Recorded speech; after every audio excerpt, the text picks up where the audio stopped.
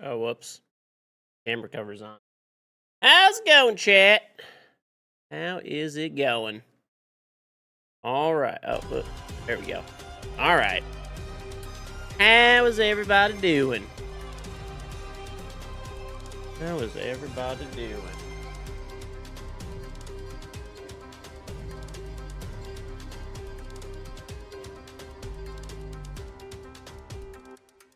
Oh, hold on. Fixed. It is midweek madness here at the Six Invitational 2026.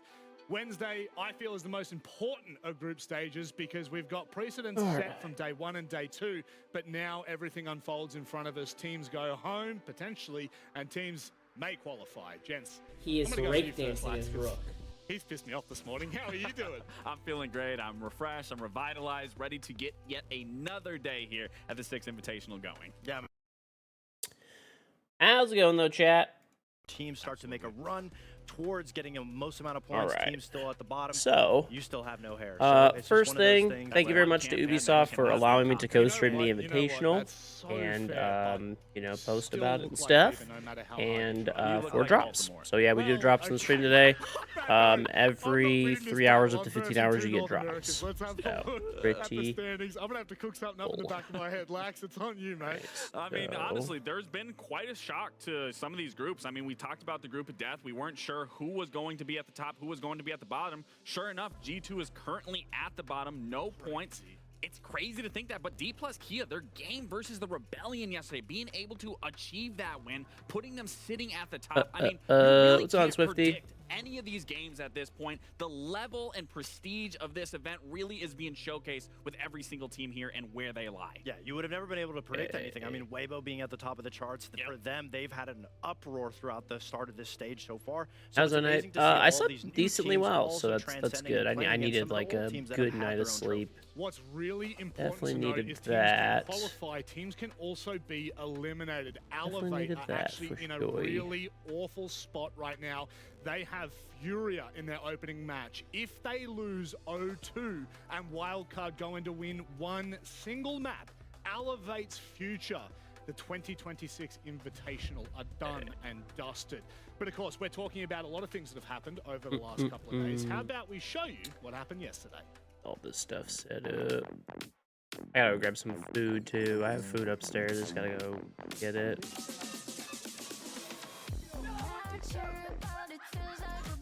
Gotta go get it. All right.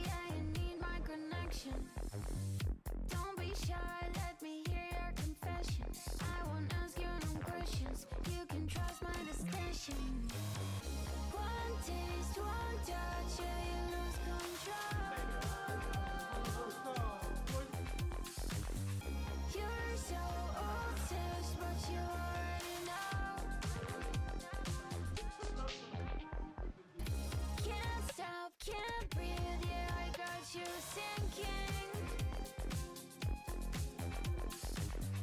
Drowning so deep, you're so lost in your feelings.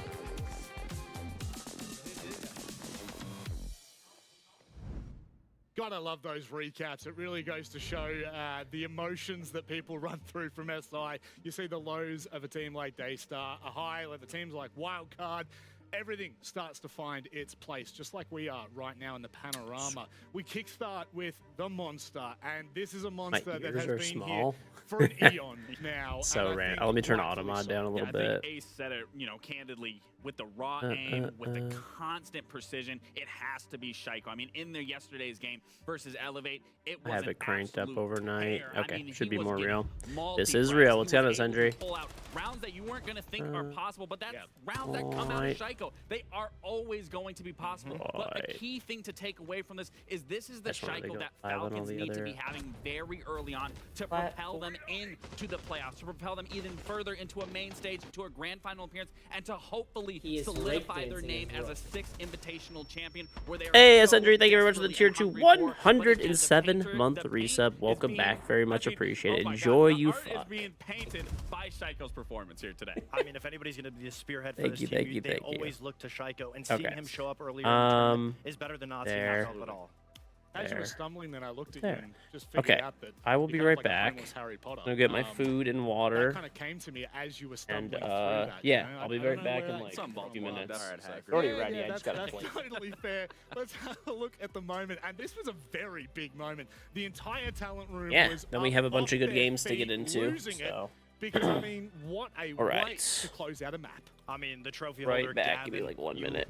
are going to expect him to Oh, be and in a thank you very much as situation well like this. from You gotta the pay offline attention subs. to the Well, time. not This was offline, able but to during the close out replay from map Dombe. one for M80 versus NIP, and he's put in a terrible situation. Bearcat where AU he with a ends up in 99-month 1v2 resub. with no Welcome back, time on the setting clock, out no ends. diffuser in What's his up? hand. Brand new He sub. knows he has to Done make into the something happen. He 22 runs in months. to a 2v1 scenario, but there's He did. one player. Alright, I gotta, upstairs. let Look me at go the get the time. food. He Right back. gets the first kill and then sees bullets from up top, gets the kill, and immediately what's the first thing he's gonna do? Reach for Fabian's kitty.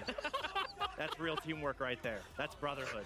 You know, you pointed that out in rehearsals, but I couldn't see that. I couldn't see it. That's a I didn't see it full, the first time around. That second is a though, yeah. That's full the first shot. thing Straight he went for. Not a high Oh my five, God. No, no, not no. a fist real bump, love right just there. Straight to Fabian. If we could ever get a slow-mo on that, I'm telling you what, we need to go back and rewatch that. But speaking of watching, this is one that you want to keep your eyes on. It's the must-see of the day. M80 and Weibo. They're currently the two teams that we went into Group A looking at, saying, you are the ones that we expect to perform the best. You are the ones that should be fighting for that top place. Now, I wouldn't necessarily put Weibo in the same category as M80, but by God, they could cause an upset today and maybe rewrite their own history going into this. Again, we mentioned earlier the Elevate and Furia matchup that is kicking off on Stream B for the very start of the day, and that's going to be super important. Then, of course, I mean, games throughout the day. These ones are the ones that you don't want to miss, but if I'm being completely honest, Team Heretics right now, I think they are in a fantastic position, and it's up after this.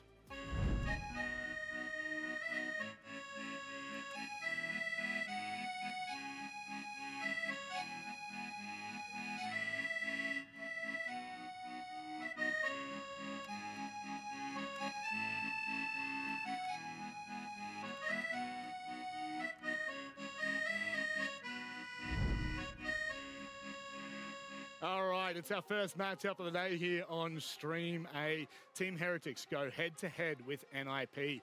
And the context for this matchup that we didn't really mention at all in the pre-show so far, Team Heretics, if they win at all today, am I right in saying that, Lex? Yes, If they win right. at all today, they qualify through to Phase 2. Again, it goes back into what I was talking about early on. That goalpost is constantly moving for this team. The fact that they have no pressure on their shoulders, we heard from Flexi himself in that interview saying, we don't have any pressure. The fact that we made it here was a surprise to themselves, to say the least. Yep. But with each and every single win that they can accumulate, again, that goalpost is constantly moving, and everything that we've seen from them is in the right trajectory, but they have to stay consistent. Yeah, now they're at a crossroads because we have to look at Heretics specifically on day one. We didn't get to see them play yesterday, but if we want to pick apart what they were doing right and where they were going wrong, it really came down to very simplistics. It felt like their brain was active in full charge, but their nerve system was a little shot because when you look at the trades, all deaths, it was really abysmal. But that being said, it wasn't for nothing. They're getting plants down. They have an amazing defensive win rate.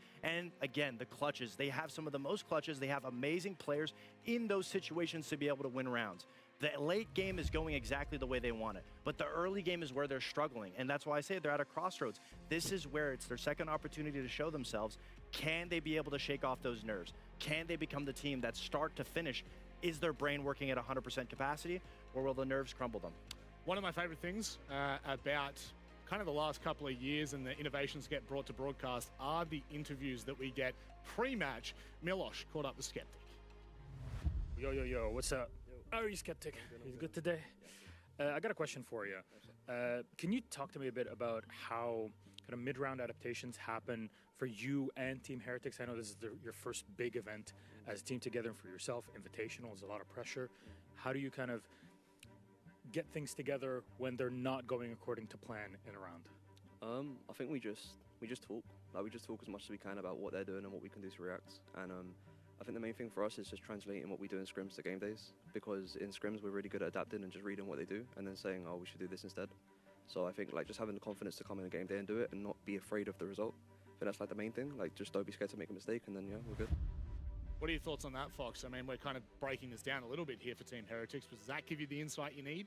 It does. I do think it paints the picture that they understand what the end goal is going to be. They understand what the direction is going to be, and they figure out when things go wrong, how to be able to get the diffuser down, how to be able to win the round.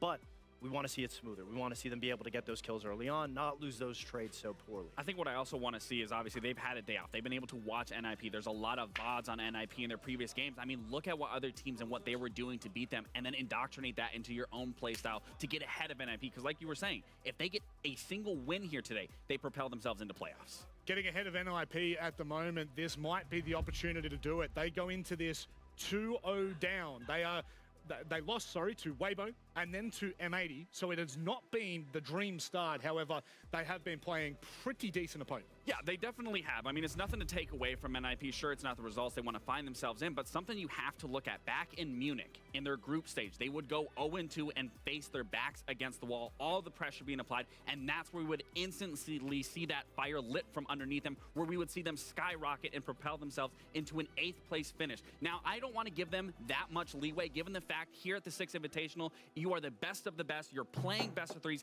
There isn't an excuse for their performance here that what it's been so far. So going into today, we need to see. All right, so we got Heretics versus NIP. It comes down to the pressure ability. I mean, NIP has always been that It's team on that the, crumbles I want when to see things what's on don't the go their other way. And you always look to stream players as like well. Fantasy to lead the team, but more Ooh. importantly, you should be looking at the IGL. Furia versus Elevate. Do we want to watch NIP NIP versus Heretics, guys, or Furia versus I love that you Elevate? talked about Khans because we've talked about him plenty throughout Munich. We talked about him plenty throughout the SAL, and these are currently where he has been rated as a player throughout the entire year. It hasn't been great, to say the least, and it's not to put the full blame on Khans as a whole, but being that IGL, also playing the Shields, where again, that region as a whole is not notorious for their shield players like NA, like EML, but the fact of the matter is he is on that shield role. And something that I want him to take away going into these matches is look at players like Felipox, look at players like just any other IGLs that are using shields, hot and cold. How do they play? How do they pivot? Because that's where we need to see Khans to be able to do that. Because using that shield and being able to utilize that Dungeon Hopper. information, Yep, that we're power live. to be able to take control, he can facilitate a mid to late run execute at a far better pace, at a far better style than what we're currently seeing. And for me, if we can just see a little more gumption out of his calling, out of his play, out of his sense of direction, we will then see NIP thrive and possibly make it to a main stage here at the 6 Invitational. Let's dive straight into it, shall we? Let's not waste any more time. Let's have a look at the map vetoes and figure out where we're going for this series. I really think that this is the best opportunity that Team Heretics can have at the moment. They are setting themselves up for success. Yeah, they're set up pretty well. I mean, the fact that NIP is picking Bank right out the gate, giving Heretics defensive side start. I mean, we've seen NIP play Bank. They're not necessarily one of those teams. They like it, but it's not one of their better maps just because of how defensive-sided some of the sites are. Whereas Heretics, we talked about how they're goal-oriented. They're able to deny plants and get the case down. They understand what the end goal is going to be. NIP really, to have a leg in this game, has to be able to meet them at the gate, not let them in the building. Looking into Chalet, I mean, we've only seen Heretics play this once throughout their qualifiers. They did win, but again, it was a scrappy game. It wasn't super convincing. And again, they're a brand new team. They don't have a lot within their map pool. So the fact that they're allowing this to go through, they have to make something work here. Now, I am, in terms of what you're talking about, being goal-oriented, we have to see on those attacks. They need to get those opening picks going in their favor. Then they need to find that mid to late round synergy so those executes can be flawless. But ending on that cafe, I can't agree with this. This is going to heavily favor the side of NIP. They are currently 9-1 on it. Cafe isn't a terrible map for Heretics, but again, that starting sample is completely different because they were playing very early on into their qualifiers against T2, T3 teams. And again, you are not going to be exposed or punished nearly as much than when you're versing teams of T1 level caliber. I agree. I think we have to see Heretics take it out in a 2-0. Absolutely. Well, that's a tough order, a tall order, I should say, considering it is NIP. But big, important qualifying matches do require quality level commentators. Unfortunately, we've found. I don't know if you watched this match or. Hey, I said one. You guys can figure it out. Jake Guds, how are we feeling this morning? Are we bipping Well, I bopping? was feeling great, Rob, and then you decided to just once again throw us under the bus. I don't know why you keep doing it. We I made, thought the, we we were made close. the air comments. I'm Yeah, sure, he you know, did piss he's me off. This is more why familiar Fox and with Lax you. are my favorites. Like, they're cool. They're chill guys. No, Yeah. my two-tone paint job analysts over here started to piss me off, and now I'm taking it out on you boys. How are we feeling for this match? Yeah, feeling good. I mean, for Heretics, of course, if they can win, then they secure themselves out of groups, which I think would probably have surprised a lot of people. people coming into 6 Invitational, being an LCQ team. For NIP, maybe an Them getting opportunity knocked to out. kind of get their SI going as well. Yeah, I mean, I still hold the belief that NIP can, you know, lock in. It's day 3. This is the time, as you boys said on the desk, right? It's basically do or die at this point. There's no more time to warm up. Now's the time to show us what you've got. Production are yelling at me to shut you two up, so boys, we'll leave it in your somewhat capable hands. I can't shut us up. No, We're we gotta talk now. We're gonna talk now. If we were just kind of like shutting up, it'd be like a bit boring. But I think a good way to start the day. You've got a qualification team in Heretics if they can win. They've only actually played the one series, funnily enough. And then for NIP, as I said before, an opportunity goes to kind of get their SI rolling. Yeah, I'm keen for this matchup. NIP firm favorites, though, despite a slower start to this event. That being said, they had some quality opposition before this match. Let's see what they've got. Let's get underway. It's Bank for the opening map of this series.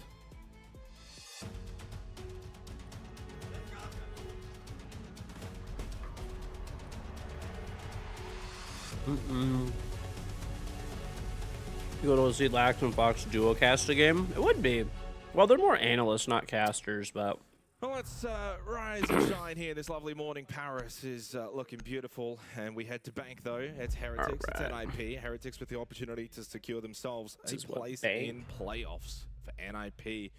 But they looked a little bit better against M80, and I think that they'll take that confidence coming into this matchup and feel as if that they should be favorites as per social prediction. Nevertheless, it's never that easy, and for Heretics, they're coming into this entire event playing with free money. Yeah, absolutely, and that pressure factor probably cannot be understated. There'll be an element of it for Heretics in the sense that they are now so tantalizingly close to making it through to the next phase, but NIP certainly with the expectation to really fly the flag for the LATAM Alright, we got predictions up. Cinnabelle, thank you to try 56 month 3 sub. Welcome back. Very much appreciated. Done, Cinnabelle. We did see them play out. As a quick recap, Monty, Glaz, Azami, Mira, so very standard bans. Glaz gets doubled in a little bit on this particular map given his strengths, especially top and bottom floors, but standard outside of that. And probably a follow-on from the map Veto itself, which, again, dipping into very standard maps.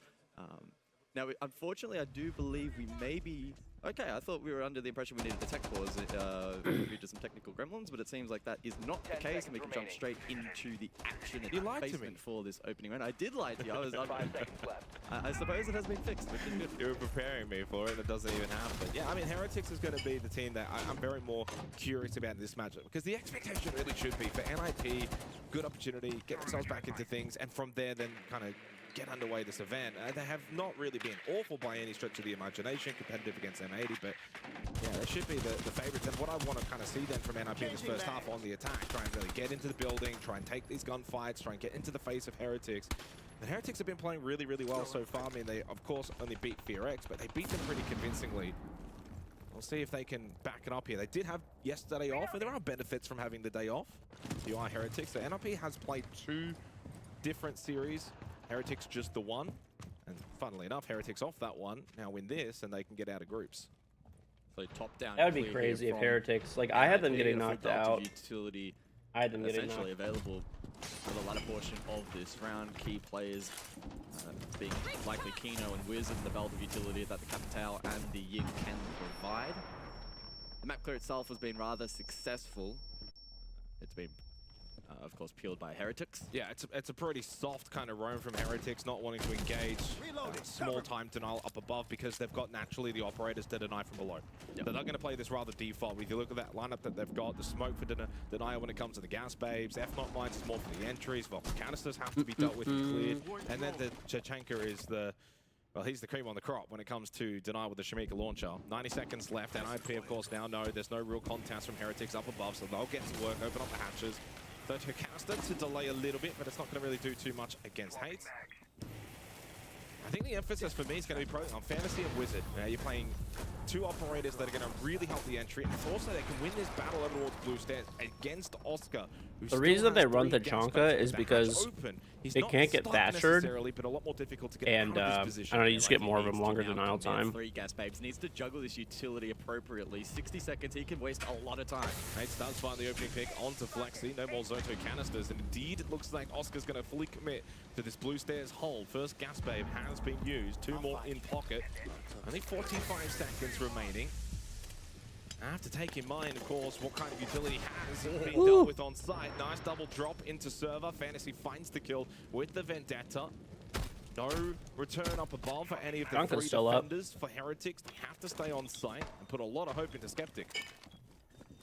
Yeah, there's a real lack of planted on there outside of this Shamika launcher. NRP should be enabled to go deep here if required. 3 Candelas look like they're going to get thrown out now by Wizard. Fantasy finds another one onto you, Paul. Falling apart now for Heretics on what is a very strong defensive site when it comes to Banks. So Grubby's then put himself up main stairs. Didn't work. It's flawless from NIP. Not often that you see a flawless attacking round on lockers and CCTV. That's a great start for the Brazilians. Yeah, slow and steady winning the race there in that round 4. The attack initial clear was clean, forced the peel from Heretics, and then they're able to isolate a couple of ones, pre-execute, really weaken the plant denial potential there for Heretics, who naturally have the sense that they need to try and play make and take risk. NIP clued in, ready for that, and shut it down accordingly. Yeah, it's an interesting way to go about it if you're Heretics, because they didn't really do anything wrong. They played it default, and that in itself might actually be considered wrong. When you get to 6 Invitational, the default meta is worked out. It is known. Teams like I hope Nip wins. know how to play into, especially I want to see them have a nice comeback. Util denial, sit 5 down below in basement. It's common. So that's where if you're Heretics, you've got to throw a couple of curveballs in there somewhere. Yeah, I mean, that kind of kick-started over towards server, right? We saw a good flood smoke, and then it snowballed from there. We'll see if that's a trend that continues over the course of this opening map. If NIP is strong on entry and their conversion is good, what kind of win conditions can Heretics then look to explore? We're making answers to that here. Second floor for the second round.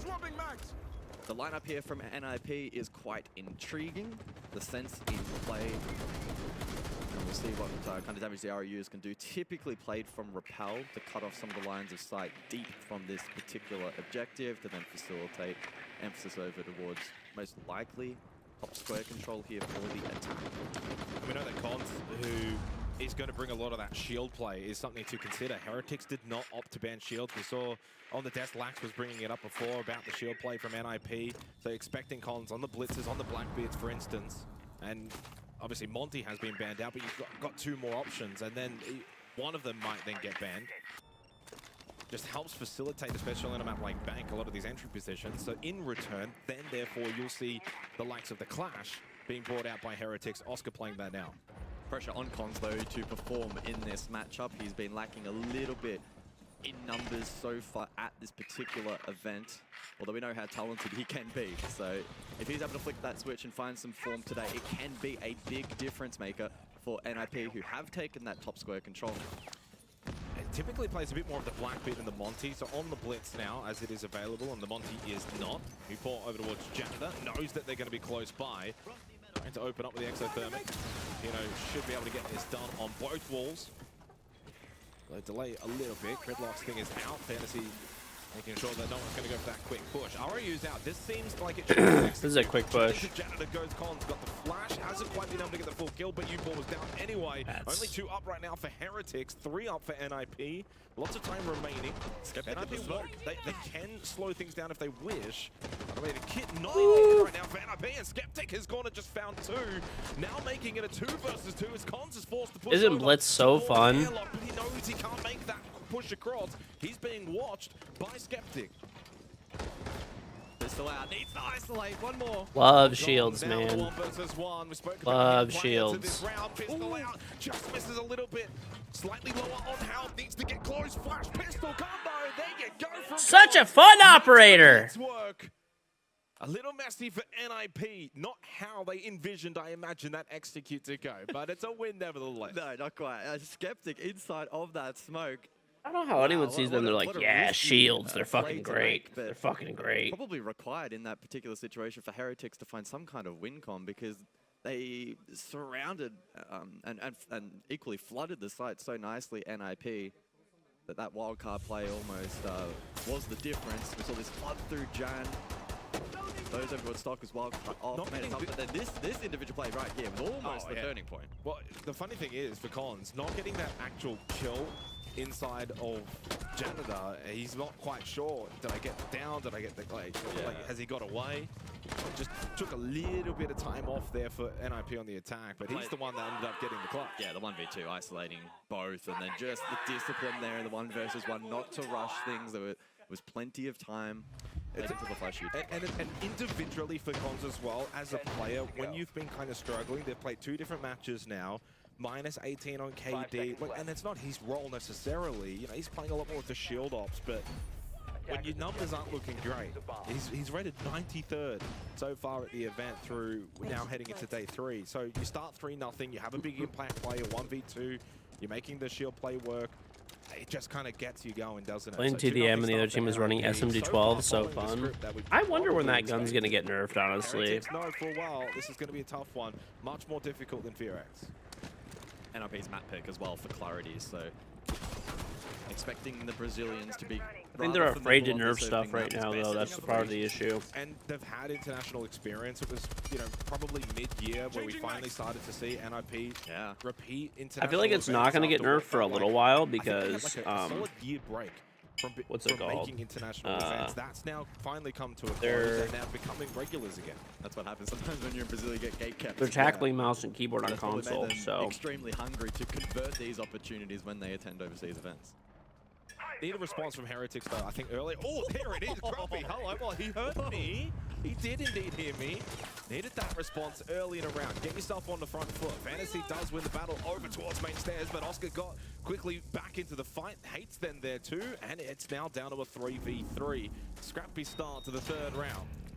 Cons with the Vendetta up. Changing back. But there is actually 2 players, Archives and Tellers right now for Heretics. You pull a headshot onto Cons.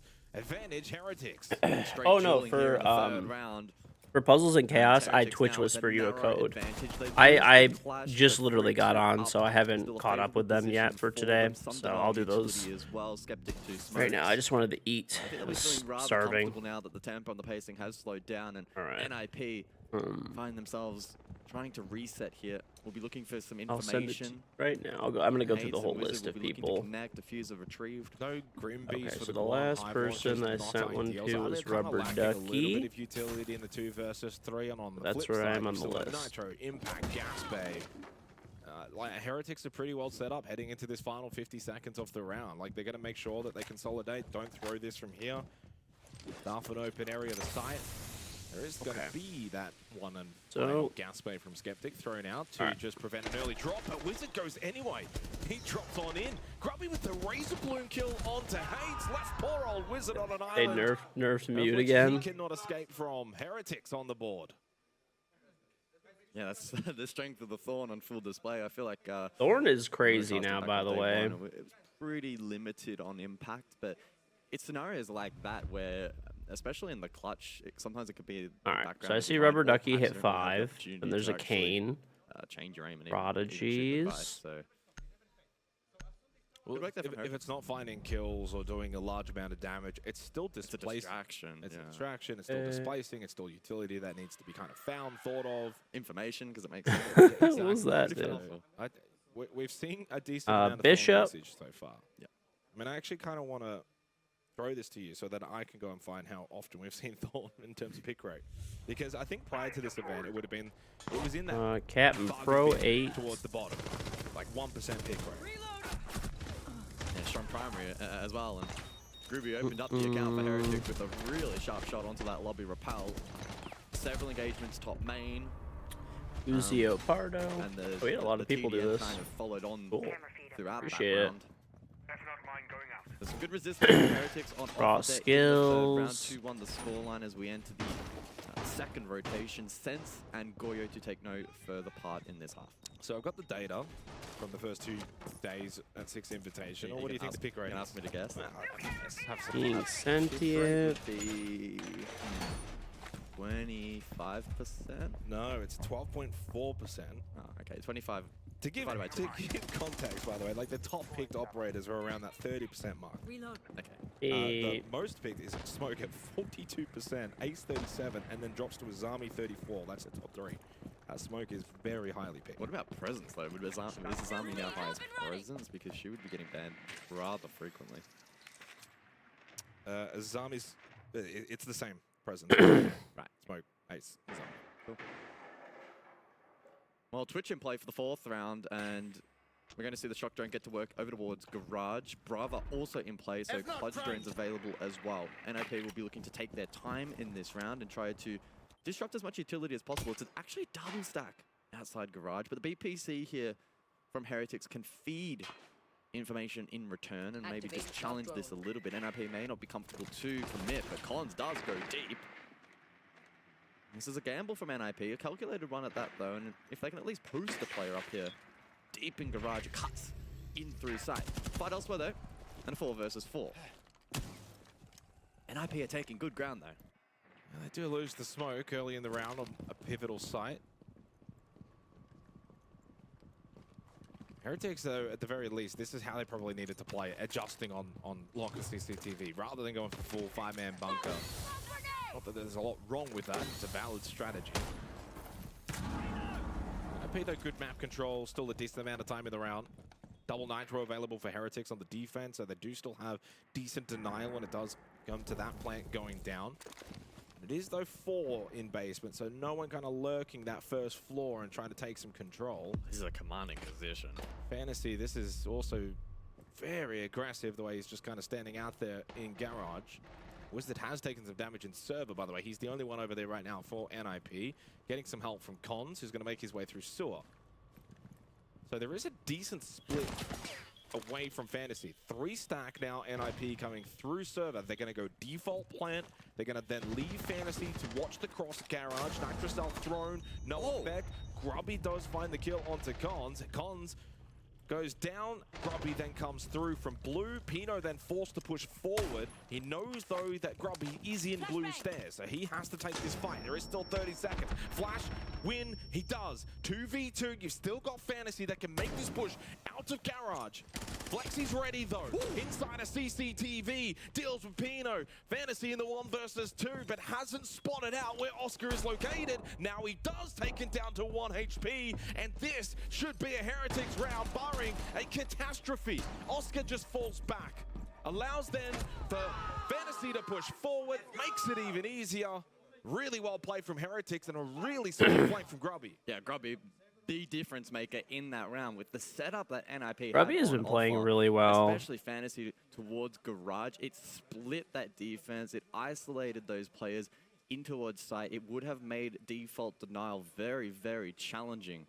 So a successful flank to disrupt that was absolutely perfect, and NIP lacking a read on that play over towards blue.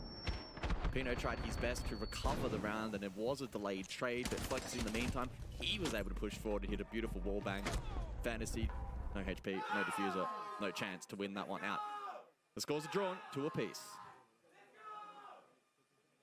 Yeah, good response from Heretics, because really for NIP, out of the gates in the first 2 rounds, especially taking blocker CCTV in a flawless fashion, so looking quite dominant. They then go take top floor. Yes, a little bit messy, but they were the ones looking to really engage on that execute. Top floor we go once again. 10 seconds insertion. I think we're caught up now. Let me check. Make sure. And the longer this goes on for Heretics, the more confidence they'll build within themselves that... Oh, never mind, no. We got a few more. I'll send them. And if that does happen, NIP are at very high risk of potentially getting grouped, which would be a disaster. Jaybird. Long way to go. Best yeah, of 3. Jaybird. It's something to consider. When you're a team that comes to 6 Invitational with little to no expectations, you get to just do what you want. You get to just have some fun. There's no pressure. Yeah. Oh, I think there's still some pressure, but... So the Blitz re-enters the discussion here for NIP as we head back Dang, we had a lot of people do this. Thank you, guys. Appreciate it. Heretics. Some emphasis on execute utility, but with the sense banned out, that does compromise things a little bit. So I like that target ban from Heretics and emphasis on those top 4. Looking to make NIP work for that eventual site control, and it may change up their initial early round plans as well. They've been able to garner some really good information in towards the site itself. Good drone work from those on the back line from NIP with a really solid read now in towards this defensive hold. Maestro in play to note as well here, of course buffed prior to this event. And so Skeptic will be looking to garner information where possible. Grubby finds the opening kill. They're starting to turn that metric around a little bit.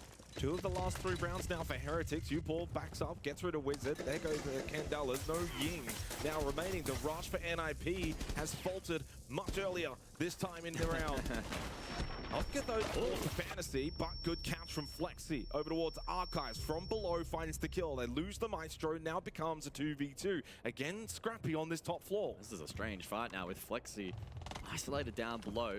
Fantasy rather trying to help Hades, but Flexi's dealt with. Down to Grubby, over towards site, where both Fantasy and Hades are first floor. They'll make their way back up. The kit, by the way, is in sight. So Grubby hasn't really got a lot of maneuvering in terms of how he's going to position. He'll pretty much just have to play around sight. Currently inside a long desk. Oh, good drone. Good drone, good information. There's the kit, 48 seconds, 1v2. What can Grubby do from here?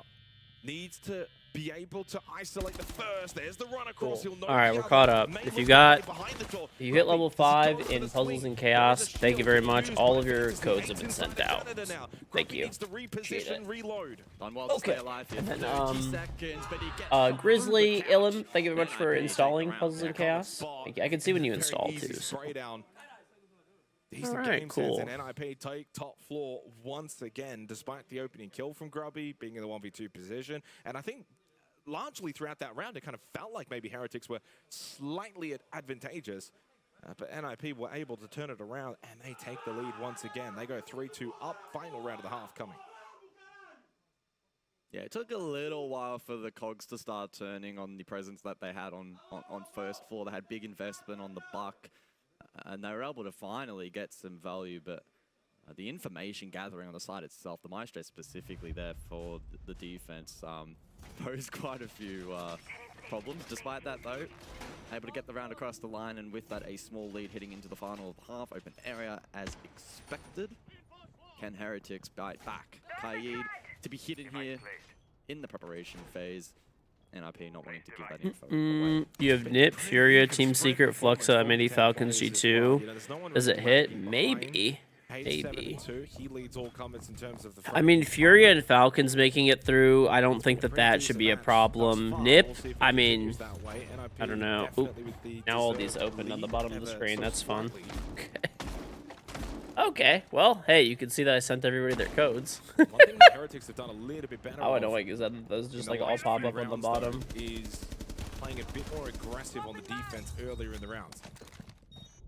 Trying to put NIP a little bit more at risk when they enter positions deeper within the building. I think hit a refresh on the And the Flexi. Flexi kept himself hidden. And never mind, comes back, does get rid of the drone, knows they're on the rappel, and then Flexi caught. Lovely wall bang from Fantasy. Yeah. Okay, he there was we go. committed at that point. Too high risk to run back. I sent everybody that installed the game their code ready, so yeah. Off of just the drone information. So I get a notification when you hit the level. Have you installed the game previously, and did you use the link? We'll see if they can make it 4 rounds. So those are the 2 important things. So if you're not a new user, it won't count. And even if you installed it, like on the App Store, then uninstalled it, then reinstalled it through the link, it's not going to count. It's going to count you as like a previous user. But I don't think I have any, unless I message you a code right now, I just sent every single person their code. Ooh, which I don't see your name. You're gonna stand there, you're gonna search for information, you don't find anything initially. So yeah, there's we have how many people have done this? 20. So 20 people already did it. That's maybe the kind of play that you would get away with against Done, a Joe. opponent, where maybe you do hang around and still pluck a kill. I can understand why. You're desperate to make a play, you're a player down. It's now flipped very, very quickly towards a almost unlosable round for NIP. A 5 versus 2 minute on the clock. 60 seconds remaining. It's the one saving grace potentially, especially if Grubby can win this battle towards Lone. He does. Good clear onto Pino. This is where you've just got to try and bring this clock down. 2 versus 4, far more manageable when there's a little time remaining in the round. He will cancel the death mark and in a great position. knows they're offside. Now knows they need to make their way back in. He Now, is what raked a cue in. ball. Joe Mason Gaming, thank you for 36-month 3 full year resub. Welcome back. Very open position. Oh, that's so awkward. That's so awkward. Flick headshot turn around through the hatch, and the round now becomes alive. Just like that, in the blink of an eye, but Fantasy puts a bullet through the eye of Upor, now down to just Grubby in the 1v2, and the Vendetta is lethal from below. Twists and turns within that round to close the half. Upor giving Heretics a sign of life from a 2v5 to a 2v2, but ultimately falling short as NIP closed the half out with the 4-2 lead. There's not too many worse feelings as a Vert player when you get duped on the angle like that. And it could well have had, you know, pretty significant consequences in that round. But Fantasy with a really clean shot to finally hit that delayed trade. And a clean up from there. 4-2 the scoreline at the half. Heretics keeping it competitive. I mean, let's not get it twisted. They are the LCQ qualifier playing on NIP's map pick. This has been a respectable performance so far. And they're still in a position to remain competitive here on the opening map. Coming into this series as well, the 6 key categories that I keep track of: attack win rate, defense win rate, opening kills, and it's therefore conversion, multi-kills, and plants. Across those 6 categories, there's only one category that NIP actually stay easy, nephew. Then against Heretics, which was multi. That was so awkward because he literally just couldn't aim down low enough. Extra series. So even that statistic is ingrained for NIP. Very It really awkward. Sort of highlights how good Heretics played against FearX statistically, and for NIP, they've been quite poor. They've played 2 series, and this is across all teams at 6 Invitational. 13th for attack, 14th for defense, 12th for opening kills, 15th for conversion on those opening kills, and 15th for plants. So the only strong stat was actually multi-kills. Oh, I need to turn the heat. Dude, I don't even have the heat on my base. It's on, but it's on like 60. A little bit to that. So I gotta turn it up. yeah, that's why I'm gonna get coffee after this game. This was an opportunity for NIP to kind of get Gonna their get a side going. coffee. 10 kills now for Fantasy going into the second half. They've certainly had the edge, but they've been slightly the better team. But you just get that feeling that Heretics are in this match. It has a bit of magic about them. Probably falling short on Magic of the cup.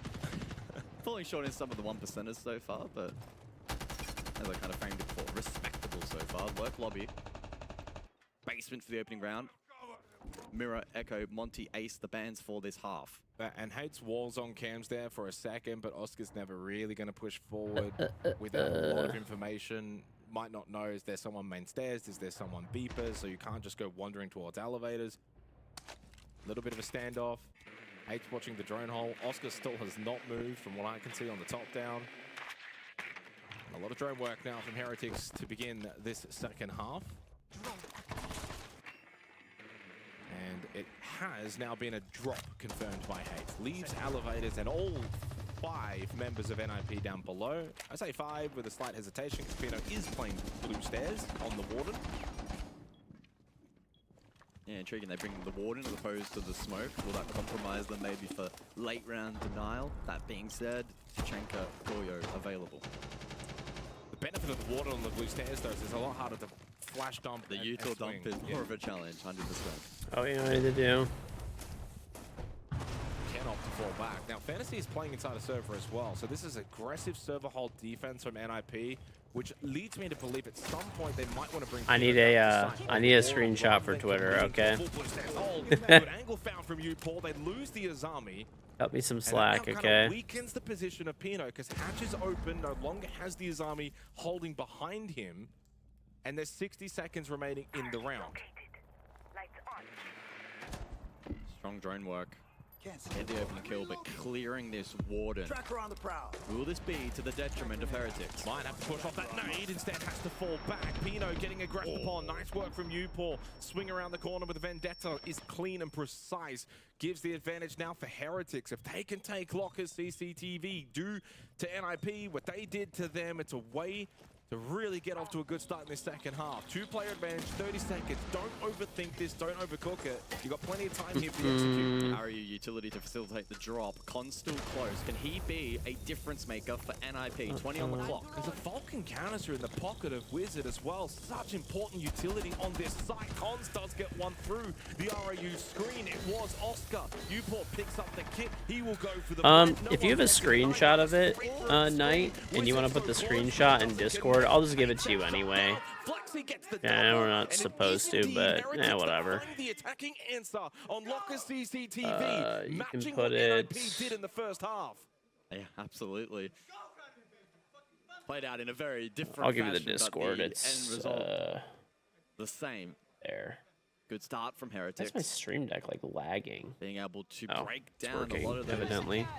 defensive elements before the execute. Great drone onto Fantasy. Great position from Uport Yeah. as well. Knowing that Fantasy's playing an aggressive hatch position, I Back can to probably... high ground. Yeah, that's perfect. They would No have problem. If you put the screenshot, I'll Kept just it still pretty do it. standard It's and fine. Always a big confidence boost to win that opening round. Basement on bank. It's got to be a good feeling. It's starting to really go back and forth between these two teams, which the longer that goes on, it stays close, it's back and forth. That puts just more doubt and pressure onto NIP. Yeah, that favors Heretics. They're not facing elimination off a loss here, but you do lose here, and your next game is literally must win. Like, that's the kind of pressure that it puts on them. And for Heretics, of course, you win this series, you're locked into playoffs, you can't get grouped. That's already a Big success win. on the tournament. Yeah, hell yeah. I mean, the fact that they are quite literally even at this event is special in itself, and I think one of the great elements of the Sixth Invitational, the ability for teams of this nature to qualify for the event, and to now be in a position where they're looking quite competitive against quite a strong roster is impressive to watch. CEO executive for the 8th round. Will there be a response from NIP once again? They do still have 2 rounds prior to that win there from Heretics, so Drone is ready to go. before scoreline is amped. NIP has still been the better team, but Heretics just, you got that feeling they're starting to really bring the pressure. Can I get a pick rate check on Osa for this event? Because it looks like Heretics will shape up for a bit more of an old school approach here. Top square, right side. Use those talent shields for plant coverage. If It's not, of course, super It common could. nowadays, as it was perhaps a couple of years ago. And 0.5%. how many rounds is that? What, one? 2 rounds picked out of 372. Oh yeah. What's the win rate? That's one more than Jackal. What's the win rate? The win rate's 0. So this might be the first round at SI where we see the Osa win out. If Heretics can win it, they will do what no other team has done so far at this Invitational. Oscar, though, low on health, not ideal on the Grim. Time is okay. I think you're always better off hitting this site, though, when you've got at least 30, 40 seconds under your belt, where it can get quite messy. Yeah, sometimes it can be a bit of a grind, especially if the talent shield gets destroyed or other things go astray. It just gives you that pocket of time and space to reset. Janitor flamed out. U-Pause just outside stock now. Fantasy gets the kill on Skeptic. There goes the Osa. I think it might be 0-3. It might be 0-3. Still a long way to go in this round.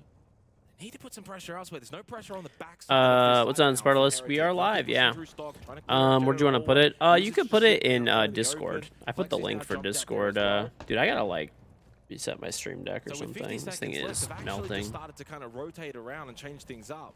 Yeah, it's right there. Cons for a while, but converting that into a kill proving to be a challenge. 45. You could just put it in like, I don't know, whatever, any of the channels. From Flexi, but that means they've got to get and win the battle against Wizard. Guys, convert. There we go. 4-4. Finally goes down, but there's 30 seconds remaining. This is what I was saying before. You want to have the time in the back pocket. They do win the battle, though, against Wizard. That's crucial. That puts way less pressure now towards Square. Fantasy, long angle. Oh, and he got the second onto Oscar, who went for the shoulder peak when he was low on health. Make it 3, make it 4 in the round. Flexi's the only one left as NIP's defense holds strong on the top floor. The last second Spartalus, thank you for 13-month resub. Back here to support Boomers. Thank you very much, buddy. I appreciate ya. Get themselves a 5th round. Yeah, it started to look maybe a little bit more hopeful with good time, the stock hold clear, but you rewind in the round, and by losing the Osa, throws the entire plan into disarray, and you need a lot to go your way, especially on the fights deep over towards the likes of Banana and front desk, and as we quite clearly saw, it went astray. Unfortunate start here for Skeptic, just gets caught with a slight misstep. This is too easy for Fantasy, Fantasy though. just lines him up DMR. Too That's now easy. 14 kills, by the way, here on Bank, 8 in. And not just that as well, Xenox fun fact of the day already, going super early here on the A stream, but of every single round that NIP have won, only a single one of those rounds has not had a multi-kill from an NIP member. Yeah. So a 3K from Cons, a 3K from Hate, a 4K from Fantasy, and a 4K from Fantasy, hence why he's 14-4. So it again goes to show that maybe that statistic I mentioned before, where they're first for multi-kills and will probably remain so after this battle, is not a fluke by any means. They can be very, very strong with different individuals capable of finding multiple frags in a round. Gives you good firepower. And on the flip side for Heretics, just a single round throughout the 8 rounds played where they've had a multi-kill. That was from Upor with a 3K back in round 7.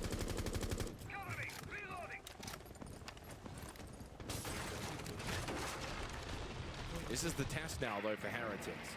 Got to win this round. I don't know if that was really worth, bro. You gotta throw it on more of an angle. The Ulsa didn't work out, so that goes 0-3, and when Skeptic gets back on the put it in public, you're having fun playing.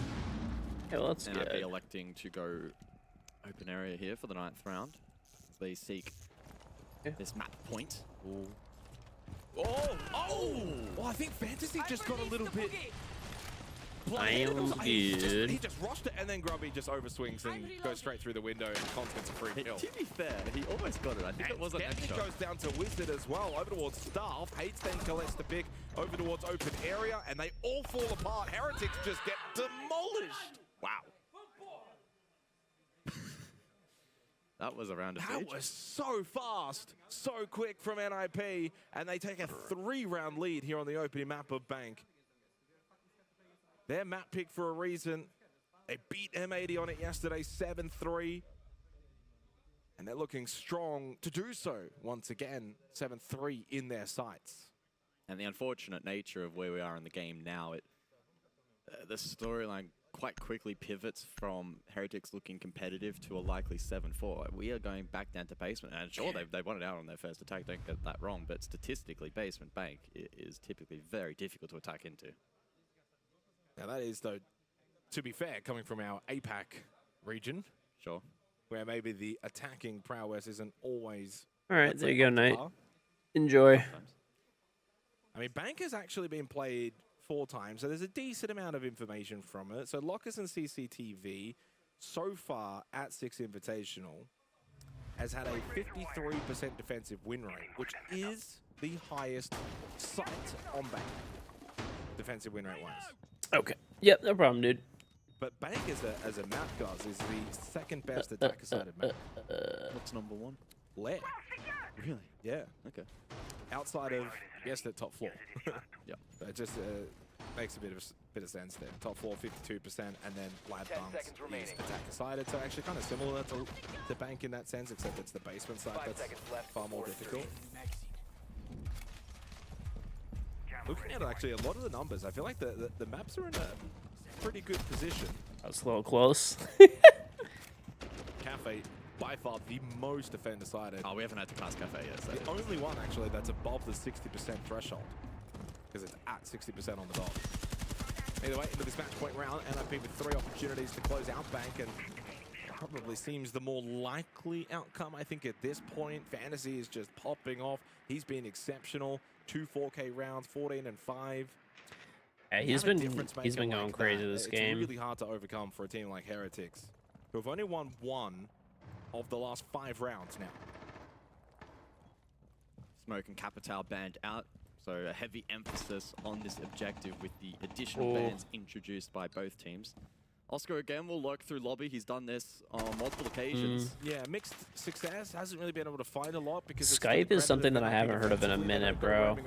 I haven't. Fucking Skype. Not once.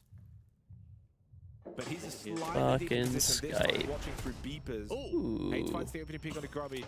Oscar, I think he's starting to get the idea. I might need to push forward here and play this lurk position more aggressively.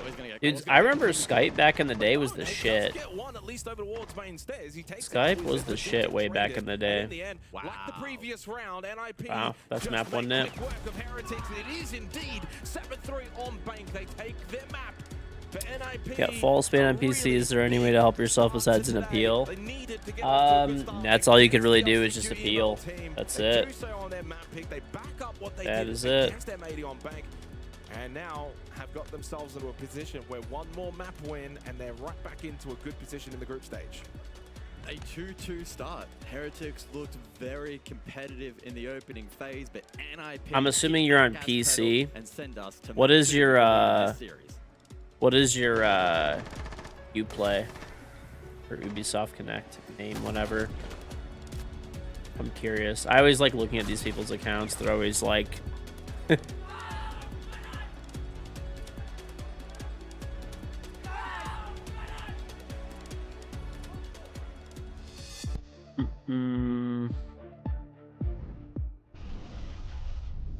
Did you buy the account? I mean, it's well, once again, it's gonna make no difference whether you. I'm just curious. You don't have to lie. Which people think I have like the power to ban and unban people. I do not. But yeah, did you like buy the account?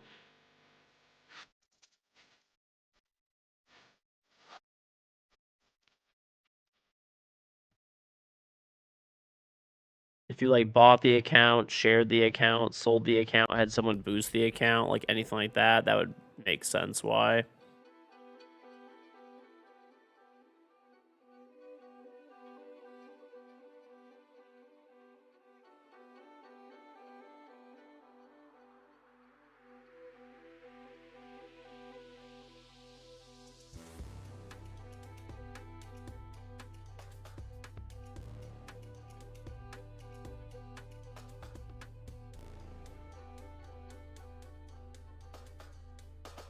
I don't know.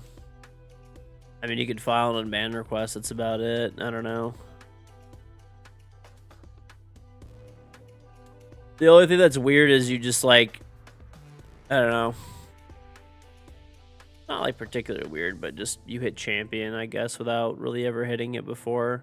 I'm wondering if you got like played with some people that were, you know.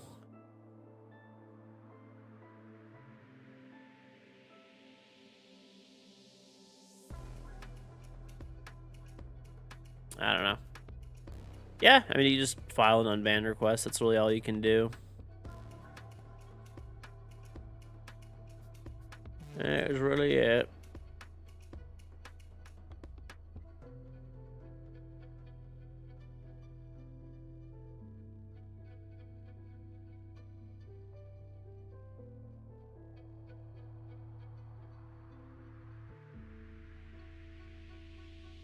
Is permanently banned for cheating when you load up the game?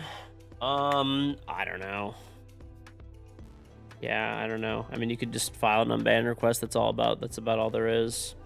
I'm gonna be right back though, chat. I want to go get coffee. I'm actually in need of coffee. Get some coffee. Right back.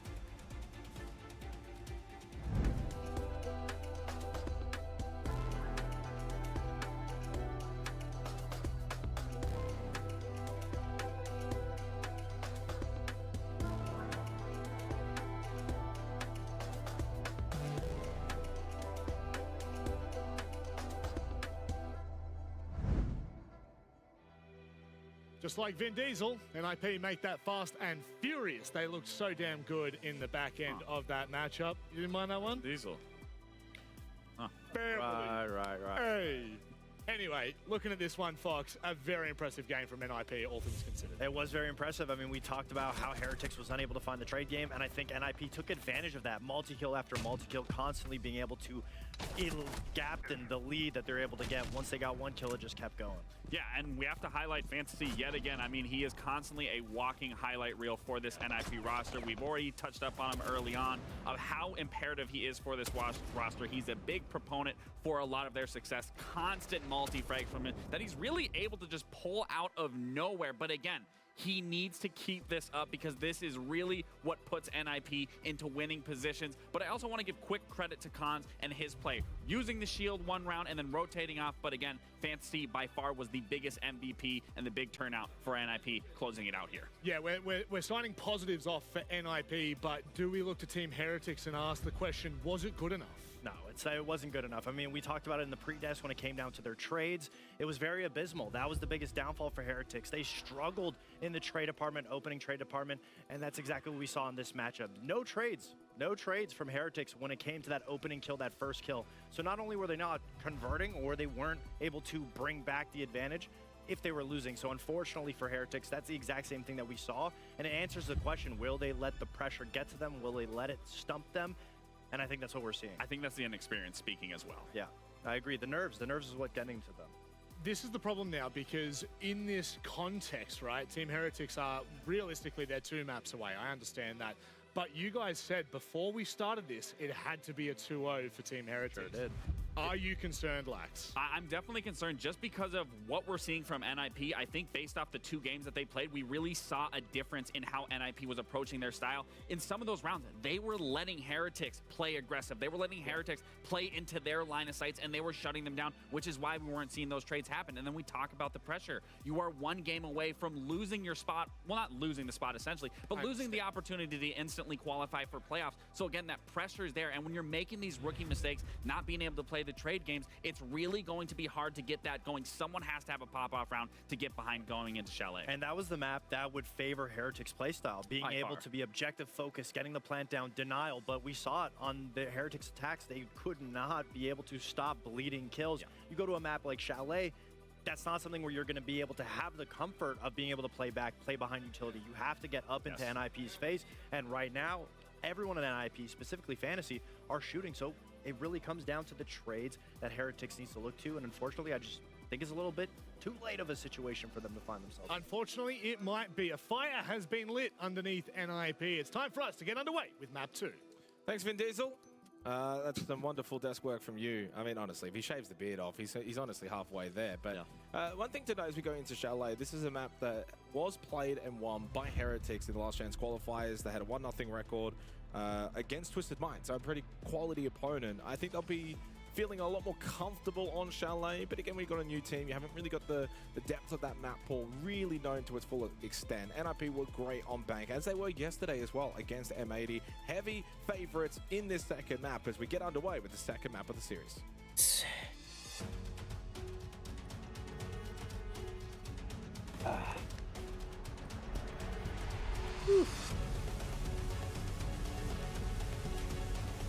Yeah, I don't know. Well, NIP, 1 map away from being able to collect all the points from this one. If they can get a 2-0 fashion, we'll do them a world of good. Really tough with these types of things is like people are never going to admit if they like cheated, right? They're still got a bye as well coming up, so that'll be a good opportunity to reset. We'll see if Heretics can bounce back. They will begin on the attacking side of Chalet.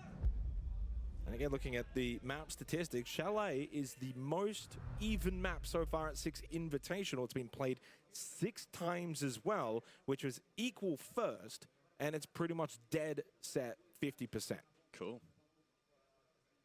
That is, yeah, an intriguing false bans do happen, but they're incredibly rare. To be pretty even. Incredibly rare. Circumstances.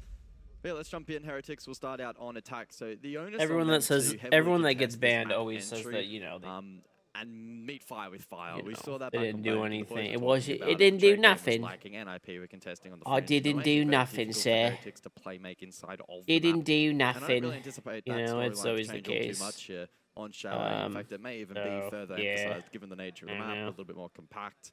And NIP will be looking to carry momentum forward from the previous map. The operator bands have played out. Azami, Castle, Deimos, and Ying out of play.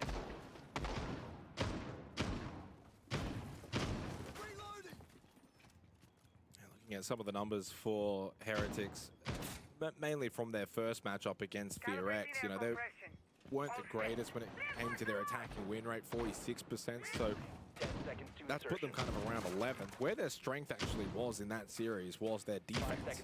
71% defensive win rate against FearX, so and also opening kills. So they were winning the opening kills and they were strong defensively. And I think that's a good hallmark of a winning recipe. If you can get early picks, strong defensively, and get plants down on the attack, which they had a 40% plant rate. Only got the 1 plant back on Bank. It usually sets you up to win. But it's going to be his first half that's quite telling. Cannot allow NIP to get out to a strong lead, fuel that confidence even further after winning the opening map on Bank. Good switch work here from Uport. Was able to shatter the mirror window. Not sure if Fantasy's position is known. Oh, it does get forced out. It does get caught on the cross by Oscar. An opportunity, a narrow one that does go astray early in the play for Heretics, who have subsequently taken some decent control with at least their drones are gaining information, garnering that. Bonds with a captured drone. Spots the solar repel in play from Skeptic. Servers are down for people. Are they actually? Not really a lot they can do off it, though. Yeah, nice opening pick for Flexi. That's exactly what Heretics are going to need in this first half. Find the opening kills, get the early advantage, stretch that defensive NIP where you no longer have the numbers to cover all of the positions. And this is really good as well in this round for Oscar on the glass, so he can kind of maybe get into a stronger position. Probably wants to play the repel, but could also go something like Solar side.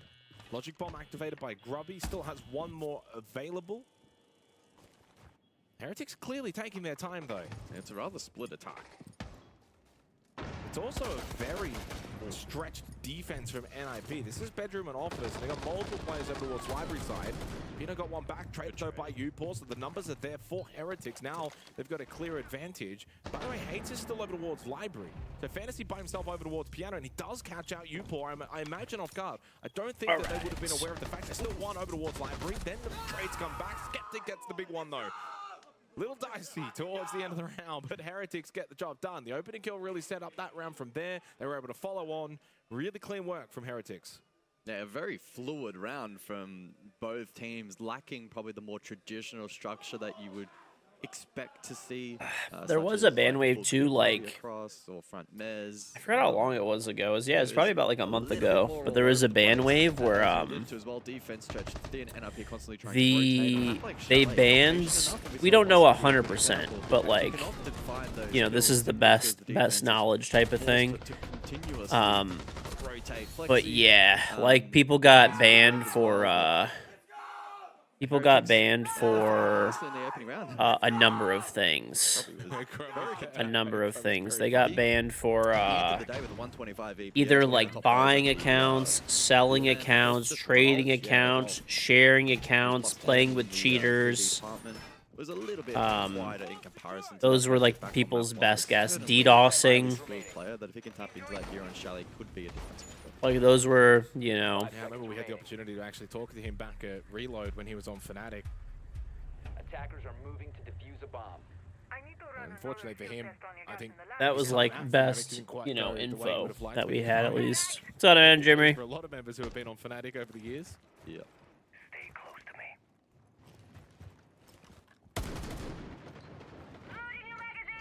Flexi on the Monty.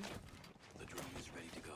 No clash in response for NIP. Flexi can get some good groundwork here. Bar games, though, does mean in terms of map control, you should be able to get it pretty comfortably, unless usually the defense offers a bit of an extension, which there isn't really much of an extension. But what there is, Hades on a lurk roam up West Main.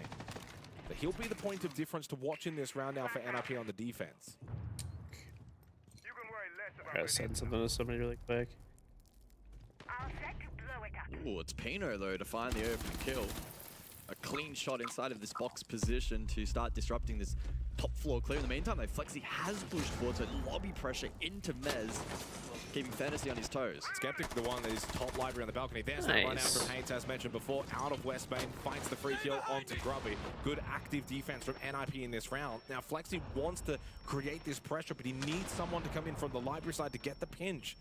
And unfortunately, he's just going to go pretty much play by himself. Pistol out. Skeptic finally comes into library. Pino was watching it though. Help from Wizard. So as soon as Skeptic got into library, instantly dead. NIP on the verge of flawless. Oscar does not have the kit. By himself in bar. Position is known. Can't even hit the shots there onto Fantasy. Cons gets the free kill. Flawless from NIP. Really strong active defense. Had good pieces in good positions. Hates on the lurk West Main. He got his free kill onto Grubby. They found the opening kill onto the Grim.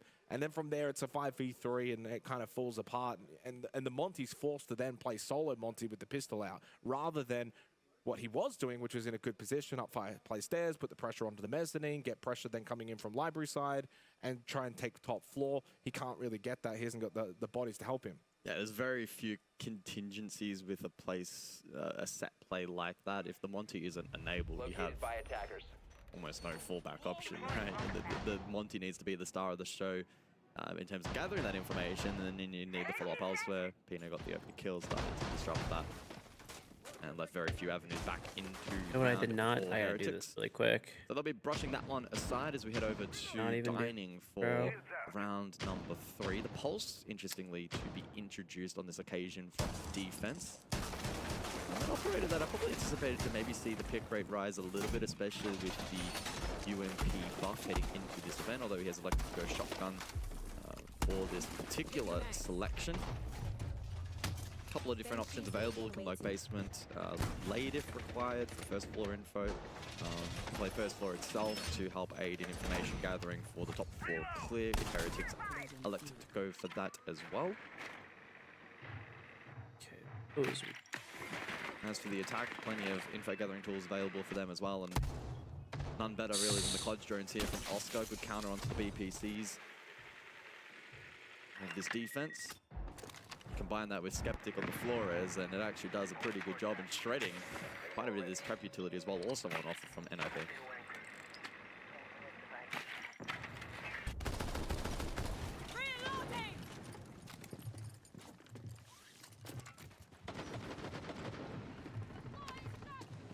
Expecting Hates to have another impact in this round because he's playing the Pulse, he'll get the information. He could be the one over towards Kitchen to maybe try and take one of these horizontal fights.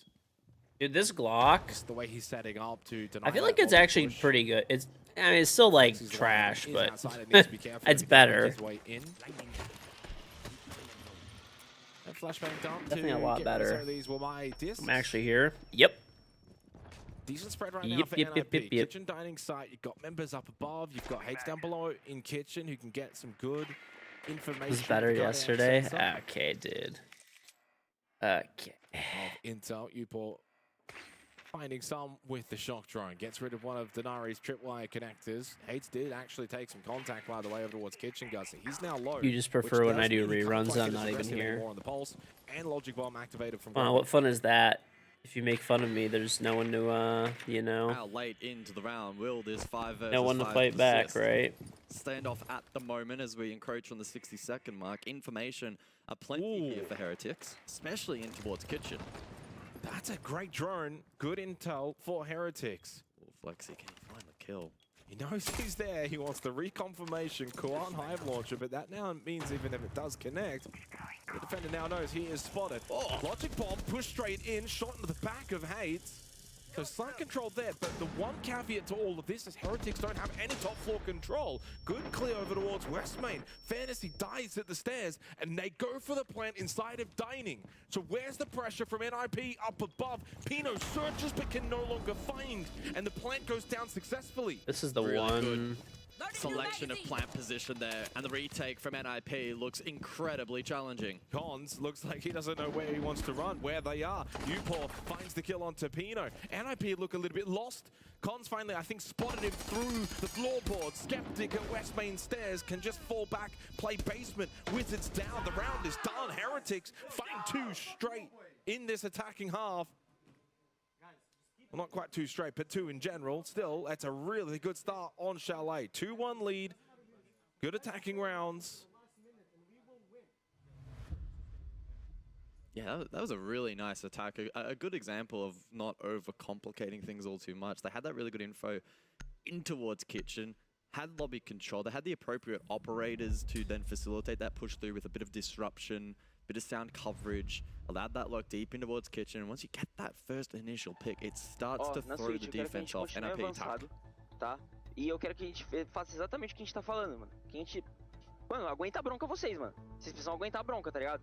A gente vai se ajudando ali, obviamente, nas movimentações que a gente pode, mas a gente tem que aguentar mais a bronca, tá ligado? A gente tá se movimentando muito, por exemplo, no bomba da Switch, a gente se fudeu, tá ligado? Por causa disso. Os caras só beitando, jogando recursos, os caras tá com... Mano, perdendo todos os drones, tá ligado? O cara tá perdendo todos os drones. Golden Bitcoin. Golden Bitcoin, like, tanked. Same with silver. Na cozinha, o que eu quero? Did it go back up last night? I haven't looked. Pra gente ver esse plant de baixo, tá ligado? Já é a segunda vez já. Ou a gente dá um all-in nesse portal, tá ligado, velho? Tá, ali, velho, tipo, o Reis passa pra fundo da janta, a gente garante ele pelo L, entendeu? I don't think it'll, like, once again, not financial advice. I don't think it'll be like a long-term thing, but yeah, gold,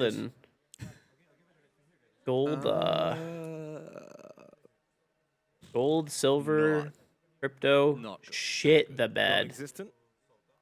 Not non-existent. Vamos. Vamos. Well, NIP are going to need a Vamos out of the timeout. That might be kind of what was said a little bit. To be fair, I feel like it's just a really good attack. I feel like it's a little bit of an early timeout, though, because it's only 2-1. And NIP's got a round on the board. They won bar games defensively. As you said, yeah, really good attack from Heretics. So it was less to do with what NIP were kind of doing. They didn't play bad, never. I mean, the only thing you could maybe criticize from them a little bit in that round is kind of some flat-footedness. Didn't react to the lobby kid. Probably maybe. I mean, they did get the opening pick, but...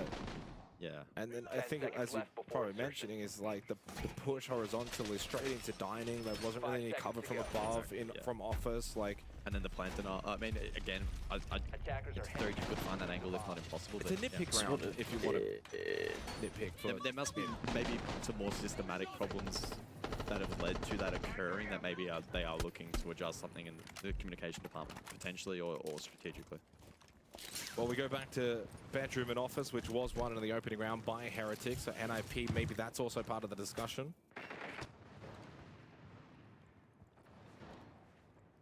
Kind of a redo over for NIP on the defense. Interestingly enough, haven't opted to go basement just yet and play a bit more of a roam game. Oh my god, this is so annoying, that one's going to be dead. I don't know what it is, but whenever I'm like... We spoke about it actually back on the B stream, but so annoying. I forgot to clarify regarding the drone counter, if that's actually... You know what I could do that. Fixed or not? No? Nah. Don't know? Nah, I was looking at it on bank. Unfortunately, it is still a little bit drunk. The only troll about having of those, you only really have toilet paper. I think no. Pino actually took down Piano, so 2 separate fights happening at the same time. Oh yeah. Toilet paper hoarders were like the funniest shit ever, because it's like toilet paper. So toilet paper is made domestically within the United States and is like readily available like all the time. He gets off the rappel, goes back over towards main entrance, and slow and steady the pacing here from Heretics. But again, for the second round running, they got themselves a decent drone, good information. This time onto Cons towards Piano. With the flash, but it's really just a bit of a fake flash. Oh, Flexi. Well, I mean, if you're picking on your swinging then into the smoke, you have to imagine the glass is on the other side. Flexi gets an easy kill from his perspective. Hates losing the battle. Flexi with another one as well, and the push in Glass on the front lines is successful. He found another one. 3 from Flexi before falling. Leaves it down to Collins in the 1v2. You haven't seen too many clutches so far in this series from either team. And he's pinned now between both attackers. With 40 seconds on the clock, Heretics find themselves in quite a strong position. I don't know. My favorite people are like the, got some damage into Grubby. and they're like very militant about it. But there's like the gold bugs. If you don't hold it, brother, you don't own it. And so far, a very successful attacking half on their map pick of Chalet. Yeah, another really good flood in towards that timeout facilitated by the Glaz. And out of the timeout for NIP. I think it'd be quite intriguing, actually, to track over the course of this event what the attack timeout conversion. Cash in your mattress and couch. Smart. Showed me a graphic yesterday from SI24, and I believe he said he's going to be no cash for me. This SI, I think he did it for last SI as well. It's a really intriguing statistic, yeah. And showing. I am not a not a cash enjoyer. Greetings from North Korea. How's it going, buddy? How's Pyongyang this time of year? How's my boy Kim? He chilling? As well. Not completely atypical, but he's still on. Is he still on that Baby Bell cheese? 5 seconds to go. Third round onwards. Dude, evidently that's a thing. Kim Jong-un eats a shit ton of Baby Bell cheese and drinks a shit ton of Coke, like Coca-Cola. I know, that is extremely random. I don't know why I know that fact. And you, Paul, though. 13 kills combined for both of them inside 4-round play. Oscar's turning the Monty into a blitz with his entry through kitchen hallway. We've gone back to bar games, by the way. This was the only site that was successfully won by NIP. It will need to do so once again, or this half is really getting away from them. Pressure is on, and Heretics is doing this without Grubby having large influence. Yeah. Flexi and Upol leading the way, 7 and 6 respectively. And the drone work from the others has been up to the task as well. It feels like they've had a very good read on NIP over the course of the last several rounds and converting that into a lot of mid-round pressure. Well, like last time out on Bar Games, Hates played that lurk role. He was at West Main, got the run-out free kill onto Grubby. This time he sits blue, down below. I always back up all my VODs to YouTube, and I was so tired yesterday when I got off the stream that I just did not do that shit. Pretty standardized push. Gasbay thrown out by Cons is denying Oscar the ability to continue to push forward, so time denial here by NIP in effect. Grenade out. Drone going out. But it's Fantasy that falls early. The Thorn goes down. DMR from Pino, too strong up close. Gets rid of Skeptic. They lost Flexi. So one of the top gunners for Heretics now. No longer available. Grubby, can he find a kill? His first kill. Certainly will need him to do so in this round now. I do still have the Montang available, but Oscar's low on health. Oh, there you go. Pino went for an aggressive peek back through the doorway. He did not need to do that, and Grubby collects a freebie. 3v3 into the final minute. Hates on a flank. I will say though, there was the one guy that I like, you know, kind of made fun of because he said he was buying so much gold and silver and stuff. And I wasn't making fun of him, but I was, you know, just basically telling him, like, you know, historically gold has really underperformed basically every other asset. And you know, hey, he was right. Out of Cons and get the free kill. No, Cons is disciplined. Hates is disciplined. NIP not making this easy for you, Paul. They're not running at him. They're holding their positions. And with 30 seconds remaining in the 1v3, this is how you want to play it if you're NIP. Very, very well played from NIP. No running around, no rushing at the final member, not giving him 1v1s and free opportunities. And just in pajamas, find their second round. One more to go in the opening half. Good way to close out the round. That's the face of a man who got razor bloomed. The razor move is actually a pretty significant impact over the course of that round as a whole. Heretics looked to be aggressive for Vindication. Clear, but well, to be honest, that guy's still over. So the guy, I actually never had him work on my house, but it was a contractor who was giving me a quote.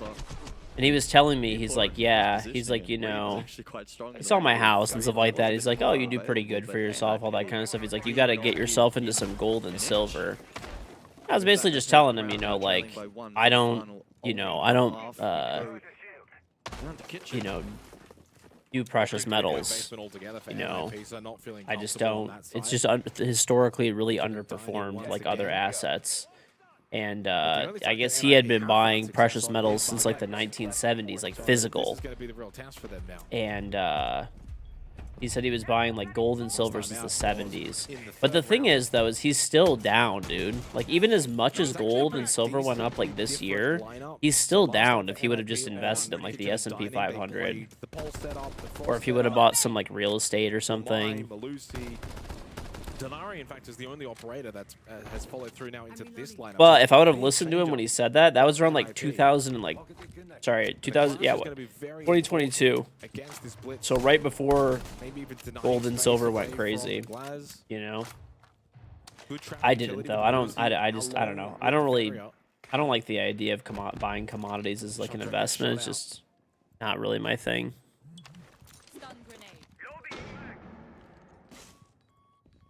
Fantasy looking to push forward now, trapped by Oscar, gets the first kill. Really played well from Fantasy. And he's going to lose his life there, but he knew for a while it's a case of, I've got to take one and done. Yeah, one with me.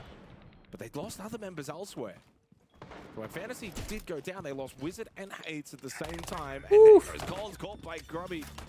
Well, it's SMG 12. I love when I die to ranked players that have better recoil control than players playing at the Invitational.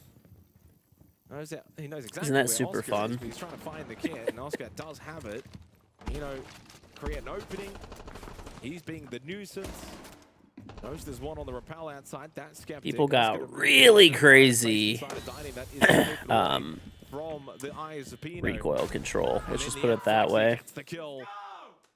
So it's a 4-2 half for Team Heretics here on Chalet. And well deserved. I mean, that was one of their better rounds overall in the series. NIP, the one side Andy's unfortunately for them in that opening half, and it could prove costly. Heretics, aside of that particular objective, able to make some nice moves. Their attacks look clean. 2-round lead now. Defense, though, will continue to pose challenges on a map that has proven to be very even. Already upload this? For both attack and defense at this event thus far. The bans for the second half, Monty, Grim, Azami, Clash, so no edge cases there. 176 EPS now for Flexi. He goes 10-3 in that first half, but more importantly, 3-0 on entry. So he's not just getting frags, he's not getting mid-round frags, end of game. He's getting the opening picks. And obviously not in that round. But now 1.67 KPR. Really, really strong half from Flexi. Newport was strong as well, 6 and 4. No real standouts for NIP, but also no one really towards the bottom. In fact, the lowest 2 rated players in the server, guys, is Oscar and Skeptic. I think oh, that's what I did, so bro. You're winning 4-2, and you got the 2 lowest rated players on I think I game on your team. Yeah. Check this. Yeah, that's what I fucking did. Okay, I was like losing my mind. I was like, I know I uploaded. I was like, where is my VOD from February 2nd? So the first, I didn't technically stream on the first. Certainly will not be. That's what it was. For NIP here on Chalet just yet. Because that's right, I fixed my sleep schedule that day. I got all my office work done. That was good. Dude, I had so much. My office was a fucking disaster. It was insane how bad it was, dude. The amount of paperwork that I just had all over the place. And like, some of it was like I got like packages in. I just threw them in my office. It was so bad, man. It was horrible. But it's completely cleaned up now, which is good. Shot out by Newport. 2 nitrocells brought into the round for Heretics. Especially before I go to invite, I wanted to get all of that just toying around with these cleaned up. finally going to go for the selection onto the Valkyrie of U-Paul. Entry into West Main. There is one on the stairs, though. That's Flexi. U-Paul then helps out. Good teamwork from Heretics to combine on that opening kill. They got nothing out of the Deimos. And then they lose Pino. You just get the sense that Heretics are in full control here on Chalet. Cons with a slow walk, but Flexi with the quick headshot. Now Hates will have a go as well, but he too falls into their trap. It's the combination between U-Paul and Flexi towards West Main that decimates NIP. They've won 4 of the last 5 rounds and are setting this series up to go the distance. Yeah, they laid the trap and it snared successfully. Great start to the half for Heretics. Dictating the round nicely. And they have the individual skill to back up that playstyle. We've seen it on several occasions. We saw it back on Bank and here on Chalet as well. Dennis, you missed that opportunity and it snowballed against them from there. Everywhere you turn, NIP losing fights, just losing duels. That's a round that I'd love to see the desk highlight, break down the positioning there from U-Paul and Flexi, the way they're not over-peaking, overextending, the way they're playing off each other. And I would imagine, we don't get to hear it, but the team comms there between especially those two, I'm being pushed, not knowing when to swing. I think there's more to it in a round like that than what we just see on the surface level. Yep. It's not that easy. 9 kills for U-Paul, 11 for Flexi. Those two have been absolutely sensational here on Chalet. Now, the question is, can they get the job done? 5-2, it's a decent lead. You've got some breathing room. You're on defense to close out. You win the opening round of it. You won 4 of the last 5. You're on a bit of a heater. You go bar games, which we know is a strong side defensively too. Everything's set up here for you, Heretics. You've just got to cross that finish line. Grubby. And Grubby can try and see if he can get a little bit lucky. Does allow Hates up onto the roof.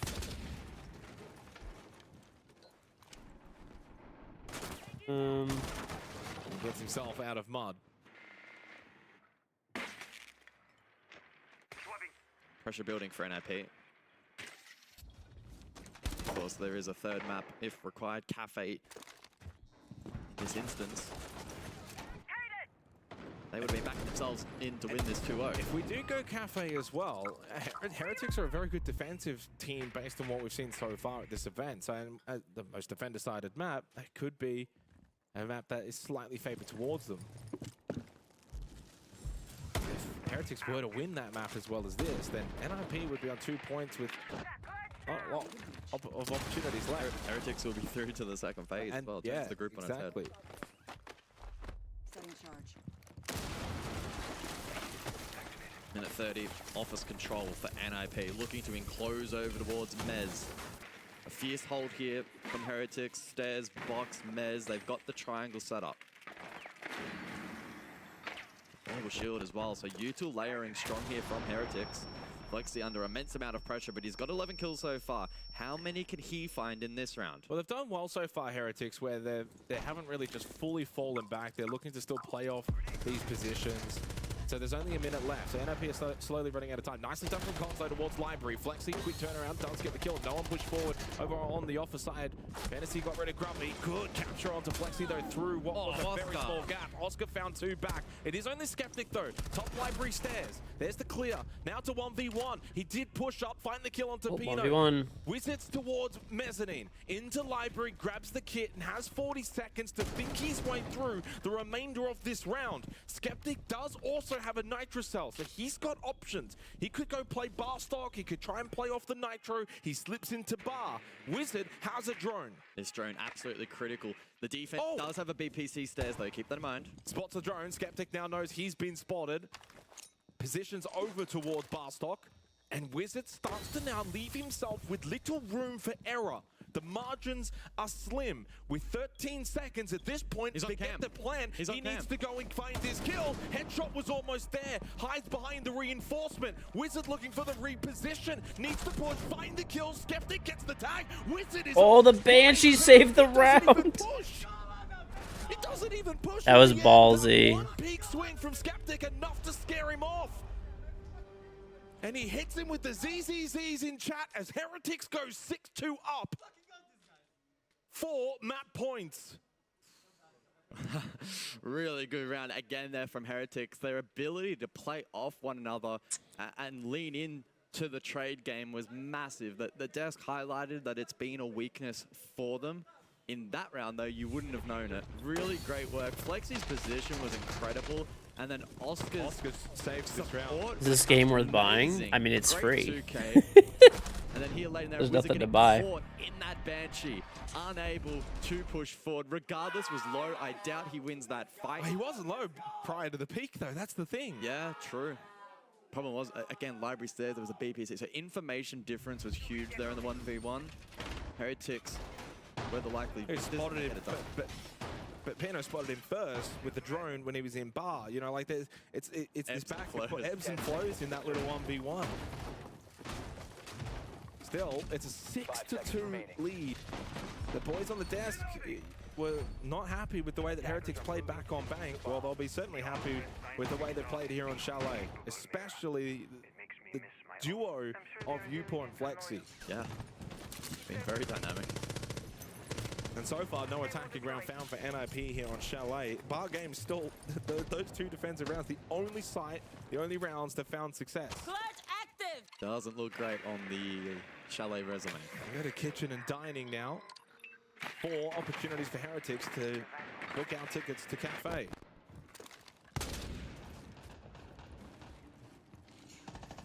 Nitro cell. Early toss. Doesn't land. Not too bad. I mean, Wizard's also done well to kind of just move away from the danger area. Very common repel spot, Nitro kind of spot, so Wizard's aware of it. Clutch drone from Wizard. Well, Hate's actually just lost his life to Upor, which shouldn't be too surprising the way that he has now been playing alongside Flexi. He joins him with double-digit kills, 22 between them. Advantage again for Heretics, another opening kill. They haven't been completely dominant in that area, but they've been stronger than NIP. Fantasy with the push through from Library. This could be the next big battle against Oscar at mezzanine position. Fantasy by himself. Uport has now slipped in as well to help out. They've lost Wizard. Fantasy's in some trouble. He's stuck into the corner. But he does get the collection onto Uport. And the trade was there. They've got the numbers. Relentless aggression on the defense from Heretics. And it's a 4 versus 1 against Pino, who couldn't even win the 1v1. Shakes his head and knows this map is done. And that Cafe is required in this series. This has been a suffocating performance from Heretics. They have given NIP so few opportunities here on Chalet. There's one. Oh. Almost immediately traded. Nip is playing really disciplined right now. Knows he's got enemies on both sides, all sides, surrounded. As Chalet is decimated by Team Heretics, 7-2 beatdown by the EML LCQ champions. They are 1 map away from getting themselves out of groups. That was a mega performance. If they can play like that on Cafe, this Oh yeah, I didn't even do predictions for this. 13 kills from Flexi, 10 kills from Uport. Those 100%. two outstanding as Heretics bounce back from their first map loss. It's Cafe soon to come. All right, we can do predictions for next one. I won't throw. I will not throw.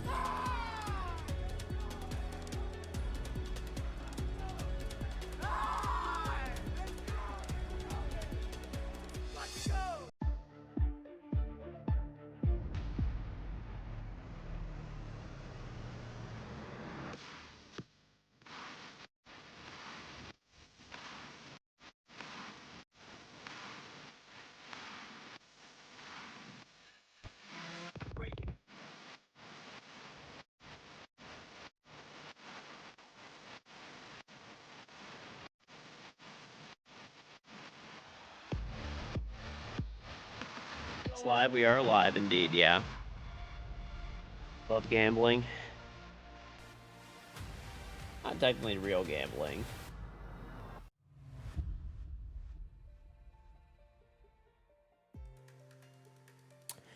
How are my predictions looking so far? Not great. At least, I don't know. I think some of them might be okay. Let me check. I just want the skin. I don't really care about anything else. I just want the gun skin. Like that 552 skin. I mean, if I get other stuff, sick. But I mean, I had heretics getting grouped, so that one I'm already getting wrong. I do have M80 first place, Weibo second place for this group, which I forgot. Did Weibo already get out? Who got? I think. I don't know. I'm like blanking out. I gotta fucking check the stats and stuff. Standings. Here we go.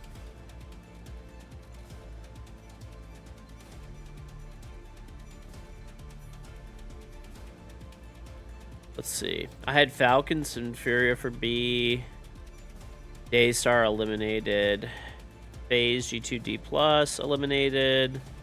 Then Secret, Space Station for first, second, and then Enterprise, which I think that one's going well. I don't know. We'll see. We'll see. Oh, you know what I want to do really quick, actually? We will actually get out of this for a sec. I want to do a quick little video on Siege. I didn't even make a video for drops, dude. I'm lazy these days, I guess. I gotta make a short form video for that. So, and I'll also show you guys. So if you're here right now, you'll get to see all the stuff really quickly. So we'll do that real quick.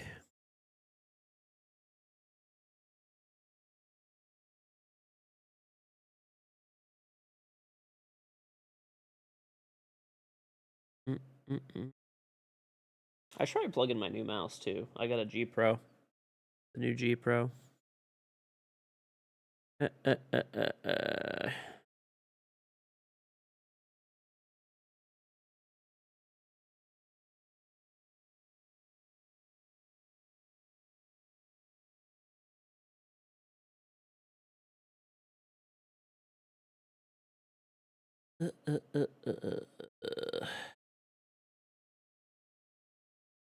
That.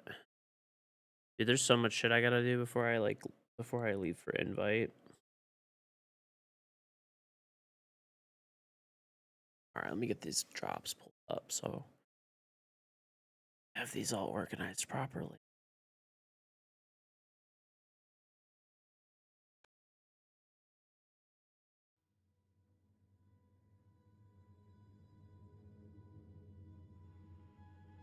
So it's the headgear, the charm, the uniform, the scarlet charm, and then the weapon. So, okay. Pretty easy.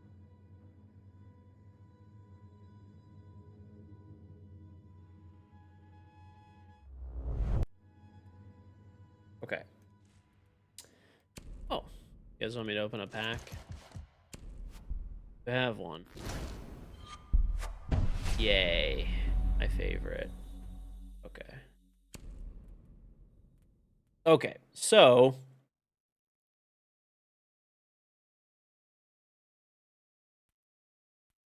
okay.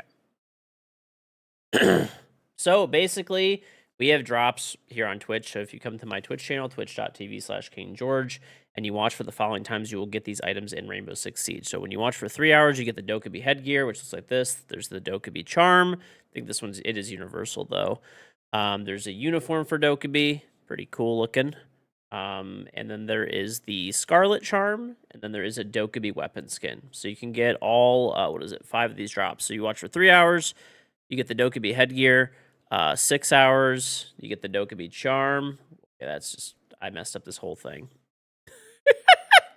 We'll redo that. We'll redo that. Sorry. You guys get to see live what I mess up when I'm not streaming. All right, so we have drops, twitch.tv/KingGeorge. Come to my Twitch channel, watch. When you watch for 3 hours, you get the Dokkaebi headgear. When you watch for 6 hours, you get the Dokkaebi charm. 9 hours, you get the Dokkaebi uniform.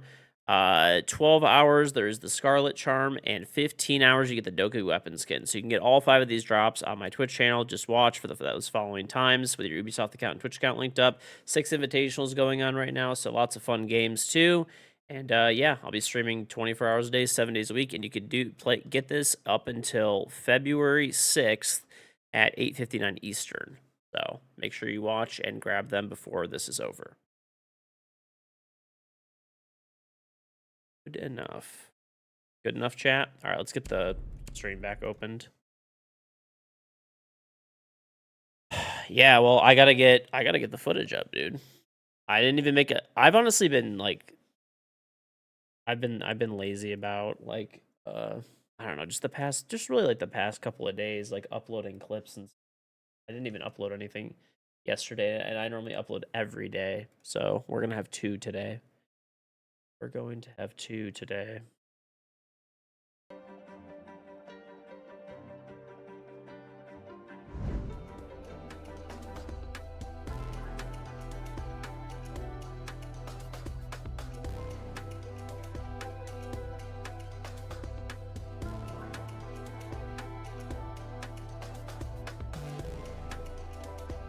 $15 hours for the gun skin's a bit too much. I mean, it's free. You could just, you know, if you really want, you can just leave it AFK. Completely expectations going into those maps as well. Map 1, we were hyping up Heretics. Map 2, we were hyping up NIP.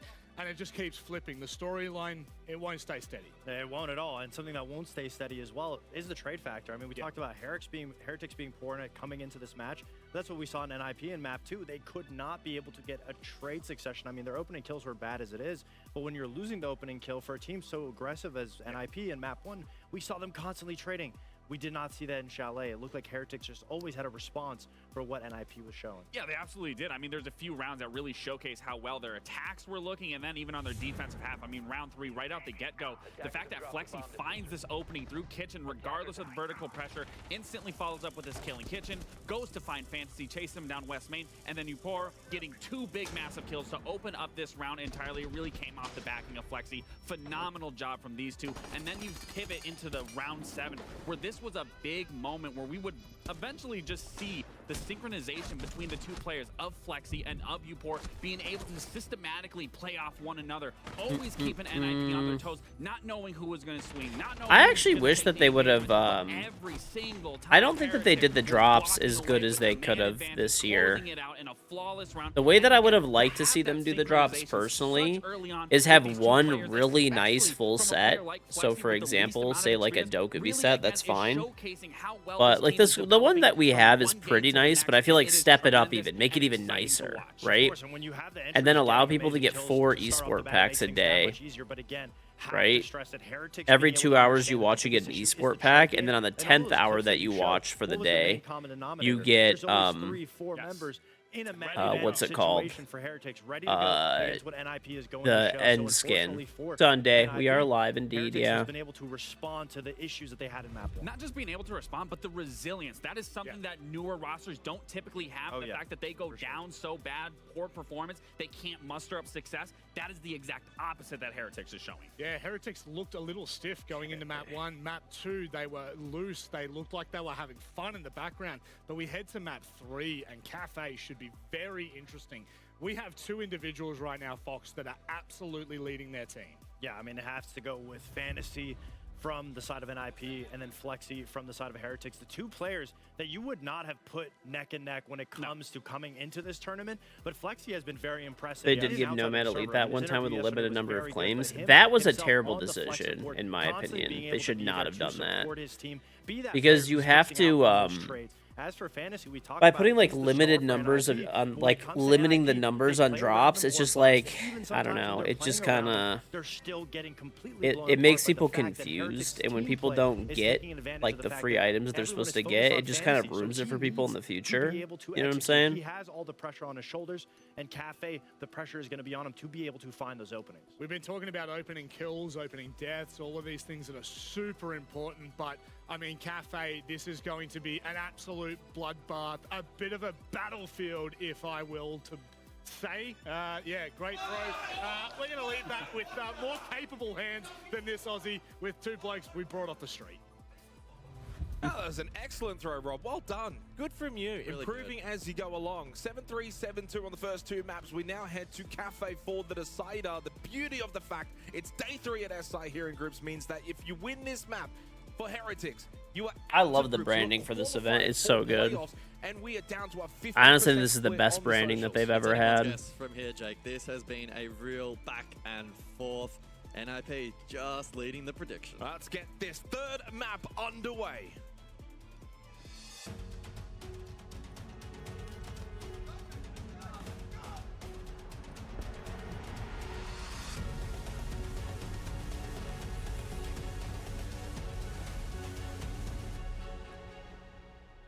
Well, the desk spoke at length and highlighted fantasy and flexi. Been I streaming also for wanna give 26 some props to hours. Youporn and Hate for bringing Kind sort of. the Robin to I the mean, back technically, bench, like, if you my will. channel's Youporn live 1914, 24/7, but 23 overnight, entry, so he's they, been actively I do a involved. Hate rerun, 4-1 so I on the sleep. entry, I actually slept, 14, like, a 11. good, So those like, four I don't know, players 9 overall hours or have been something. the standouts for their respective teams. Grubby also around in the 5th best player kind of conversation so far in the series, 97 EPS. Probably like 8 hours. I did wake They've up been about quiet from the halfway likes of through Wizard, when I was 8-13, Skeptic, when I was 5-11, although he streaming, had some good sleeping, moments. and Comes I was down up to for Cafe, like though, maybe we like know defensively probably like it's an the hour most almost. defender-sided map so far So, in SI. Heretics I woke up begin because there in the I had to first take a half, so they'll dump. need to get I'm rounds not on the even board. kidding, dude. Yeah, it's been an intriguing series so far. To be frank, probably more entertaining than I expected on paper. Sure, it's been back-to-back 7-3, so not necessarily close in round count. 7-2 but- on the chalet. Oh, 7-2, my apologies. So even even more lopsided. But the fact that it's now, you know, pivoted into a third map, and it's so tricky to have a read as to where this one But I have been goes. streaming a lot. I've actually been like Attend literally prospects streaming for like the, bans for this opening I don't know, a round. lot every day. Like probably like Is it a case 14 of of the hours or following the something. one trend that has kind of gone across both maps, which is the 4 players that we've been kind of talking about. So what happens if, you know, one of those or 2 of those have a step down here on Cafe, then who's ready to step up, make an impact? That's going to be the question mark. So very curious third map to follow along. And honestly, as the social predictions kind of went, I genuinely think it is 50-50. Think they heard him pop the hatch. Map. Heretics, of course, more to Let's see. gain. If they win this, they cannot get grouped. NIP begin on the attack. Yeah, pacing and tempo is going to be intriguing on Cafe. It can at times be a slugfest, especially if teams on the attack opt to go top down. Not wanting to be too high risk. We'll see how NIP is shaped for this opening round, at least early doors suggesting that may be the case. And Heretics will meet fire with fire on this top 4 initially. 3-2 split for them. Flexi a long way off over towards Small Bakery, so we'll keep that in mind as well. On the solos could be impactful as the round progresses.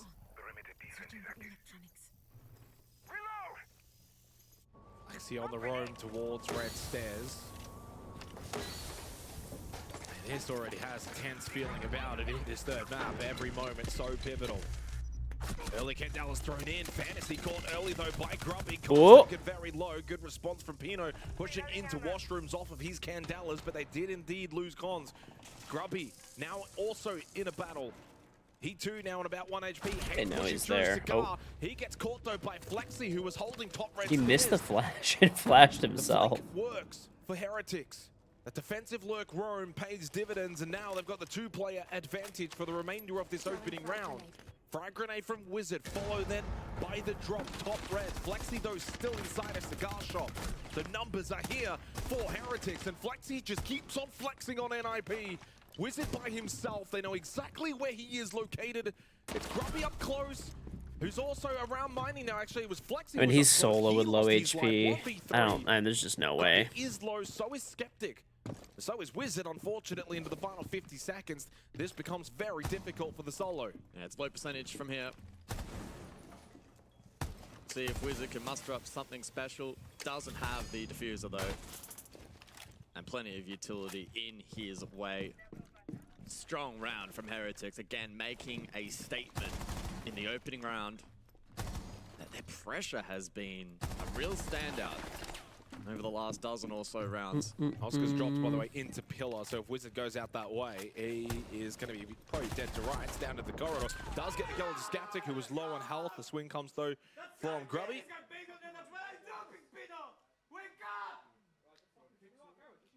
I don't know if telling your opponent to wake up is always the right idea, Grubby. I wouldn't want NIP to be waking up. Exactly. I will say, though, Heretics now lead the series for the first time.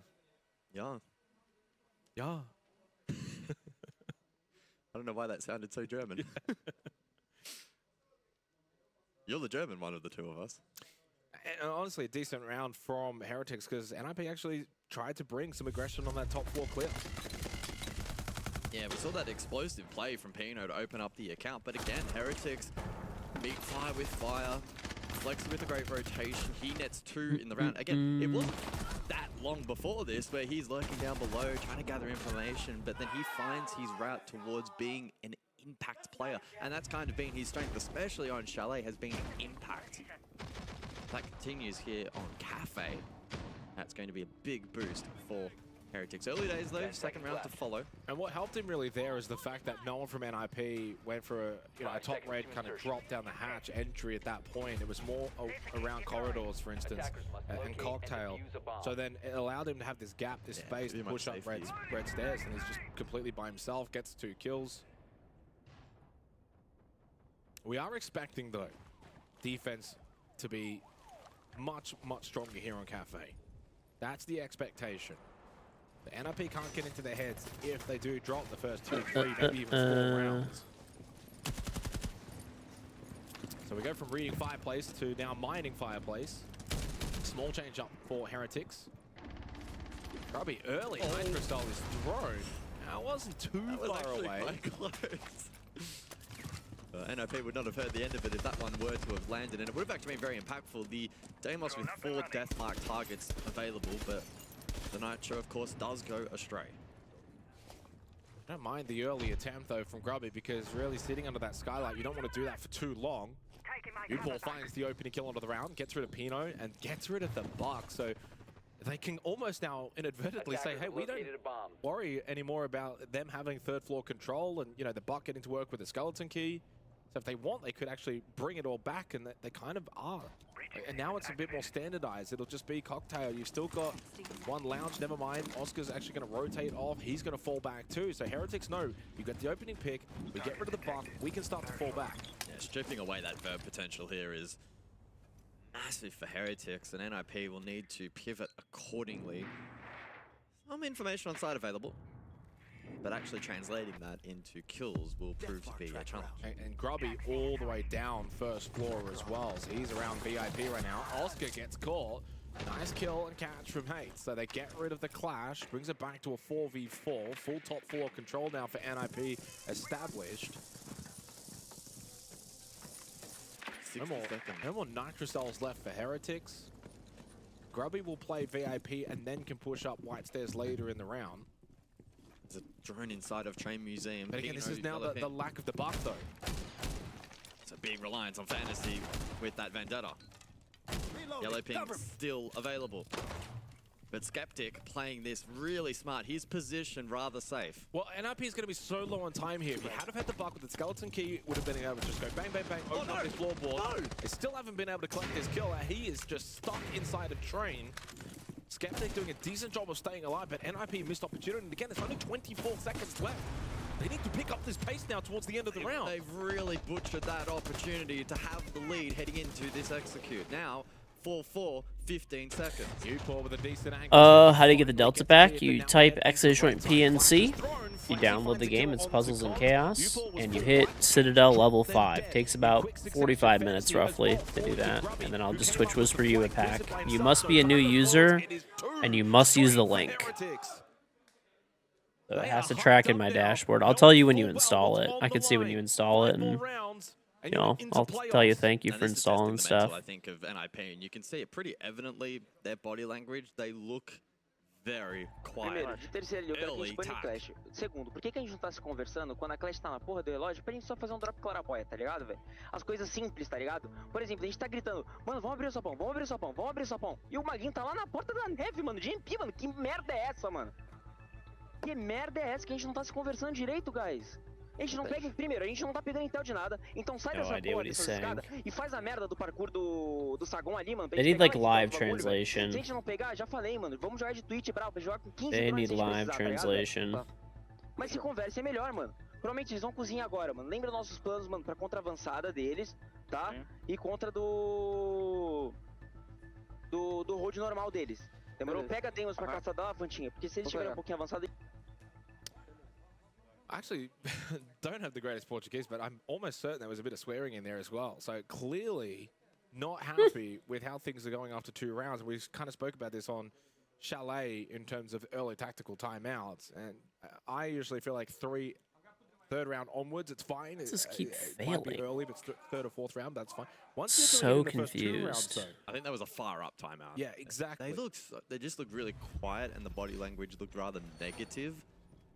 Guys, we're only 2 rounds in. You can throw away a couple of rounds and recover a map. It's certainly not the end of the world. Well, especially when you're attacking into Cafe. Yes, that's where you need to be positive.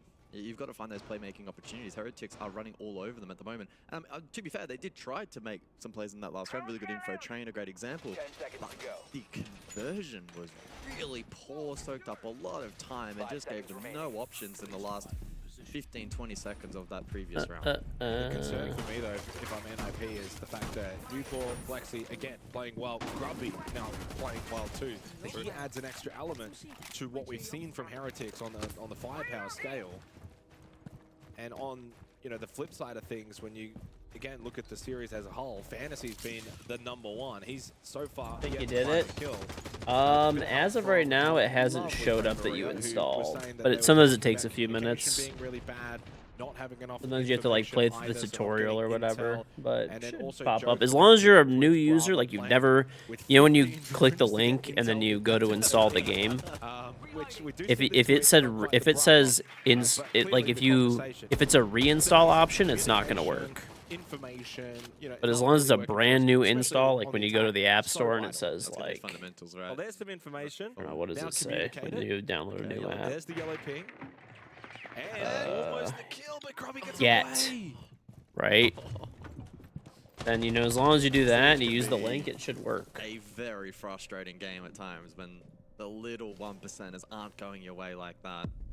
There's a different world in which the headshot lands, a 5v4, you start to gather momentum in the round. Okay, yeah, it should be good then. Grubby, he escapes. As long as you're on mobile, Live inside Android or of the iOS. server.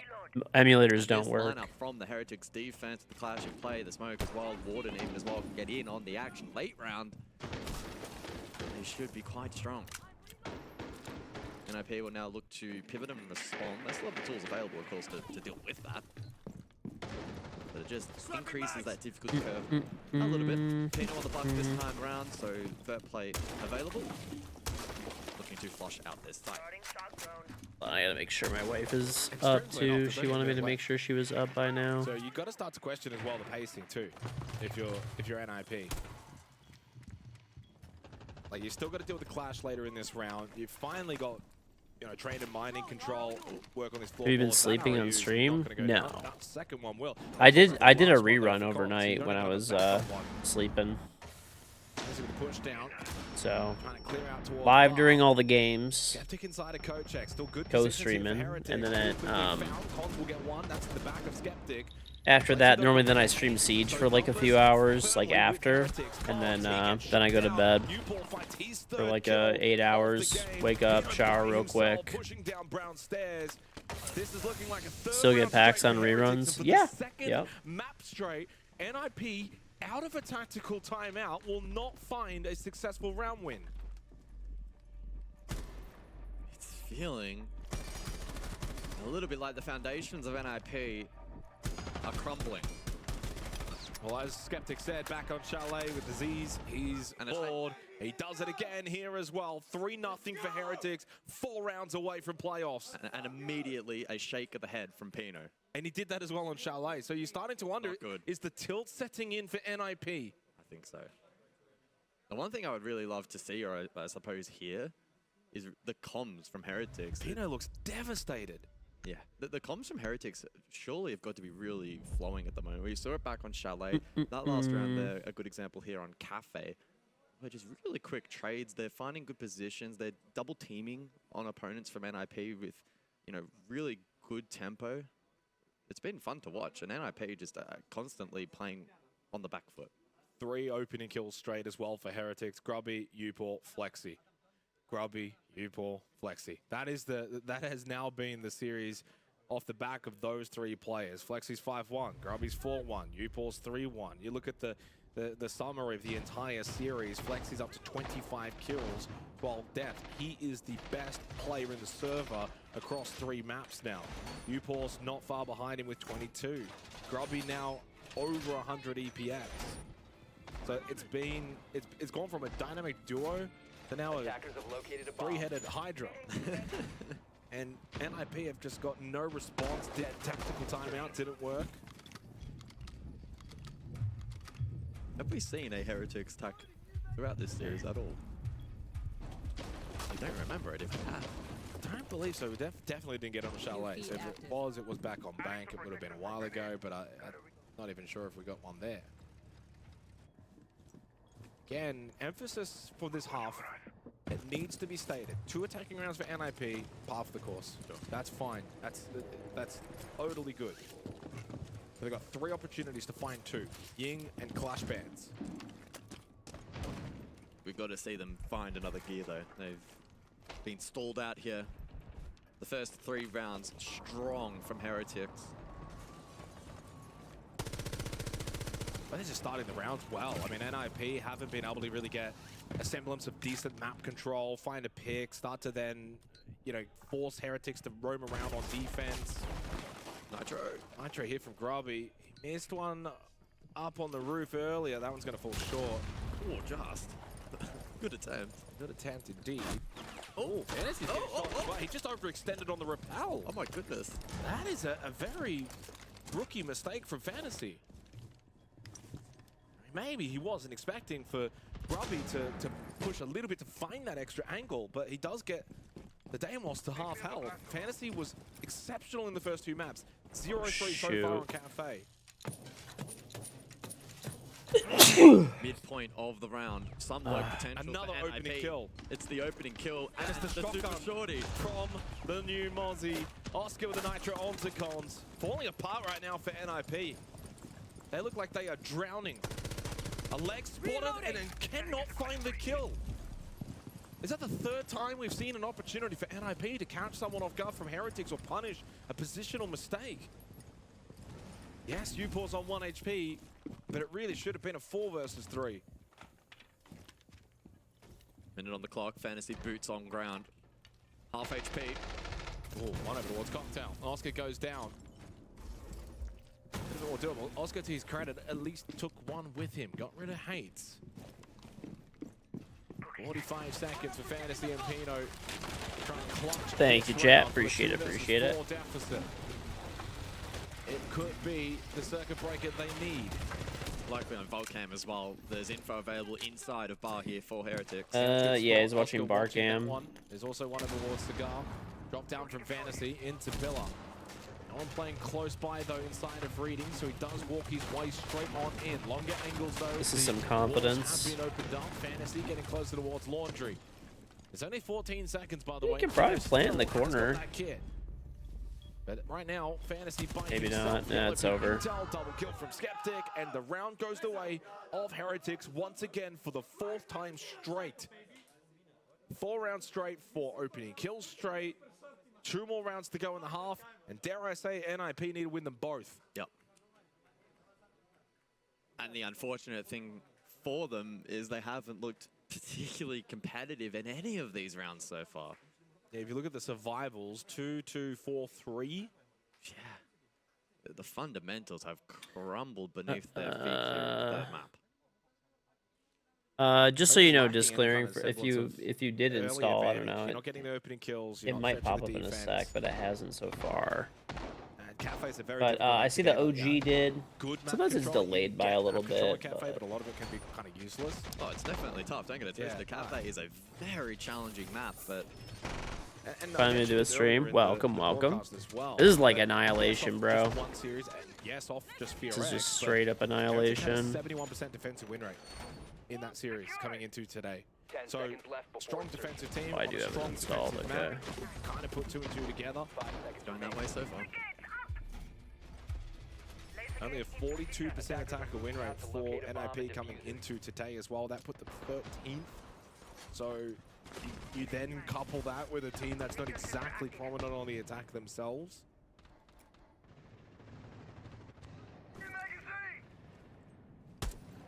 As I said, still 2 rounds, 2 opportunities for NIP. You win these 2 and you're right back in it. You're in a really good spot then going into the second half. Just got to stay locked in. You wish you could use Deimos' ability with his AK.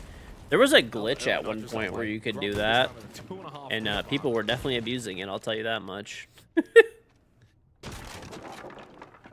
Upol playing aggressive with the DMR up close. Drone thrown on through. Upol will back up through shop.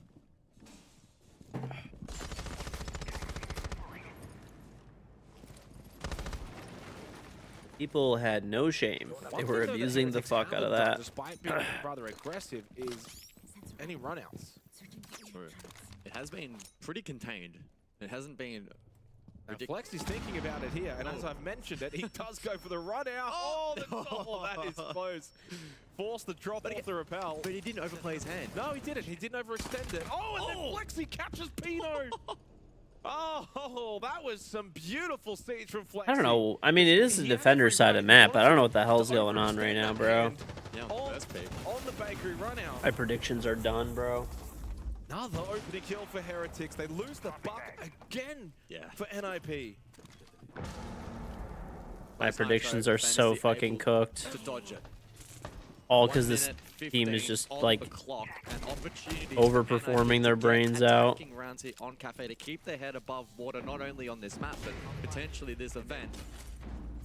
Starting to wither away. Then I got 1 death mark target, by the way. It's Skeptic, and he's playing Train. So you know, like, what are you gaining from that? We've been in this position before. They couldn't clear him last time, and he'll just sit there again. So you're getting nothing out of your Deimos. Flexi did get taken down to 1 HP, by the way. Skeptic, the frag grenade, that's going to be a nuisance. He survives again! What? From Train. No. Even with the frag grenade, dislodging his position. He's smirking. Skeptic is playing a really good game of duck and weave. 30 seconds, by the way, on the time. NIP, if you're not aware, time is now running out. Deathmark onto Oscar, forces him back into reading. Flexi finds the kill onto Wizard, and they've just dropped all together. It's flawless from Heretics. Let's go! Oh, they are hot right now. NIP floundering. My predictions are fucking cooked because of this. Things are going from bad Because of Heretics to fucking worse overperforming. for Also, NIP. they could just get fucking knocked out in like 2 minutes, dude. Opportunity to get an After attacking this. round on Cafe against the LCQ Oh team. my god, from fucking EML. Nip choking their brains out. What's new? After Bang certainly didn't expect this to play out the way it did. 7-2 Chalet, 5-0 Cafe. Flexi, I mean, he was the one to open up the account, and then In the last Skeptic with 14 rounds, played between these 2 teams, Dude, I'm gonna rage if my predictions get has like been cooked because of absolutely one-sided. Heretics of all 12 to 2. teams. I don't think anyone saw this coming, not to this extent. Remarkable from Heretics, and it comes at the perfect moment. Their opportunity to book themselves a ticket into the second phase of this 6 invitation. And it comes back to sort of what I touched on very briefly before this map was, you know, we've had the quote-unquote top 4 players, 2 from Heretics, 2 from NIP. That's been the storylines. What was going to be a difference maker? The difference maker is probably Grubby. Grubby's 6-2-2. He's been able to have 2 opening kills. He's been active on the defense with his nitrocell usage. And you still then had the same output from Upor and Flexi. So those 2 haven't dropped at all. Fantasy on the flip side, like pretty much his entire team, is struggling. Nothing working for NIP on the attack of Cafe. Heretics win this, they go 6-0 up, then they just got to choose one round and they're done. And they're into playoffs. The Capital set play here, Bakery from NIP. Cupcake clear. Yeah, got to execute this. And nicely. they let him out again. Oh, he's gotten away. He's this one's killed. Newport gets away, Logic Bomb was activated as well from Hayes. NIP throwing Fortune to the win. They're going to pick up the pace and go for a rush through Bakery. Now there is a drone, there is yokai drones everywhere, by the way. Wow. Everywhere. Welcome to the new yokai, you got 3 of them. Oscar though, opening death. What do you guys think of the new 3 yokais? Opening kill for NIP in this half. They've got Bakery control. They've got nothing up above though. I am not that big of a fan of the 3 yokais, to be honest. To be honest. And now they just spray and pray. They may be a player down, but Oscar now can sit on those yokais, on those Maestro Evilize, and feed info to the rest of the defense. Grubby again, and then subsequently will drop in towards Freezer. Deathmark activated onto Uport. Fire grenade, second one thrown by Fantasy, trying to put the pressure onto Uport inside of Cooking. Gas Babe thrown out by Flexi. He's got now none left. Still over a minute remaining. Hates over towards Museum. Sorry, Chad, to do this really quick. Give NIP some kind of vert. Is this a stall out or a build up for the attack? Oh, it pushes forward. 3v3. Pushed forward past the nade, found the head of Cons. At least 1 for 1 there from Upor. Pino collected him. 3v3 coming down. Red stairs now as Hates to offer a point of difference. Deathmark onto Flexi. Grubby takes some damage towards Freezer, but there's no real pressure over towards VIP or Freezer side of the map. So for Heretics, they are able to keep their attention towards the Bakery side of the map. They know exactly where NIP is pushing from. The U2 lacking for NIP. Am I playing pro again? No. I don't know exactly. Yes. Married with 3 kids now, a little hard. What's on, Jesse? Sorry, Chaz. Finishing up, like, I had to make all my VOD thumbnails. Echo got a 3rd yokai for some fucking reason. It is annoying. 1 HP, 1v3. Not surely possible. Hey George, listen, these long streams aren't working for me. It's taking longer for you to add to your stream watch streak. For the stream watch streak, isn't it? Oh, it's per stream, I guess, right? Oh, wow. Is it per stream or per day? Strong round from Heretics. Wasn't the best of starts. They lose that opening pick, but they back themselves in with the Maestro info, the Echo info. They don't feed any more picks for free. Sorry, buddy. IP. These are going to be the long. They find themselves in the long streaks here. First time in this half, and they don't know what to do with it. Long streaks only. Well, are we going to see a 7-0 to close this series out? Heretics. Unfortunately. On the of Cafe. And we get the bands to come through for the second half. It's Azami, Castle, Ying, and Glaz. And Heretics with plenty of opportunities to go for broke here, play ultra aggressive. Early round, Cafe can certainly facilitate those opportunities. They just need to connect the dots on one of these occasions.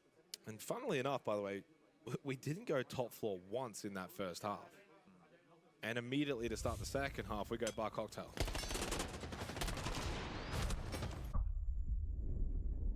NIP just getting...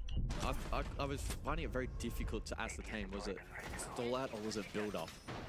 And trying to get a feel as to what NIP were gaining in those large portions of the round where they were quite stagnant. It seemed like the info gathering was weakened, the utility was starting to lack, and it did lean towards stall out in the end. You know, NIP have not had a single plant in this entire best of 3. Not one plant. Not a single No, plant NIP has is gone getting for wrecked NIP. right now. They're getting, like, just clearly outplayed. Chalet and now This is, I mean... They are on defense now, so like they could turn it around. It's probably not gonna happen though, dude. Like there's, it's probably not happening. It's pretty much GG at this point. Now the real question is how quick it's pretty much GG. They're just basically delaying the inevitable. I mean, like I said, anything is possible. You know. Not particularly weak either. Anything is certainly possible, you know. Heretics did it, so NIP could do it right back. NIP is like a, you know, a crazy good team. So, it is a possibility. It's just, probably not. Right, probably not. He knows he's in there. He saw the shoulder, I think. Odds are not great. Fantasy though. Ooh. From Cocktail. That's the kind of stuff that could help you, though. You need NIP. That can get you going in a round. Newport has been very, very good in this series and had a very good position, playing the Grim, so no Bees, no Quan Hive launcher. Get an opening kill for the second round running. And on defense, it's a lot easier to capitalize on that opening kill now. This becomes a bit more difficult for Heretics. Flexi on the Monty through Could end stream for 5 minutes, hit the go live button again, and it would be appreciated. Don't think we'll do that, but was on 1 HP prior to that Nitro Cell, finished off now by why chat hated the the Shopify roster. They don't want to see an old Ung, so he still had. No, for some reason, I don't know why. People just do not like Spoit. Just some damn haters out there. But it doesn't matter. Jump out. Literal haters. 2v3 still over a minute. Can Grubby find a way back upstairs to play behind the Monty? Nitro thrown nicely, but it gets Flexi only to half health. Does a good job to stay alive, and Grubby finding the kill. Oh, Fantasy was looking deeper down red stairs. Fantasy then collects the kill onto Flexi. No more Monty. Grubby in the 1v3 to try and 7-0 NIP. Wait. Discipline, boys. 3 versus 1. Don't peek. Don't need to give him anything. If you were 6-0 up, sure, you could run, but you're 6-0 down. You stay, you hold. Oh, the swings keep coming, though, from Fantasy. And he's out. Headshot Grubby, but Pino with the DMR.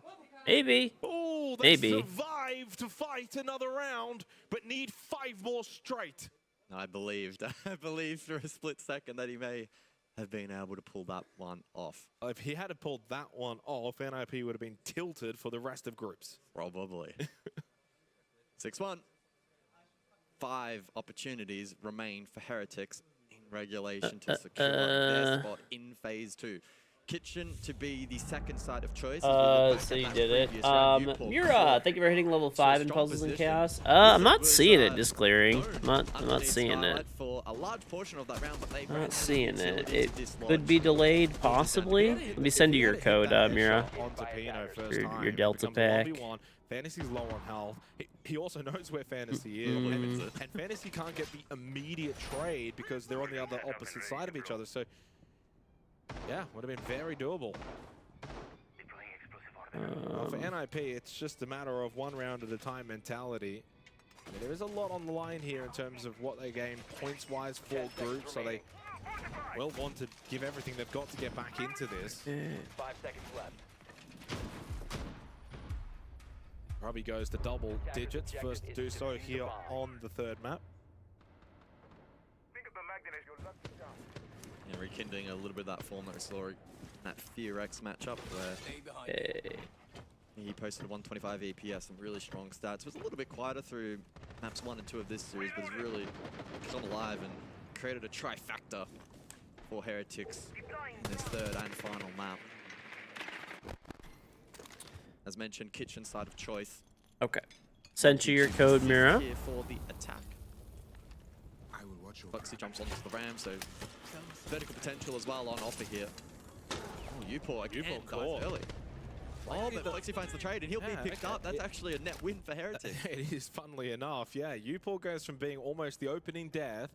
He'll now get revived, and the opening kill goes the way of Heretics. This is the way you want this round to go now for them, and he keeps the ROUs available on the send. So he can just kind of I would somewhat like, I don't know.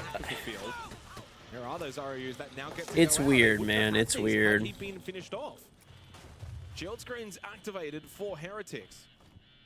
Monty v Clash coming up soon. To a pay-per-view near you. Clash versus Monty. Get him in the ring. Well, Oscar's actually in a position to maybe... oh, hang on. Oh, I see a red outline. Hates and Oscar very close to each other. Neither of them right next to each other. Logic bomb. This might help for Oscar. Oh, no, it doesn't. You still get the packs. You love playing in the background, do other things on your phone. Yep. Now that has activated Hate. Hate will drop straight back into Freezer as well. He's going to get caught to the right. Does he get caught? He does through the feet holes. Upor catches out Hate. It's only Pino that's up. The 7-1 against the Brazilians. It's only fitting. Pino to fall. And then that's all she wrote as Heretics are out of group. Damn, dude. Not the way that many I thought Heretics were getting knocked out first. Oh my goodness, what a game from Heretics. Wow, that final map, I'm honestly left somewhat speechless. Their ability to shut down NIP, phenomenal. On the flip side, That's NIP crazy. need to step up massively. I would have never expected this going in. And Ninjas in pajamas now on the ropes in this group. It's not looking great. They've played 3 different teams and they've not been able to find a win.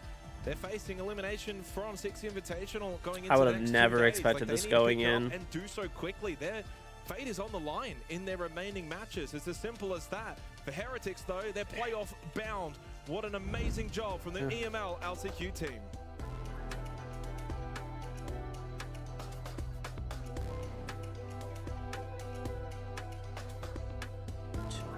Okay. Good.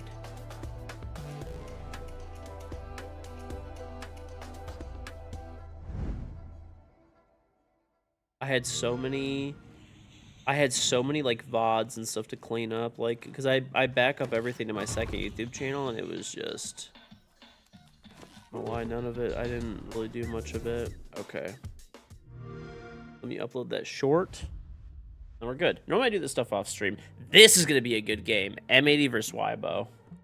These are probably the 2 best teams in the group.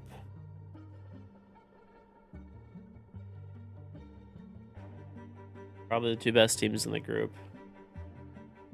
I'm excited to see this one. Weibo's like the only APAC team that's like not complete garbage. I'm an APAC hater, dude. I'm not gonna lie. Except for Weibo. They're actually pretty, like I said, I think they're competent. But every other APAC team is just not going to be probably making it out of groups. Very unlikely.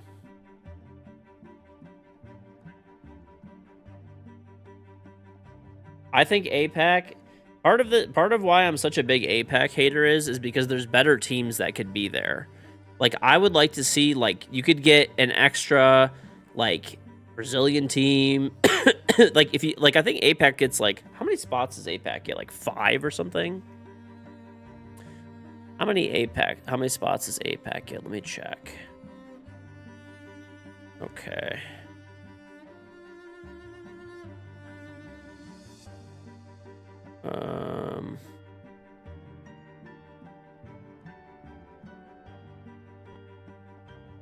Okay, they get what?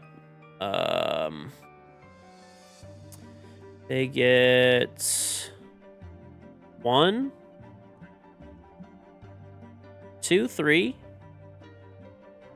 4, 5, 6. Look at 6 spots. And like the crazy thing is there's teams that are like from Brazil that are like moving to APAC because they can't qualify in Brazil, but then they qualify in like APAC because it's a weaker region. Like, it's just silly. Like, I don't know. I don't really like stuff like that. I just cut their spots down, give them like 2 spots. Like, there's probably about 2 teams that are like actually competent enough to, you know, get like actual spots at events and stuff.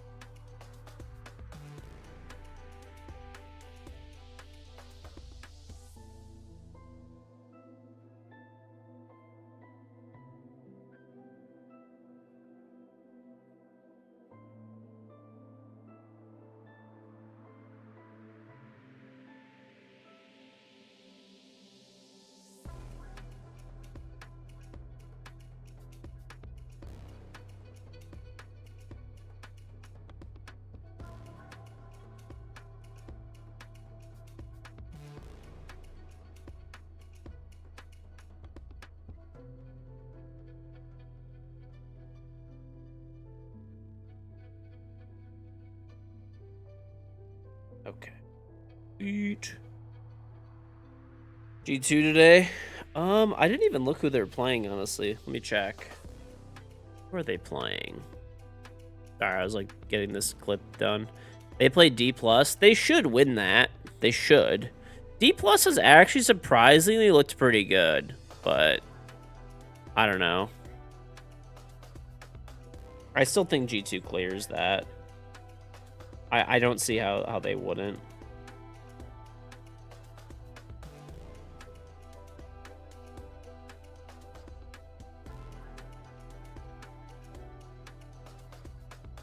Okay.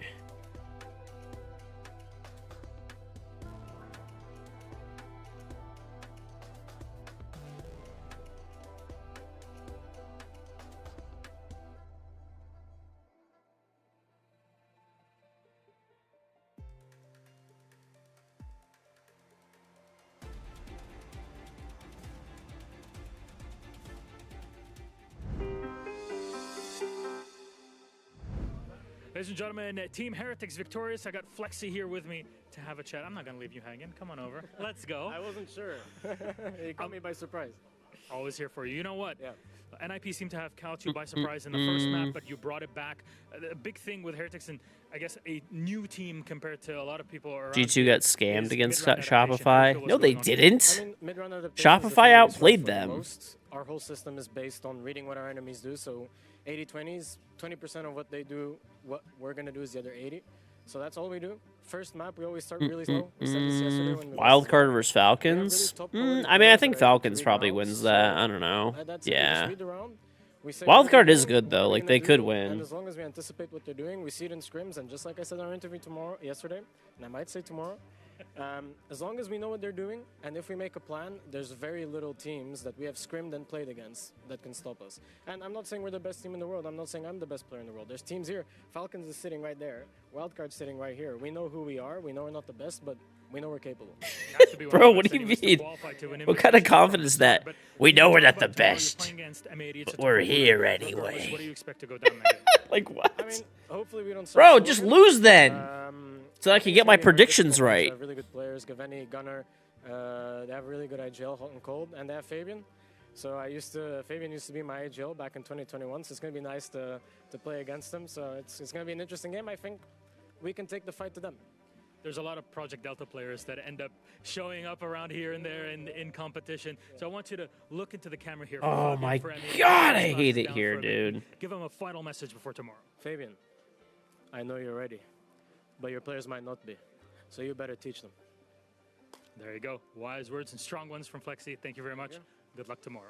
Back to you. I always fuck this up, dude. The So insight we're annoying. getting from these players, I mean, it can't be keeps delivering. Yeah, He's great. Flexi He's has great been phenomenal, and I think that Jake Xenox did say it best when he said, Team Heretics are out of groups, not in the way anyone would have thought. I mean, Lax, this has been a phenomenal run so far. Yeah, it absolutely has. I mean, to start out the day, obviously me and Fox were a little worried. We weren't sure that they were going to be able to bring it back. Again, another time I'm getting my foot put immediately back in my mouth. Once again, Heretics is just showing why they're here, why they qualified, all of the work. Did I install my capture card? Did not. No, did not do the new one. I'm gonna do it after invite. Maybe they're gonna play for themselves. We are not seeing any single one of these players play solo, just playing for their own stats. Everyone is playing with a purpose. Everyone is playing with a goal in mind, and that is beating the opponent that is in front of them. And they are making a damn good job sure that is happening. Jeez, I mean, just look at the performance from Flexi. Not only is he doing the interviews and doing a phenomenal job on them, but also in the server, he is absolutely annihilating. Again, I mean, just seeing how he handles these interviews, it's not a surprise to me to see how well he is as a player and the numbers that he's putting up. I mean, he really is playing and looking like he doesn't have any pressure on his shoulders. And again, he's brand new to this. This is his first. Facial health's back. Hey, no problem, dude. Come in here to play against these problem. Thank you for teams, playing. To have that inexperience make it to seem like he doesn't, Okay. it's insane to me. And I got to give him all the flowers that he absolutely deserves. 100%. They are looking phenomenal right now, and Flexi as an individual, I think, is definitely someone to continue to watch. But someone I enjoy watching a little more, Fox A. What have you got for me, mate? I mean, I got a great round that displays why Heretics is so good. It's their lockdown defenses. Now, NIP understood they are in our iron wall, so they try to throw a little bit of a bait and switch. They're going to use the sense to be able to bait that they're going for a default cafe I'm gonna have bakery to all the way in the freezer plan. Now, what NIP is actually going to do is send Pino all the way down white stairs, send Fantasy down brown stairs, and Wizard's going to come make a pinch essentially on Flexi in the back, providing the bait and switch. Now there's one player that you need to keep an eye on, the X Factor. Cons is going to walk Fox down is red wearing stairs normal and clothing. try Pretty. to get He in, has try to leopard go print for a pants. plant. Never mind. That's NIP's game plan. But Heretics is always one step ahead, and we need to look at where Bro, I they're love playing as Fox well. and You his got crazy U4 in the clothing. back, being able to watch Bakery, Red. Hey, assist listen, from it keeps sight. it interesting. Oscar is able to watch the hat drop to feed information if anybody's going to be dropping for sight, and is able to actually read that there's a bait The and switch downfall of happening. Nip. Then you're going to have I Grubby walking I downstairs. just don't know how they Skeptic lose to is the fucking co-player who Heretics, can bro. assist from any position which way, and Flexi, the man that you need to keep an eye on, who is the pin holder. Bro, Heretics walking has like around, literally he no can smoke confidence in white themselves, stairs, even in smoke the hatch, interviews. whatever the case may be, and that's exactly what you see happen. He smokes the hatch. Oscar gets the Just information get that knocked there's out of a the bait and tournament switch so that I happening. can get my Everybody goes for a predictions pinch on right. Flexi. Okay, He's my there with the predictions are crossfire more for Grubby. important Gets two. And than unfortunately for NIP, them winning. their plan actually worked. You see in the backside, Cons is flanking all the way through.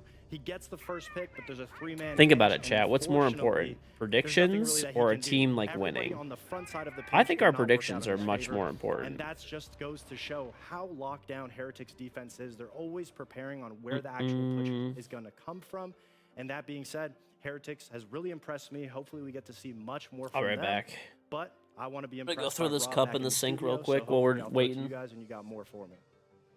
Thank you very much for that, Fox. You know what? He's actually so good. He should play. Back I don't know this what cup he's doing upstairs. on the analyst desk. I mean, I played with him. He was a great IGL. It's no surprise to me that he can break it down just the way that he did and understand the plays that one NIP was trying to go for, and then also reading on the same side of what Heretics was doing to be able to shut it down. But it does really speak into how well Heretics is reading the play. We even heard from Flexi saying 80%, 20%. 20% is what the team is that they're looking at, and the 80% is what they're going to implement. And we're seeing it time and time again with their team play, with their coordination. And again, it is a beautiful thing to see with such an inexperienced team and a brand new team that doesn't quite have that foundation just yet. It's genuinely a dangerous roster, but of course the A stream is not the only stream we have running. We also have the B stream, and that match just concluded. Demo, what are your thoughts? We're back, everyone, for another B stream update. We've just seen the Brazilian showdown between Elevate and Furia. Elevate came out the doors swinging. They had the game plan in mind to go aggressive against their Brazilian brethren. But what did Furia do? They called the timeout. They knew how to counter their opponents. And well, what can I say apart from Herds? He stole the show. He was the man of the match, the man of the series. He's lifting the hammer. You heard it here first. Furia to win it all. I tell you what, sometimes our talents say some outlandish things, but I don't disagree too much. Furia are definitely looking pretty good right now. Their Brazilian brethren, Elevate. I don't know what's going on. I mean, you could say the same thing for NIP. What's going on with these teams? So I mean, true. interregionally, they're all extremely strong. They're all formidable opponents. But when it comes to these international levels, I mean, Elevate is clearly struggling. You can see from the side of Psycho, and it's unfortunate to see that because, again, he won the 6th Invitational back in Paris. Same with the side on NIP. Pino won with him. Yeah. And both of them, it sucks to see them struggling this hard because we know what they're capable of. Unfortunately for Elevate, fate is completely out of their hands. Wildcard, that is who control their fate in their group and also just at SI in general. If Wildcard win one map against, granted, it's Falcons, but if they win one map, Elevate and done and dusted. I mean, it's very possible. If there's going to be a team that powers up at events, is able to essentially lose you guys a chance to continue competing, it will be Wildcard. You do not want to have the fate be in their hands. I mean, the amount of teams that Wildcard sent home in Munich that were from Brazil, I'm sure that they aren't going to try to be on a friendship level of Elevate, and they want to get past Falcons, because if you remember, during Reload, Wildcard should have beat Falcons. There were many opportunities that they just fumbled themselves that Falcons did get that win. So if I'm Elevate, I'm scared. Yeah, and I'm kind of scared to see the prospects of what is to come. But we do have a cheeky little content team running around. Let's go ahead and check in with them. My name is Justin. I'm the assistant coach for Wildcard. I'm Bay94. I'm a player for Wildcard, and we are gonna draw a logo and guess what it is.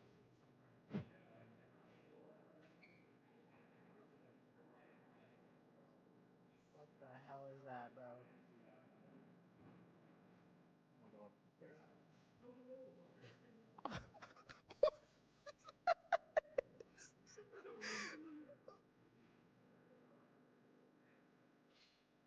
What is that, bro? I don't know, bro. Fear X? I don't know. Is this a team NSI? Bro. Or you gotta think. Really think about it. I don't know any team with the smiley face. Bro, this is bad. This is really bad. This might be the worst thing I've ever seen. Horn? What? Who has horns? Bro, you gotta think harder. Nothing? What is that, bro? Throw a team, bro. It's very obvious. Daystar? I don't know. Bro, you are the worst. Bro. Is that W7M? No, but you're thinking too hard about it. Have you ever played this team? Yes. NIP? Multiple times. No. Multiple times. OXG, SSG. Slow down. You're just guessing to guess. Well, Study the logo. Obviously not SSG. Is it G2? Yes, it's G2. Oh my god, but bro. I can't put the G2 right here. Bro. Because that's what goes in. Bro. That's beautiful. Thank you.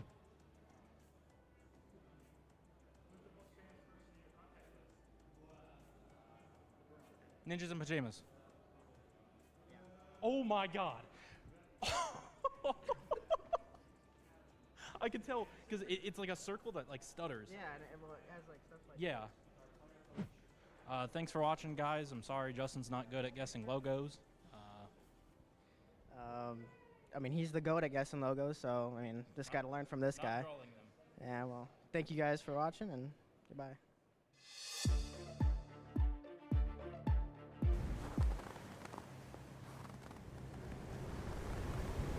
Keep an eye out for contacts.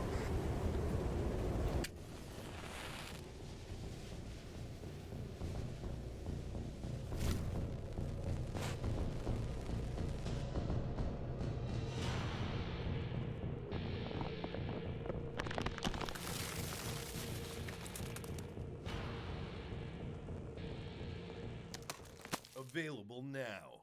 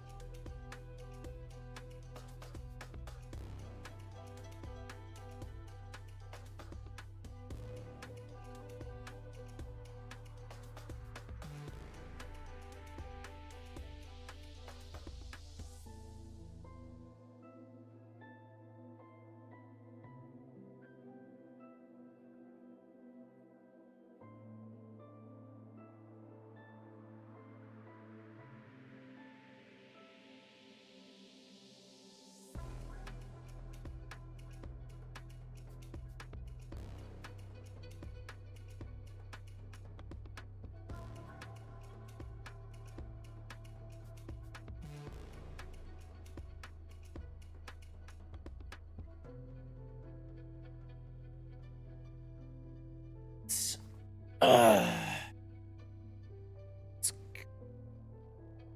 4 minutes. 4 minutes.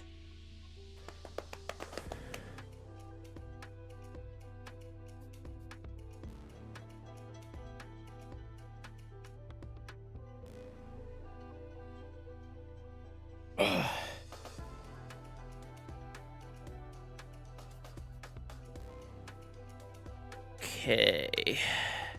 This is gonna be a good game. Ooh, this is tough. What do we want to watch? Do we want to watch M80 versus Weibo? Or Falcons versus Wild Card. That's a good game too. I feel like M80 versus Weibo is better. I don't know though. That's tough. That's tough.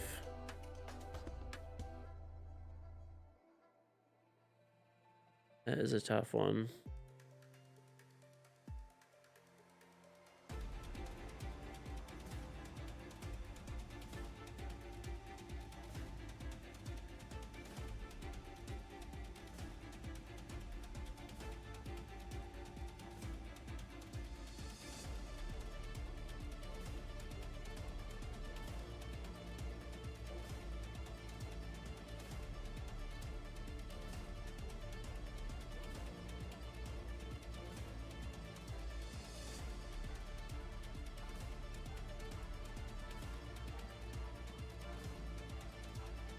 Paula. Paula's pretty nasty. Yeah, he's pretty good. Can't argue that.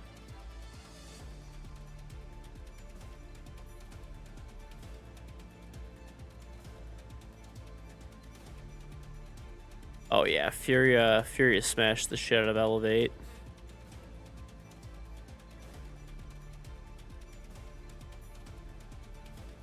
Wow. Bro, Herds went fucking 18-3 on the on the first map. Herds went 18-3. And then he went 14-7 immediately after. Honestly, Herds is out of control this tournament. Straight up out of control. M80 want to see Fabian beat the shit out of his team if they lose. That's why you want to see it. What's on, Stevo?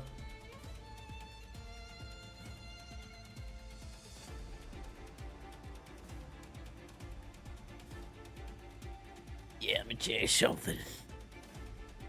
I tell you, my name's Panda, and if it was up to me, I would've won that shit easily.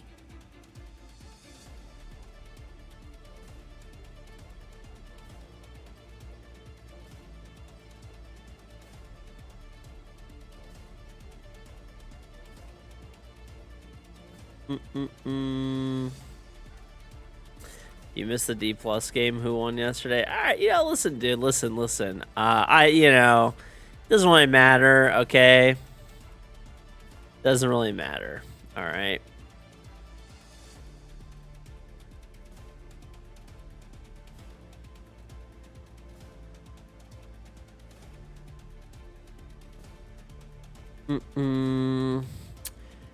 Yeah, I mean, I just want to see all the APAC teams get eliminated as soon as possible. Sorry. Except for Weibo. All these teams are just, they're fraudulent, dude. Two of the teams are literally Brazilian players that can't make it in Brazil, so they went to APAC to, farm an APAC spot. It's stupid. So I'm gonna be a dedicated APAC hater till my dying breath. If no one hates, listen. If APAC has 1 million haters, I'm one of them. If APAC has 100 haters, I'm one of them. If APAC has 1 hater, it's me. If APAC has no haters, it means I am no longer on this earth. And another team that are going head-to-head at the moment, Weibo, who I'm very, very excited to see play.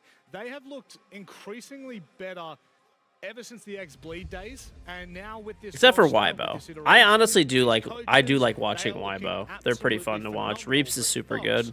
Probably the biggest question is, are we getting our hopes too high considering the caliber of teams they've played? Yeah, maybe a little bit. In my opinion, yes, they have looked great, but I don't think they've been tested. I mean, the teams that they've played, Elevate, why is he called Turd? It's just his name. Essentially, it's a team where, yes, they have shown That's up, Turd. they have surpassed expectations. I don't know why he named himself Turd. That's kind of an outlandish name, to be frank. It is kind of an outlandish name. Today is the first time that they're approaching that challenge, but with all the momentum they've built up, I'm hoping they arise to the occasion. Yeah, absolutely. I think you also have to just look at the simple fact, when we were looking at Group A from the get-go before this event even started, we were looking at M80 was going to be at the top, where it was going to be a fight for second, but that isn't the case. Weibo is coming into today already qualifying for playoffs, and when you're looking at this as a whole, you're right, they haven't been truly tested yet, but I think it's still important to note that the games that they have already played, regardless of being NIP, regardless of being FearX, that they were absolutely dominating their opponents. Jesse, are you up from the day before? Or are you up from just today? You up early? Statistically close. And then we have to look at the dynamic Play trio R6. of this roster. Typically, I'm actually excited for all the new anti-cheat stuff that's coming next year, particularly for console players. But this time around, we're seeing I'm happy that they're really like looking out. Hopefully it works, which I actually think it will. Even in their game, we would see Ape use that I DMR actually on think it Azami will. extremely well. So pivotal. It's not to take anything away from their supportive staff. Speakeasy's done a phenomenal job, but these three have been carrying so far. Yeah, I think it comes down to them with how unpredictable they are, with how aggressive they are, the way that they're able to get an opening pick or get position that's necessary. I think that's the most important part of Weibo's attacks. Well, on the other It side won't work. of They the say it coin, every it's just a year. little old team called Fun fact, M80. Weibo This is the first team to guarantee they roster won't get have looked grouped. very good. I have them Back as second in the they were group. absolutely phenomenal. And I think the question has always I been, think this year they will have actually done it for console, because the way they did it was really smart. Yeah, absolutely. I mean, I think they definitely have a little chip on their shoulder coming into this But event. if you being the didn't Munich see, I'll turn champions. this Sure, down. It doesn't rise to the same level as Okay. FaZe being I'll tell you what happened, basically. So Ubisoft basically made an announcement that they're going to officially support mouse and keyboard on console. Okay? So the way that it's going to work is you could just plug in any mouse and keyboard into a console, and it's going to work now. But it's going to put you in PC lobbies. So they're going to treat your console like a PC, right? Which is fair. You know? If you're using any third-party type of device to try to get into a controller lobby, or if you're using something for macros or something like that, you're going to get banned. They're detectable, right? Normally they mousetrap you. They're going to start banning you now, permanently, not temporarily. So there's no excuses anymore. There's no, oh, I can't afford a PC, so I use a mouse and keyboard adapter on a console or like whatever. You could use it's more expensive to use an adapter. It's more expensive.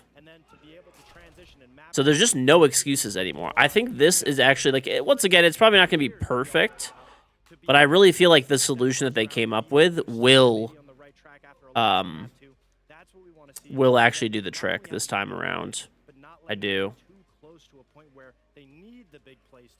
There are so many things that define a world champion, but I tell you what, M80 have all the makings of a team that will lift a hammer if other teams do not stand in their way. Let's have a look. Weapons and use an adapter in PC lobbies? Banned.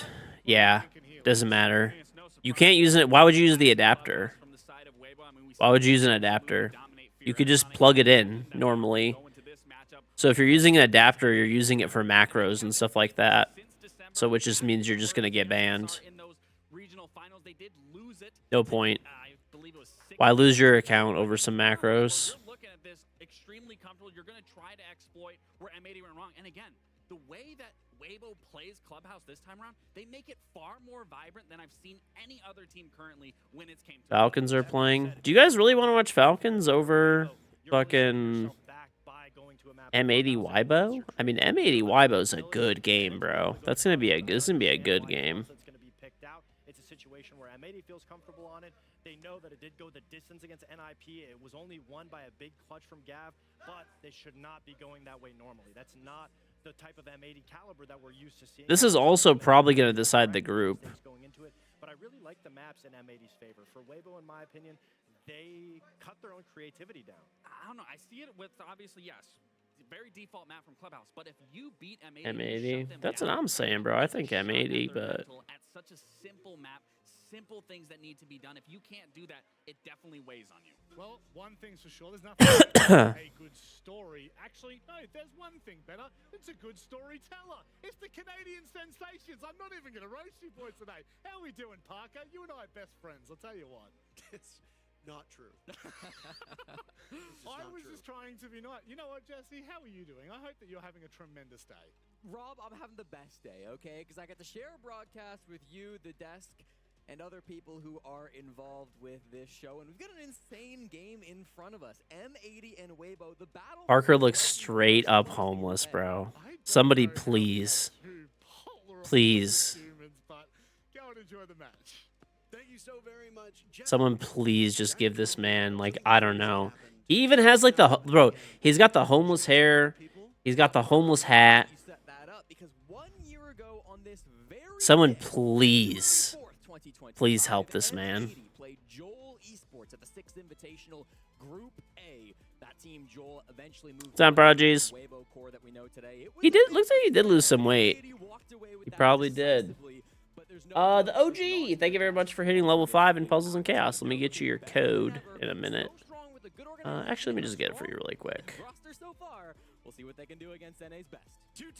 I know, dude, you have Jesse, who's like, his hair is always like perfect, you know, like perfectly clean cut individual, and then you have dirty ass fucking Parker right there. You never really know. Let's get ready for Clubhouse Map 1, Weibo versus M80.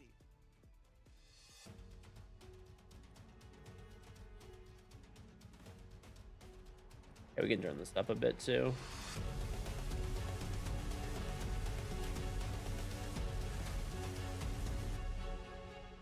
Familiar territory for Weibo as they're going to come up to Clubhouse, a map that they played just a couple of days ago up against NIP. That was that 7-1 domination. This is really where they got to, you know, get a little bit of experience in, wet their feet a bit at the 6th Invitational as they started off with a really strong win up against NIP. The desk touched on it, of course, Weibo being that first team to qualify into playoffs. We know how good that they have done, but I'm gonna send it to you right now, OG.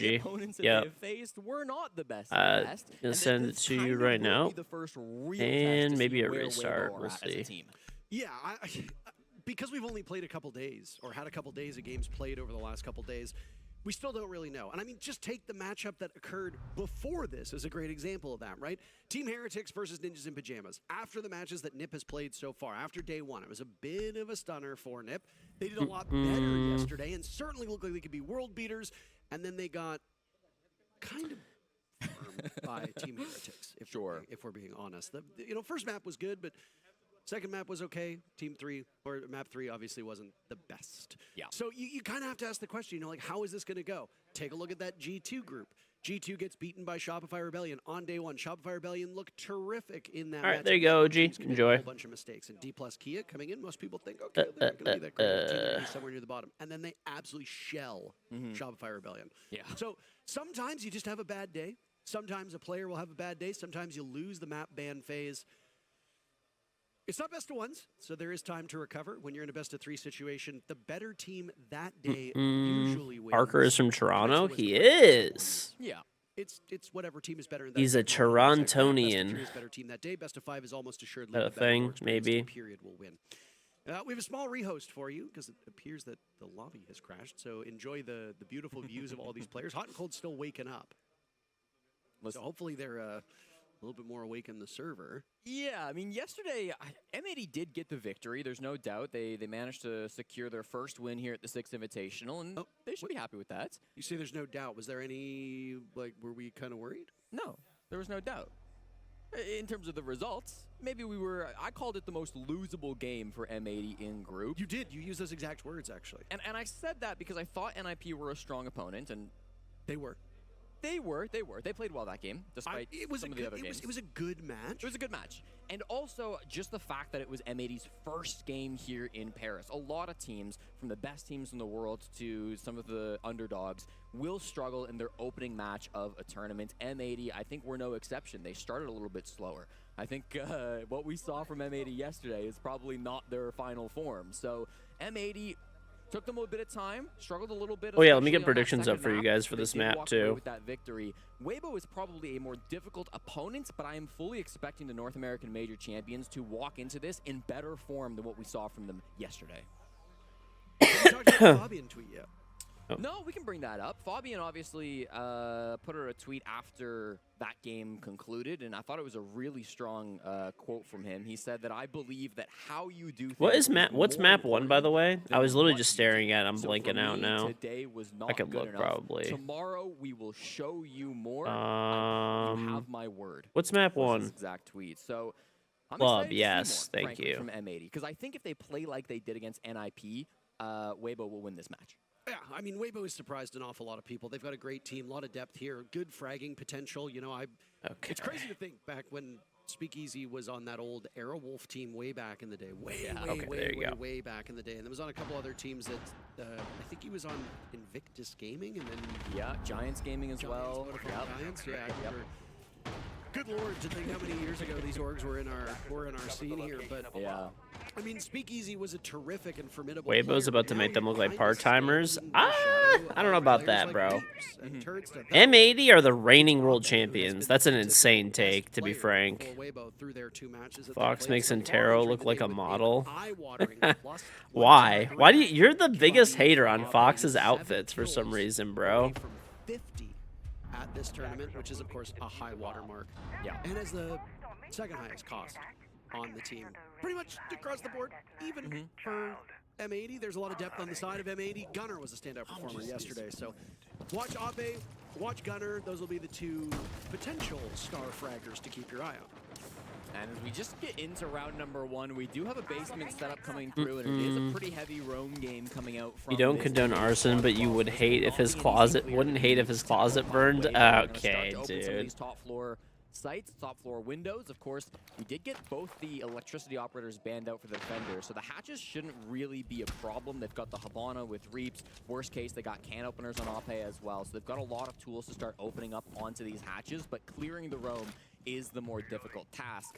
As I say that, it doesn't seem like Weibo are so focused on it at the moment. They've got a couple of players up. Notice how much Janari gameplay has been going on. Here comes the entry onto Rafters. Gunner, the first They switch off Swiss format? A while ago. A while ago. And Gavin go down. Gunner will follow shortly thereafter, and Tripwires be damned. You could just assert yourself. You flush 3 of those players out, leaving Hot and Cold and Kino downstairs going, guys, what happened? We're at minute 45 still to go. And Maybe you guys are onto something. It could have been a 4v2, but Ape is recovered from above, and now it should be a relatively quick clear, as just basic math will tell you these last 2 players are going to be in the basement. They know for sure that Hot and Cold is down there. They saw him. He just survived an explosion, and now the assault begins. They've got some stall, right, with the Goyo cancers and toxic babes, but 2v5. the inevitable. You need a real hero play. M80 never starts well, you swear. Pretty much, yeah. They pretty much always start pretty terribly. On these M80 anchors, they don't have long. Wow, what a damn. Hoven kills 2. And Flawless start. Literal flawless. Domination to start. I mean, that's pretty much as good as it gets. We talk about maybe Weibo not having the highest level of competition before this game while you're playing the major champions, and it looks just as easy to get things going. It all comes back to that roam clear, of course. We saw such a heavy commitment from M80 in towards CC, in towards Rafters. They had Denari setups up there. They had Kiba barriers being used up there. They had a ton of utility, not just well as every map won in the Munich playoffs. Replaced up on that floor. They lose the first map, they go into the back, Fabian beats them, they come back, and they win. Window in the CC breach, and then just collapsing as a team. That's the way it is, chat. You can isolate those roamers away from the site players, and that is exactly what Weibo were able to do. Yeah, I mean, it was an interesting roam upstairs. It's not unconventional. It's certainly not odd.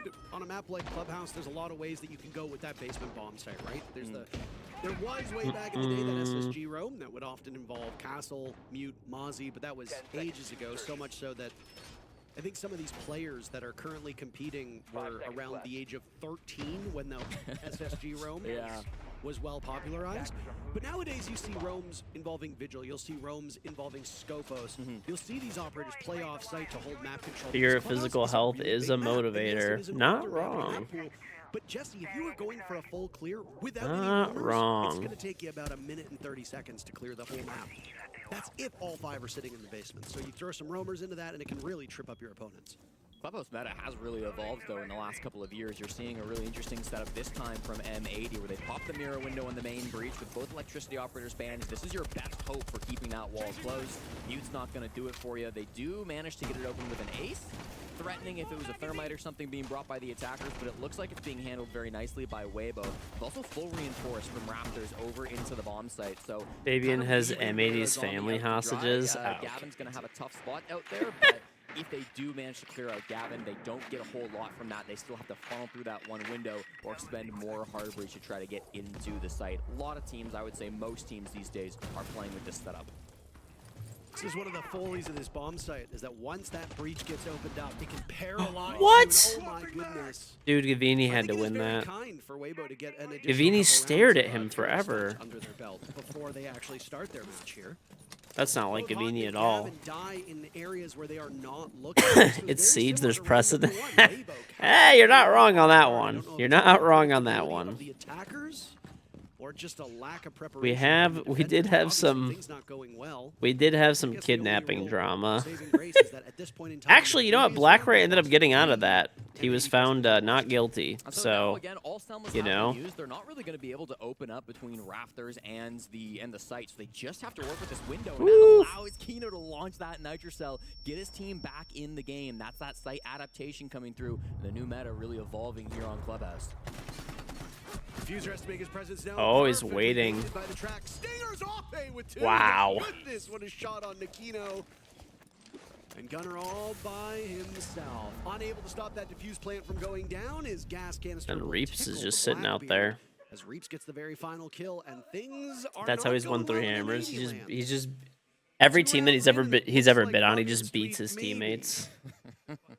Maybe not coming to fruition yet. I mean, in one sense it is. Tomorrow we'll show you something different. This is different. This is worse for M8. Different doesn't mean good. Different does not necessarily mean better. And I mean, it really comes down to how clean these opening gunfights have been for Weibo. They've woken up this morning, had a good breakfast, they've drank their coffee, and are looking really sharp in the server today. Just the shots that they're hitting. That Raptors position I want to go back to. Gavin's hard holding the door. He sees the Blackbeard for a moment. He's watching the correct angle, but in an instant, Speakeasy hits that shot. He gives him no opportunity to fire back. I think off-base shot as well down on the bottom floor was absolutely crazy to the player on red stairs. So some of these kills coming out from Weibo are just happening so fast. M80 maybe a little bit sleepy this morning, maybe getting a little bit distracted by other things going on in the map. Not sure. You'd probably kidnap somebody for 6 elo is an insane fucking statement. I will say this is Weibo's map pick, so M80 could just have some unfamiliarity in the way that Weibo plays this. I doubt M80 as a team is unfamiliar with a map like Clubhouse. It is about as default a map as you're going to get for a lot of these teams.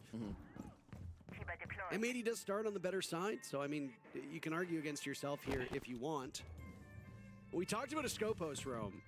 We see Gunner in action over by Strip Club. That's a very common spot to hold. You can very easily go undroned in that position or forgotten about entirely. By playing in Strip Club, it allows you a lot of power to oversee the hatch that's inside a bar. You can quickly rotate to kitchen, or you can head down the stairs as well. Well, I think it's also just a good way to you do it over a casual game? That's just for the love of the game at that point. That is strictly for the love of the game. Not really got that much of a roam game, but they still have a presence top floor. Dude, Scopos is so annoying to shoot. By the way, because she doesn't like, I don't know, it's weird when you shoot her. She like doesn't bleed. You don't even lose a single body for it. So or the robots don't or whatever. It's really annoying. It's being aided by these Valkyrie cameras, and it pays off for Gunner. You can't kill what doesn't bleed. You're not incorrect when you say he was misdroned. But the issue wasn't the lack of droning. That was the issue right there.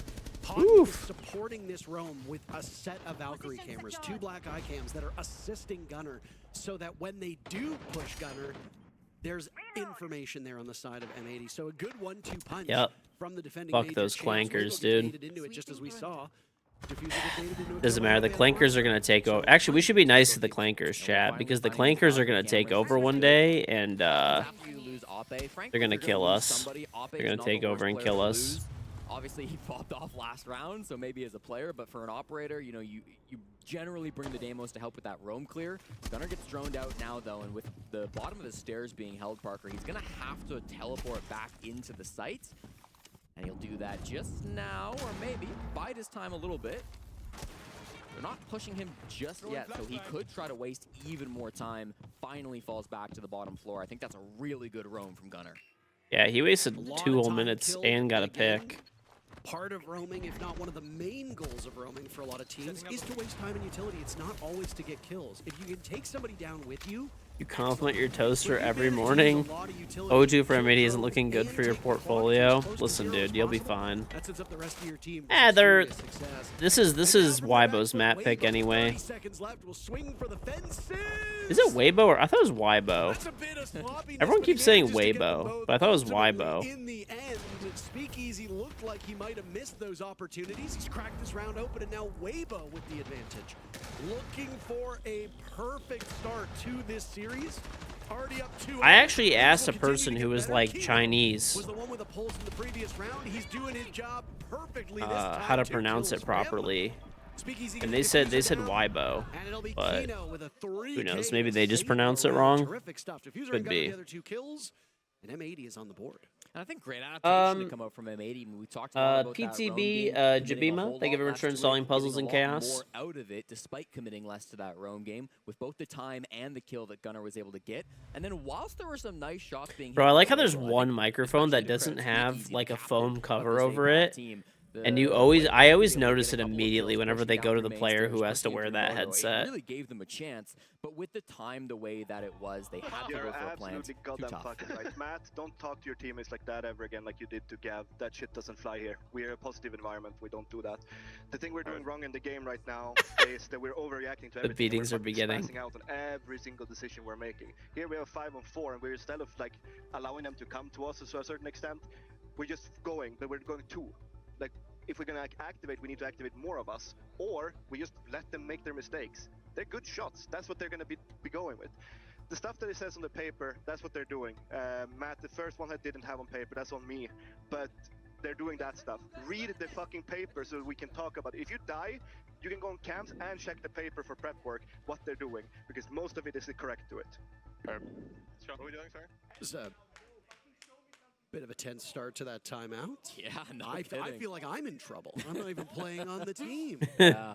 I wouldn't think that Hot and Cold's the kind of guy to The talk beatings poorly will to his continue teammates, until but morale it's- improves. Accountability is important, and I know after the Munich Major there was a great debate about whether Fabian's tone and some of the times being that disappointed father and stern coach of the team can wear on the players, but sometimes you need a wake-up call. Yeah. It's early-ish, I guess. I mean, it's 2 p.m. technically, but for North America, it's early, so maybe they just needed to have some sense talked to them. Yeah, I mean, listen, this is a Oh shoot, if you play on probably going console to and you have determine Game whether Pass, you could get a bye some through the first round of skins. playoffs or not when we do get to Okay, that I'm gonna have to phase fire of up my this event. console. So, obviously, emotions are going to be running high, and I think it's one thing to maybe slip up. Dude, I don't even think I set up my Xbox when I moved. As long as you I'll have to can dig it out of take like the accountability box. and say, you're right, I don't need to be doing that. It's not going to happen again, as I think Hot and Cold is the type of player to do. If I play, what if I play through like the Windows app?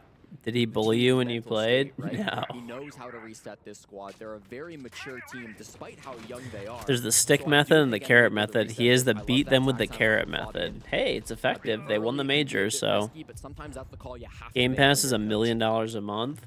Dude, last time they gave me a bunch of Game Pass codes to give out to people at last year's Invitational, so And Lair, believe it or not. if I get, or maybe it was at Reload, but if I get more, I'll give them out to you guys. Plays of Lair, and none of them have occurred under Houghton our definitely called site. me a shitter. Clubhouse is not a map where bomb sites will be shown. There is no bar stage No. just yet. I know that you and I joked about this in one of our matchups yesterday. I think it is highly unlikely that we will see it unless all hell breaks loose or in a desperate attempt to catch your opponents off guard. Hot and Gold was actually, dude, I still remember. It's really good to see that he's evolved as a player and stuff like that. But back when Hot and Cold was on my team, we were scrimming with him, and he would literally like destroy everybody every scrim. Like, dude, like drop like we would literally win like 7-0 like every scrim, and like he would drop like 15 kills. Like it was crazy. But then like match day, he wasn't like doing. He really wasn't doing very well.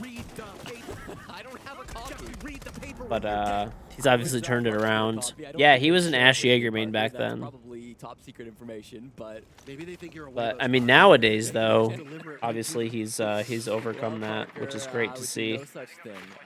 But listen, this is going to be a nice pinch going on right now. This gym position is really, really awkward to hold on to without an Azami, so Diffuser's got a tough task. Oh boy, Diffuser in a real tough spot there. Some heavy lifting for him to do inside a weight room. Reaps picks him Yes, up. back when I still had hair. Answered by a Nitro I had hair and I was good at the game. Many moons ago. The newly reworked Thatcher that DMR hits like a truck, which should be no surprise. Anybody who plays this game knows how good DMRs are at this present point in time. We always remind you, if you are a casual player, launch your game, equip DMRs, your elo will increase. Reaps almost gets another, as you see a swing from Kino over towards that Jacuzzi breach. Gavin picks up a double. Reaps still posted up on this position. Speakeasy encroaching on the bomb site. Hot and Cold deals with him quite easily. Swings onto Hoven. And it's Reaps' last man standing against Gunnar and Gavin. Oh my god, bro. Gets both of the final 2 kills. Reaps is actually nasty, bro. Frankly, I don't know how they went around like that, Parker. They should not have won that. I don't know why the way Reaps was moving right there. I just had a feeling they were gonna lose, bro. I just had a feeling. That space, they're initially trying to commit to a gym plant, and that's really default, especially with that early kill into Diffuser. You'd expect that from Weibo. Speakeasy, about halfway through that execute, makes a really interesting call to get off the Diffuse kit and push into bathroom. It's quite aggressive. I was a little confused by it, but it did seem to catch M80 off guard. It started to push some of them back, and even though Speakeasy died, Reaps was able to follow up on that aggression, follows his Monty in, makes that pressure turn into frags, and just does things that only Reaps can do. A miraculous play from the Reaps is so nasty, dude. Entering into today's matchups, Weibo has the best round differential in the entire tournament, a +20 round differential. They are winning their maps, they are doing it quickly, they are very, very efficient. So because of the history that Weibo has, you need to be a little bit concerned with them running up the score. Obviously, it was a 2-0 victory over NIP to start off the group stages a couple days ago, and then a 2-0 over Fear Axe. Weibo has tomorrow off, and then is back in action against Team Heretics on Friday. Both Team Heretics and Weibo have clinched a spot on the quote-unquote main stage. That'll be in phase 2. Neither of those teams can be eliminated here in Group A. M80, NIP, and FearX all still in jeopardy of going home. FearX has today off. And speaking of map differential, over on the B stream, Wildcard and Falcons are doing battle in the second match of the day on that stream. And my oh my. I did see Gav's clutch yesterday. That was insane with the pistol. 7-0. That was literally insane. Elevate is the first team to be eliminated from the 6 Invitational. I'm not gonna lie, I don't like the 3 Echo drones. I'm glad they tried it. It's not bad to try new things, but I think it's a little bit too strong. Really nothing, because no matter what happens, their fate is sealed, as you saw the bearers of fate that was displayed on the screen. Same with like the lion. I don't know. The lion buff is kind of okay, I guess. Listen, at least something's It's definitely a little annoying, but I don't think it's too bad, I guess. When does G2 play? I think after this game? Let me check. Yeah, they play after this game against D+. So that should be a good game. And then we're going to have FaZe Shopify later. One down and more on the way. There's a clown car of Weibo players just running up the rafter stairs, and he gets one. And I mean, getting rid of the glass is actually a huge boon for M80. The ability to just keep them locked in is so strong with any of these sniper operators, be it Glass, be it Kali, etc. So a little bit of a weaker push from Weibo will come in. They do end up getting Gav, and with it they have Raptors control. Echo receiving a 3rd drone in the mid-season changes just about a week or 2 ago. And as you can see, Hot and Cold is piloting those Yokais into positions where, I mean, you're kind of like Valkyrie at that point. The lion buff, his scan lasts 3 seconds instead of 2. If G2 loses, they get grouped. Oh god. I mean, they shouldn't lose against D+. But I'm not sure where. Look at all this intel that's being gleaned from these Yokai drones. M80 playing as well as you could possibly imagine. Turd is all alone. Gavin, now it's all up to Turds to, on top of red stairs, choking on some gas, disoriented from the Yokai, an impact thrown at him. Pokeball. Wasn't used to get rid of Turd. M80 finds another round, and that, again, the defender-sided nature of that bomb site, far and away the best soil, the most fertile soil for the defenders, and it works so effectively for them. Weibo were very quick to open up that breach, and then decided to pivot over towards the garage and rafters portion of the map. Dude, Hoven is the unlucky one. He gets the mic without the foam. How it plays out if Gavin is punished before the Glaz can go. Because if the Glaz posts up on rafters, Jesse, you can control all the way through both of those bomb sites, and if you want to, maneuver over to watch Hot and Cold's position on red stairs as well. I actually really like their position in the 4v4, Parker. Full Raptors control with over 60 seconds He is is usually great a great dancing spot as to well. be as an attacking team. And K. Wilson, thank you very much for the 42 month resub. Welcome back. You look so tired. Kind of. Awkward. They had a couple of players that were seemingly stranded in garage. I fixed my sleep schedule, but you know, the first day you fix your sleep schedule, you're still kind of out of it. So my sleep schedule is now on this schedule. So this way I wake up and I watch the games. This way when I go to the Invitational as well, I'll be like on the correct schedule. They'll get one more chance to attack. That's down on the basement here, where M80 not too tired though. Not too bad. With a very heavy roam, they reined it back. Good old blitz, dude. Reeps. Even worse, Gunner punished on an early aggressive peek, and the Scopos will have no impact today. Oh, they've been very quick to go to chat. What? I mean, why not? If you can use it as a sign of mental warfare. My normal sleep schedule is I go to bed at like 5 or 6 in the morning, and now I'm going to bed at 8 p.m. There are some viewers who might not like that teams will talk trash to each other, but I mean, it's a competition. Competition will bring out the best and the beast in these players, and sometimes beast shows up in the form of toxic trash talk. Oh yeah. Nice little punish there onto Gunner, so you've gotten yourself that man advantage. How do the rest of M80 respond? Looks like Gavin is going to take that as an opportunity to re-aggress up one towards the top floor. He's playing just top red at the moment. When do we wake up? Going to bed at like 5 a.m.? Like noon. Noon, 1, 2. I mean, it just depends on the day. Can't really do it. I go to bed between. Ooh. Fight them and wants to take the kill, and he takes down Turd. Nicely well played. He's not much longer for You see how he played the cabinet like that? He used the cabinet to block the flash. That was smart. God, I hate shields, bro. So trash. Your teammates will be able he to is use so those very fucked. black eye cams, bulletproof cams, defaults, etc. At this point in time, you are nothing.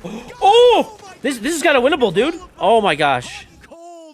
With so many targets, he does an immense amount of damage. That hypothetically could have worked out if he like backed up instead of proning. That's the first half in because there was fire going off at the same time.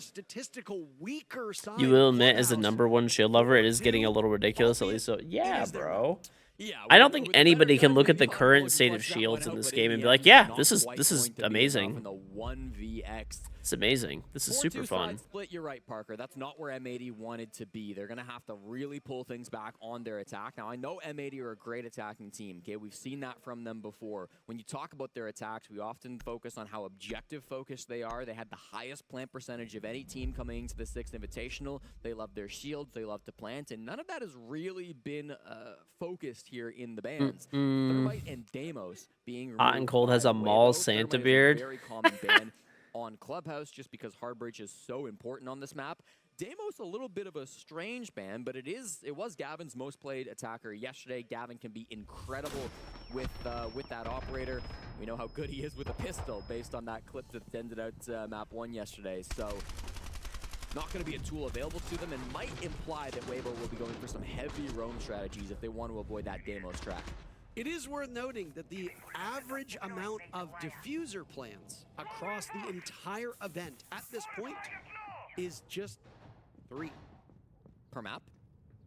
No, just, it looks like 3. Unless I am mistaking. I'm assuming it must be per map because I have to imagine teams have done that. 10 but seconds remaining. The reason why I say that is because M80 is at 4. Okay. So, and M80 has only played a single best of 3 at this point. Most teams have played 2 matches at the stage in the tournament. There are obviously a couple outliers, but the fact that M80 are already that high with how few games they've played, actually beating the average, be it per map or in general, just goes to show how strong Parker making stuff up again. Focused team. M80 will now walk the case in with Gavin holding defuse kit. Hot and Cold He can play shields. Kino can play shields. You don't have a distinct hard breach on the side of M80, so they're going to go. When do the dock bundles drop? Dual hard Dock breach bundle? focus, What dock Striker bundle? of Diffuser and the Is that like Grim the of next drop Gavin. set or something?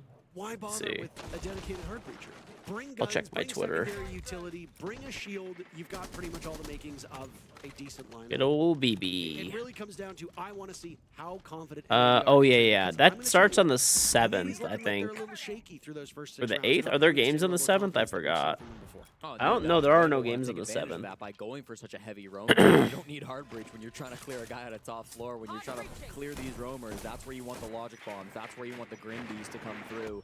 A couple of these players have now started to fall back. It's really just been Turd who's left up on that top floor inside of construction. Bit of a wrap position, very similar to the role Gunnar was playing on his defensive side. But instead of the Scopos, he'll bring some more utility to help out his anchors. Just based on M80's position, I don't think they've seen him up on that top floor. They might assume that there's somebody here, but with where Gunnar's playing, this could be a really big mistake. E+ is running shields and murking Shopify.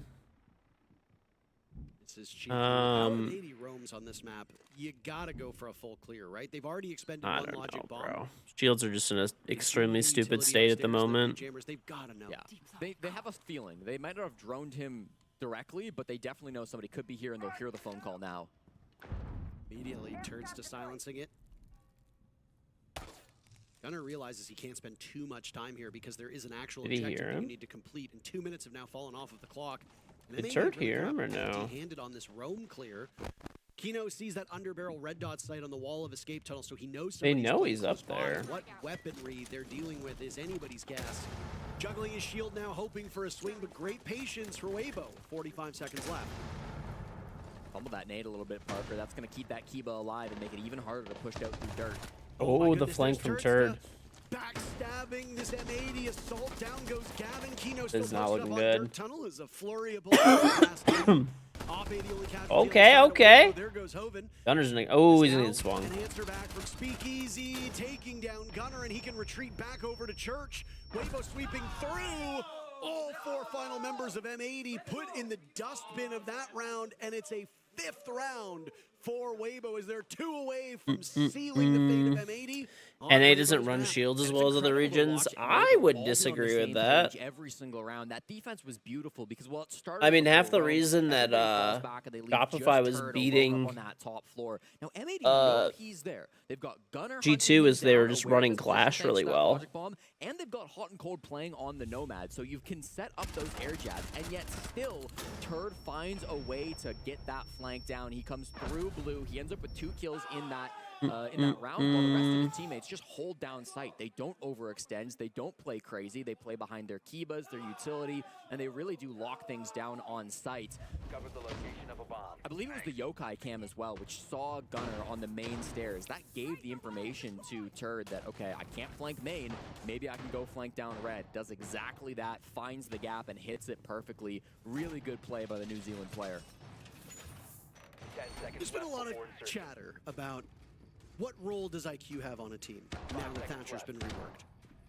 And when you saw a bevy of info ops being brought by M80 back 5 rounds ago, what operator did Weibo bring but IQ?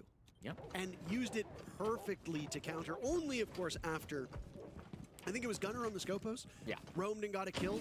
Only then were they like, oh, they're using it to support him. Okay, let's find. Turd needs a new name. You need to stop hating.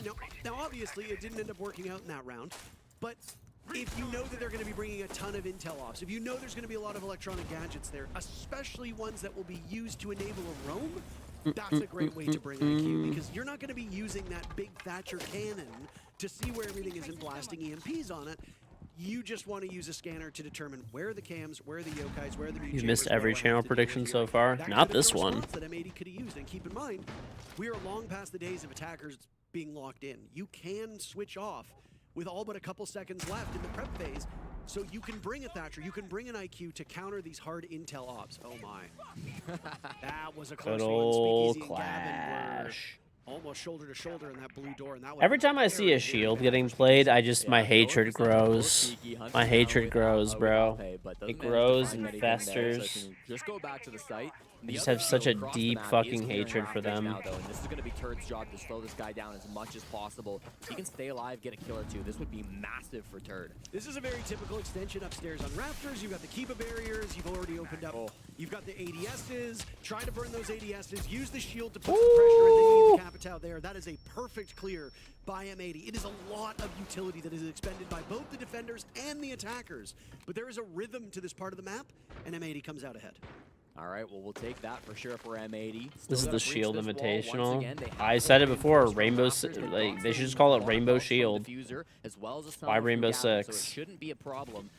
60 seconds to work their way through as well. You got to feel that Weibo need to do something. They have no more Nitro cells to toss out. They don't really have a lot of plant denial other than this clash. They've got to find some way to get aggressive to disrupt this plan. If M80 are allowed to do what they want, they will get a plant down. How many opportunities have do they know he's here? Where they could have done some damage to the clash. They almost get her through the feet holes. Oh, they do. Well. They do. Coven is just lying on the ground, completely dominated by M80 as now Kino can walk on in. Kino leading the team with 7 kills, by the way, something we don't say. He has bomb. Often. He has bomb. Trade out separate players, and Ape will go I guess down they're below. all right. Speakeasy to hold this together upstairs. With only 20 seconds left, the castle of Ape will now reunite with his teammate. Speakeasy working. That was a little scary the way he ran in there. Successful defuse, and look at who's tucked into the corner. It's Gavin finding 1 kill onto Speakeasy, still in a powerful position. Crazy shot. By a shot to the head by Ape, who now has to find 3 more players, one of which is the fully extended Monty of Kino. This is an almost impossible task. Oh! Monty, what the fuck? Oh, he's getting zapped by the shield. Knocked on okay. Kino finds his 8th kill to keep it. There needs to be a name that pushes it with the names. When I hear Taro tell us, Chode is watching flank, one of the most reliable protective team, allowing Blumpkin to push the site, while Bean Flicker hops on cams. I mean, some of the names are already like pretty. I mean, there's a guy named Turd.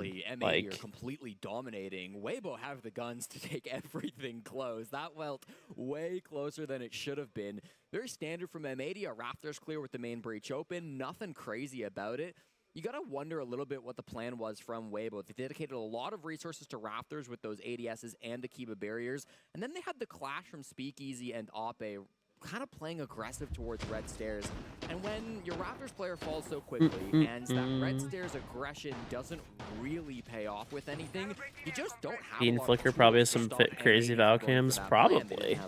Probably. Really go for a flank because of the damage going on there. They kind of all relied on Hoven ratting in the corner. So unfortunately, it didn't really go their way from Weibo. Something to rethink maybe, but M80 looking pretty clean in that round. Keep it to 2. The location of a bomb. 5 seconds left before insertion. Another fun fact about Weibo here, Jesse, with the current scores being what they are in the bottom right of your screen, and with the scores from the previous 2 games, every single player on Weibo has a positive KD at this point in time. The only player that had a negative KD entering this matchup was Speakeasy at a -2. With the 6-5-4 scoreline, he has now drawn even if you include the assists. So that is a pretty big accomplishment for a team to now be in their 3rd best of 3 and have every player with a positive kill differential. Now, I'm no mathologist like you are. Yep, clearly. But listen, I'm going to quote Fabian. There's no way to talk to your teammates like that, Jesse. Well, Parker, I apologize. You're right. Very, very hurtful. You're right. That's my bad. You might be the lone Albertan who actually knows how to do math. So. Once again, what about Gunvetta? Gunvetta knows math. Maybe. Of course, their 3rd bomb site to be brought on Clubhouse, and it does look like M80 were looking for an Eastover clear. They've got a couple of drones here from Speakeasy, which is finding out that maybe it's not a full commit, opening up that breach, deny the angle on the CC window, and then rotate players over towards Jim, over towards Jacuzzi, over towards the Logi hatch as well. A lot has been opened by M80, but not a lot has been taken so far. This is a full clear now as Oh My hot and cold bottles one of those Candelas. Anticipating the hop out, down goes Ape. Turdstill will trade off Diffuser, so neither team with an advantage as they will come to blows halfway through this round. Turds does next to die as Gavin asserts himself over by Red. It's a scramble for the Do I do any strat videos? I haven't in a little bit, to be honest. A sizable stack up from M80. I have been lazy. Great clear. Hot and Cold able to distract those site players. He Hopefully even next takes, year I'll be back on the YouTube content. Like, I don't know. I just haven't been like motivated really to do YouTube content, and I've been busy. So that's going to be a lot of map haven't been doing it as much, I like their timing unfortunately, here, but positioning, and they've got the man count advantage. As long as they can avoid these yokai drones, there's already wasted that nitrocell. This should be a clean push. And I mean, look at the shotgun that's being run by Hot, and the idea is that he will support Kino here. Kino having some difficulties over in Logi, getting knocked over by I mean, Ying shotgun's crazy. Still upright, but a little disoriented. Gunner had died moments before, and now another blast as Kino is surviving for the time being. B's being used to try to deal with these last two players. Weibo standing in Kino's way. The third player far removed from the altercation. Gavin has been dropped. Kino and Houghton reduced to face. Yeah, I have 3 kids. Oh! No prisoners on the shield. Supernova. I have 3. I am married and I have 3 kids. So Supernova is a great word to describe this Weibo team. Yeah. As they're up 6-3 on map 1 and have looked like one of the best teams, if not the best team, here at SI so far. I mean, what did I just say a round ago, Parker? Even Weibo's looking really good, like, dude. Strategically, they might not have set themselves up for the best late rounds. Their guns are ridiculous. They hit shots that nobody should be able to. I love Hoven getting aggressive on the Jacuzzi breach. He just barely finds the head of Gunner to equalize that into a 3v3. Gunner was the one player not part of that East push when we got to the M80 seems right? to be in throwing mode. Well, this is Weibo's map pick, so they didn't have any nades you left to know. clear out that deployable shield. Ended up being a real power position from Speakeasy. He was able to work with both Hoven and Reaps. Excellently done by Weibo. I just feel like they've got such a good read on where the game state is, when they need to get aggressive, and if they need to get aggressive, God, they will not miss many shots. Unfortunately for M80, they had to burn their timeout so early in this altercation that there is no parachute available for them. And I mean, Weibo's not going to call a timeout. I mean, you know, there's just no way Gohan is going to do that. Could you imagine? Just, you know what? For the sake of viewership, throw him a bone. Let's just call it. Let's not talk. Let's just let them talk. Yeah, I don't think Gohan is a fierce competitor. He's not. And he's a really nice guy, but he's not the kind of guy who's going to willingly sink his team. Yeah. Oh my! I remember actually back in the, I believe it was the APAC finals, Gohan talking a lot with. That's a good one. With Vince Seeger about. I think, if I'm not mistaken, I think Gohan like threatened to sue Intero. Look at the little smile on his face, you know. But they're tricky. They're trickier than you think. Those little trip mines. They are. That's why I think he's like. I don't know. I forgot. I don't want to get it wrong, but it was like something like that. Anytime you lose, you don't lose, you learn, you know? And I think that's something that he's been able to inspire on this team with the culture, getting better every single tournament, getting better throughout the year. There's no doubt that this Weibo team have had their faults, even going back to previous organizations, previous seasons, but since picking up Gohan, it just feels like their progress has I mean, Gohan's he was a great player, and he's a great coach. But Gohan's trajectory as a player now to coach. If there's anybody who spent a great deal of time learning, especially all that time he was in the wilderness, he was out of this competitive scene for a number of years. He's definitely living by example. And to go from being on, you know, what if it wasn't for this current FaZe Clan iteration, many people would probably consider the high water mark for the old FaZe Clan when Gohan was on that.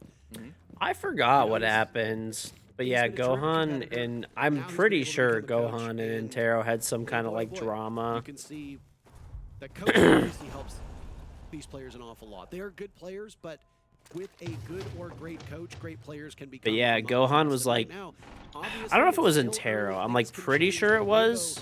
Has really looked like one of the most dominant teams here.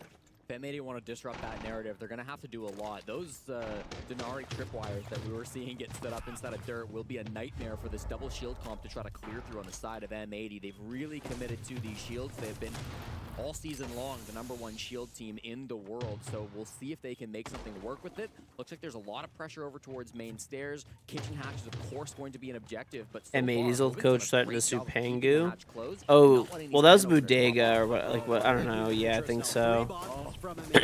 Bodega's I don't know. He's Bodega. So by my mark, this is the slowest round that we've seen so far from these teams. I'm not gonna lie. I do find the I don't know. I feel like everybody just like throws around suing each other like so easily, and then they never do anything. Of course. Houghton's likely to try to plant inside of B. They've got the hole opened up for him. He can make his way in the bomb site where the team tries to distract Moto. That's a nice read by Speakeasy. Controlling that FMG, almost taking Kino down, and now it puts Kino in a bit of a risky situation, especially with impacts and smoke still available. But hold on, they found their way into the bomb site. Gavin and Kino with 2 quick kills. Speakeasy takes down Gavin. He needs to find Kino at some point, but he won't be able to do that. Not from the grave as Gunner finds one of his own. Out goes the Nitro Cell. Oh, Gunner. nice. They have to get the diffuser planted. They know he's dirt now. Easy. Seeing the blitz, out goes the Nice. There we go. Alive for the time being. Map point for Weibo and probably still too close for comfort. But a sigh of relief sweeps through the bench of M80. And we're starting to see M80 lock in a little bit here, Parker. These have been really clean attacks from them. No mistakes, nothing crazy, nothing brand new. We're not bringing in anything Hey, well, thank you. see how they adapt on Weibo's side. Finish this game. Arturu. What you gonna do? Look, let's Playing Ducks do the second play best game. pro team of your We're gonna do time. let's rotate, okay? No. Is it the catch up basement? I think we go basement. Arrow was better. Like NA was really dominant when I played, We're gonna pick the same stuff, and the same then clash. after that, What you gonna go? You're gonna put your shield down. then like If the guy on Penta. that can't pick the jump on window. Playing Ducks So was we're gonna fight on never garage. like Time I there, don't know. push it They like down. weren't We're like gonna bad fight or on the anything, hall. but That's the play. Okay. Let's go. Okay, guys, keep going, huh? We are the best. This round was very close. Sound was very close. Let's go, let's go. I still remember that Gohan used to always wear sunglasses at every event. Might be one of the most efficient timeouts I've ever heard. He didn't need that full 45 seconds, that's for sure, Parker. And I mean, we were just talking about Gohan's experience. Once again, that 32-year-old coach joined this team very recently, the September of 2025, but he's really had a big impact. And I think it's interesting. He's focusing very much on one specific bomb site, one specific strat on how they're going to play Cash. Wanted Speakeasy to stick on the Clash. And I talked about this after the round ended. I didn't feel like the Clash had much of an impact in that previous round. Remember, he and Ape were trying to play around those red stairs. They were trying to get aggressive, but ultimately they just didn't do much for most of the round. Turret on the rafters position got rolled over. It was a very easy plant for M80. I think he wants that Clash Can he used to wear? a little bit in that rafters position. I think he's right, if they can pull that off. What do you mean now? Oh yeah, like he used to put like the whatever, like the reflective stuff under his eyes. Last time, but it's not the easiest thing either. If Speakeasy's going to get over aggressive, then that opens up his back to more angles. It opens the opportunities now for M80 to find different positions onto him. I'm sure these castle barricades are part of the reason that, or part of the way they're going to negate that, and they're going to allow Speakeasy to play a bit safer down towards Lounge, but difficult task that's just been given by the coach of Gohan. Defenders have been doing an excellent job of drawing blood first. Over the last 4 rounds, M80 has drawn first, or rather attackers of drawing first blood. Over the last 4 rounds, M80 has drawn first blood every single one of those rounds. Obviously, they Motherfucker, I think he's playing center field for the Tigers. Yeah, dude. He has been really Listen, don't be hating, dude. Today, he loaded into the server. He is far and away excelling compared to his numbers yesterday. He is presently the lowest rated player on the team and had the worst kill differential coming into this matchup, but that is very normal for Kino. That is normal on his role. That is normal on his execution. And frankly, when you're surrounded by 3 guys named Diffuser, Gavin, and Gunner, yeah, what's on, Jesse? Shouldn't be the one getting the kills to begin with. The reason why Kino is doing so well and support across the board from M80 is excelling is that their 2 main entries that we've seen on this map, and their 2 main roamers, Gavin and Gunner, are having a bad day numbers-wise. They are struggling against the good guns of Weibo. And it's not necessarily that they're having a bad day, Jesse. They're just not having as good of a day as the Gunners on Weibo. So a little bit of a nod there. Oh, nice. That is exactly what Gohan asked for. They get aggressive with Get the into Clash. chapter They push up on 5. the Raptors player, and they completely stop that push. Chapter 5 for what? To go in the round, and it's just Gavin and It's just Gavin left. Oh my goodness. Gohan said, listen, and boy oh boy did they ever. Weibo demolish M80 on map number 1. I was not expecting them to win that, to be honest. But a 7-4 scoreline. Not expecting them to win that. Champions en route to what I have to imagine is going to be first place in this group. Weibo woke up today. All right. Violence. Scary game from Weibo. They played so well. Oh, the puzzle game? Oh, it didn't even show that you installed it. I'll just give you one anyway, Jesse. It's fine. Didn't know what the last step would be, where there was the direction from Gohan. He came in and he finished the job. One more map for a 2-0 for Weibo. Do they hit it? We'll find out in a couple minutes. I trust you. I know you, so. I know you ain't BSing.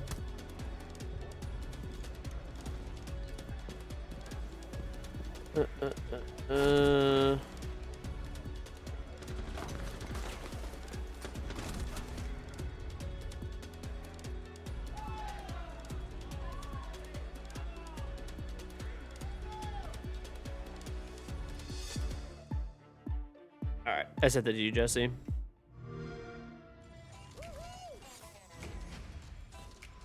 How is Grounded, by the way, chat? The new Grounded? I saw they made like a Grounded too. That game always looked interesting to me. I always thought it looked pretty sick.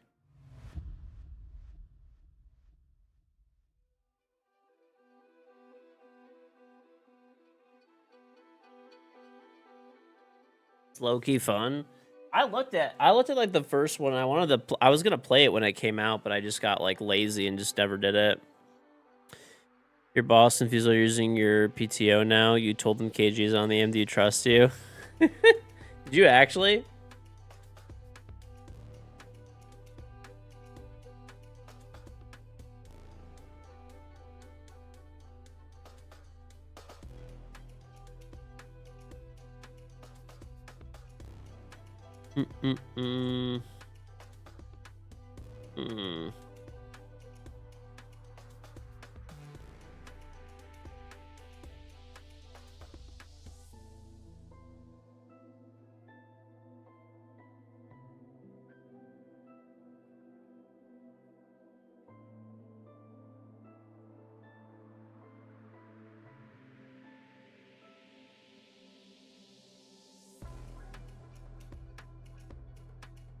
Oh, we got 5 minutes. 5 minutes. All right, let me make these thumbnails. You work HVAC with boomers. He's 45. He has no idea R6 or Twitches. Hey, listen, dude. HVAC's, you know, good biz to be in. Good biz to be in. What I could do maybe is like.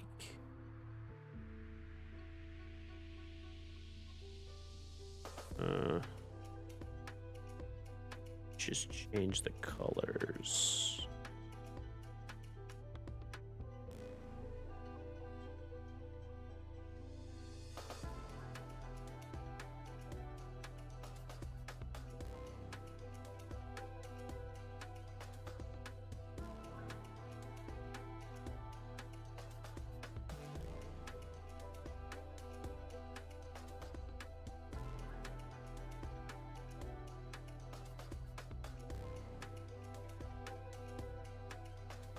How miserable is illustrating me if Weibo wins the whole thing? He would be happy. He said he evidently roots for APAC, which full fucking shit, but he claims he does.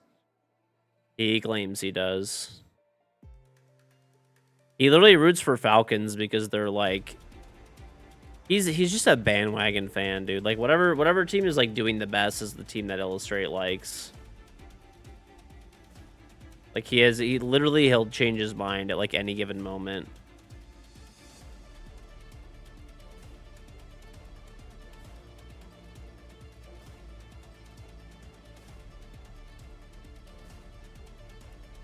Oh, how miserable is he going to be for us? Oh, yeah, probably terrible. Probably terrible.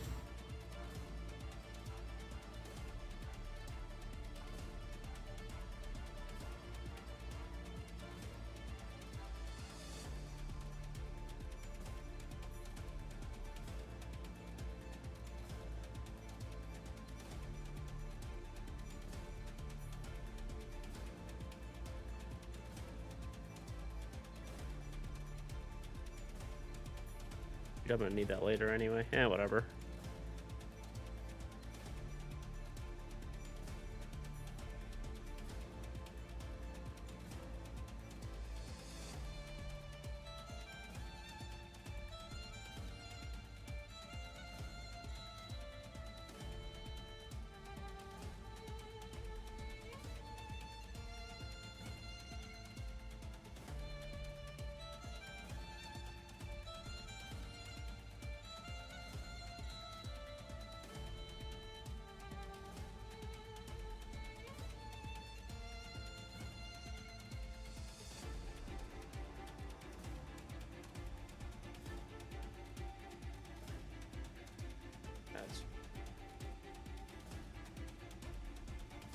Oh, here we go.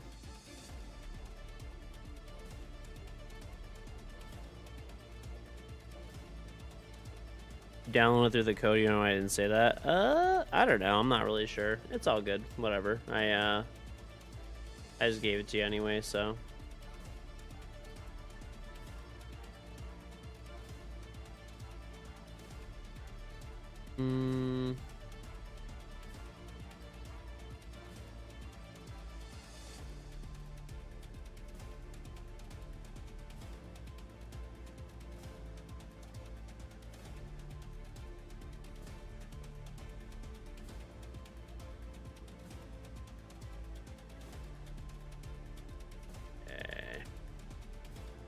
Who else was in this game? Oh yeah, we had a good that was a good game, by the way, where we played that tournament. So like I'm making a thumbnail for this, but we played against Bolo, Uzi, Skittles. Let's see what else. Sir Pineapple and Ice Cold.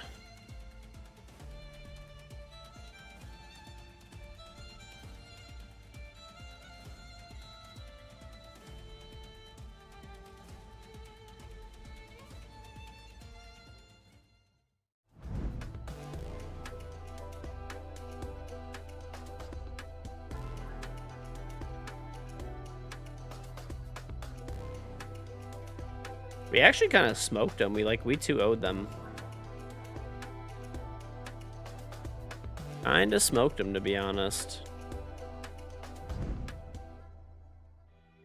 The boys aura farming there on media day. I didn't watch Fet's video, no. As well on the back of I their didn't. I heard about it I though. mean, this is the Weibo that, as APAC fans, did. you always want to see, but you just don't know if they're going to turn up.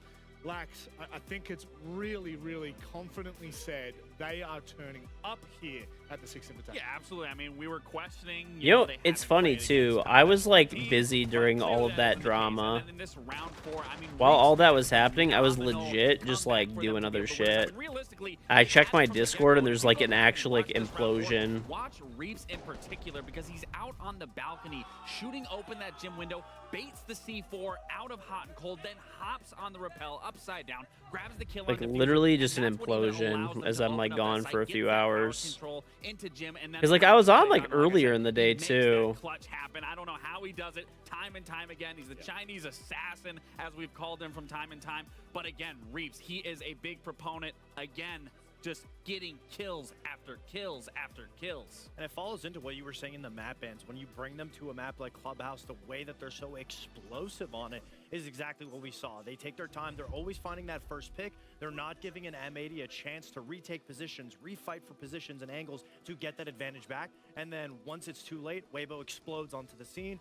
They're able to just get trade after trade, and that was a success. Now, obviously, this is a phenomenal game from Weibo, but the A-Stream is not all we had. Earlier, Elevate lost their most important match of the Sixth Invitational, which meant that their backs were against the wall. We said that their fate were in Wildcard's hands. All they had to do was win a map, and by God, they did not just win a map, Fox. They clean sweep Falcons. Yeah, which, I mean, I thought Wildcard was going to put up a fight, but the 7-0 Did they clean sweep against them? Falcons was not something that was expected. It Oh my ruffled lord. the feathers of Falcons so much so that when we were in between the first map, I actually saw all of Falcons outside. Likyvek was screaming at everybody on the team saying, I don't understand how we're losing. You're making rookie mistakes. We can't The guy came off as a dick that was like hosting it or whatever. Yeah, I don't know, man. People are weird. They're giving Wildcard a little bit of credit too.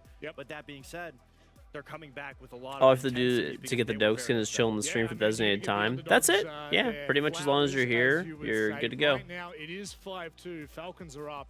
And I know that Falcons do get loud. Likyvek especially does get loud. I'm telling you right now, it is deafening in here when they win a round. They are slowly and surely clawing that game back, and hopefully it will continue to go to a third map. But for us, focusing on our second map here, Weibo are definitely looking confident, but we can't underestimate M80. No, absolutely not. I mean, M80's been down before. They know what it's like to be here. They have resilience. You can't be a major winning team 2 times in a row without facing some losses. And that's the thing that they're going to take away from is the mistakes that were applied in Clubhouse and are for sure going to fix it onto Consulate. Well, it's a crazy, crazy thought that Weibo might actually be able to do it, but I do have a probably more poignant question. I wouldn't be surprised if Weibo could win. I mean, I didn't think they'd beat M80 to be honest, but you know. Yesterday, they're into today. They're going down to 8. I told people that Weibo's way better than they think. Maybe ever. Is it skewing your perspective? Not exactly. M80 is a slow start team. I mean, I had a chance to speak to Pedro, their analyst outside, as they were losing that first map, and he said, we're just a slow start team. That's the biggest issue when it comes yeah, to it. I'm not going to get like too much into it. Basically, there was like a streamer. But they know what they need to the map too, but so like Ubisoft has been giving money to streamers to host like content creator tournaments. And there's a guy who right now. You can understand where the emotion's coming from. Let's go ahead and leave you in the capable hands of Jesse and Pop. Okay. Very, very excited about that match. So we're excited about M80 Weibo. And I mean, hey, if you are an APAC enjoyer, and I know that there are APAC enjoyers out there, Jesse, you are feasting with this Weibo team. What a feather in the cap of Weibo it would be to humble the defending major champs by beating them. Will they be able to pull it off? This could be the end of the road for M80 today. Let's find out on Consulate.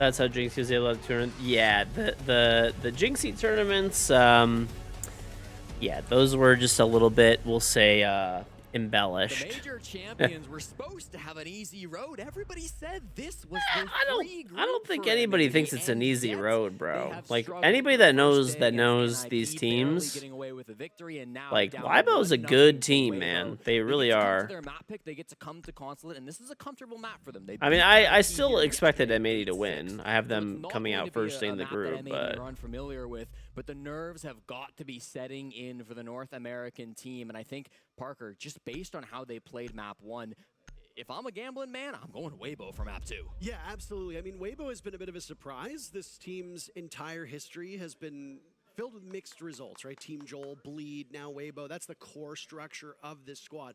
I will say, as doom and gloom as we might come across for M80, there's only 2 things that you need to do. You need to beat Nip, and you need to beat Furex. No problem, Jesse. Well, guess what? M80 only 100K yesterday. They defeated Ninjas in pajamas. Yeah. It wasn't a clean. You know what was crazy too?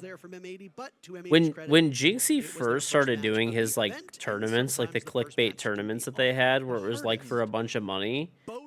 In the beginning, I believed it because they used to say like 10K tournaments, and I was like, oh, like 10K is kind of a lot, but like I don't know, maybe if there's like a lot of teams or something, like maybe.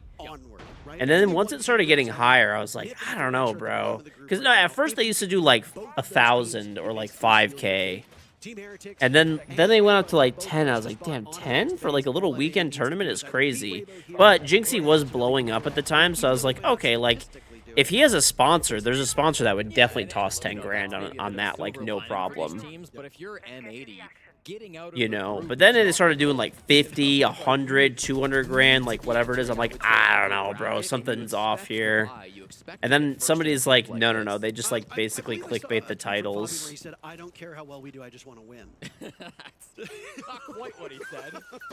Almost the direct opposite, in fact, Parker. But yes, M80 have high expectations of themselves. They need to be able to show a strong performance up against Weibo, and I think that they have the potential to do it. But again, it just has Certified Jinxie. No, I love Jinxie. Jinxie was a viewer of, like I talk about all the time, but Jinxie was a viewer of my stream like way before,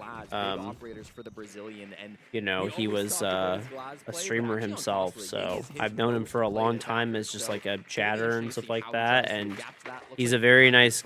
Honestly, you got to admit, he's a nice kid, dude. Like he is. Not for nothing, most people that would be in his shoes with his level of success that he's having would probably be massive assholes, and he's, I feel like, been pretty great overall. The worst player on M80 is Gunner.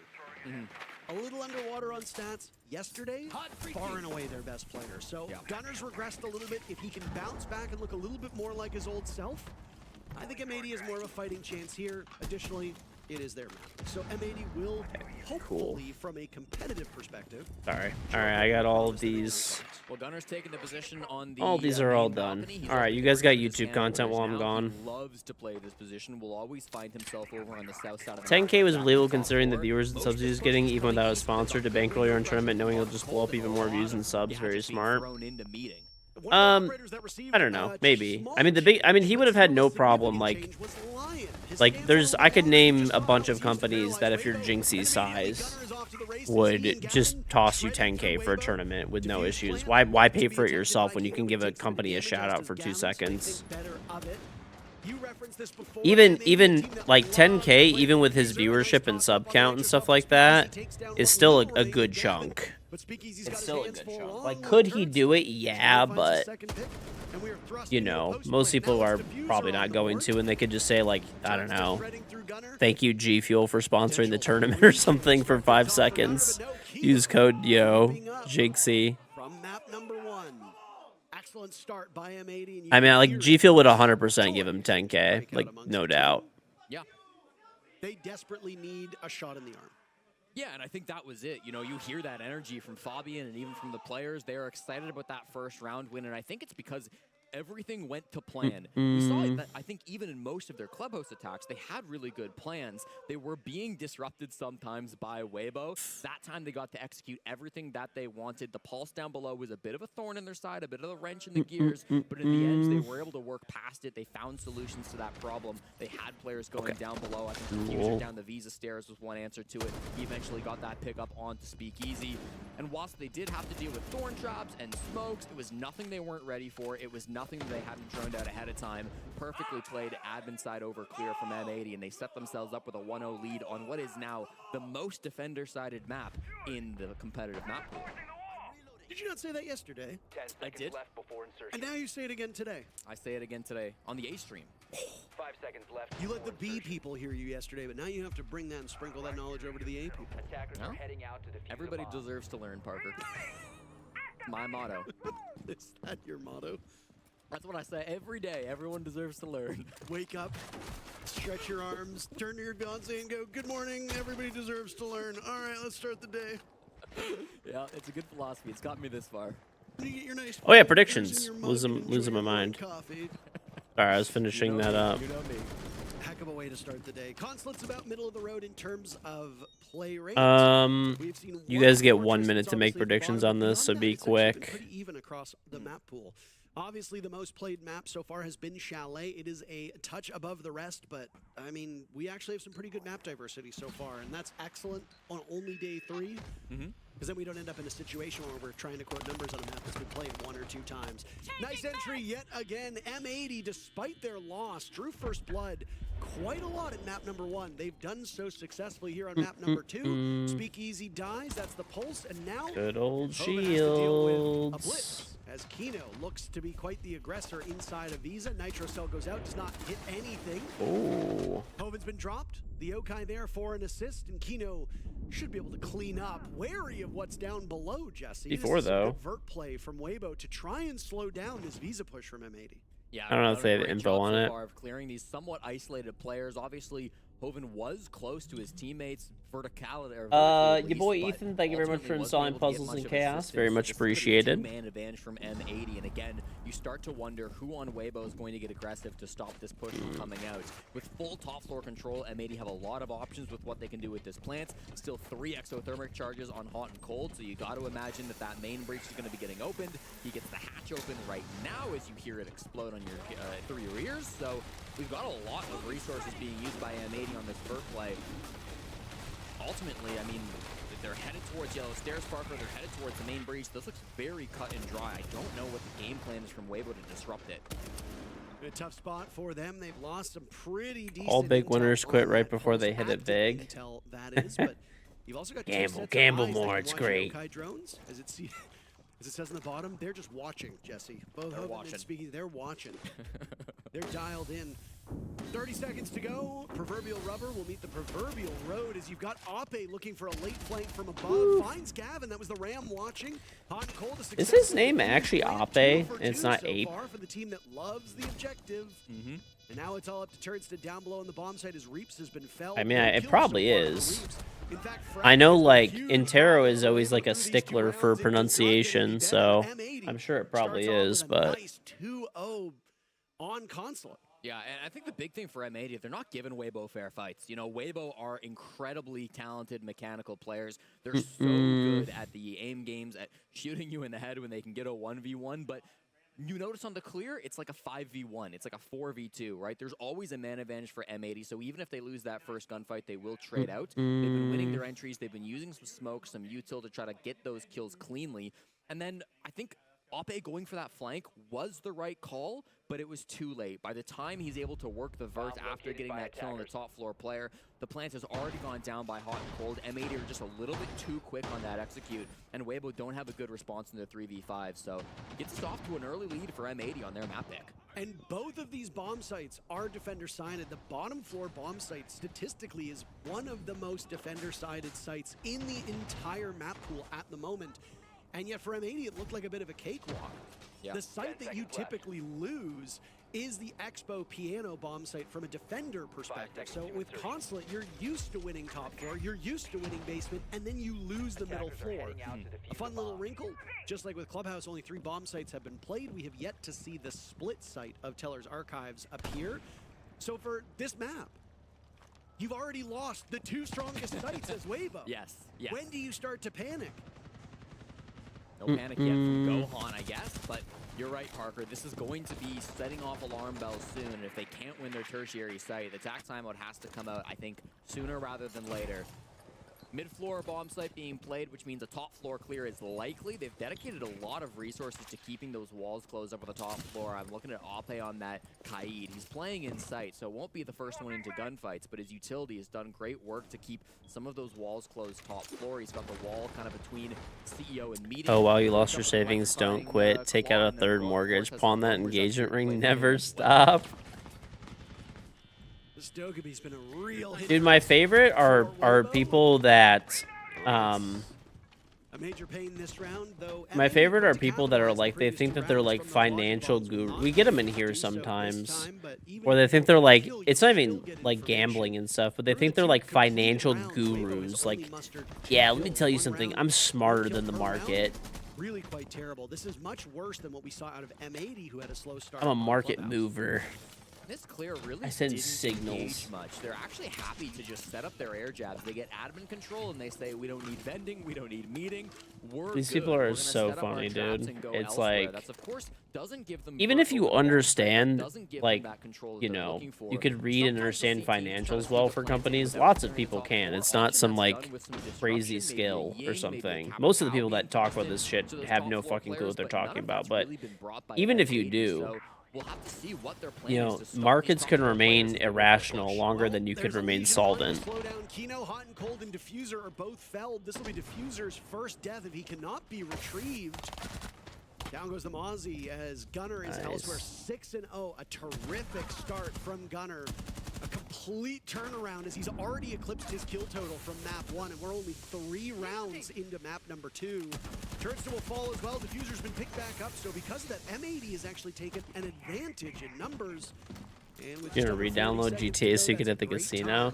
Hey, at least the GTA casino is not real, so. Defenders are supposed to lose, and yet, well, Weibo's actually putting up more of a fight than they did through rounds 1 and 2. Things have been turned around completely.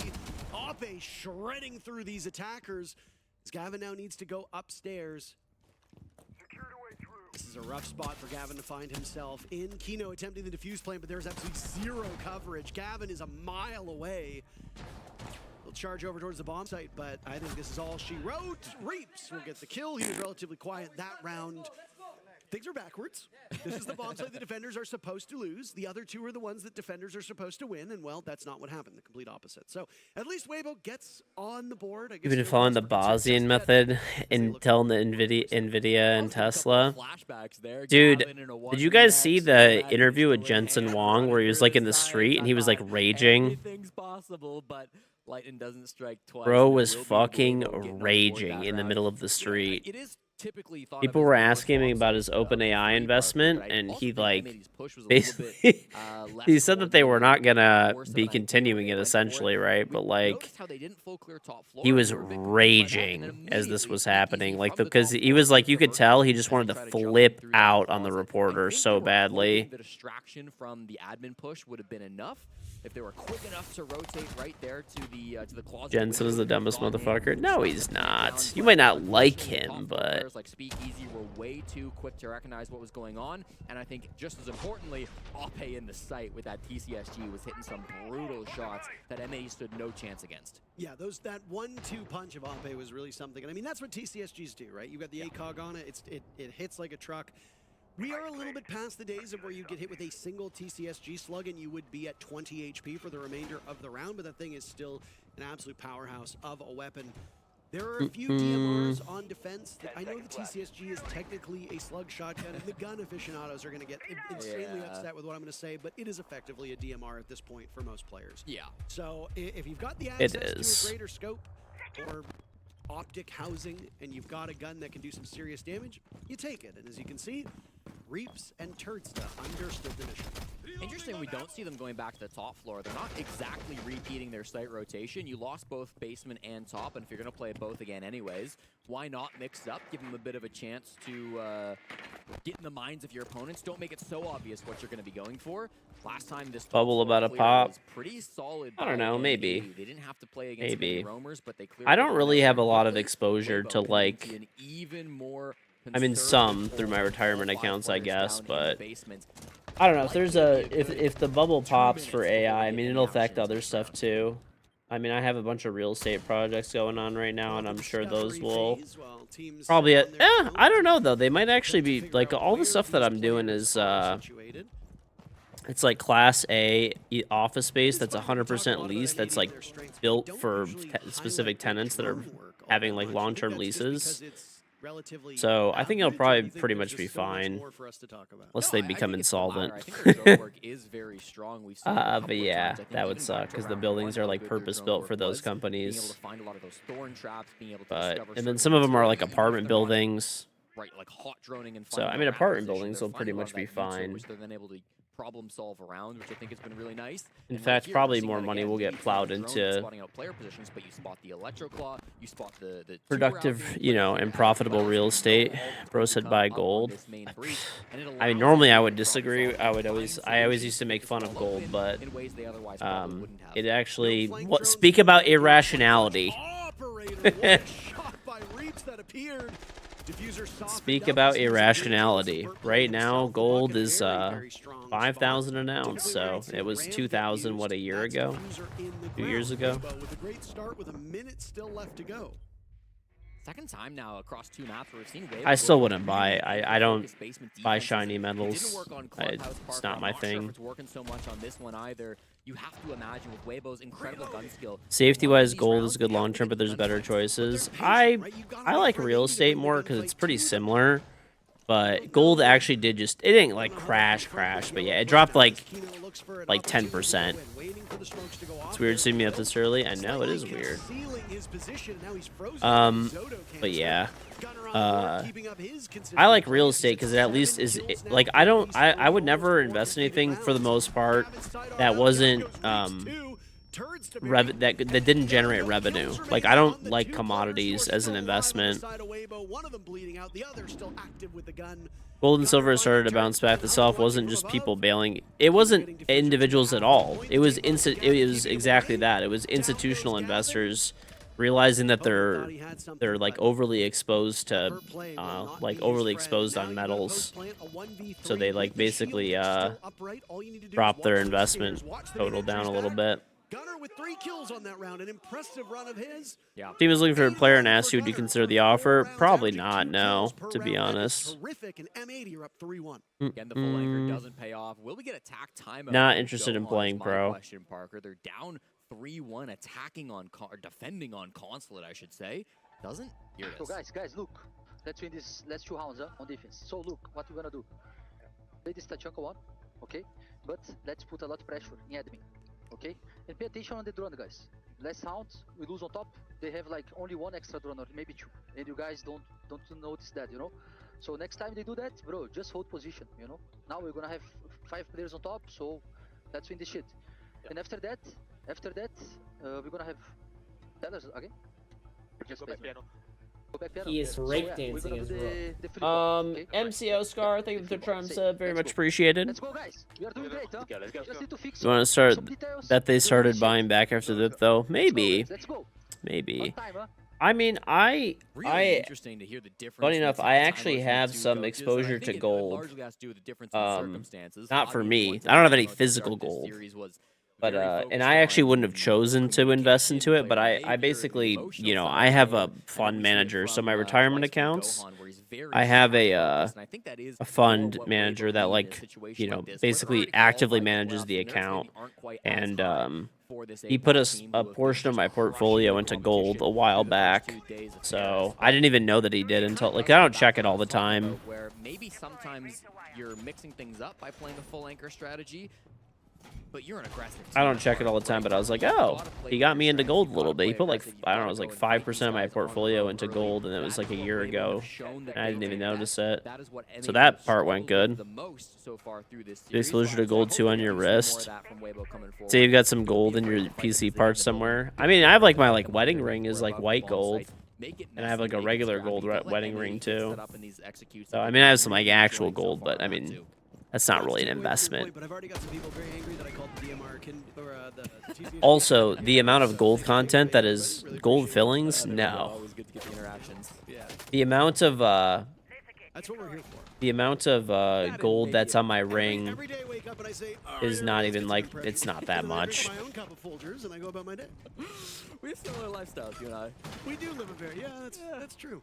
We're a little quaint Canadian living. This is kind of what I was talking about, by the way. Fighting things a little bit more aggressive as they get into the building. This is an old C4 that was popularized right when this map was first coming into the map. It's beautiful. C4. Boop. Oh, he shot his own C4! Shot his own C4. Or whatever. Hoven shot his C4, I guess, whatever. I think he's laughing about it. Hoven shot his own teammate C4. Yeah. So the lineup from Reaps was perfect, and It's then not. Kino was Well, I mean, my wedding ring is a Cartier ring, so the gold content portion of it is not what's. It's valuable because it's Cartier. You know, funny enough, I have a Cartier wedding ring, right? I don't know. It's you know, fairly valuable. This is what I wear: a silicone ring. It would have been a lot of damage for sure. If it didn't outright kill him, it would have been a lot of damage. It was right in his face. But with this admin clear, Parker, they're actually rotating M80. They aren't going to go for the same style of push that they went for last time. They've rotated the fuse kit up towards the north. They're going to go for a fast play. Looks like around Spiral. It's a weird blend of the lineup that was brought in rounds 2 and 3. My goodness, Diffuser is not exactly having the best day so far. You wear a silver ring? I like, honestly, dude, I switched to a silicone ring like really recently, and I've been liking it a lot. I have I actually kind of have a lot of wedding rings now that I think about it. I have my main wedding ring. Sorry, I guess fancy one. That's like my actual wedding ring. It's like the Cartier one. I don't even use it. I just keep it like locked up. I don't know. It just feels like why? I keep because it's honestly kind of heavy on my finger. Like it's like thick. It's like thick gold. And it is really nice. My wife actually bought it for me before we were married. So she like bought my wedding ring for me. That's so funny. Anyway, it's kind of uncomfortable to wear. Like I'll wear it to like weddings or like events and stuff like that. And I'm also like afraid to lose it too or like damage it because it's expensive. You know, like if I fuck up and damage this, whatever. I bought a pack of 10 of them for $5. You know? The 22-year-old has looked really nice on Weibo, and so that's like my like main wedding ring is, you know, but I don't really wear it. The one that I used to wear all the time, the gold one, that was actually my grandpa's wedding ring. My grandpa's wedding ring, my grandma gave it to me after he passed away for whenever I get married. So that was the one that I actually used to wear a lot. And then the other ones are just cheap. Like my wife and I bought matching rings when we went to Hawaii. We didn't want to take our actual wedding rings or anything like that to Hawaii when we went on our honeymoon because we were swimming and stuff. So we bought like really inexpensive rings. Like they were literally like $20. And then I bought a tungsten ring for when I travel. Really impressive stuff, especially as an APAC player. That was like, I don't know, $10 off of Amazon. And then I lost it. I don't know where the hell it is. Well, it's not like completely lost. Like my wife put it somewhere and I can't find it. It's somewhere in my house. And then I bought a pack of silicone rings a while ago, like pretty much right when I got married. I never used them and I just started using them. They're actually really nice. Is it 18 karat? I think it is, yeah. I think it's 18 or 21. You can see their shadow before them. Keep shadows on, kids. This round, we're going to see fire fighting with fire. We've got Gunner on Tao, who's going to be playing up against Speakeasy on Tachanka in the CEO position. I'll see if I can find it. It's like the love ring, the Cartier love ring. That fire grenade, but if Gunner can hit he could force the Tachanka out of position, maybe get himself a free kill on the top floor. Let's see. Whilst his team tries to sneak a plant in down on the main floor. I think it's been a while since we saw a Demos shotgun, Jesse. They've been favoring the AK a lot recently, but I saw Houghton playing the shotgun on Ying earlier on Clubhouse. Now it's Kino running that SAS shotgun in the hands of Demos. And I mean, it's going to function a lot of ways similarly to these other. See if I can find the one that I have. Main gun.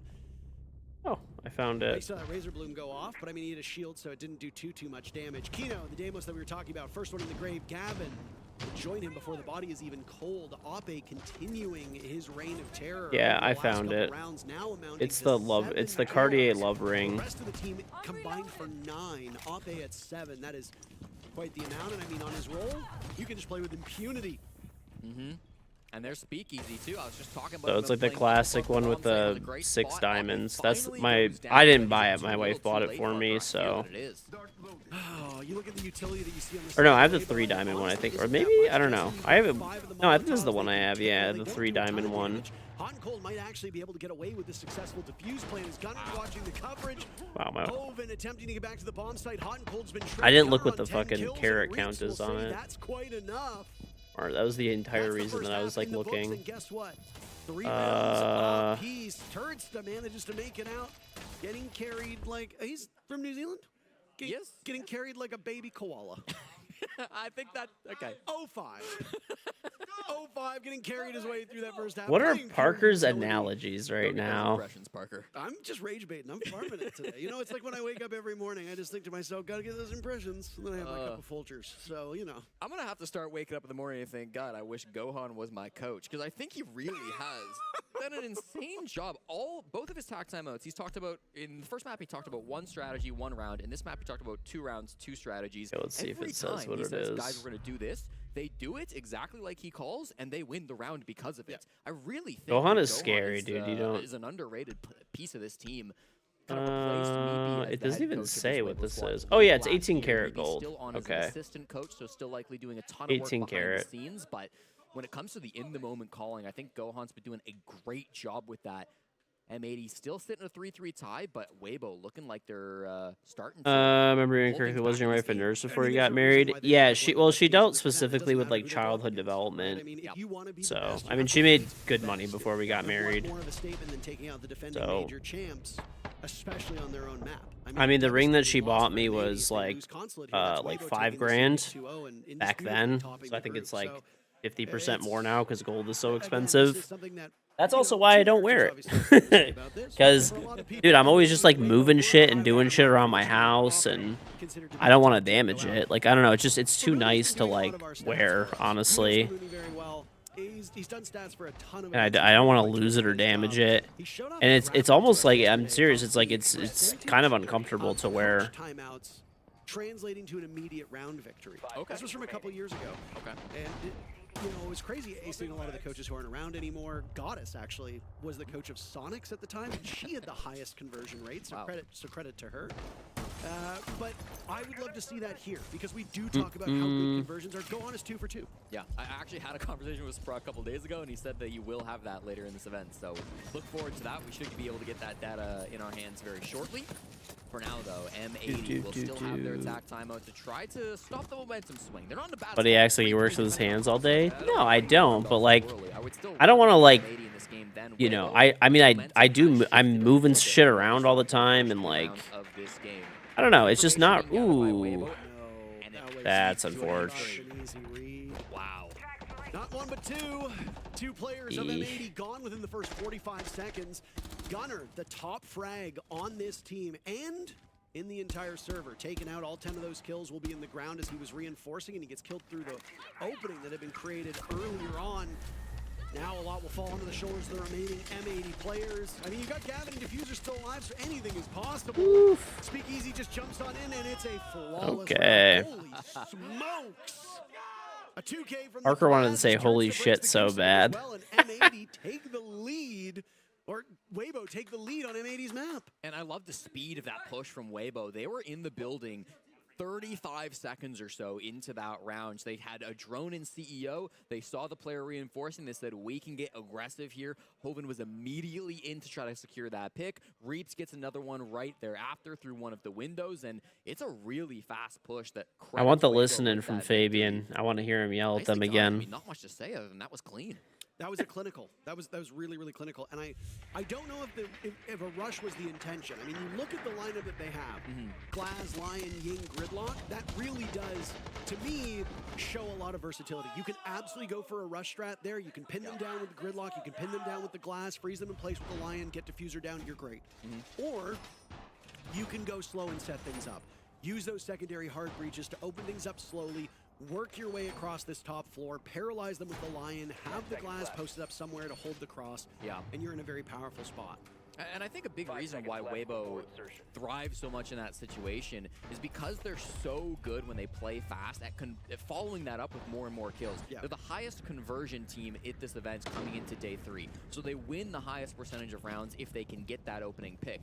So if they do go fast, especially on the attack, if they notice a gap, if they can get that early frag, they are so good at playing together and not letting those advantages slip away. It's something that they need to be really careful for over the next couple of rounds. And when you talk about that, You wonder who hurts worse, Fabian's physical abuse or his mental abuse? It's the Wombo combo, dude.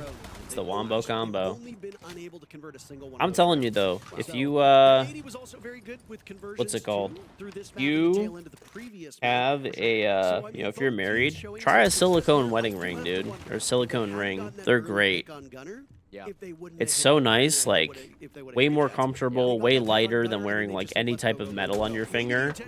And you know, if they get fucked up or whatever, it's great. You just throw it in the fucking trash, and you can buy like legit 10 packs of them for $5. You know, they get fucked up, throw it in the garbage, grab a new one.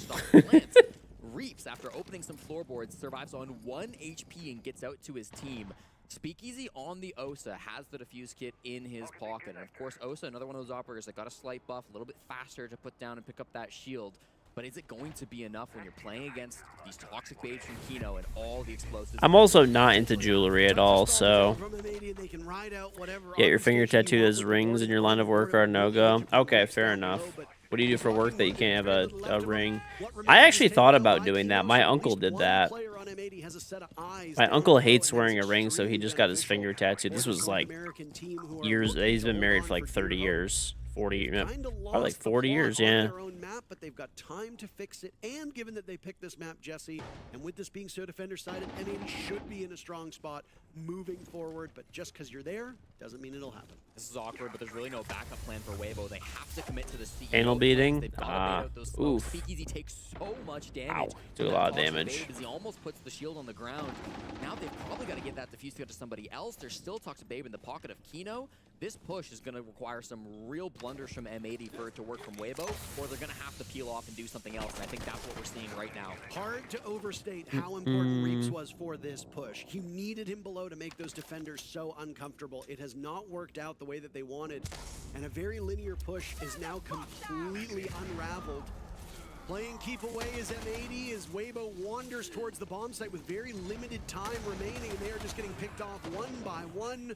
Reaps will go down, Oppe down, Turtsta and Hoven last two remaining, toiling over by Des. Kino finding two, Houghton with one, and a flawless round by M80. So if you're a phone, you thought you heard anal beating? Okay, dude. Not quite that. Not quite that. Weibo could have broken the backs of M80, but they managed to stick the landing. Yeah, really good defense coming out from M80. They read that attack like a book for Weibo. They knew what they had to focus on early with that smoke or that buck being taken out down below. I think Kino on the smoke was the real star player of that round for M80, using those toxic babes, of course, to stall out the Osa plants, make sure they could not get comfortable, but at the same time, fragging out, making sure he walks around and gets those kills. Dude, I keep farting and it reeks. Round number 8. So really nice stuff from Kino.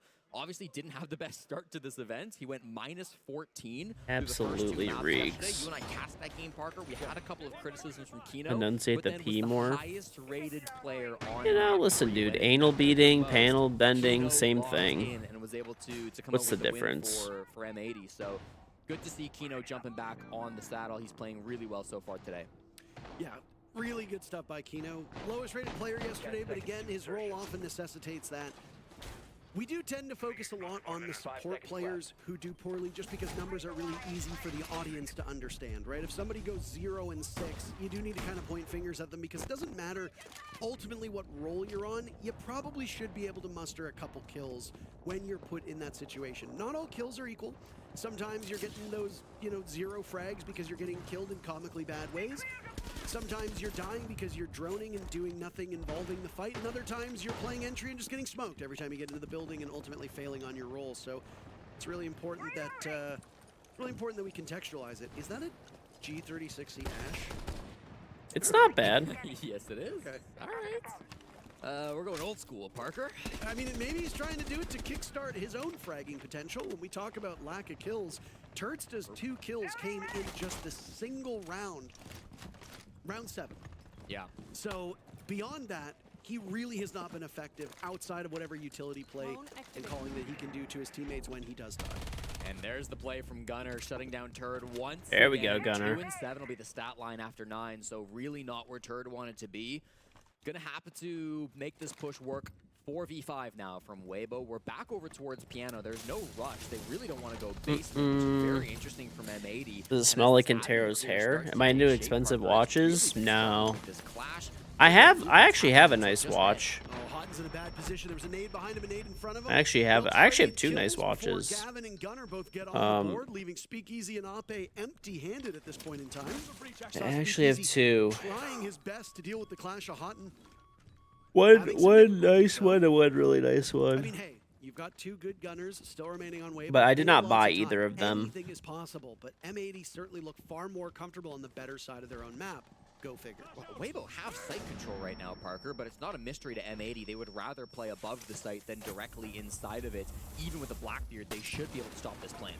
God, Clash is so annoying, bro. This is the real trouble for What a fun operator, bro. Listen, I'm happy because M80's winning, but Gunner? Dude, look at this shit. Down goes Ape. 13 Kino, and it's a pick 4. poison situation. Look to the left, look to the right. Speakeasy finds Kino. You'll have to deal with Gavin, Gunner, and Houghton. Gunner at 13 kills. A really quite a tremendous feat, and I mean, he was the Manchester Major MVP. You know how good Gunner can be. The rest of this team, though, look like they're just going to wait it out. Speakeasy moving as far away from the bomb site as possible. I think Weibo is going to settle it down, take a technical timeout, even though it won't be a real timeout, and the round will go to M80. Yeah, and I think this is an interesting point you brought up, Parker, when you said Weibo had 5 straight opening kills. That has immediately flipped on its head. M80 getting the last 2 opening frags, so turning that You stat on use its a head little bit. silicone And you think about cock the way ring. they've been getting Okay, these opening that's picks, kick too. chat. They're going out and hunting for him. They recognize the buck is below them on CEO. They go and they Most get it. They tame recognize somebody's kick over chat on the admin windows. Gunner individual. jumps out and he gets that kill. It's really been M80. Oh, I hunting just for these noticed his early name is frags. also "Come on Something Your that Face." a lot So of teams are kind of afraid to do up against Weibo because they are so talented, and in those no, early gunfights, that they makes can sense. often Most of just the time, people are just fry baiters, you. but like that M80 actually are makes playing confident sense. here today. They know they're on the better side of this second map. They know it's their pick. They know a third map is well within their reach. I think this confidence is starting to snowball for them now, as they've been playing really, really well these last couple rounds to get that early entry. Mm, mm, mm, mm, mm, mm, mm.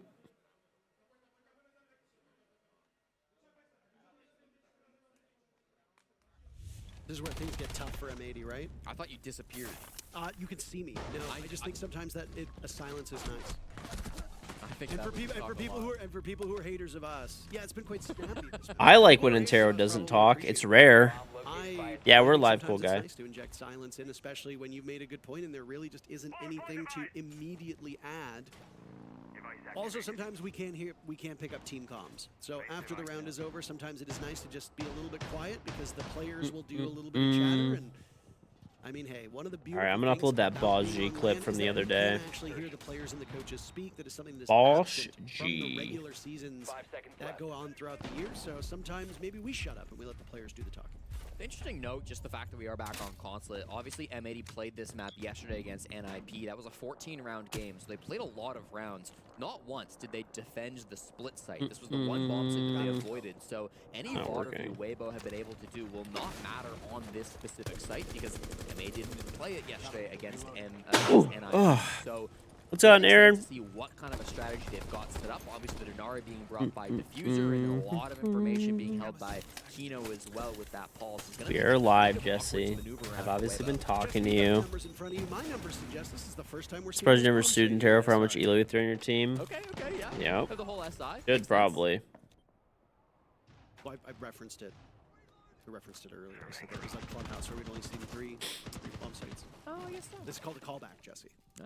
And then it just further strengthens your point, Jesse. Hey, thank you, Aaron. That's what I say every morning. Don't when I wish to wake sue up. I me. want to strengthen Jesse's points. And then I was talking about this earlier, but what's with like content creators lately, chat? Have you guys been like they just are always like threatening to sue each other, like all the time?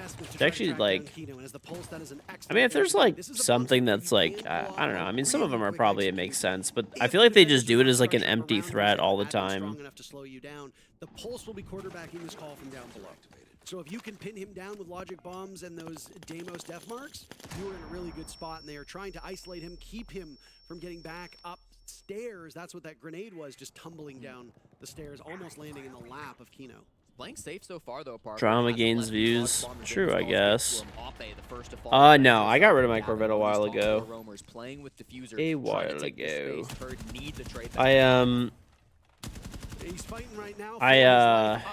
I had a Porsche 911 GT3 RS, but I sold it too. I just have 2 trucks now. That's it. I do not have any time to. I have no time lately to like do anything.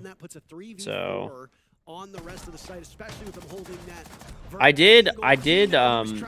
to get a Z06 when they first came out, and every dealer wanted like 50 grand over. They wanted like 50 fucking grand over sticker, which is just not gonna happen.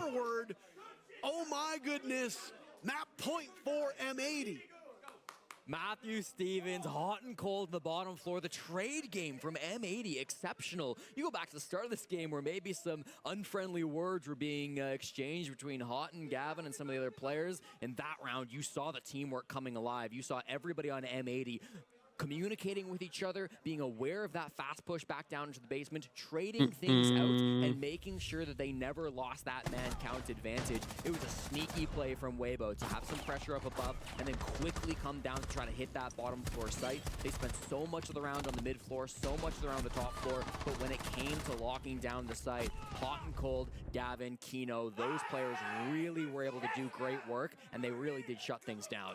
The attitude on M80 is totally different than it was about an hour ago. You honestly had like a funeral vibe in that very first map. Yeah, honestly. They were yawning, Gunner yawned, Hot and Cold.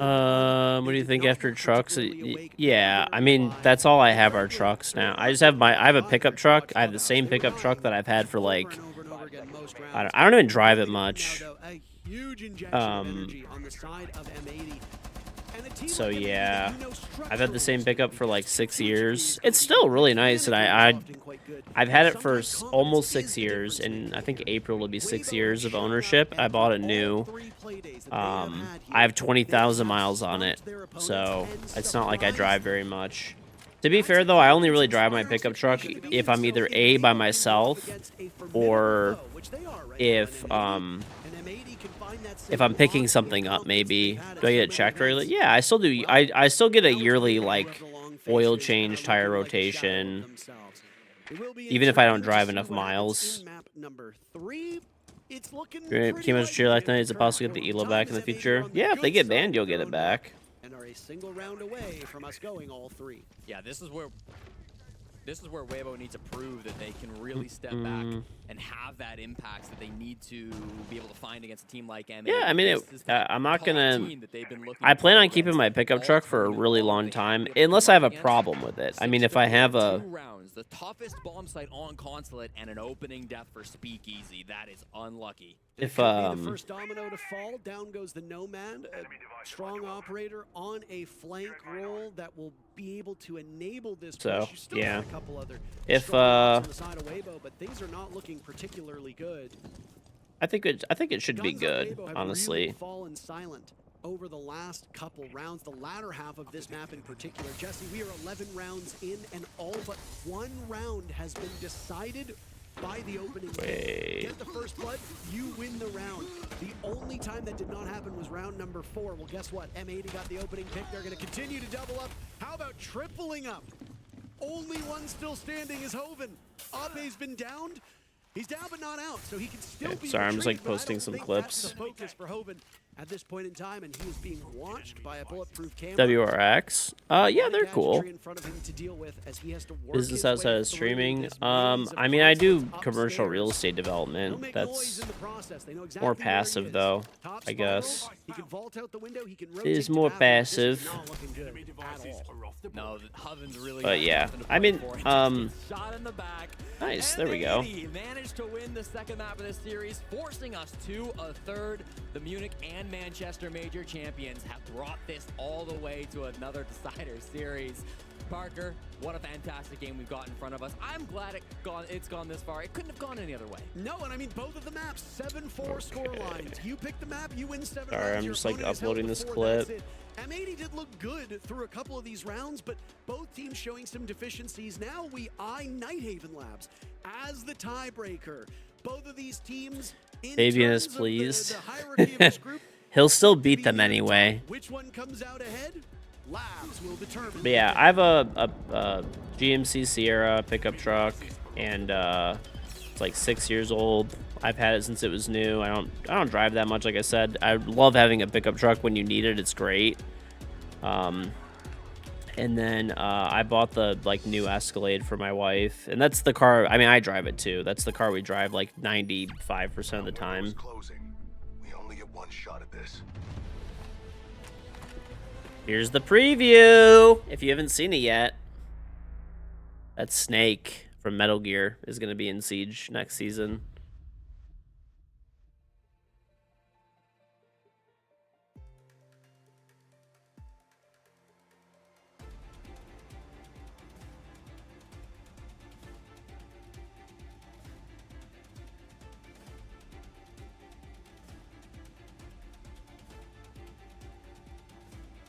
Oh yeah, you did hit Citadel level 5. Yeah, let me get you your code. Let me get you your code, buddy. Let me get you your code. Sorry, I wasn't looking at my dashboard.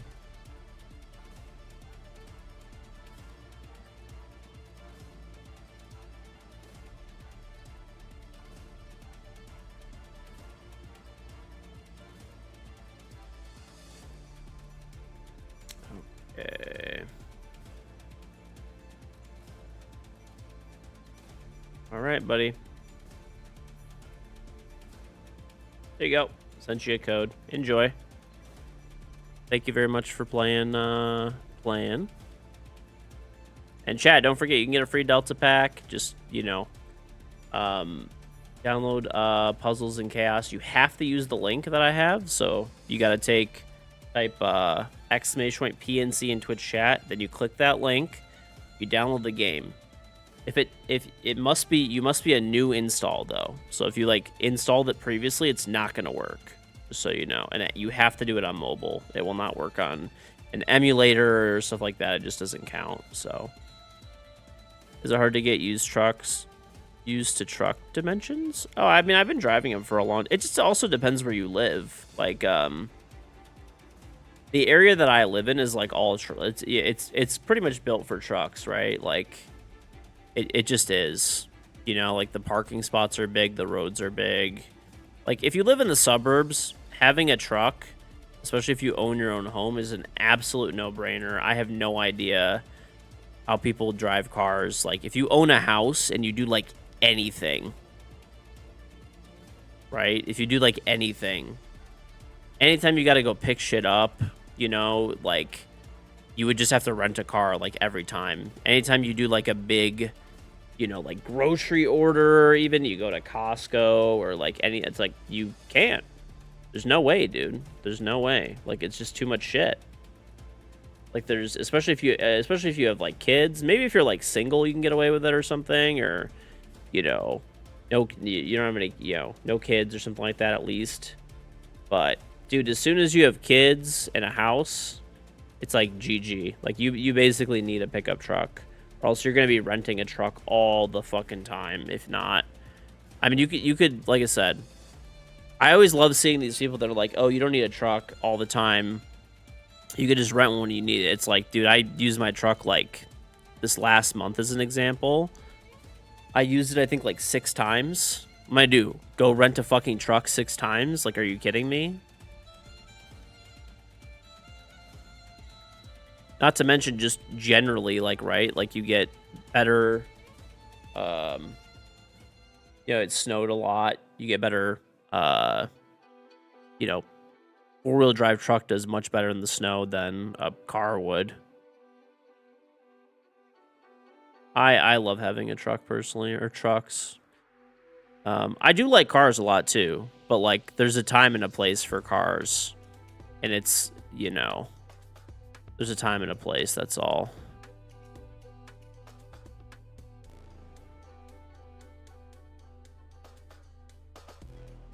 Six or 7 times? Okay, dude. Cool, Boo. Thank you very much for installing Puzzles and Chaos. And thank you much, Martsu, for installing Puzzles and Chaos. Very much appreciated. Vanished to the Shadow Realm.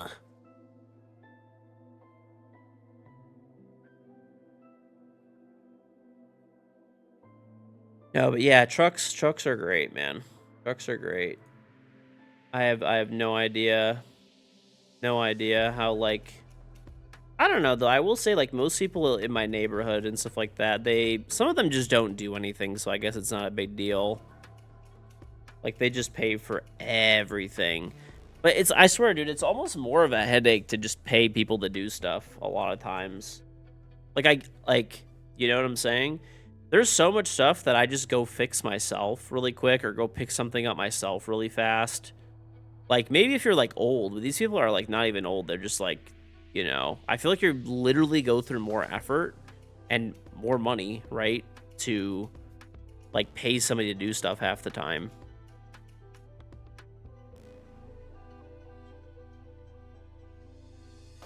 The red skin laner of the Delta packs. Good luck. Good luck. Oh yeah.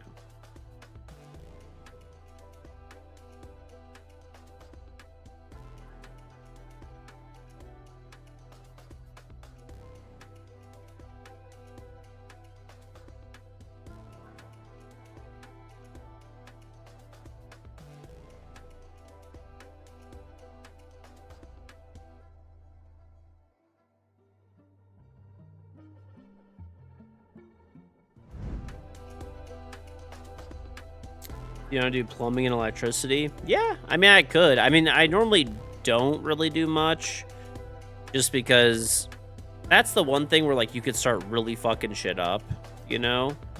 But I actually, like, I can, yeah. Like, I even know how to solder, like, pipe and stuff like that. So, yeah. I mean, normally, though, I will still hire out. If it's something basic, I'll still do it. But I try to, basically for electrical, plumbing, and HVAC, unless it's something pretty easy, I try to hire out for that just so that there's just things that you wouldn't account for that, like, a YouTube video can't, like, you could, like, don't get me wrong, I guarantee you I could probably get all this stuff done, like, but you're dealing with, like, major potential safety issues at that point, right? Or, like, massive damage to your home potentially. So that's why I normally like, you know, gas, electric, water, HVAC are they're the ones that I hire out. Oh, I know how to do this stuff for the most part. I mean, I'm not a licensed master plumber or electrician like these people are, which is why I'll still hire out for that stuff. If it's something basic, I'll still do it, you know, but plumbing can be a shitty job, electricity is shocking. Yep. Troubleshooting is hard. It's not even the troubleshooting, actually. Normally, like, when the person comes to my house, I tell them exactly what's wrong. The problem is, I'll give you a really good example. I had a zone damper system that was malfunctioning in my furnace. Like, I have a separate furnace for, like, our bedroom and stuff. Okay, so the furnace upstairs was malfunctioning. When it was fucking up, you know, you'd probably say, like, oh, order the part, slap in, you know, kill the power to the furnace, slap yourself in a new damper system, and it should work, right? Well, this is part of the reason why I'll hire out for this stuff. So the damper system, part of the reason that was messed up is it was always messed up. The slot that it was in, like, I would have figured this out eventually, right? But it would have taken me way more time. And in the meantime, my furnace was burning itself alive, right? So basically, they had to custom make the fins on the damper system for it to close properly. Do I go union or non-union for that stuff? I don't know. It just depends, I guess. Most of the stuff for my house, non-union, just because I hire independent people. They're, like, not in a union. It's an owner-operator, right? So, like, all of the electricians and stuff that I use and plumbers for my own house, they're just literally one guy, you know? There's not, like, they just literally, you know, not in a, like, what would be the point of them being in a union? You're your own boss, you know? He handles Gavin, but the diffuser's already down. Diffuser is downstairs. But when I do commercial projects, we mostly hire a union. That's the type of flexibility that makes MAD not always, but a lot of times. But before we get there, we have to go back to the studio. It just depends on the project. Sometimes, I'm going to be honest, they could be annoying to deal with, but for bigger projects, a couple of the companies that we deal with are pretty good, and they're union based. So we've also dealt with some other ones that are just basically, like, most of the stuff is I don't mind paying the extra money for union stuff. It's the headache. It's the headache. Like, there was a company that we dealt with one time for electrical, and they were union based, and they were fucking horrible, dude. They were the biggest bitches I've ever seen in my entire life. We were trying to finish up a project, and they were just, like, delaying the fuck out of everything because they were just, like, wanting to follow, like, their weird rules that they have. And it's like, bro, like, we'll pay you overtime, like, whatever the fuck it is we need to get this done. No, we only work exactly, like, whatever it was, like, 32 hours or whatever the fuck it is. Get the fuck out of here, bro. Like, I'm sorry. The fuck out of here. They were being, like, assholes to our general contractor and shit. So we fired them, and, we ended up getting, it was actually another union company. They were fine. They were willing to work the overtime. So it depends. If you're doing really big projects, it's pretty difficult to find non-union labor, honestly, at least where we live. Which I said, I don't mind it. As long as, like, I don't mind paying extra money. I don't mind paying overtime. I don't mind paying really whatever, right? Like, I'm going to make good money on these projects that I'm doing. But just don't be a bitch. That's it. Don't be a bitch. Do not do that. Do not fucking talk shit to the general contractor. If there's extra hours that you got to put in, obviously you'll get paid overtime. You know, don't be an asshole. Did they name the flower That's it. after you? Yes. I think it's entirely relevant. Okay. I'm glad you think that.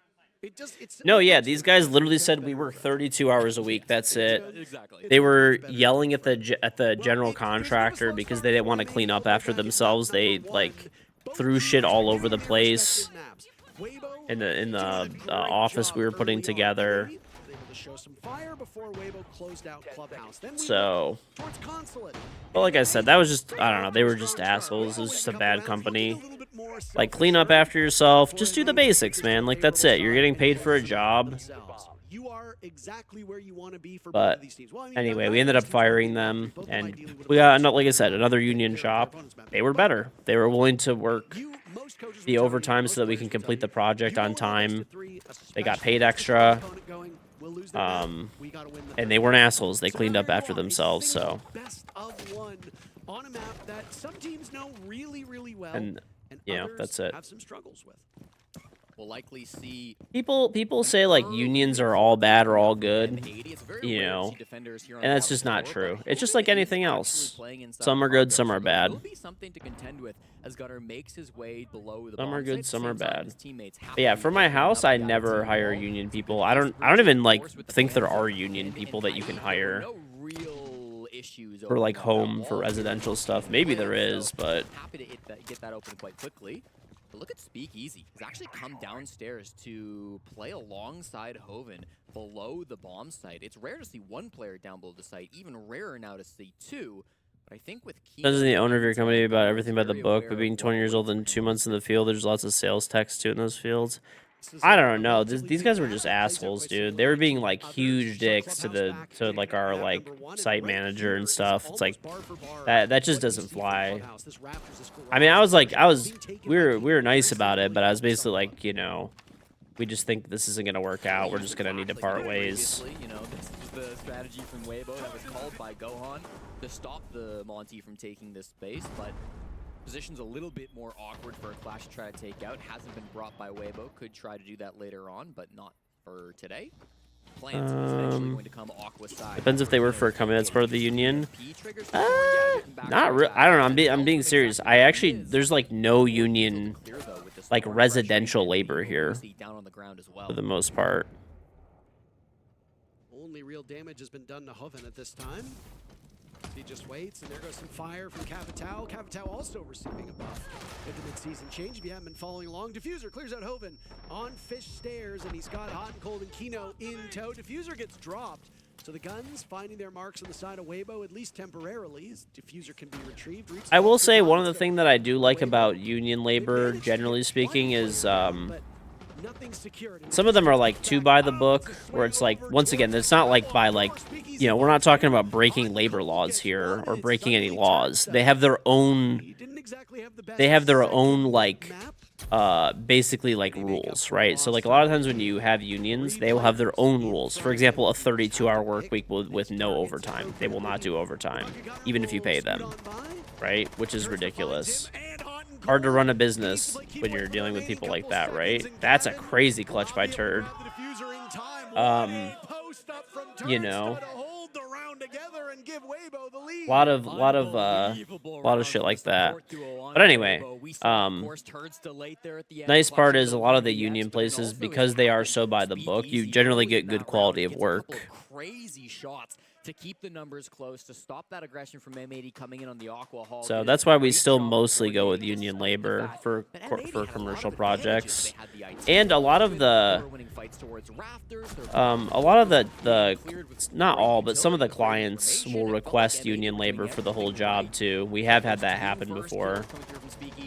Turd in the 1v3 knows exactly how to position himself. The time is a little bit too Turd did not have any business winning that. That was a great clutch. Of this team is how sometimes it They've controlled the market, how people pay most. You're talking about HVAC. Okay.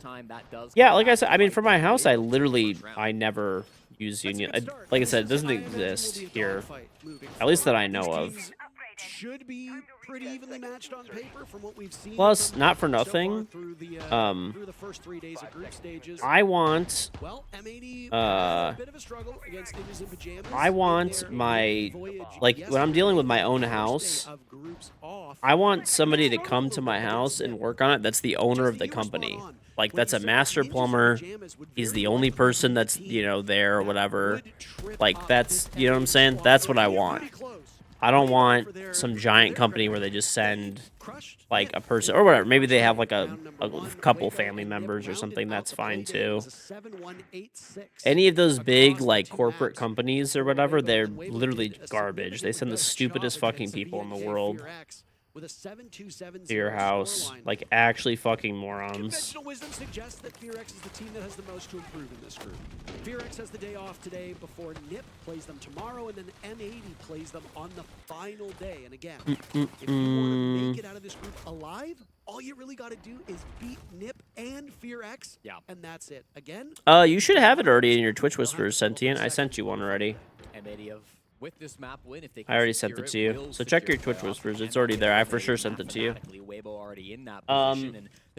Raiders, thank you for installing Puzzles of Chaos as well. Taking about a minute, but M80 have the full top floor. Mid floor is still something they're working on, but they've got Make sure I sent you two. Yeah, I sent you two.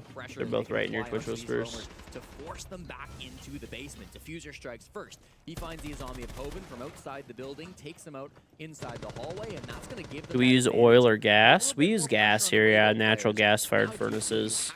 Some people use, like, there's of course always different stuff, but generally every furnace here for the most part is natural gas-fired. Sitting and waiting now as Hoven has died yet again. It's not ideal for a team that really cannot afford to be giving up First Bloods as often as they do. First Bloods were quite mixed all the way back on Clubhouse, but no problem, Sentient. Enjoy. Did have quite an impact. We'll get into that in just a second because both of these teams seem eager to come to blows with still plenty of time on the clock, just a little bit over a minute left. This is what I was saying, right? You kind of need to get aggressive, equalize the man count if you're Weibo. You don't have the most amount of site utility. You're burning your last Toxic Babe at the top of Cargo Stairs. Getting aggressive is Speakeasy. Gets a kill, and still is not going to be easy to clear out. Shotgun finds a second. Flashed out before he finds a third. It's a 2v2 now, Jesse. Again, trading blows. We expected them to go round by round, not kill by kill, and yet here we are. Oh, he's right there, bro. A flash Nice. missed opportunity now. Turds does last alive as Ape goes down. Speakeasy with 4. You like working on your own stuff even if you gotta get a license?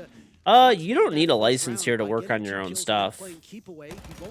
So, like, you can do your own electrical work and whatever you want. Oh my god. Oh, he got him, bro. 2 rounds in a row for Weibo, and he has ample time to get to the defuse kit.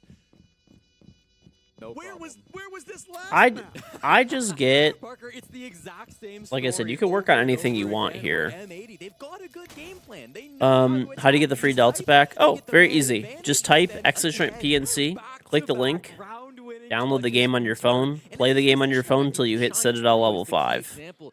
It's pretty easy, and then I'll just Twitch Whisper you a code. You need to be a new user, so if you've already played the game in the past or downloaded it in the past, it's not going to work. And you must be a new user, right? And you must use the link. So those are the two main things. Oh. Yeah, you can do anything here, but it's You've got to credit Speakeasy again, though, too, I think, Parker. I'm saying the same things as said after round 1, but... Headset to use, recommend. I have a Corsair, Virtuoso Pro.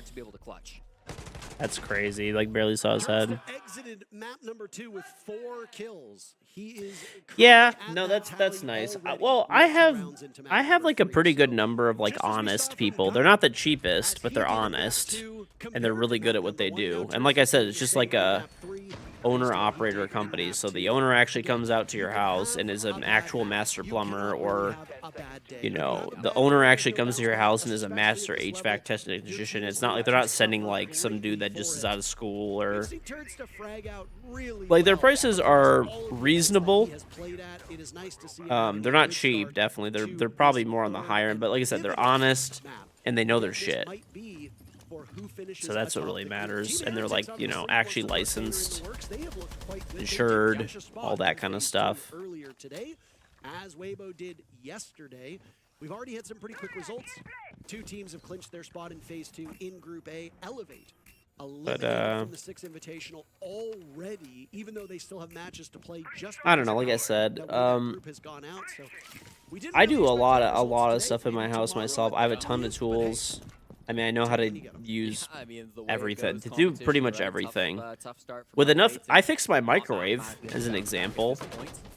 I fixed my own microwave. I actually know electronics really well. I mean, I could do other stuff too, but electronics I know inside, like, in and out. With some help, with some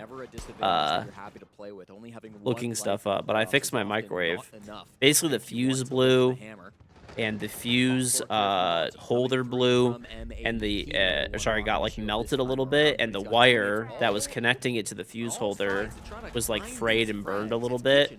So I cut the wire, I put on a new connector, I put on a new fuse holder, and I put in a new fuse, and I got it working. And I have like a built-in microwave, and when I looked up how much a new one was, they were like $1,000. So I spent whatever $30 in parts and fixed it myself. We have not really seen teams taking chances. To have somebody come out and fix it, it was like they charged a minimum of $300 to come out and fix it plus parts. So and yet to see any bar stage. When we were just in our break, I think I heard that Hammam was being played on Fortress for the first time on the stream. Hammam is getting... If they ban all the breachers, Hammam could be playable. It might be the worst site that exists. So the fact that it's getting played is quite surprising, but hey. Teams will you like those guys that care about their product because they're trying to grow the company? Yep. That's the way that I see it too. Plus, I also like too that like I'm giving the person who owns the company like the money, right? Like when they come out and you know they work their ass off, right, and they fix something, or they're doing work at my house, and I have to pay them whatever $500 or $1,000, whatever it might be, right? Ooh, he should not have gotten 2. If I give them the money, they get the $500, right? If I give it to like some mega company, the person that's actually at my house might get like 150 of the dollars, you know, and the rest of it goes to like. Oh my God, bro! A 3-0 start from Weibo. An incredible hold and a great retake. These rounds are just like, I swear they're just getting unlucky at this point. In post. M80 held off the scoreboard now for 3 rounds, and you have to wonder when they'll slap that timeout button. Frankly, Parker, Weibo are doing things that I've never seen before.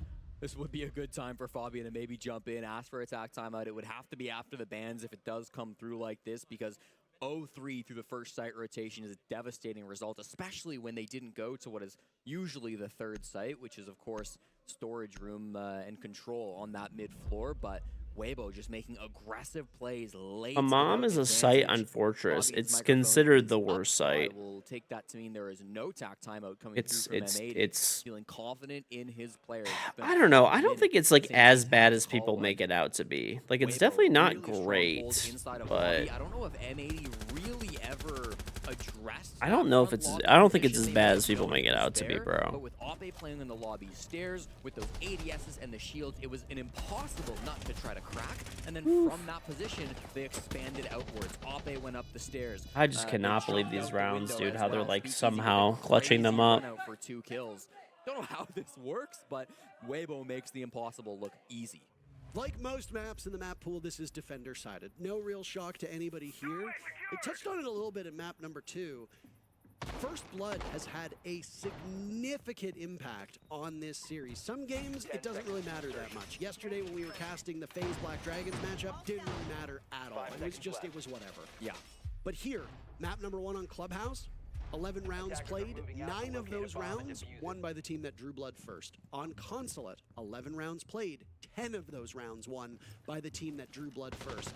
Yet on Nighthaven Labs, 0 rounds. M80 has struck first in every single round and has failed to convert successfully. So just sometimes maps play a little bit differently. You highlight The new Fortress Ending when they redid it, yes, and Turdston did clutch 2 is rounds, pretty so good. that I like the can new also skew the Fortress. numbers a little bit. So I would bet you as well, that's part of the reason Fabian's A 5-stack is getting beat by their coach soon. majority of all 3 rounds. They've had the advantage going Probably. into the final 60 seconds, I would say every single time. But ultimately, Weibo are just pulling out some heroics. Turdston currently sitting Now, at honestly, 240 M80 is outplaying screaming Weibo, but like they're just like the casters, they're just hero plays, dude. Literally hero plays. 3 completed rounds and now into live action in number 4. That is quite an impressive tally. Speakeasy sitting at 176 too. Those are great numbers. Well, Kino's Monty has been banned by Weibo, so he jumps onto Ying instead. He's got the shotgun, he's got all utilities still in pocket, and he's posted himself just He also has a donut. The bad game for Kino. To clear, I believe it's Reaps that could be playing inside that position. Oftentimes, that garage spot can be very, very strong. The beatings will continue until gameplay improves. Down below, this is where we saw the Buck previously playing. Real. As Reaps backs off, starts to reinforce that wall, plug it back up with Kibas. I think Ooh, they have a saying C4. Oh, he doesn't even know, bro. Okay. Okay. He did not hear him jump in. Controller disconnected. Don't really know what to say there. Ape was waiting for Kino to vault in electrical and then throw the nitro cell at him, and Kino did that, and then Ape did not move, and then Kino killed him with a shotgun. And Ape did not move at all once. So don't really know what was going on there. Maybe it was a improper sound cue. Maybe somebody was cluttering the comms. You never know. Yeah, must have been a sound issue, but it happens from time to time, and the opening pick has not done anything for M80 so far. Kino's looking for more with those Candelas now going off. Turdston will get on the board, continuing his hot play. Oven is cannot just downed one. anything right now as he gets shredded. Speakeasy guns down Kino. Speakeasy and Turdston have really been the story for Weibo through these 3 rounds. Reaps goes down to the hands of Gavin, but Okay, again, here we still go, got here we the go. 2 big bads He's getting that picked remain. up. Oven gets picked up by Turdston. Is Turd He returns to below? the No, box, he's like up 30 top. seconds left, and M80 with 3 players. Gavin getting the 25, getting bombed down. This should be an M80 round, over that hopefully. kit. I mean, I've been thinking that every round. Speakeasy right now, a single gust of wind away from dying.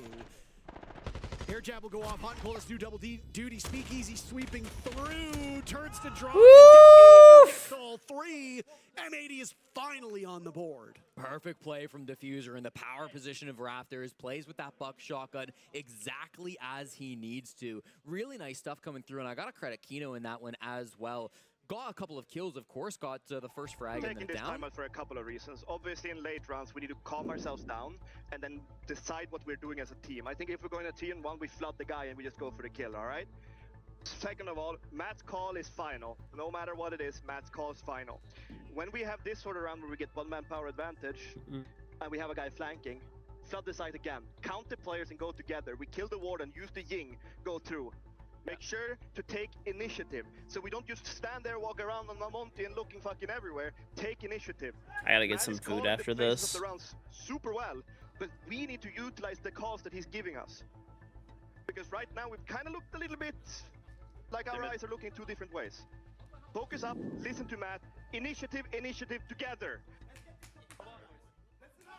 I was caught off guard a little bit by that tack timeout, Parker. You don't see it called after a round win so often, but you heard the reasons from Fabian himself. He wants the team calming down in that late round. The team needs to listen to Hot curse and is Cold. They need to broken. listen to their captain. And I mean, he's right. The late round problems have By the way, been chat, great. I actually, for the first time, I think in my entire life, I got a really nice pair of winter boots.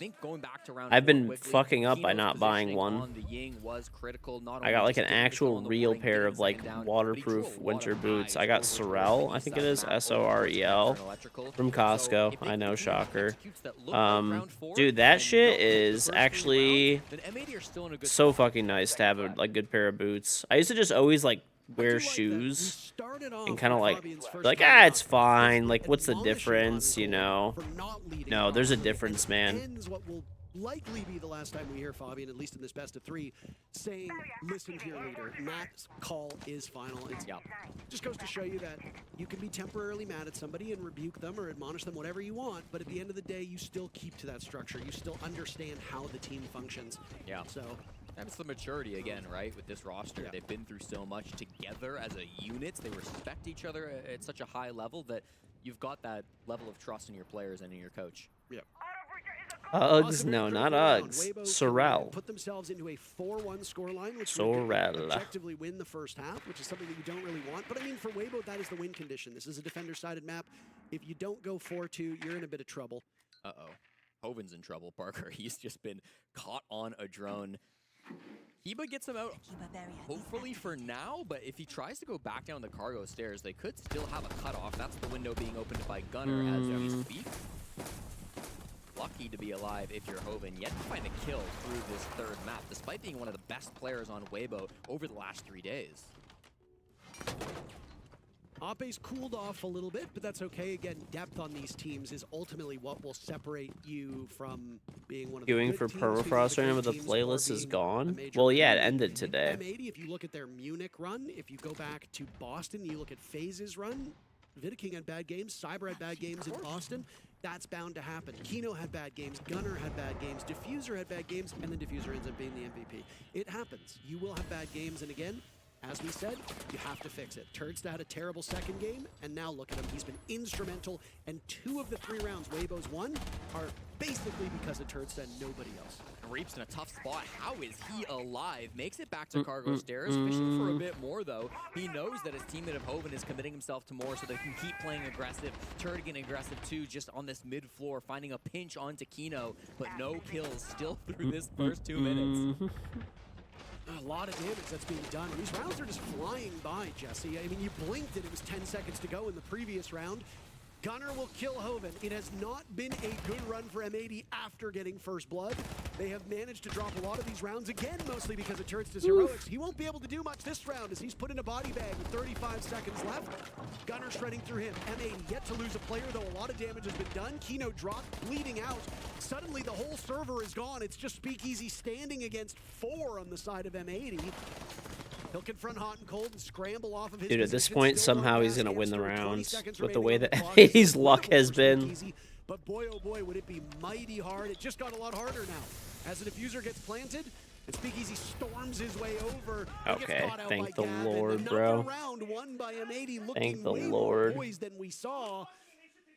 I feel like you're kicking yourself after those first 2 rounds that probably should have been won by M80, but weren't. This scoreline could be completely different. That's a great point, Parker. This could be a match that's running away for the North Americans, but it has not been so thanks to a couple of heroic plays from Turd. We do see M80 still finding some success in these early rounds, in these mid rounds before going for the executes. They were really together, and it brings me back to the conversation we were having about their drone game, I believe on console at map number 2, where maybe something we don't talk about. Oh, I just messaged that to you, Sentient. But yeah, you'll basically just have to use, so the code is just limit 1 per account, so you'll have to use it on like an alt account or give it to a friend or something. Area around control, area around the cargo stairs. They did a great job pinching that Something out, like found the that. players they needed, and then Speakeasy An impossible task, despite how good he's played today, just not able to clutch up in that 1v4. So really good stuff to come through from M80, and they have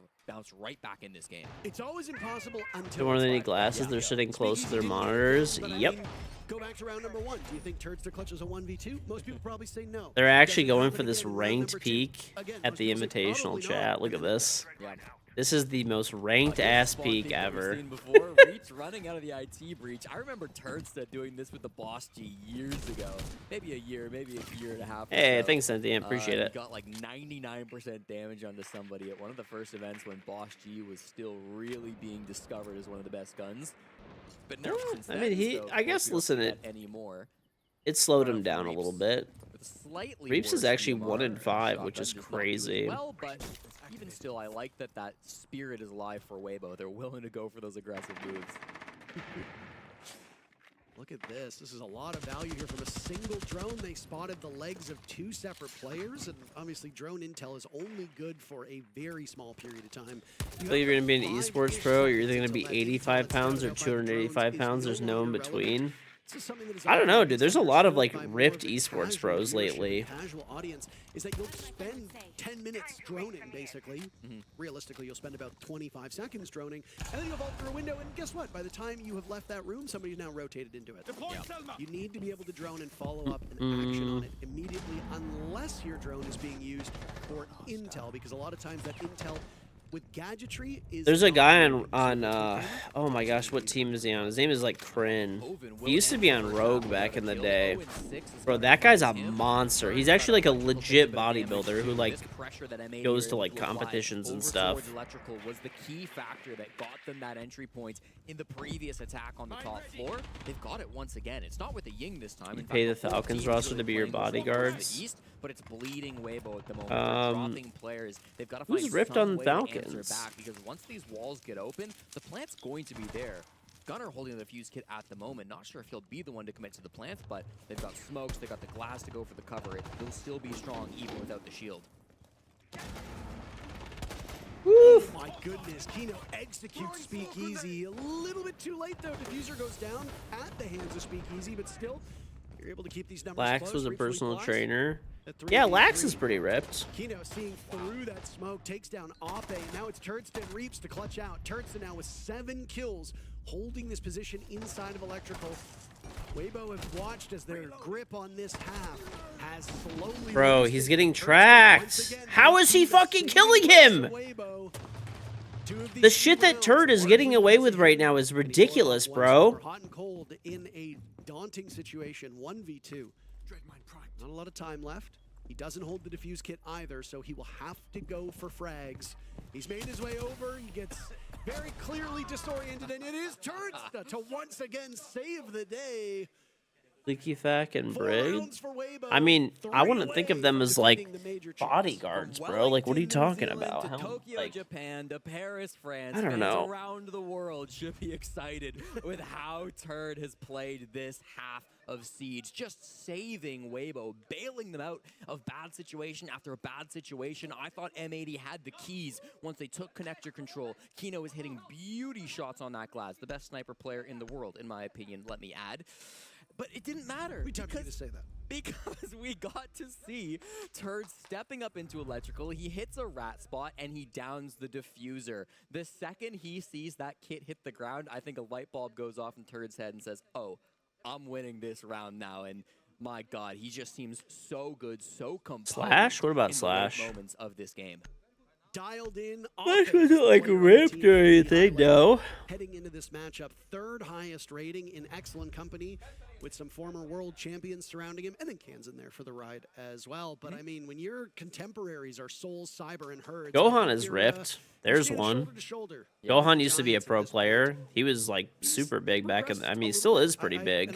Look at him, bro. That is bound to happen. Even Gohan's a Shaiko, fucking player unit. that people often Take it refer easy, to as Wicket. the greatest still remaining, if not the greatest player that is still actively playing the game. Does tend to fall off and have some issues in best of 3s. Everybody does. It's more about your contributions alongside your team. Yeah. I really feel like this has been the biggest story for Weibo. We've always known that they are talented gunners. We've always known that Reaps is insane. People have been talking for years about how good Reaps is, but this feels like the first time this Weibo, Bleed, whatever you want to call them, core, has shown up to an event, and they've got Oh yeah, guys Goga. who I am Goga was ripped. terrified of going up against inside of a battle. I mean, Speakeasy's at 10 kills. See, I was ripped, but then I played Siege. Hoven has had some ridiculous numbers, as you were just talking Now, about, actually, like, shoulder to shoulder with even Giants. like kind of I feel before like Siege, Weibo it's are when like far I more messed of up a my shoulder team and than what we've stuff. seen before. And frankly, I mean, they're beating the major champions right now, Parker. There's no reason to say this APAC team couldn't go all the way and do what's never been done. No, I mean, absolutely. APAC has not really had much success over the last couple of years. I mean, you have to go back to SI, I think it was 2019, where Fnatic and Nora Rengo made that deep run. Might have been SI 2020. All those tend to blur together, but I think it was 19. Either way, APAC's domination, or at least success at a top level, has been very few and far between recently. Mess up your shoulder playing fantasy football. They're towards the bottom. And a lot Listen, of dude, it people happens to had the best these of APAC us. teams in their groups being among the first to go home. The only team that has gone home from SI so far is Elevate, the team that is comprised of Brazilians but competes out of APAC. Yeah. A team that is quite polarizing, admittedly, as they are, you know, just entirely imports, but still an APAC team nonetheless. The only real glimmer of hope for the region was Hag finishing second at Reload. That wasn't a major. That was a one-off introductory event. You see what they did there? So you can't really They EMP'd that with the BP, I think. Well, sometimes the second half can be a whole new game, and that's what M8 are hoping for. They'll be playing the top floor first as we see Weibo start to take barrage control.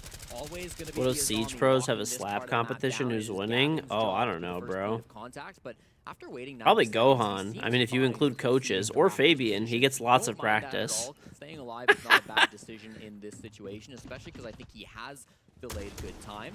But with Garage in their control, Hoven down below, we are seeing the pieces start to assemble for Weibo, and I feel like at some point, someone on M80 has to step up and make a disruption. Diffuser's having a very, very good game. It comes at a great time as he's been a little middle of the road so far through this matchup. Speakeasy, the statistical best player through this. Fabian's backhand is made of steel, forged on the faces of his players. Way below what we see from him, but good news, you've got players who are doing very, very well, and Turts has been huge this map in particular. How has it become a meme that like Fabian beats his players? How did that even happen? There's still 5 people. Okay, here we go. Got some action. There we go, Houghton. Fuck him up, baby. Hot and Cold continuing his great run. Diffuser's on the board now as well. M80 looking to make up for lost time. They're on the statistical better side. Who said it's a meme? Hey, thank you for the streak, Sentient. A couple of these rounds. Ape taken out by Gavin. Now it's Reaps on very limited HP, holding on to the diffuse kit. Maybe a look of confusion and worry on his there we face. go. Hot and Cold gets the job done, and M80 reduces the lead to but a single round. Very nice round from Hot and Cold. The second really big 30 under 30. I don't think he's gonna get a 30 under 30, bro. Talk about Houghton as a captain. He's Fabian is Fabian's like my age, pretty much. The series started with attack timeout, but I truly think he should be thought of as one of the greatest IGLs in the world. Go back to the start of 2025, right? Gets dropped from his organization. Half his team leaves to go sign with M80. He's kind of left in the middle of nothing. Assembles a pickup team, an orgless pickup team called Unwanted, leads them to 4th best in the world at last year's SI, does an impossible task as an IGL. Through that run, he proves himself along with Gavin that they're good enough to get picked up by M80. This org kind of reassembles the super team that won Manchester, and they go ahead, they win another major, the Munich major becomes theirs. They go through highs and lows through the season, of course, but I feel like without the leadership of Hot and Cold inside the server, a lot of this just would not be possible. This is a rerun? Nope. ESPN 30 for 30 is a document that highlights. Oh, okay. I thought you meant like the Forbes 30 under 30. I misread that. Yeah, I misread that. 2 rounds, right? And again, the scoreboard could look my bad. different if you don't have Turds pulling 2 rounds out of his behind to start off this map, right? Bro, the rounds that Turd won, he had no business winning. Mentally set this M80 team off, but it did put them in a deficit on the score sheet. It could very easily be 5-2 right now for M80. So I think ultimately the better looking team has been M80. Yeah. But just because you are the better looking team does not mean you're actually going to win the game. Sometimes you as a team and a unit can be far more cohesive, but if there's just one or two players who have just legendary games, sometimes the luck is just not there for you. And Kino strikes first in round 8. There we finds go, the head of baby. Hoven as he's trying to I really need M80 to win this for my predictions, because my predictions are M80, Weibo, trying to get on the board, but has and not had any success at all. M80, Weibo. So M80 needs to beat Weibo Of this round for M80, gonna bring in out Boss G as well, for my predictions to go well. And my predictions are the most important thing. Plus, I also just want M80 to win. It is spread to be popular by all teams at this point in Siege's life. Yeah, drops are on right now. Yep. We're happy to see it across multiple different defensive lineups. The wall eventually gets open. Honestly, takes a bit of time for Oppe. It's a bit messy. They lose a body in the midst of that.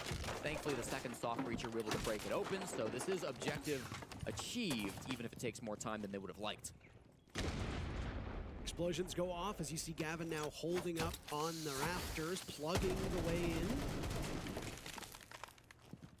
Hoven is just having a really rough game, and again, it's not even fragging, Jesse. It's utility, it's commitment to the team.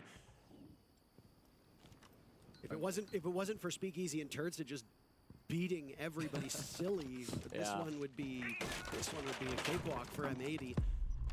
And this is when we talk about consistency and being able to battle back. You cannot rely on two guys going supernova. Bro, Turd is like on fire this game, man. Hot and cold. 10 kills for Speakeasy, 10 kills for Turds. Oppe with diffuser in hand. They're planting. Do they know they're planting? And it looks like Weibo will make up for lost time after that. Oh, got the window too. Kino will now need to That was a good cross. From above. 35 seconds as the timer will now run. Honestly, ending up on the 30 under 30 list is end up with a number of people going to jail. You wouldn't want to be in that club. Yup. Dude, that shit is crazy, by the way. Kino knows how hard this is to long arm. He'll find a position to do so, but he's very exposed from the window. Reaps trying to draw him out. Kino takes the bait. Nitro Cell will go. Reaps using the grenade to flush him off at the position. Very limited time to go. Kino will now hop on. Only a couple seconds. I think he... Upside down repel from Reaps. Kino doing oh, some damage past the point of no damn, return. man. A valiant effort for M80, but Weibo seals the deal and now move 2 rounds away from a victory. And what an incredible round once again. Weibo just doing what they have to against the major Dude, the Forbes 30 under 30 round list. after You know, by the way, I think round. like Goddess, And remember obviously Goddess very from foolish in the midst back of on that like action. You can't Cloud just 9 rely or on whatever. players going super She got low, on though. 30 What under Weibo says, 30. Watch me. 22 kills. So I don't know this for sure, but I've heard the 30 under 30 thing is like paid. In that round, of course, winning that one. No, it was when she was on Cloud 9, not SQ. I'm pretty sure. Brain, I think enough as Because like Cloud 9, I'm pretty sure like probably had the pull to get that over there. With which he gets all of these kills, but his play was so smart in the midst of that, using the nade to delay a little bit of time in the post 90%, 6% on the Scarlet Charm. Nice, nice. Such a difficult angle for Kino to get in that 1vx. Good try from Kino to get Turd at the end there, but ultimately it's just too difficult of a position. Weibo sneak that plant just under the noses of M80, and they are now 2 rounds away from locking in upper bracket at the 6 Invitational. 5 seconds to go.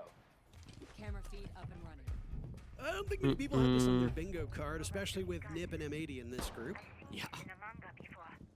Weibo's always a team. Yeah, like I said, I don't know 100%, but I've heard that list is literally just like it's just paid, basically. Yeah. Right. Obviously, they. It would make sense, I guess. Forbes is a for-profit company, right? They were tremendously sick. Like, you know, when people say like I'm dying, like that is like. That's a light cold compared to what they had. Yeah. They were incredibly unwell, and unfortunately, they had no Michael Jordan flu game. They just did not show up. So that, plus APAC historically being a weaker region at international events, yeah, you look at the defending major champs, you look at a team like NIP that is, you know, widely considered by other Brazilians to be one of the best teams. Yeah, these two teams are going to walk this group. Yeah. And now Weibo's here saying, hold my beer. Yeah, no, it's been I mean, really I didn't think impressive to come Heretics through. was going to beat Nip, doubt the, but not controversial, at but the that same team time, back showing exactly how like good the Nip is region like can the be. like And mega Hugo kitchen throwers. cafeteria to defend for round number 9. Potentially So UFC9, I hate they keep joining Siege and leaving and joining, stay in or out. I don't like Cloud9 as an org. I'm gonna be honest. I would like them to just exit Siege and just never come back. I don't think that they should be in the partner program. There's no reason why Shopify isn't there instead. Shopify is, you know, if you guys don't know, it's partially owned by Moist Critical and Ludwig, which are some of the biggest, you know, content creators out there. They invested a bunch of money in the scene. They bought a good team. They support the good. They support Shopify. You know, good org, well known. They should be a partner team, not Cloud9. Cloud9 is literally a fraud org. They always underpay people. They're always screwing people over. They're always in and out of like the game. Why are they even here, bro? Or the big, like, fine. I mean, let them be in the game. I don't care about that. That's fine. But there's no reason they should be like a partnered organization, like one of the 20 partnered orgs in Siege. The be all end all. It's not like you have a Ying, it's not like you have a Glass, it's not like you have all these smokes that are going to be thrown down. Hoven finally gets his very first kill, and it comes in round number 9. It's reduced M80 to 1 and 8 for Hoven. 5 still upright for Weibo. 30 seconds remain in the round. Hot and cold on the run inside a kitchen, and it doesn't look like he can handle the heat at all, Jesse. Oh, and also too, Moist Critical like plays Siege.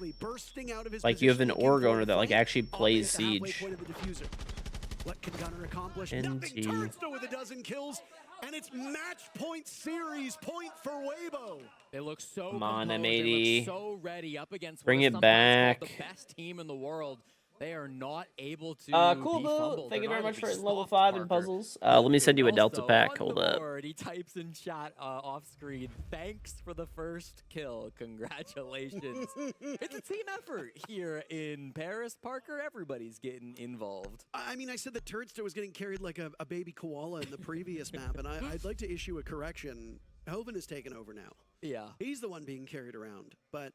And again, that's okay. Hoven is also the dedicated hard support on the team. If there's anybody who should be towards the bottom of that squad in kills, it's him. Yeah, obviously, I mean, we talk about kind of the trident of Weibo sometimes of being Abe, Reaps, and Hoven. I think the last couple of days, they have been the ones to really shine. Today, Turd and Speakeasy have kind of taken over, but that's just, again, going back to the depth, right? I mean, consistently, this Weibo squad Sure, your is Delta so pack, deep, Cool so Blue. composed. And for M80, talk about a team that By the way, chat, don't forget if you want a free Delta pack, download Puzzles and Chaos, you must use the link. So type Exojoint PNC, use that link. You must be a first-time new user. You are not, it will not work, and you cannot use an emulator. But all you have to do is download the game and hit level 5. It's takes roughly 45 minutes, and it works on Android and iOS. And I will Twitch Whisper you a Delta pack code. It's completely free, costs you no money.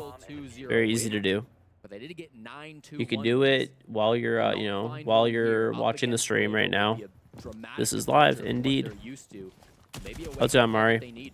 M80 is cooked. Your predictions are... No, I need M80 to win this. They need to turn this around. Because the thing is, I have M80 making it out of the group first. Or first place, and Weibo second. But if you pick the two teams that make it, but you don't pick the correct order, you still get no points. So... aggressive spots than usual, and I don't know if that's maybe a stylistic change just for this map or set of maps, or if they've been using Hoven as more support because he's having a bad day. Yeah. We have seen teams change it up famously in that in the Charlotte Major final. DZ versus Astralis. Iconic came into that match as the highest rated player at the entire event. And he laid an egg in the grand final, so much so that by the, I think it was the third map, they literally moved him on to hard support because he couldn't hit water if he fell out of a boat. So you had Nip first, do make changes, and M80 second. try and kickstart something. I mean, it's working. Well, those are different brackets, I'm pretty sure. This bracket, I had M80 Weibo. Now, rough start for Weibo as they've lost Ape. M80 desperately need to win this round. They lose. Shoot. What a shot from Turd onto the player behind. Turd is having a life game, bro. I mean, he's a good player, but I mean, to be playing like this against M80 is crazy. The former Rookie of the Year play inside this server for M80. They now have to clutch up 4v4. It was a good Matches early like playing pick ranked. onto Gunner. It was an A lot of aggressive the move, APAC not teams afraid of anything in are. situations like this. I didn't know The you could two-time melee major that from MVP outside the knows window with how a to shield. lock Probably in because the when shield has things get extra tough. melee Here range. comes the blitz. They're inside of I electrical. don't play They need to shields make really. their move now. That's Stalled kind of a crazy. temporarily That's by kind the of crazy that he Fox was able to do that, and also bullshit, might I add. He just needs to waste time, right? And with the shield being there, he can knock that shield off. It gives an opportunity for Speakeasy to take some serious damage here. And Speakeasy's been having a rough go. Yeah, a lot of the APAC teams, they kind of play like a ranked play style a little bit. Hot and Cold has flushed them out, but they didn't expect Reaps to sweep on through. Turdsta handled by Gavin, and now here comes the blitz. A nice follow-up, but Hot and Cold walking away, and Speakeasy gets baited in. There you go. Play by M80 to draw out these Weibo aggressors. Reaps Nice. attempting a jiggle peek on the Gunner. And then He it's fails. Hoven. And now Hoven giggling as he gets as far away from them as possible. He's just gonna and it use this looks as like a he- timeout. Asking a digital panhandler begging for a kill. I don't think he's gonna get it. 15 seconds, no defuse kit. 4 players still up on M80. And Weibo are just gonna sit and wait this one out. He knew the Gunner was up there. Just happened to pick the wrong part of the rafter position. M80 putting together a comeback now. There were a couple of things in that round, Parker. Number one, as I kind of said briefly in that round, I like the confidence from M80. They're still going for swings. They're still going for runouts. They're still having these high risk but high reward moments where they're getting rewarded for going for some of those big jump outs, some of those big swings. Gunner, the most obvious one, but even Gavin, I think, in the midst of that round, having some big swings onto the connector players. On the other side of things, Weibo, I liked the brunt of their pushing through electrical, but Hoven was a bit disconnected. It's hard to get kills when you're not really a part of the action, and it felt like in that round, he was all the way, he was on the bottom floor, he was more towards kind of the garage side of the map, and I think he was trying to go for a play with the Capitao where he can burn somebody from down below or throw some smokes from down below that would have assisted in that push, but it just didn't feel like he was able to find Fire the drops impact only he was active during looking for. invitational Ended up being matches. last alive, not really That's just how they impactful do it. I don't know why. throughout that execute. So something that I'm sure Hoven will be looking I to get am more not involved sure in why. these next couple of rounds. And M80 have just chosen to go to Kitchen Cafeteria for round 11. Parker, this did not go well for them previously. It's been played twice today. It was successfully won by Weibo both times, and it's thought of as the worst bomb site on this map. So this is a huge risk from M80, believing in their ability to go back to this site, not wanting to go into the basement at all costs. This is a huge risk, man. I don't know. We'll see. Confused by some bomb sites being chosen by certain teams. Again, operator bans do play a big role in why certain teams go to certain sites. That could be the case. I'm just not. I'm flat out. I'll be honest. I'm just not smart enough to know. If I'm not smart enough, I don't play this game. It would be a good interview question after the fact, but of course M80 would have to come back and get the win for that to be the case. Jesse, you decided to leave the desk. You don't get to dictate what the desk does when you are done casting. Okay. This is a huge position right here. Plays prior to If this Gunner matchup. can pick up a kill or two here, this is gonna decide this round. Across all 4 times that we've seen Nighthaven Labs, and of course these numbers are for the start of the day, so if Labs has been played today, the stats do not reflect this. Both Assembly and Tank and Storage Control Room actually have favorable win rates for the attackers. So it could just be that even though it's not the greatest site, they feel like outside of Command and Server, which is the upstairs bomb site, that Kitchen is the next winnable. That's my best guess as far as the logic here goes, Parker. It's gonna be tough because they like left Ram up. But they're doing, if they run a heavy enough Ram, he's the cutoff. No, no. Gunner, his barrel sticks out before he does. Hogan is holding an angle, begging for kills in the last round and gets them here in round number 11. That's about as free as a kill as when Gunner tried to reinforce on Consulate. So I mean, I guess, hey, that's a big gun. Scopos is a clanky operator. Okay. The other remaining drone will just What is Parker? No, that was it right there. It's over. found themselves in an excellent position. This is bad. This is fucking really bad. Unless there's some like crazy play that happens here. Diffuser in the smoke, long angle with the DMR. What can he find? Hot and Cold and Gavin hoping they can feed him some information. Hot, of course, with the clash, but they know exactly where he's at. Shots going his direction, and he has to retreat temporarily. This is match point. Each of these teams have won one map so far, and Weibo, whatever, is they win this round, they win the match. Map and match.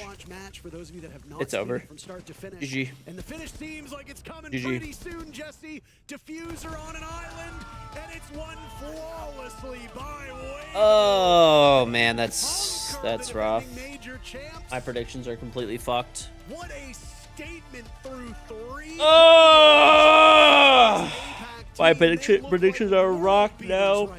There's no stopping Weibo in Paris, Parker. They seem to know exactly what it takes to beat even the best of the best.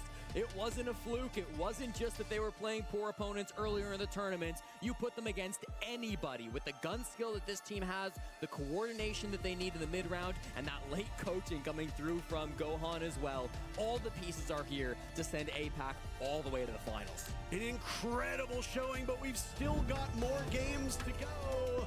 We'll be back after this break.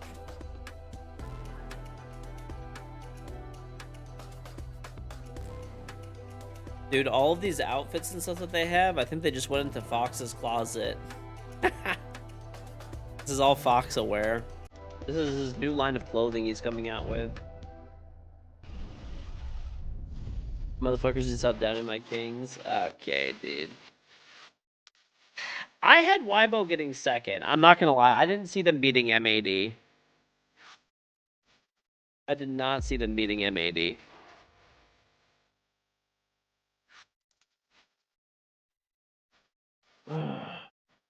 You didn't get drops. There's drops right now, this very second. So I don't know what to tell you, Chief.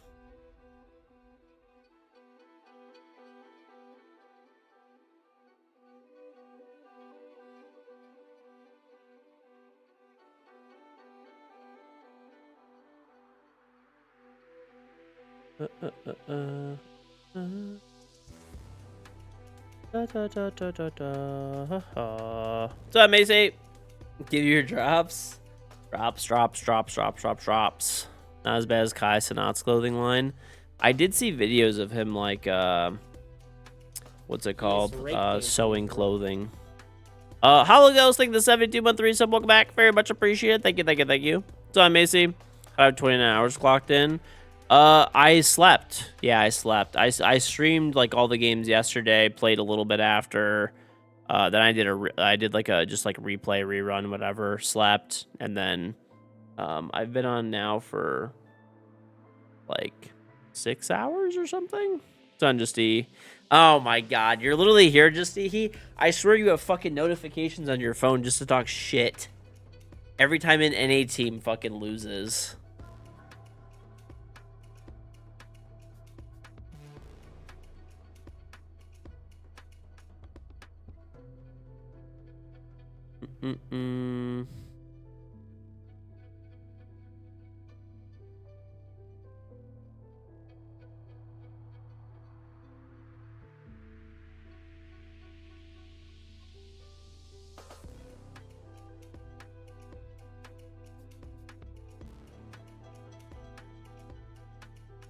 You're happy for wildcard?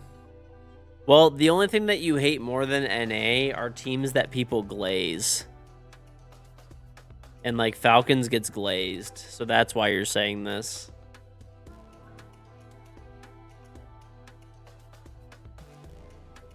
What's on Nvidia?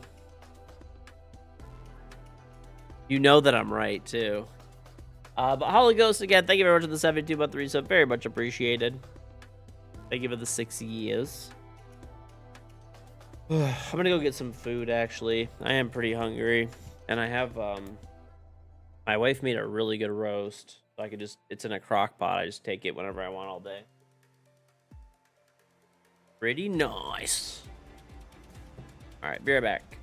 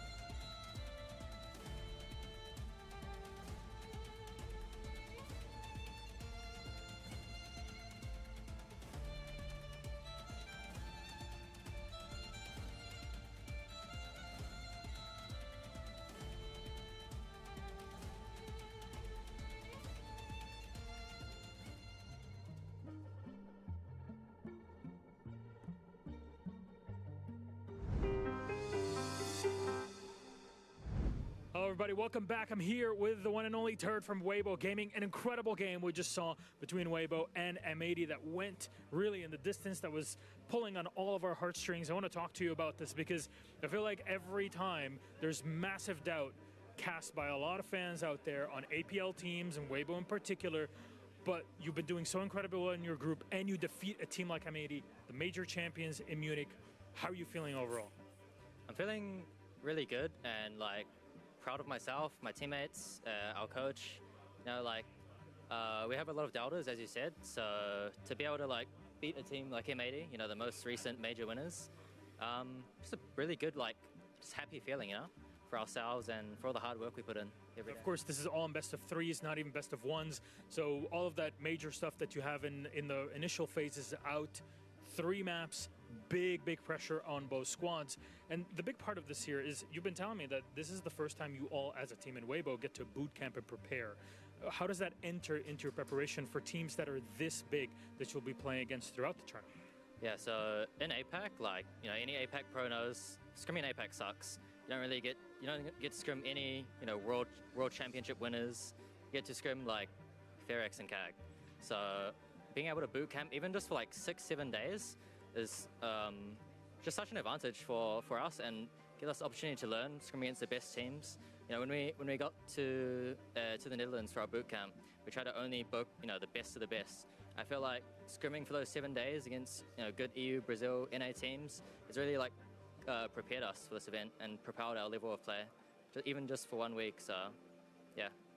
It's clear to see in the gameplay itself, and for all the doubters out there, do you have a message to send to them at the end of today? Enjoy watching APAC win their first hammer at this event.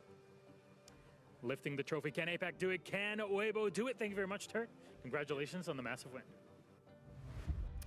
What many would have thought near an impossible feat many years ago is now becoming a reality, and I feel as though this is a monumental victory for Weibo, for APAC. I don't want to hone in on that as much because I think that what we've seen throughout this game in particular shows that Weibo in particular are on the level where they can compete and might actually be a contender for things like main stage and beyond.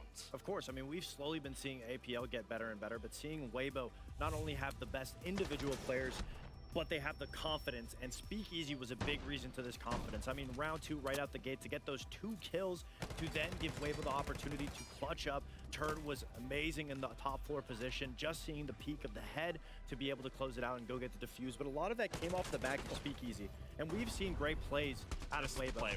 This play specifically was insane because it radiates confidence, and that's something that we can't always say we've seen from the APL region. We're always talking about them being, you know, a little underperformed, lacking in strats, lacking in some aspect.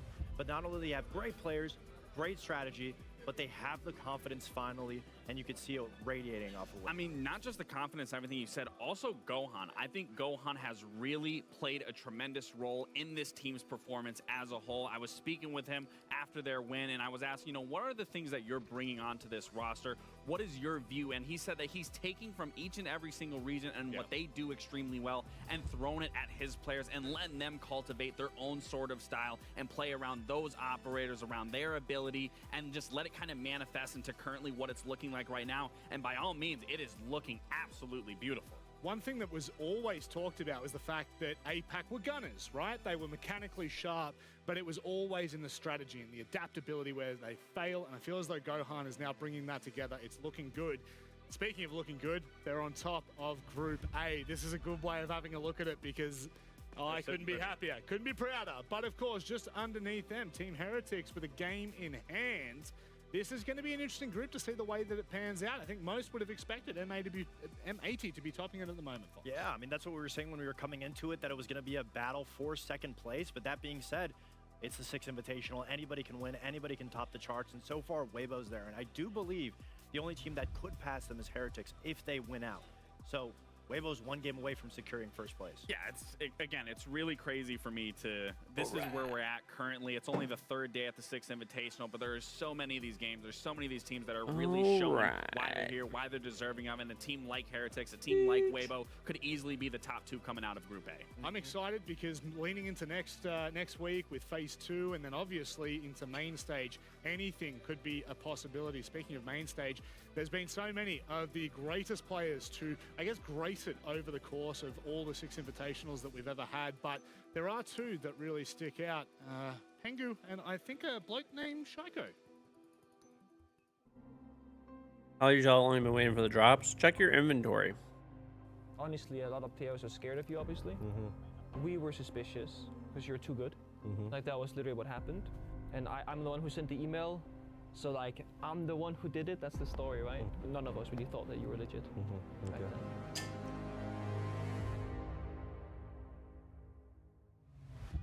What happens when you put 2 goats in a room with a bit of heat? We're right here, the 2 goats in the room. Okay, relax.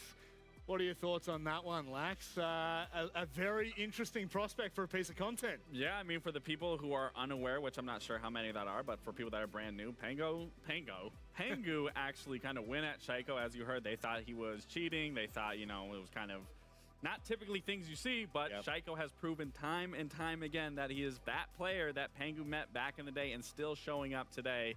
Maybe not in today's matchup, but yesterday's for sure. Gun boost. A full circle moment, you know, the old. Chat, how do people not like mushrooms? Respect the new in a way, even though Shaiko's been around a little bit, so it's nice to see that. And also, he needs a hammer. Very beautiful cinema to be in an actual cinema theater to do it. Well, thank you very much for joining us, gents. It's been an absolute pleasure for the kickstart of the day. However, I'm not the only Aussie that's about to grace your screen. Dev Mata, what do you got for us? Hey guys, I'm here with Savage, and we're going to be playing a little game. Savage, how you feeling? I'm okay. I'm all good, and you? Yeah, I'm doing great. Thank you very much. So I'm going to say a couple words, and you're just going to tell me the first word that comes to your head, all right? Kind of mushrooms? Okay. Team Secret. No, not shrooms like that, dude. Diversity. Like just mushrooms, Nice. like in food. SI 2026. Win. Whew. Paris. You know, a nice shiitake, a portobello, something like that. No, I don't know. Sure, we'll take that. Chalet. Gunfights. Sure. All right. Mowgli. Aggressive. Makes you sick. Rainbow Six. Ow. Life. Great, Blackbeard. dude. OP. And last one, Pengu. Go. Thank you very much. Okay, thank you.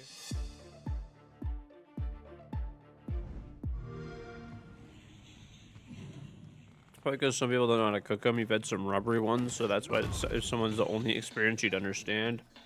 Fair enough. Fair enough.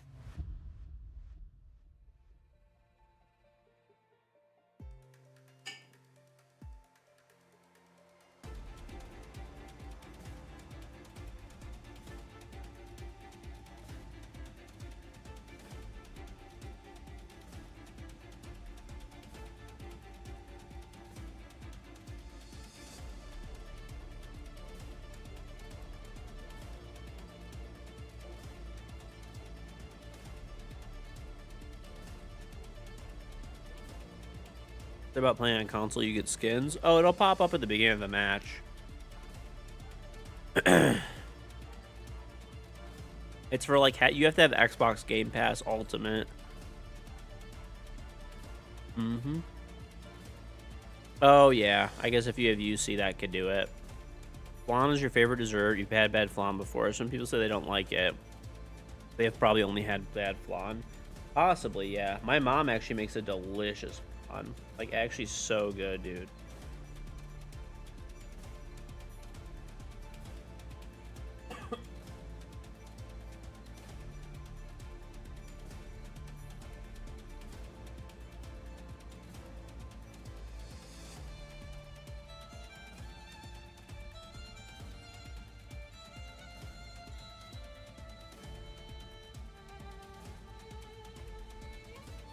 Yeah, flan's like an egg custard thing.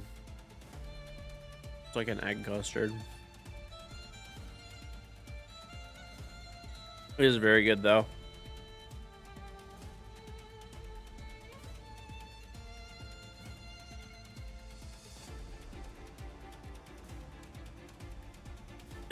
That's on Illustrate. You know what I had from Costco?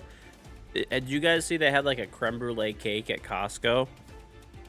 I had that and it was alright. I mean, it was good, but I think people were overhyping it.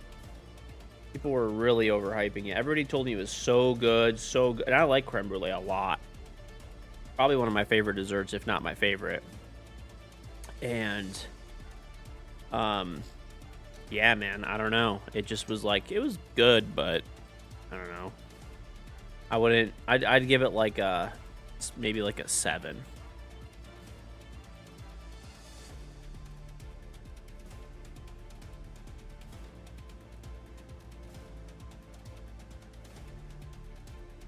People were making it out like it was like a top 5 dessert.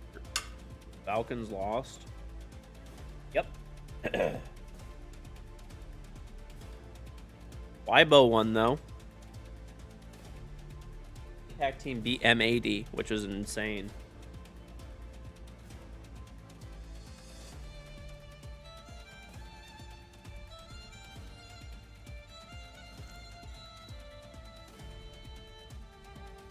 That's funny. I read this. One of the sous chefs at an old hotel of yours made this cheesecake flan thing. Holy fuck, you never had anything like that before. That sounds good. My mom generally makes a really good one. Every time that she has to make a dessert anywhere, everyone's always like, oh, you gotta bring your flan over. It's really good. We'll say. It's better than like any restaurant I've been to.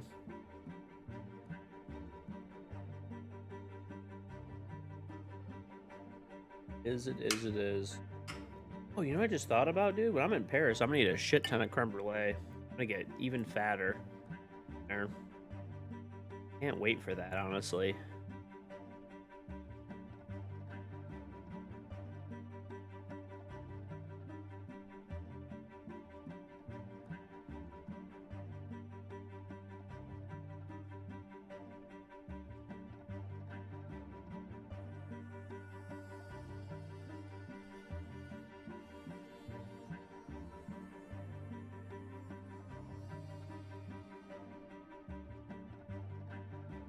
The creme brulee just burnt sugar. Oh, underneath it, there's like a. That's what the real part is. Burnt sugar is just the topping.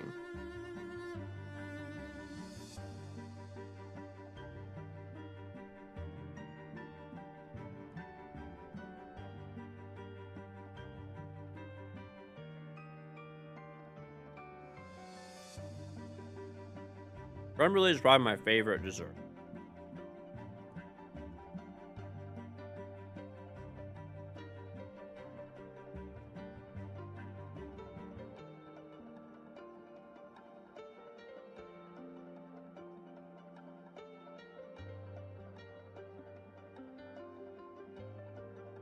You know what's super slapped on? Super slapped. Is they got rid of they used to have this like peanut butter cake at Costco like years ago. That shit was good.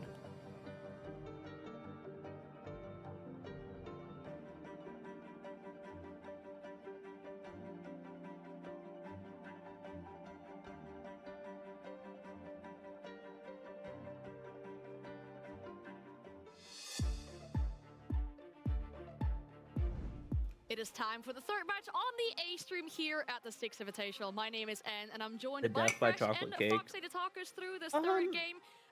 Because it's it is good. a Group C game, we're going to start with an update. But that's on not my Group C favorite. as well, just to see Like, I where don't get we me wrong, are like I've had those accurately, what before. it's looking like for these teams. But it's just like too much chocolate. Unless you really like chocolate, you know. Top versus G2 at the very bottom. Well, it was all down to that big win yesterday that they got against Shopify Rebellion in terms of that clean 2-0 victory. D+ at the top of the table. We really didn't expect it coming into this one. And of course, G2, they have only played one game. They had the bye yesterday. So, and the fact that they lost that first game puts them currently at the bottom of the table. So, you know, when you've done your stand-ins and your predictions, it's not going to, not at all. plan. Everyone's predictions at G2 home is could gonna get be wrong. knocked You out. wouldn't expect G2 That's to be at the crazy. bottom of it, but like you said, they only played one game, so you can't be too worried too early on, but a lot of it's going to come down to today. Yeah, given this is the third match and G2 have already had their day off, we can start to talk about the implications of this matchup and what it would mean for them in regards to their position inside of this group. Should a D+ win this matchup, they actually secure upper bracket, and that's kind of huge. But G2, they can't get first place if they lose. Yeah, that's absolutely massive. Obviously, the upper bracket gives you a chance through that bracket, but also for D+, who were not expected to be a team that were in the upper bracket. We go back to play day one, we were talking about them maybe scraping through in 4th place. So the fact that they could exceed those expectations is actually incredible for them. I think for G2, it's To cool just it about down the to the bracket chocolate for now, out so you so like it's it so not yet much. panic stations. No, I'm Of course, G2 completely having only fucked on played these that predictions, one game honestly. and lost that one. It's sad for them that they lost it, but at least they delivered us some content, as we can trust G2 to always do. We talked about that one round where, I mean, obviously props to the Observer as well. The fact that we got those two, I guess, team kills, self kills, whatever they were, right after each other, is just, you can always expect this from G2. Yeah, it's a funny moment for G2. Obviously, the moment of the tournament so far, not only the back-to-back nade, but the Thermite kill to be able to take out the 2 Brazilians from the roster that you would have expected to be the ones to make every single round that much easier. They just take each other out. And it happens. I mean, first game jitters, G2 slow. It makes perfect sense that that would be the team to have a round like that. And they still were yeah, so that was chipper, crazy, looking dude, at how it G2 blew positively. themselves That's the up. That biggest was like an takeaway. They didn't insane let that dwell fail. on themselves. It would have been very, very easy for the team to have got angry, got upset, have gone, oh, everything's not going our way. That They was an actually reacted really insane well. They fail. were laughing. They knew, you know, those kinds of rounds can happen, and they always seem to happen to G2 as well. But, you know, it was a close game against Shopify, and I think they realized that this tournament is a marathon and not a sprint, and they're clearly in a great mood looking at them. Yeah, I'm glad we get to see some of their, I guess, pre-game rituals of fighting each other and doing some stretches and everything before the game starts. We've noticed the insane amount of staff behind them as well so far in the boots, haven't we? Yeah, there's so much staff. I mean, Stop you it, gotta it's expect a G2 stopping! roster to be able to have 10, 11 people behind, all being able to make sure that the team works out perfectly.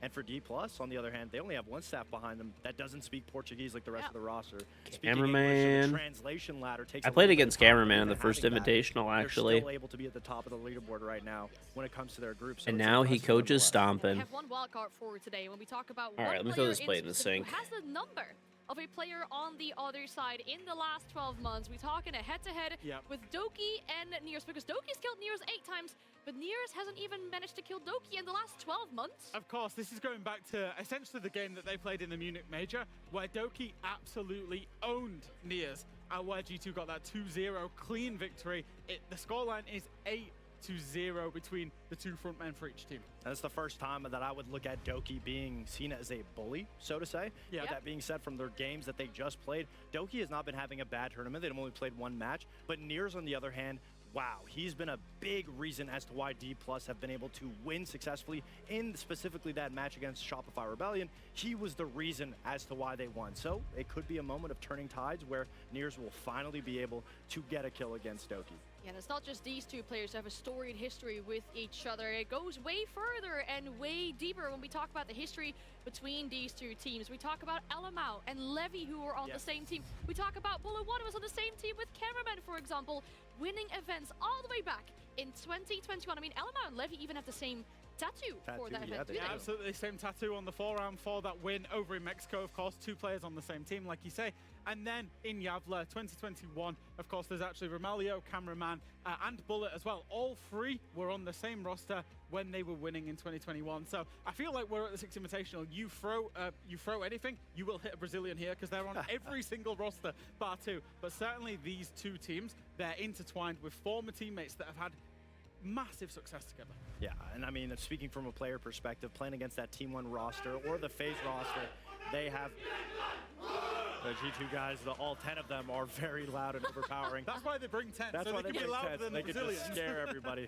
With that being said, playing against those two teams was scary back then, and now all of that history, the experience all together on both respective teams put them in a position where there's no real one team that is at a fault, at a deficit. D+ has really been surpassing expectations. G2 haven't had much of an opportunity to show anything. Yeah, the surpassing expectations things, I want to talk about that because we definitely saw that when D+ took down Shopify Rebellion. I think that was a matchup where a lot of people did not expect that. Yeah, I didn't expect it as well because I feel like, obviously, Shopify, in my mind, are one of the best teams in the tournament. I think a certain front runner from North America. And the one thing that I will say, Fox, and maybe you'll agree with me, maybe you won't, is I think North American Siege is a little bit more strategic. It's a little bit slower pace. They tend to go through the processes properly. Now, what did I identify as D+'s key strength? Counter analysis. Being able to, when you know what your opponent is going to do, you can create a plan against it and you can execute a plan against it. So, where they strong? Map 1 when they played up against Black Dragons and when they've played against a North American team. I think where D+ might struggle is where our team is a little bit more unpredictable. Now, G2 don't know what they're doing half the time. Sometimes they're blowing themselves up with thermite charges and grenades, right? They don't quite know, and I think that could be a weakness for D+ here in terms of they don't quite know what G2 are going to do, and it's about the reaction. That is the magic of a G2, but I mean, when you look at D+, I think the biggest thing for them is confidence, is being able to have that momentum. And a player like Nier specifically that we've been talking about all throughout the stage so far has been showing up. He was the main reason for SR, and we talk about them being counteractive, finding the opening.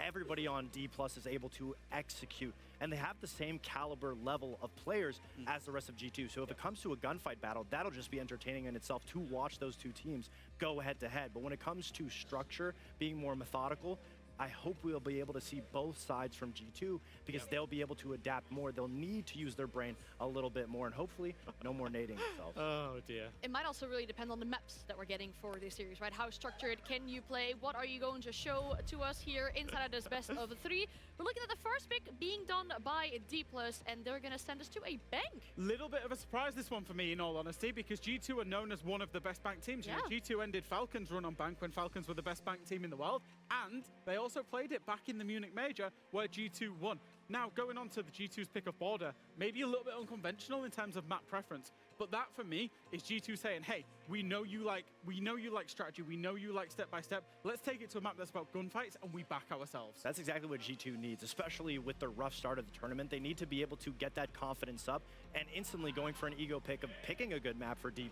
I mean, it seems like both teams picked the respective good map for the other team. So I'm expecting us to go to a map 3, which will be Cafe. And it's one of those maps that you're not going to be able to rely on individual play finding those gaps because it is so linear. And that's where we'll need to see if G2 can use that edge of having 10 staff, having the brains a little bit more, and experience behind them. Well, the match is ready, so we're going to send you, without further ado, to our casters, Gus and Xenox. Well, what an important match this shapes out to be. G2, we didn't think that they were going to be in this position this early on in groups. We're into day 3, and they're at the bottom of it, and they need to find a win, and they need to do so now.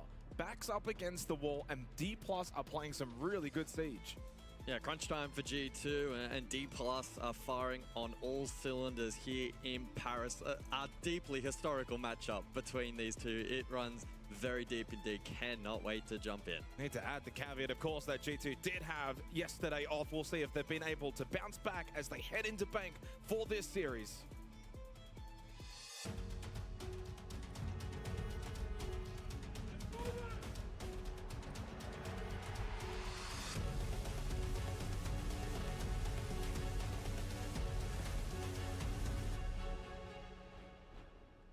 Wins over Black Dragons and Shopify Rebellion for D+, currently atop the group on 7 points. You beat G2 here today, and top 2 looks a near on certainty, and another loss for G2 would put them in a terrible position. Again, though, guys, they've only played the one series. That was back on day 1, but they got 2-0'd by Shopify Rebellion, who then in turn got 2-0'd by D+. So it only makes sense now if G2 go in 2-0 D+, so then they've all 2-0'd each other. Which, for the final couple of days, would mean that Group C would be particularly tantalizing. But anything is possible in this matchup. I'm finding it very difficult to predict either way and what the eventual scoreline may be. There is an element, I suppose, weirdly, of G2 potential elimination game. Let's see. When they play well, that's the caveat. If they lose this match, well, they're not all great. Imagine G2 getting eliminated, chat, at this point. And that's, I guess, their story so far. There's more known about them because we've seen them play matches. So D+ actually don't get their day off until the last day of groups. Yeah. So they get to play their 4 matches, and then they kind of at that point know roughly where they're at, and obviously don't get to decide their fate on the final day, but will have done all of the work. So they play G2 today and then FaZe tomorrow, which shapes to be a pretty big match. If D+ do win this, That'd that be would awesome. be the Why battle would it be for the top awesome? spot, you would imagine. Of course, FaZe do play Shopify. Yeah, I like after stomping. this later today. D+ on the defense first here on Bank. G2 will be attacking. Okay, let's do predictions, chat. Get your bets in here. Oh, wow. Weibo had a 4% chance of winning. Someone cleaned the fuck up on those predictions. Win for Bank. G2. D plus. You get 2 minutes. Get your predictions in, chat. Get your predictions in. Do I like Star Wars? Yeah, Star Wars is chill. I do like Star Wars. Who would I want to win it all? An NA team, ideally. If not them, then probably Falcons. It'd be cool to see Falcons win. Just because of all the losses they've had, it would be, you know, a great storyline for them to win in Paris. Their home. I think some of them are living. Line scan from Blindness as well, just to make sure that D+ aren't running around too much. Who have opted for the full roam, essentially, because you got Midi still top floor. Well, caught over towards the corridor is Bullet as well. Think of a headset. Can Midi wrangle something back G2. here for D+? Clean him up. Still lurking on the second floor, but the Rome His also APAC. has capitulated for D+ Keo. Put him to bed, Lord Stompin'. Put him to bed. Put them to bed. Stays on the rappel. Nias then gets swept on side. This is looking flawless territory. Falls by himself inside a vault. Does at least catch Stompin'. Alamau can get the plant inside of lockers, so denying the flawless from Foles. But it is going to be a round win for G2 as Falls does get forwarded, doesn't get pushed. But discipline. You hate imports, but the imports, but you gotta do it. Nah. D+ is literally is just a full import team that couldn't cut it in Brazil. Particular round playing out in a I will not. I don't respect them. Plus, I mean, I just would want Stompin' to win anyway. But some kind of plant in G2. All the work done off site, essentially. Also, Doki. Picking away at that roam. The anticipation is for Alamau to be very vocal in this matchup, of course. Well, right now, G2 are in. If they lose this game, they're done. I'm pretty sure, right? I need to look at the format to know for sure, but of this matchup. But that will likely go both ways as well. I'm sure he will also be on the receiving end of quite a bit of banter throughout this match. Went to Five Guys last night, actually, by the way, and we saw Stompin' in there. Oh, really? Yeah, and James actually said to him, like, of course the Americans in here. Okay. Peak athlete diet. Hey, listen. Not that we can talk, we also they were in there. Yeah, that's what I was saying. CEO executive for the second round. You don't respect them either, but you need to make some risky bets. Fair enough. You getting teams correct of which ones will qualify? Zamba vibes. I kind of did, but I didn't get the right order. Like, I predicted Weibo M80, and I think Weibo's already qualified, but I picked them as second in the group, not first. So that's a problem. This looks more conservative though from D+ on this top floor in terms of their positioning. Falls will play over towards elevators, of course with no Ace, no Habana. Kanto doesn't even need to be electrified, so it's a safe position for D+, and littering of Vulcan canisters outside of front desk. Force this like installed. And if you may have missed the dusk as well, another little mini story within a story for this particular matchup, the Doki v Nears matchup. Doki has taken down Nears on 8 occasions. Nears has not been able to find one in return over the course of 12 months. So we will be watching that quite closely throughout this best of 3. You make it sound like they play every day though. It's still a fun fact. Well, maybe not for it is a fun fact. It is. Well, not for this. Alamau trying to find an angle. Slow and steady right now from G2. So total opposite from the opening round. Very different sight in the way that D+ are playing this. Midi over towards long desk. Bullet front and Falls elevator. So they're really well positioned at the back end of this site. Nears towards that is so jank. Hallway, it's a very default setup from D+. G2 are just trying to really hold their angles. They're hoping that D+ make a bit of a mistake. Favorite candy bar? Reese's. Yeah, I would agree. Logic Bomb activated from Blaz. 100% of the big name candy bars, yes. If you like Reese's, there's Justin's peanut butter cups, which are basically like a bougie Reese's. It is so damn good, dude. Damn. 10 seconds. It was set up. They were patient, holding good positions, and obviously, based on the communication, they all went at the same time, all executed well at the same time. Clinical again from G2. Never heard of those? Yeah, Justin's peanut butter cups. Crack, dude. That is Crack. You can get quite literally to that. That's the Better quality chocolate and like better quality peanut butter inside of them. They're so damn good.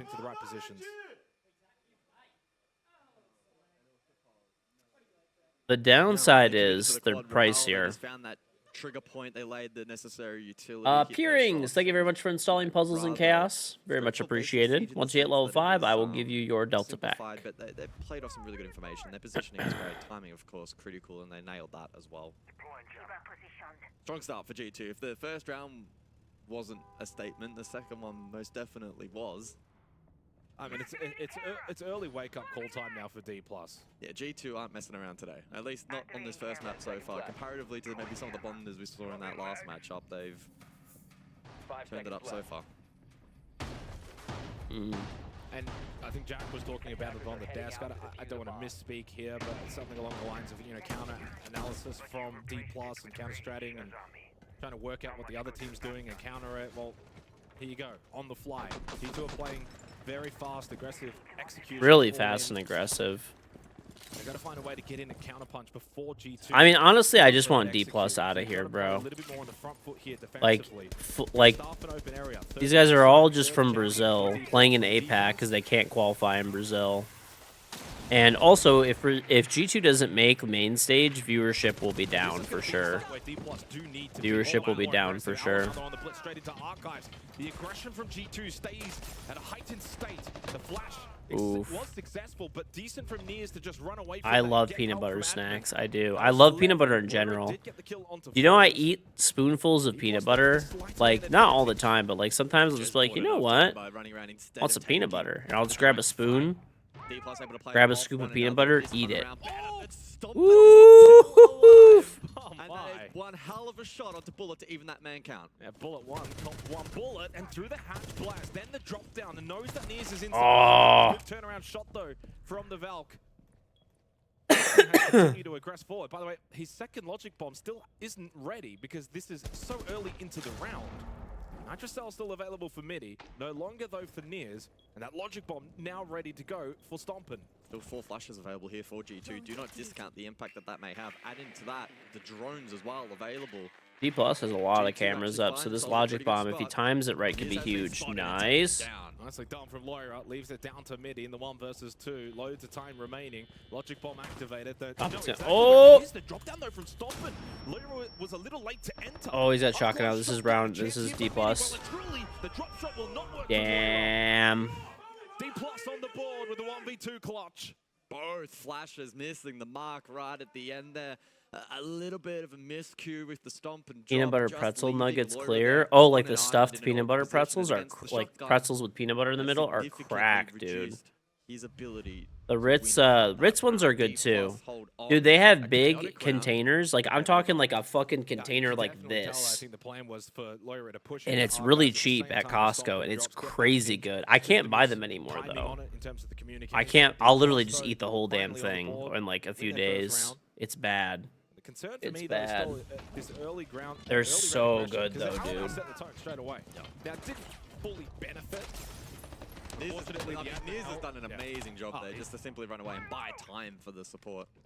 This is the little one from Stomp, and that brought the round back alive. This is a freebie as well. And so from that point there, on the drop, 3v2, and then Nears, good shot again from him. So really decent individual skill coming to the foray from D+ Kia, and yeah, just the timing there from Stomp and left Loira then in the 1v1. Walling, you see that? Gets it done. That's why you quit buying sodas. You mean pop? Sent some words to Alamau in the chat as well, by the way, in Portuguese, so I'm not too sure what they said. We need to get Maria on speed dial for this matchup.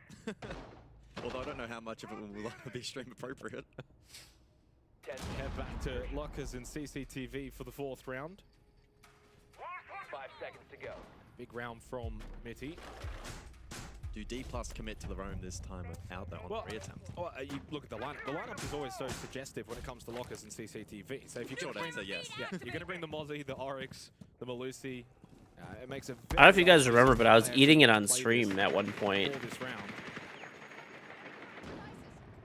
And when I was eating it on stream, dude, I would just sit here with the tub and I would just start eating it. Louder. Plus can't hear them. It's a crazy aggressive game, by the way. It's quite ballsy though for D+ to actually commit to another roam for locker CCTV. Exactly what I was thinking. Especially in APAC, I'd say the default nature is to play more time denial down below. Stokey lurking through the janitor hallway. Levy gets caught. Yeah, he was just completely Stokey got unaware, him. which is surprising. If you're playing that position, this site in the roam game, you need to be switched on. Midi will give away that sound cue. Impact grenade and caught. What are you There you go, Doki. Exactly where he just was. That was a little unusual. Midi throws his life away, and for the second time running, D+, this roam game of lockers. Those peanut butter ice cream bars. Oh yeah, dude, the Reese's ice cream bars were so good. Done, Jags. Leaves the game into a 3v5 state where Dude, those were so good. option of just fall back to side I'm not player to buying change those the again presence of either. denial. Nears will go prone in open area under the desk, looking to hide away. They had Reese's peanut butter inside of like, so basically what it was like vanilla ice cream with a ton of peanut butter inside of it, Reese's peanut butter, and inside of that, sorry, on the outside it was covered in chocolate, like a chocolate shell. So damn good. Like even the way that they're playing this now from basement side, it's very aggressive. No one there, just a hope and a prayer. Blaz will get rid of Nears, and he was the only one that was first floor, leaving the final two. They're clearing them out so efficiently. You still wanna have a Golden Gate time, Position 5-2, 60 seconds. or do you want a Golden Gate time? Should be a very simple task. Those are two different things. Closing out this round, barring Maybe both. essentially a mirror. No, there's an ice cream in Australia. It's called Golden Gate Time, and it looks so good, dude. I mean, look at this right now. Even they're from Both. G2 are playing this. They're not rushing. They've got 45 seconds. Oh, dude, they look so damn good. I'm not gonna lie. I would. They should bring that to the U.S. I would 100% try it. But they're playing this as if it's almost like a 5v5. Great angle from Blaz, wins the shot from the It's a distance. judgment-free zone. Fair enough. Now again flawless, but denying him the kill onto Alamount. Quick trade though from Stompin. And it's a 3-1 lead for G2. They're looking much, much better than D+ right now. Yeah, in all facets, really. The last round was a little bit awkward for them, but the other three have been very clean. An intriguing decision from D+ to gamble double down on basement with the roam, and it didn't work. So they'll call attack. Okay, guys. So He is they only breakdancing play his the room. timing rush. NG Visions, thank you for the sub. On the second floor, they're ringing the lion and they push the so early times. Guys, the communication is the key. Like our vibe is so different from the like day 1 and day 2, guys. Let's be more energetic. Let's be more communicative, you know. Sim. Ok, Eu acho que vou fazer o seguinte, o Mitch. Pode falar. Eu vou pegar eco, eu vou tentar matar esse cara do Sagon. Eu vou deixar, tipo, 2 drone 1 na luz e 1 no CO. E eu tento picar esse cara com o Zé, tá ligado? O eco é bom. Pode fazer, mano. Eu vou tirar também um boneco Ele tá de jogando da grade. Time to cut Apex spots. Cut Apex spots, bro. Apex should have 2 spots. 4 rounds that have been played, but clearly some worrying signs. This is not a judgment-free zone. You'll judge you. Sort of what G2's doing, right? They bring the line. They're trying to get aggressive. They're trying to push. You got to communicate, and you got to understand also what your opponent is doing. These are the skins, by the way. More D+. And 2 more rounds. If this is a 3-3 half, I think that's fine for both teams. But it does now mean G2 in the driver's seat. Didn't Xbox, they raised their price a bunch for Game Pass, right? Of the drones as well can be understated all too much. Those roams are best countered with really good. I know a bunch of people got mad about that. And we have seen that from G2 on every single attempt, and for the vast majority of them, clearly as the scoreboard reflects, it has been clinical. I had Game Pass for a while, and I didn't use it that much, but it is pretty sick, I will say. Especially if D+ are to not back It's $30 now.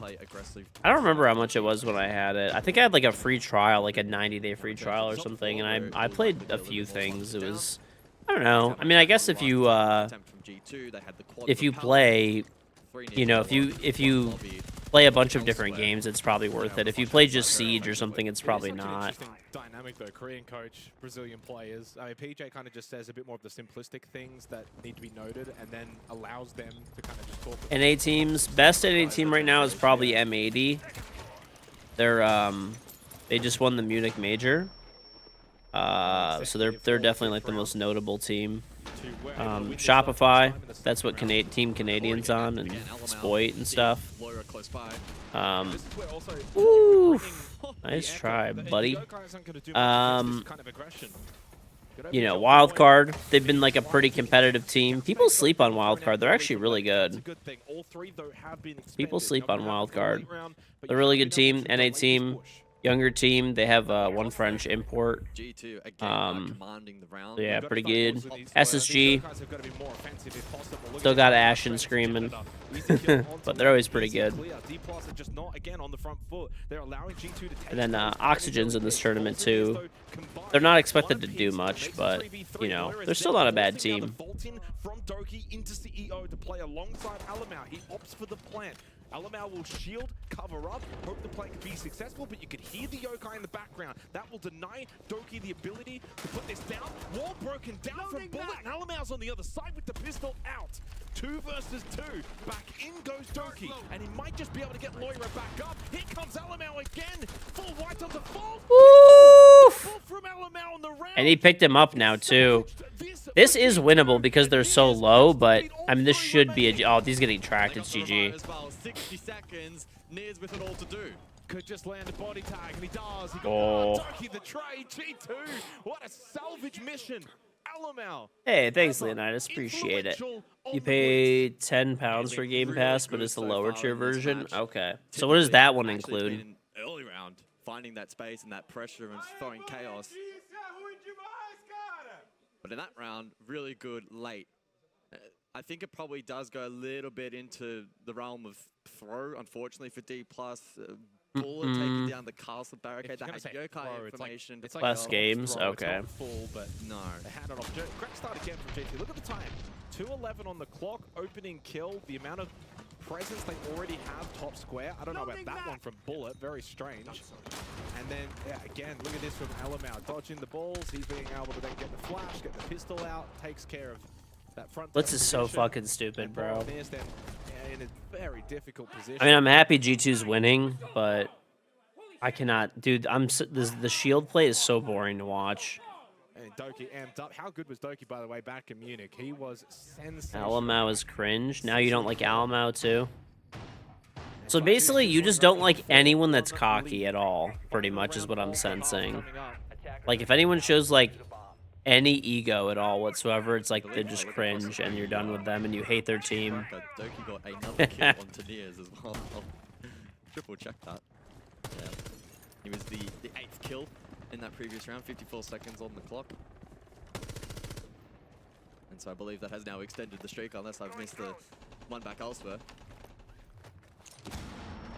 Oh, and an opening kill. That's just unlucky. He baited it too. Probably needed 2-3 rounds ago once they started to understand that G2 are playing a really fast tempo here on Bank. There's the adjustment. You've never liked LMO. Don't have the thermite, but it is staff open, not the end of the world. To be fair, it means a position like Quad is just going to stay completely reinforced. And what this does as well is when you play APAC like that, will never win anything. have to be a little bit more The only team that's like competent out of APAC is advantage now suddenly for G2. literally just for D+. literally just Weibo or Weibo. It's on Sleet. Keeps your level and thing for what? But when you're getting deathmarked by Doki, you're out. I'm assuming that you probably. I see you typed that in like TikTok chat. Did you just download the game or did you use the link? Because it doesn't show you as downloading it. I'm guessing you just downloaded it off the App Store or something. Oh, that's a good shot. Good swing from Levy. Doki though with the Vendetta pushes in and takes care of Mitty. Advantage still maintained for G2, and again, they give themselves so much time in these rounds. Their time management. Ego for what he constantly shoots the best team. Maybe gets like top 8. I mean, he won the Invitational before.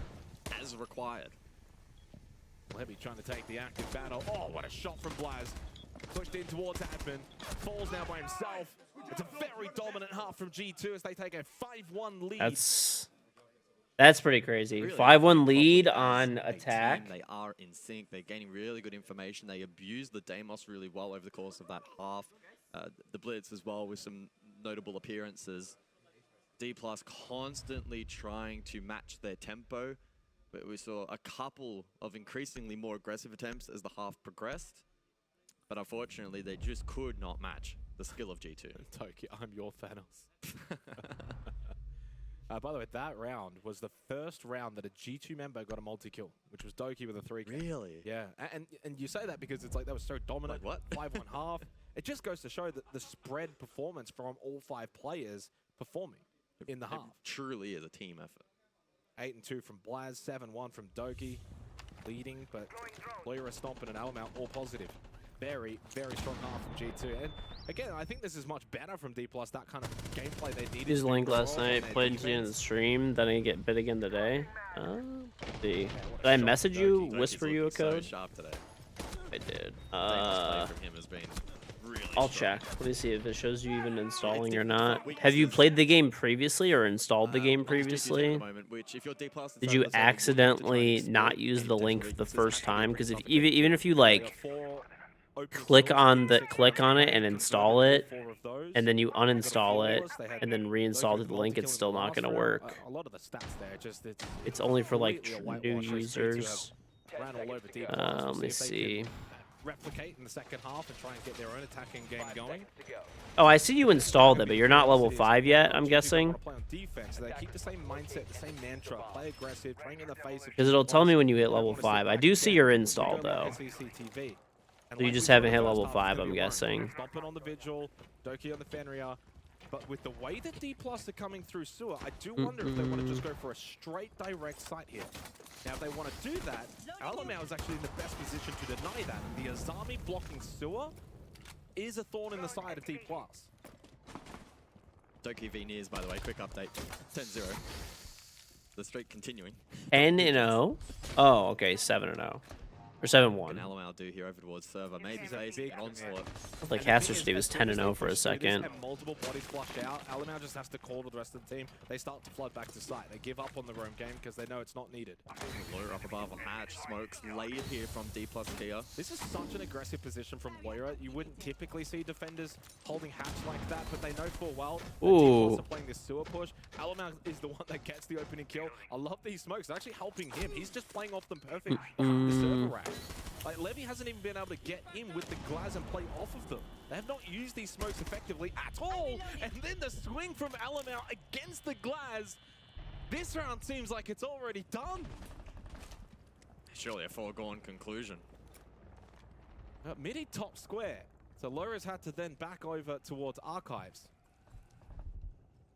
Alamau does not need to... How do you get the charm? You just sub to me on Twitch and you'll get it. He really wants to. Just wants to go for the right timing. Does still have a Kiba barrier as well. And a full minute remaining. I mean, there's so much time here for D+, but I just don't think he's got the position. There you go. Went for the swing. He went for it. This time gets countered by Nears. But surely around that's going to be very difficult for D+. Yeah, once you hit level losing his life towards Archives. Patience, 5 Sleet, I'll But they lose Bullet, and they didn't need to lose him. At that point, it became a 3v3 with a minute. Became more salvageable. But Blaz is fortunate that he does not fall there to Nears inside of server. Just needs to buy time. They have the man advantage here, G2. Blaz is pinched, but here comes Stompin to help out. Up close from the Vigil. Headshot to Nears. Doki finishes midi. And this map is looking like a foregone conclusion. G2 speed running bank.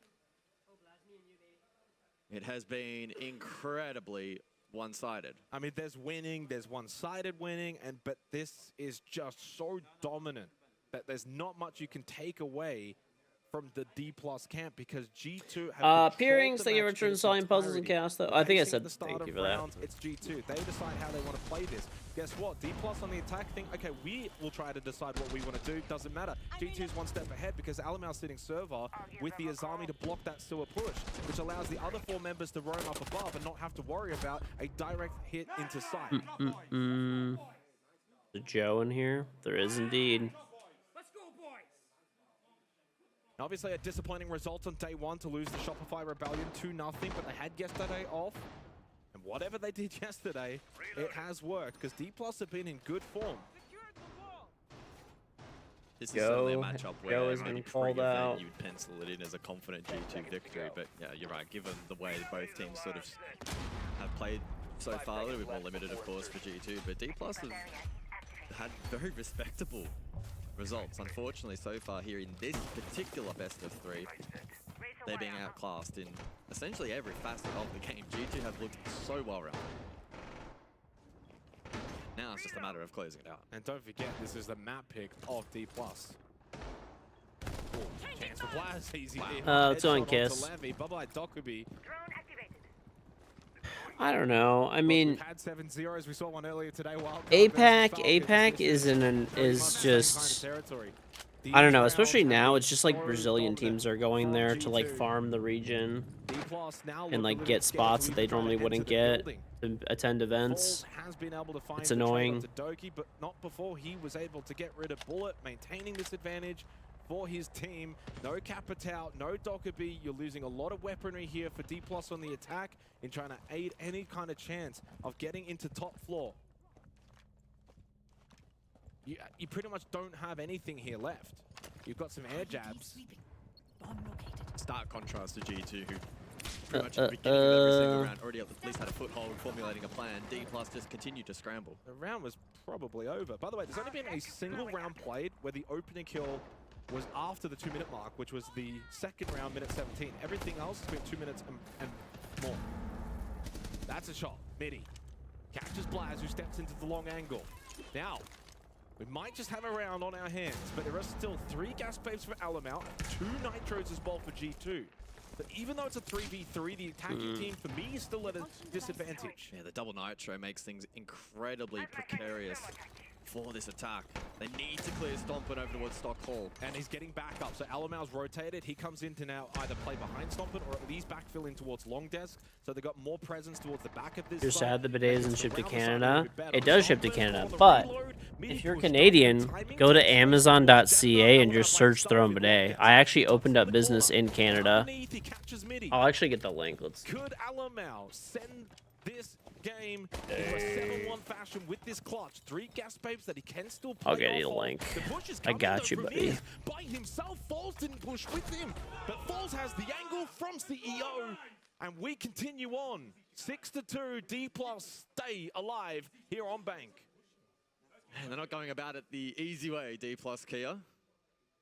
But they get that round result. 4 straight, though, required for overtime. And I thought for a second when Alamau went for the rotate that he'd push it, play with Stompin, and maybe together double push Janitor Hallway. Had they actually done that, you have the numbers. Doki's like a madman for jumping out of that. Instead, Stompin gets caught by himself. He just finished reloading. Midi hears that, pushes, gets the kill, and then Alamau's by himself in Long Desk, wasn't able to actually have influence from that position. Still, when is KG's arm sleeve dropping? No sleeve. I'm too old for a sleeve. Listen, I got a bidet. The bidet is better. At least the team vibes seem decent in the D+ camp, even though they're 6-2 down. And it's a best of 3. Got to build momentum. Gotta build. Exactly. Can't be shooting your mental in the foot map 1, otherwise you're never going to find success in best of 3s. Statistically, though, D+ still trailing by a significant margin in this series. Not a single player above 100 EPS. Levy and Bullet currently below 50, so really trailing below what is required at this level. And on the flip side, for G2, Stompin, funnily enough, actually at 100, the lowest for G2. And that's not a sentence you typically say.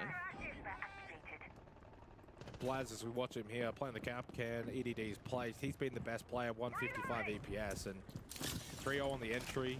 88% cost, 10-3, 63% survival rate. I mean, he's just done it all.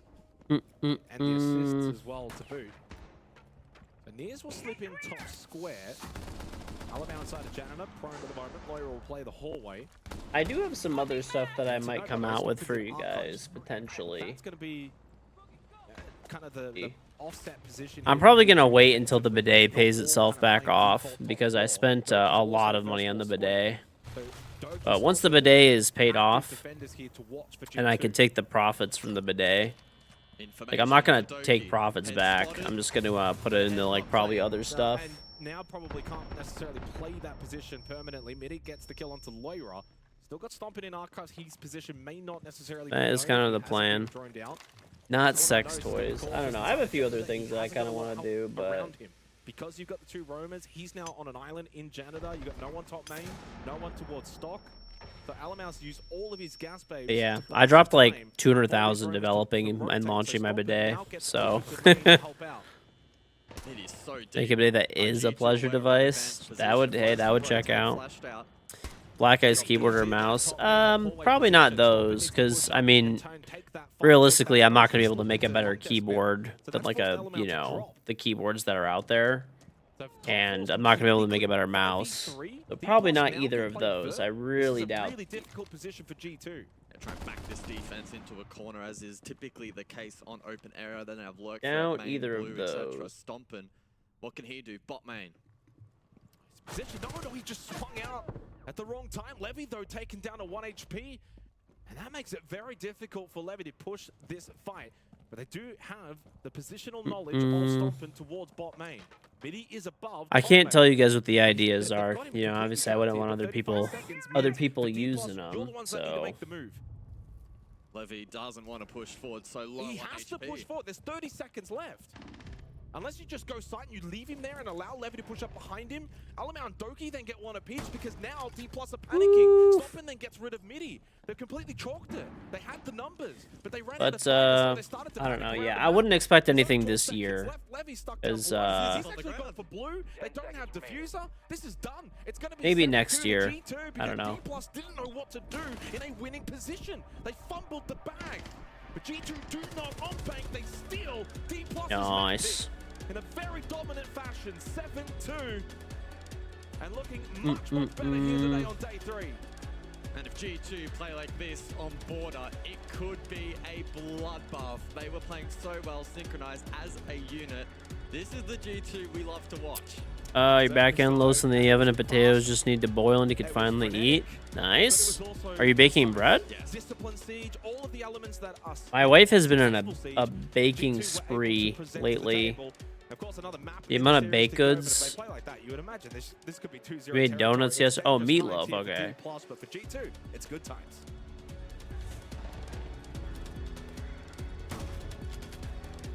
Dude, their analyst or whatever looks so much like Skies. I did make a black ice bidet. Yeah, there's only one in the world. I have it.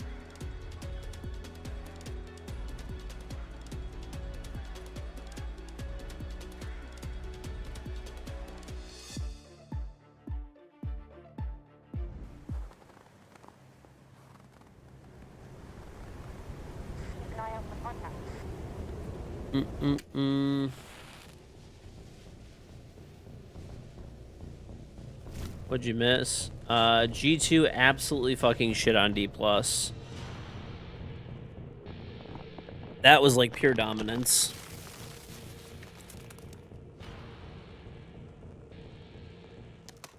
Available now.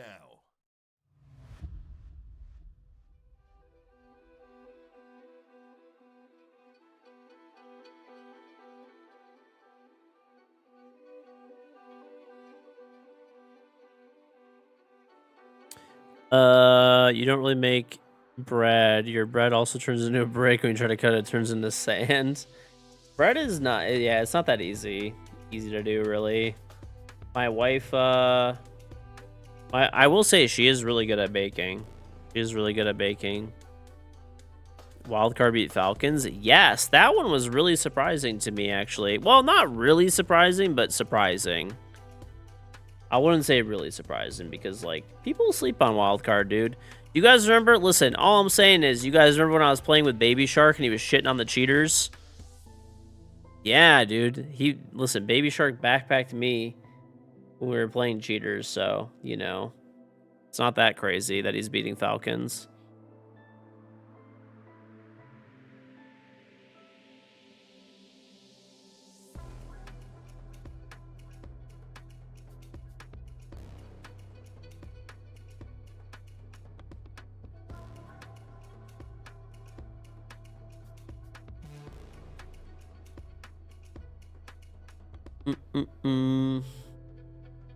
Did you guys see that there's going to be no more 8K TVs? Like, every company, major company, stopped producing 8K TVs. Remember that clip of him shitting on Cheers while you were watching a Scopo's cam? That didn't seem human. Dude, he's a beast. That was actually so crazy. Who's on King Pack Clips?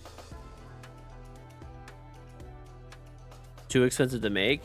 I just don't think there were very many people that were buying them. There's also like no there's Baby Shark. There's no 8K content at all out there, really.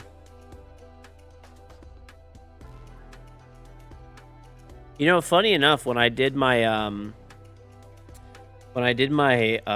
like home theater setup and shit, I got a receiver that's an 8K receiver. I didn't intentionally get it. The projector I have only does 4K though.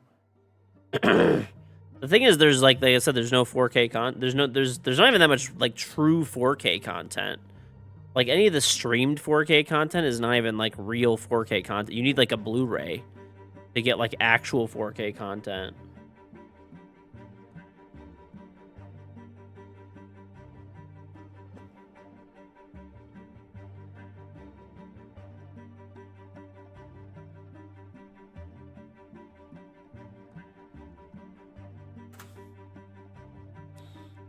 $4K, $8K. I mean, there's definitely like a, you know, it's not.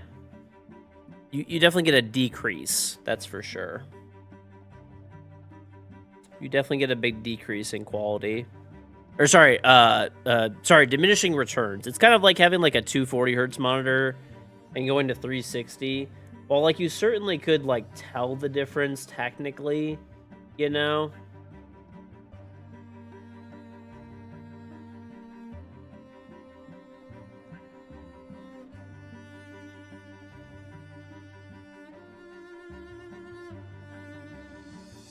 Not that much.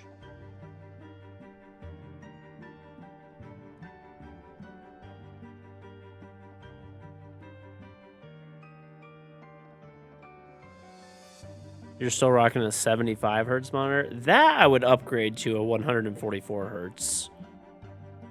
144 hertz monitor is a nice upgrade, I will say.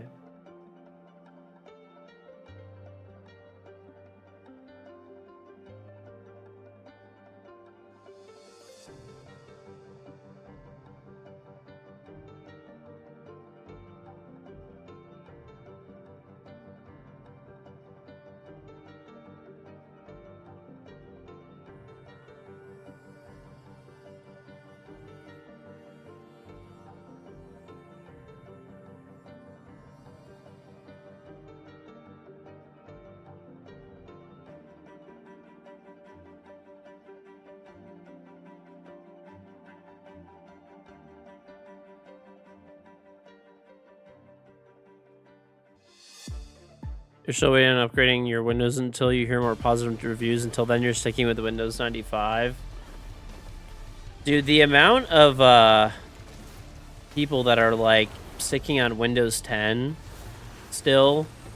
I mean, like, some people are hipsters. Like, you have like Drildo or whatever, which he's actually running like, you know, it's called like LTSC, which is like a corporate version of Windows 10 where it's still getting updates and it's supported.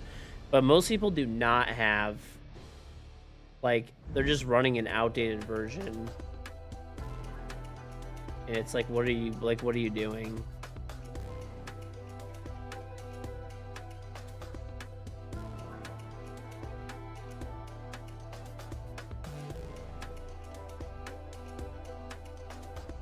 If you can't upgrade due to like monetary reasons, that's also fine. Like if your PC won't support it or whatever, I get that as well. That's also like acceptable. There's people who have like computers that are like completely fine.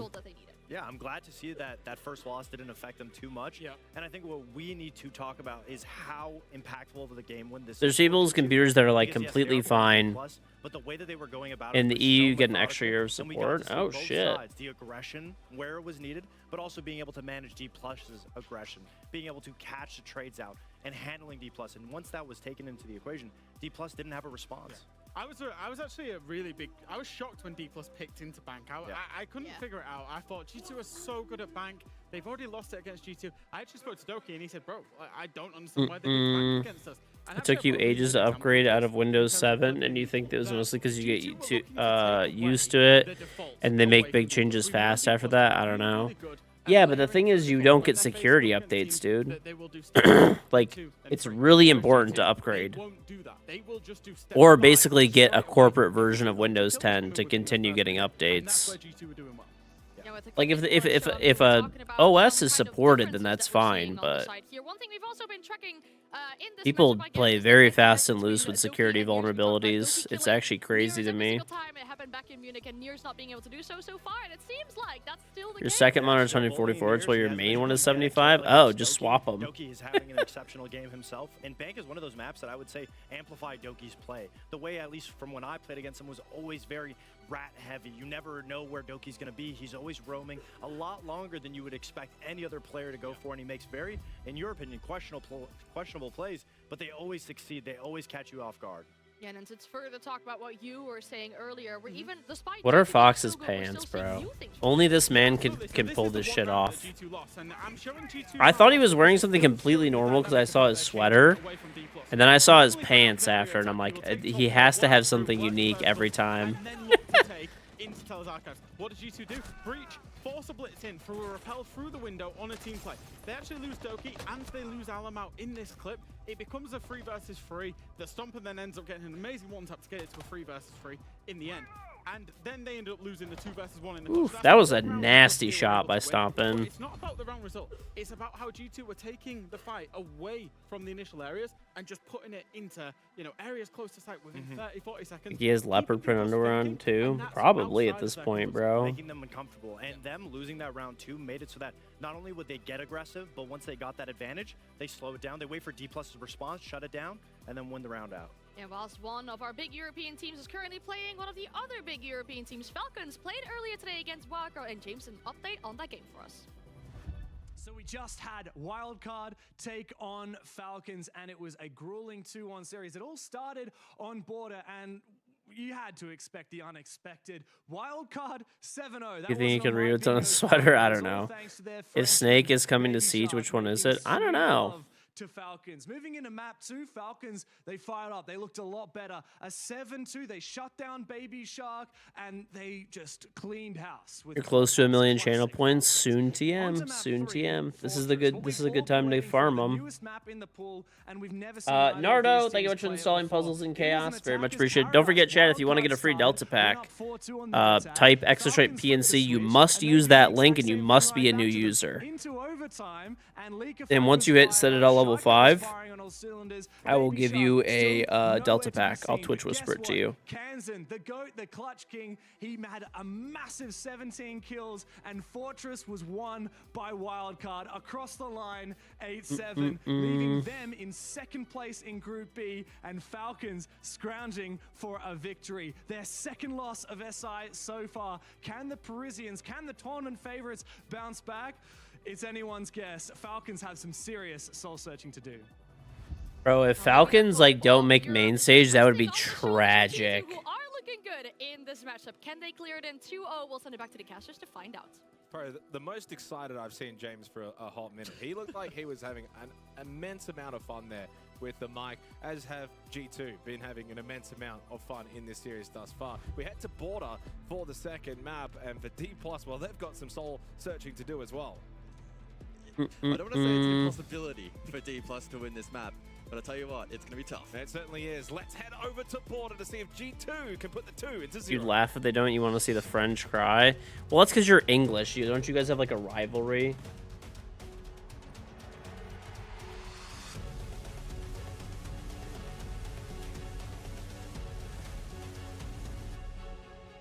The real question is, does Niers... George, you had the VIP redemption at 1 mil for a while. Unless you probably updated to 2. Okay, bro. Not your finest call. You could have just left it. G2 wins map 1. So now we got Border. You know what? D+ are better than that on the first map. Yes. And they're going to need to do better here on Border. Do we see Niers find a kill against Doki? That's the real question. That's the real stat we need to follow. I have a sneaky suspicion that that particular stat line may be more heavily contested than the stat line at the very top, being the round count. And I'm not saying that to be disrespectful towards D+. They have a pretty intriguing record on this particular map. Oh, do you want me to mention it? Sure, I'll lead into that first. Go. Yeah, well, the last time that D+ actually won on Border was the 28th of June, which was against Mer Gaming. And for those that follow the APAC region, Mer Gaming is not really a powerhouse. No.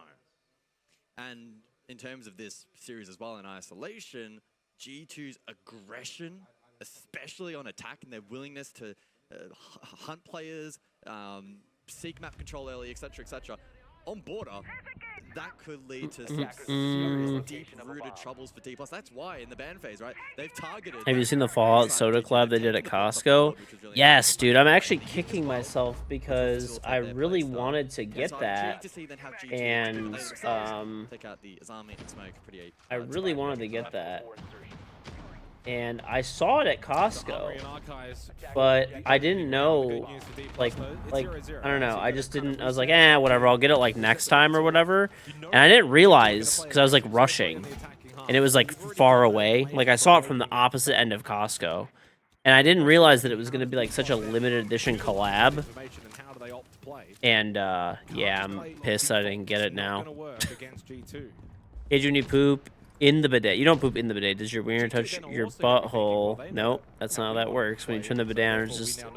No. The way the bidet works, you take a shit, you click the button, water sprays at your butt. That's it. It doesn't go up your butt, and it's clean water, not dirty toilet water. Along with the line scan from Doki, put pressure immediately. Bullets able to survive the first few shots of the Vendetta.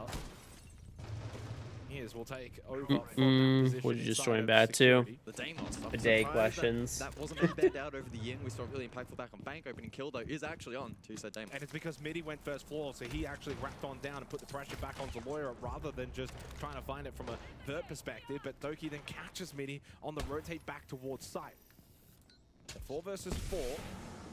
But you've at least dealt with the Deimos. That already relieves quite a bit of pressure for the remainder of this round. And Loira is, of course, very dominant on maps like Border, on the Deimos. He can be so aggressive. Line scan activated again from Doki, so only 1 remaining from him. Stompin trying to make his way top east. Bidet tutorial 2026. That was amazing. Oh. Minute 20 on the clock. Get trolled constantly. Alamau diffuser in hand. There is yellow ping though on the flip side available here to D+. Nitro ripped from Levy. Looking for a Q over. Dude, I haven't updated. Like I never take this laptop with me anywhere. It's like a gaming laptop.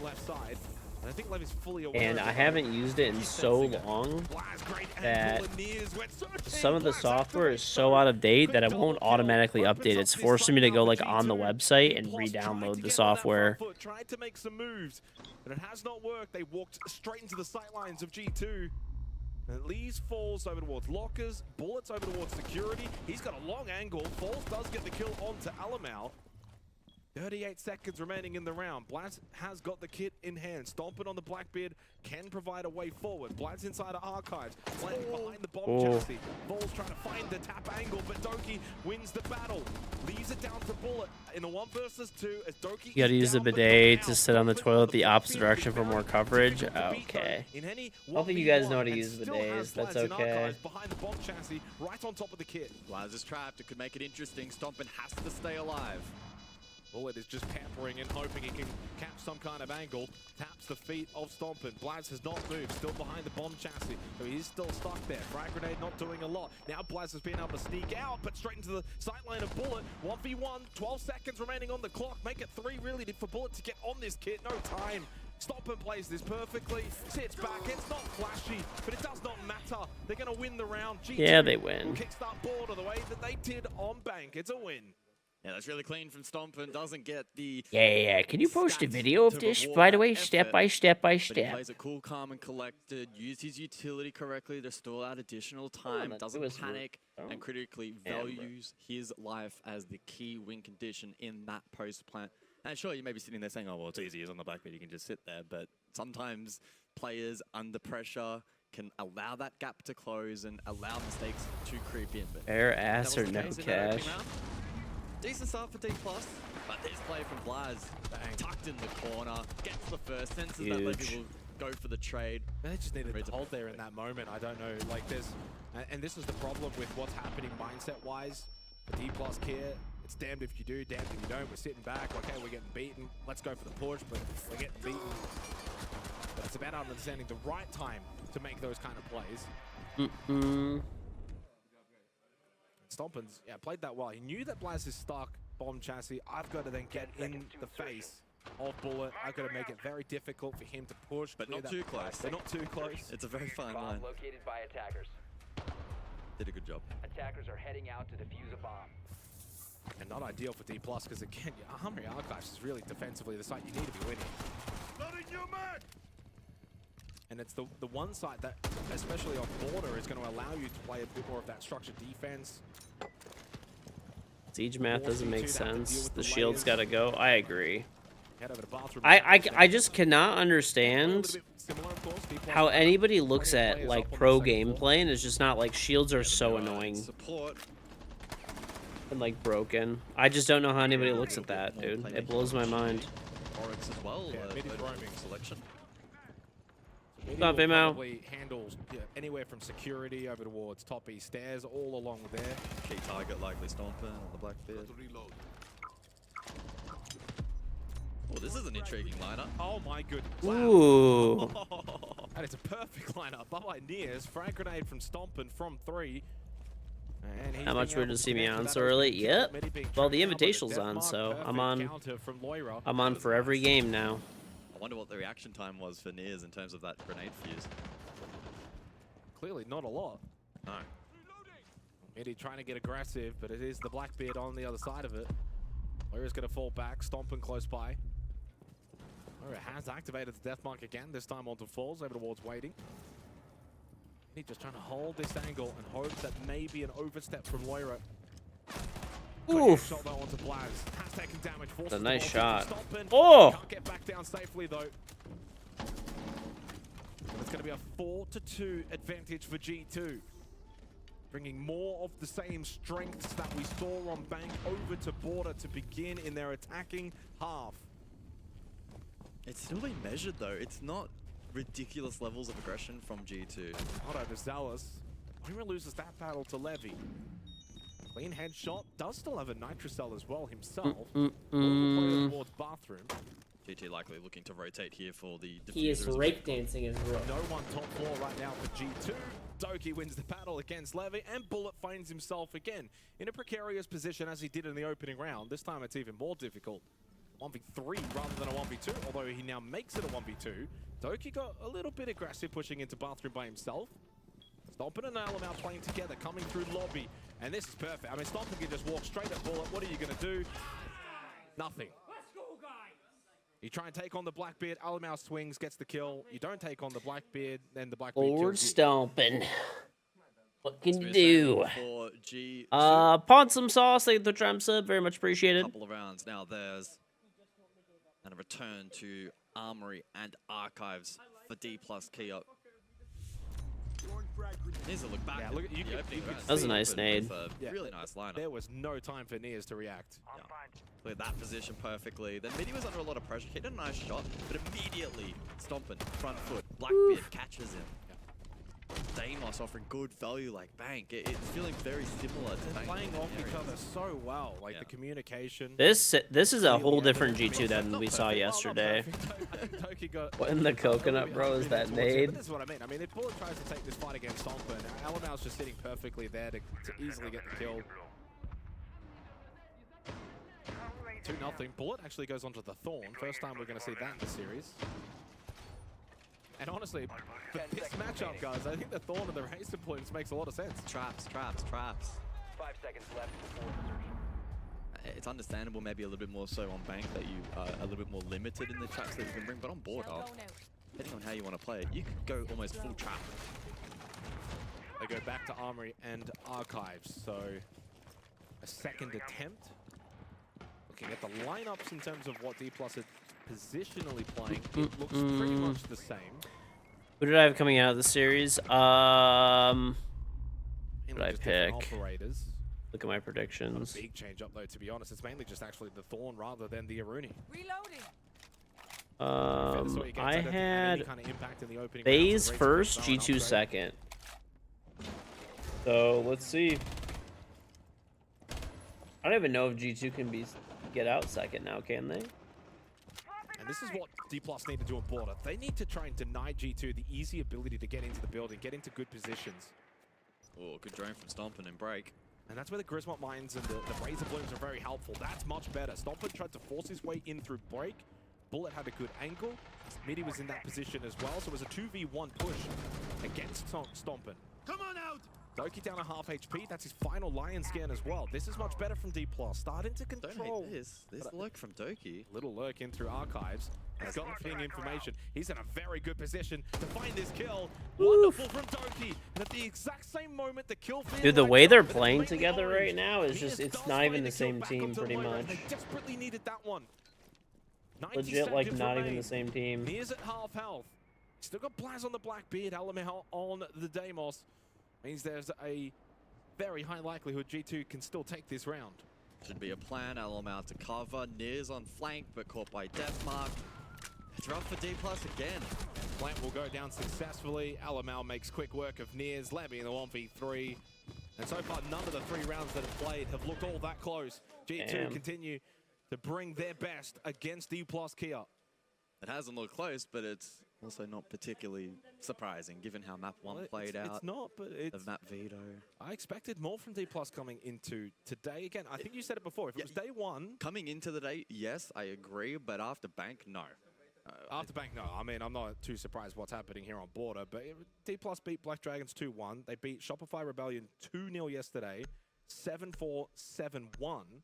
And this is a Shopify Rebellion team that, of course, beat G2. All right, I think my laptop's all up to date. I'm pretty sure now. 8-6, 8-7. Bro, I like literally didn't even touch this thing for like a year. They still keep focusing on the kill the house, right? So they keep the Lion. I mean, how about the Kaitsuba and the Headquarter? No? Yeah, could be good. Yeah, that's gonna be option. Let's keep the spam the traps. Yeah. And Nears, bro. You're the best entry player I've ever seen, bro. Be more confident. Okay? I am confident. Yeah. Alright, let's go. Let's go, big boy. Mano, ó, pegar trap, ele falou pra pegar a oficina. Mano, faz o seguinte, mas não faz a recuada na oficina não. Vamos fazer a recuada, mano. Traz recuada. Faz espadada, assim. Você quer a recuada? É, eu prefiro, acho melhor, velho. A gente tá só usando mano split, tá morrendo de costas todo mundo. Eu prefiro fazer a recuada que a gente tá todo mundo junto, não? Tá, mas vamos começar um pouquinho mais avançado. Então dá muito espaço pra eles. Well, you said traps, traps, traps, and PJ says traps. More traps. And trying to obviously pump up Nears' tires. He's 1-3 at the moment, 0-1 on the entry. But this is what really unlocked it for G2, was that moment there from Doki to just slip into Archives, get a very deep position. And simultaneously then elsewhere they found 2 more kills at the same time, flipped the round, and yeah, it became, again, a pretty comfortable round for G2. Nice! Let's go, bro.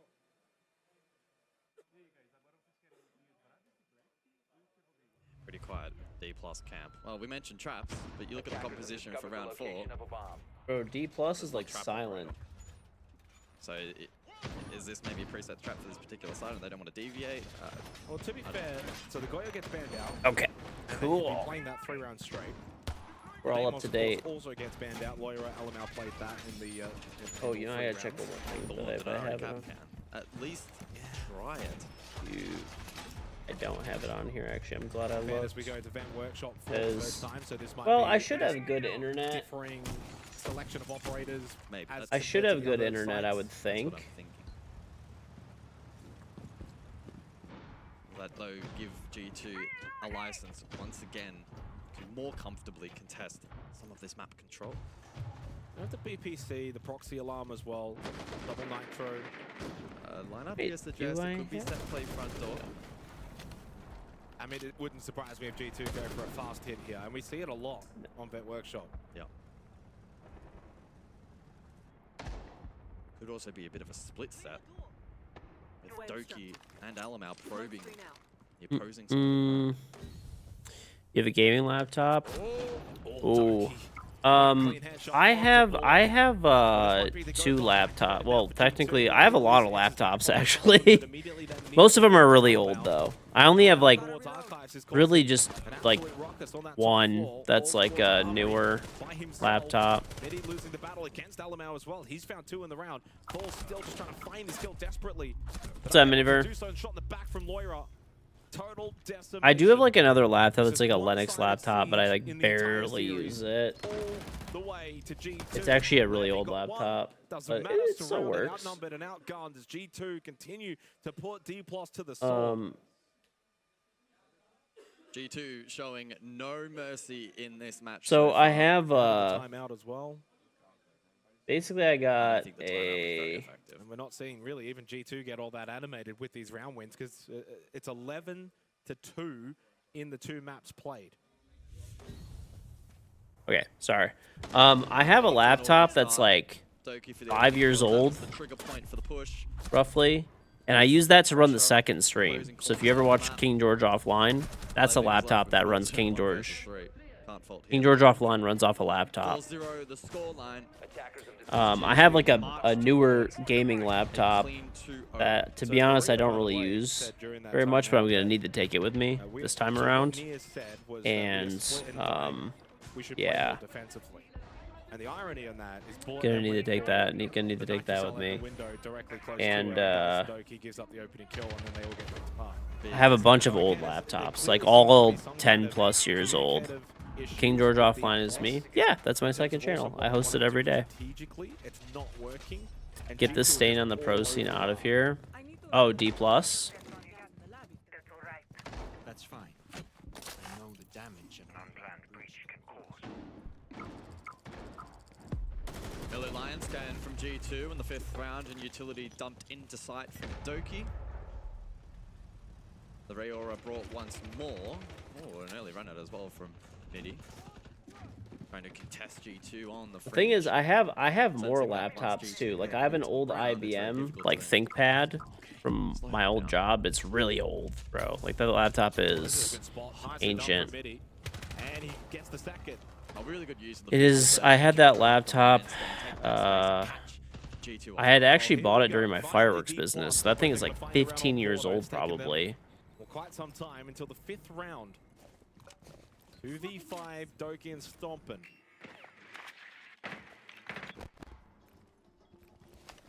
They don't have the kit.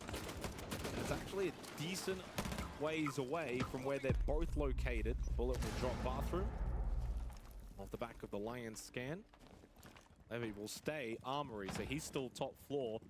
And now has help. Reinforcement arrives. Midi on the vigil also will play alongside him.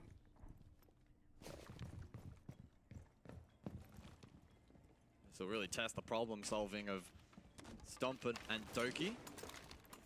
Midpoint of the round. Just seeing if D+ give away a pick. There's one. That's one, 4 to go, and another one from Stompin. Oh, that was a chance. Falls wins the battle. Stompin found a second, and now... Watch something. Just watch when you played pro. What would you consider good comms versus bad comms? Like useless efficient versus useful one-shot caller.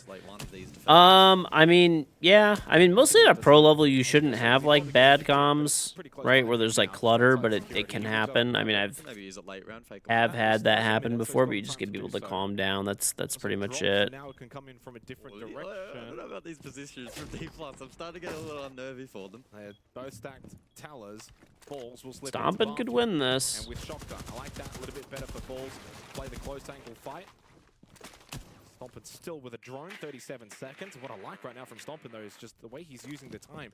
He knows that he's short on time, but doesn't want to leave this down to 5 seconds. Yellow ping intel, wallbang, unsuccessful. Oh! Never mind, headshot. He knows.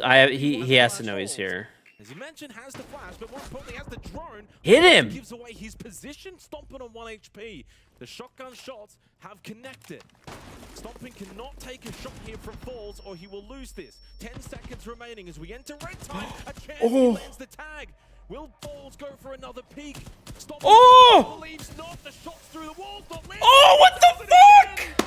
Oh, this is what this event is made for at Stompin. The best of the best in the best tournament with the best. Okay, dude. 5-0 G2. He's actually insane. It was a 2v5. Oh no. It's all going wrong for D plus Kia. Oh, this was great to start from Medi. A little bit more aggression at the window. The drop from Doki netted at least 1 kill, but then he got Lord traded. Stompin owns the import frauds. Has done it again. Add it to the highlight reel.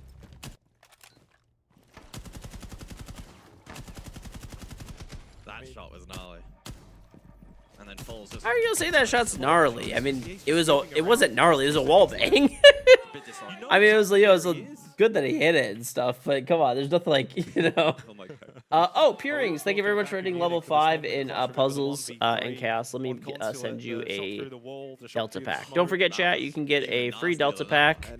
Just type extra stripe PNC. You must be a new user. Download Puzzles and Chaos. It's a mobile game. You play it on Android or iOS. Hit level 5 on your Citadel, and I will Twitch whisper you a Delta pack code. So.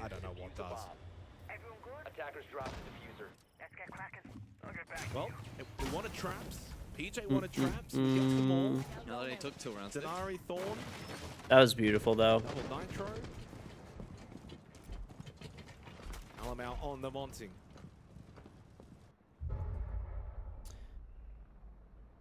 Hey. It's funny because Dude is literally clip farming right now. Pretty much, bro. He hasn't really taken over this game. 3 others on this G2 roster.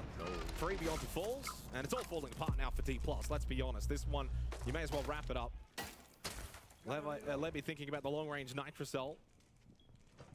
But I wouldn't go window right now. I'd want to try. They're just planting behind Monty. You need to throw this behind the Monty. There you go, but it's too short. It's not towards the doorway. Oh my gosh, how is he alive, bro? That is shield up. That's still a safe position for Blaz to go for the plant. Okay. Blaz got off it, and he gets the kill. There you go, Peerings. Thank you very much for hitting level 5. It's only Bullet and Levy.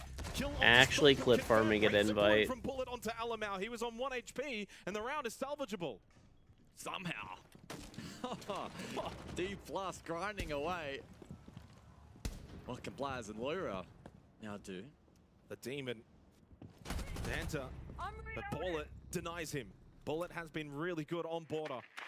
A lone figure in the night for D+ Kia. And Blaz now for his 1v2 opportunity. And he too has 90 seconds to think his way through this.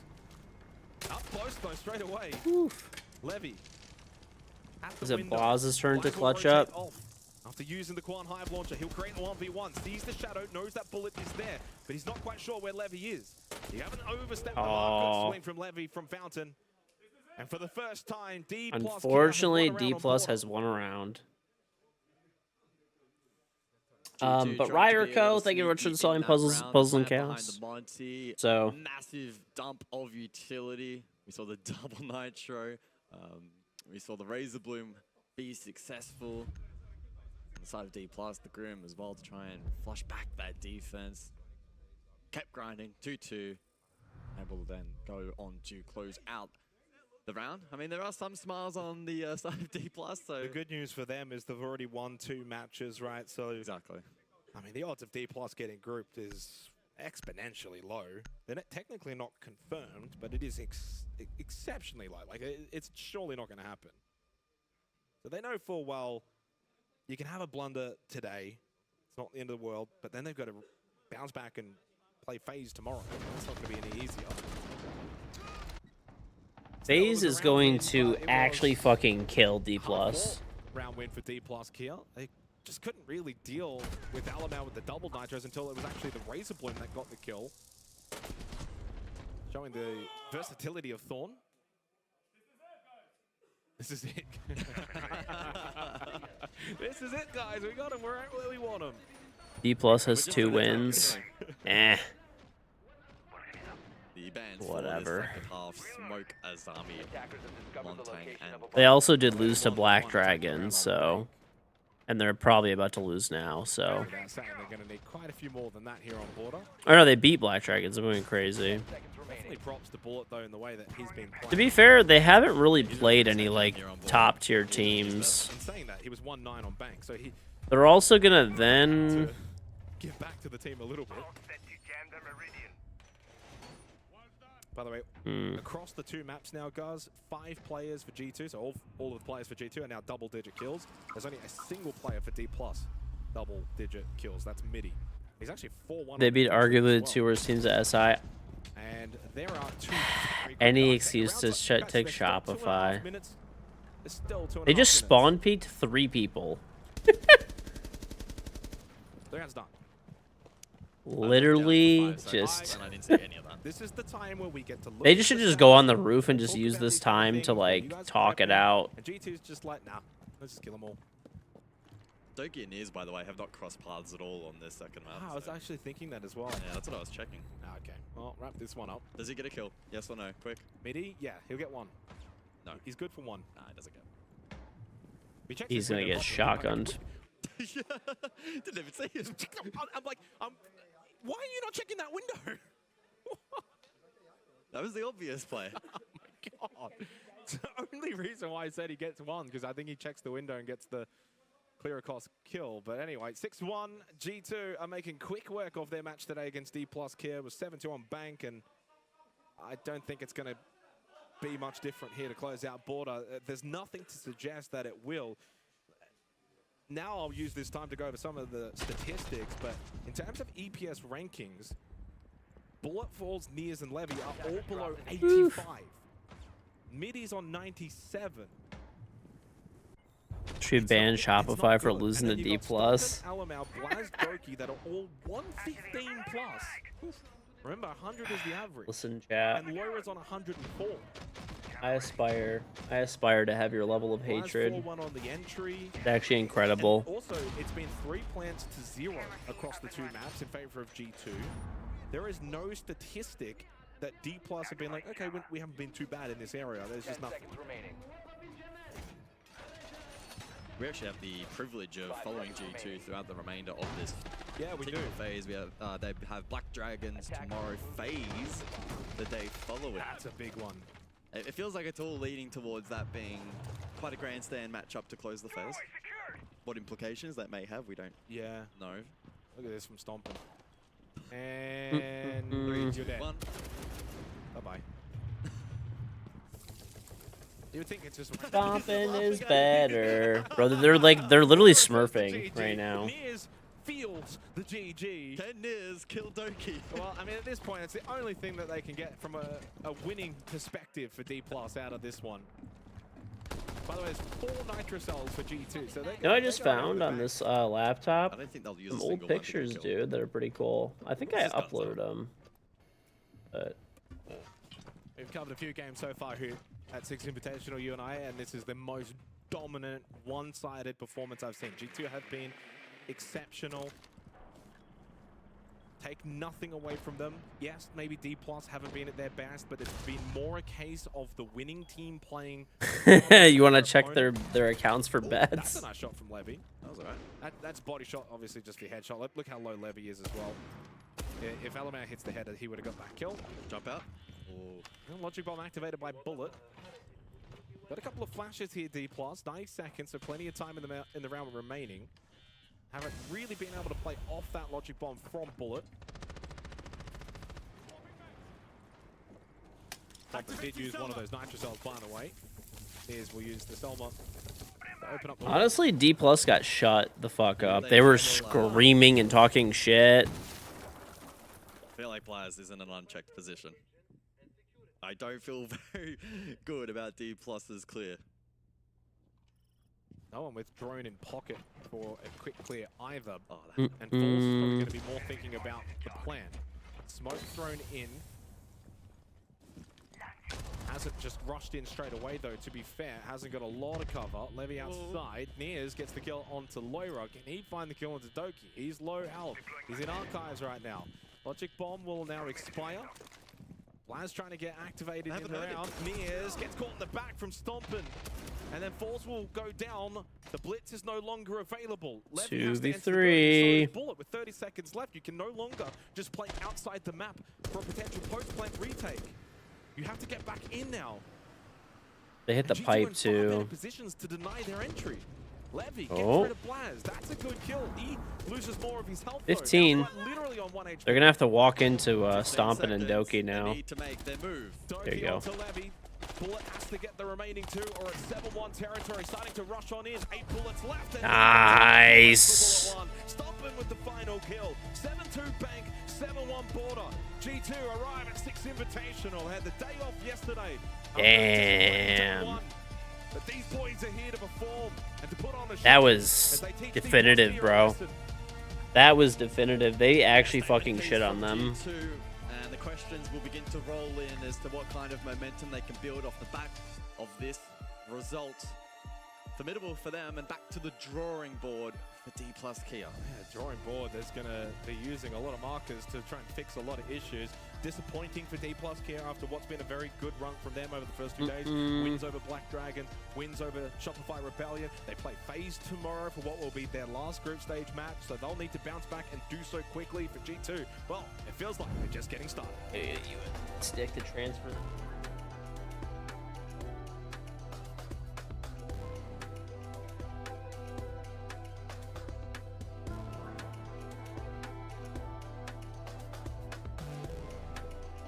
I got all of the last time that I used this laptop, I forgot I transferred all of my family's home movies. So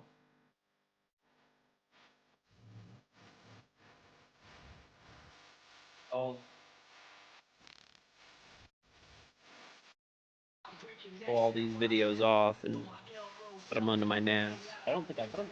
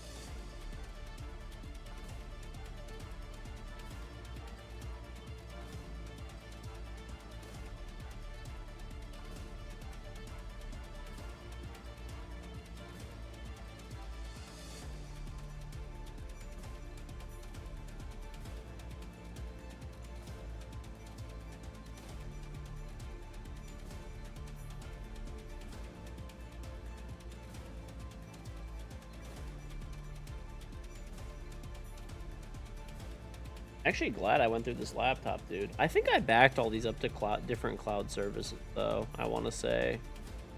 These are all the... Remember when I took all that... I don't know if you guys remember. It was like maybe a little while ago. I transferred all of my family's, like, videos and stuff, home movies that were on VHS tapes to digital files. Like, I was doing it while I was streaming and stuff. Basically, you just set it and forget it. And all of the files are here. So... I'm 99% sure that I transferred these to different cloud drives, but next game is okay, never mind. Hold up, I'm on the wrong. Okay. Next game is FaZe vs Shopify. We could probably watch actually, no. Secret 2-0'd Enterprise already. Okay, so we just have to wait. So we're gonna have Shopify versus FaZe, or we can watch Fluxo / W7M versus Oxygen. I feel like the FaZe Shopify game is the one to watch, in my opinion.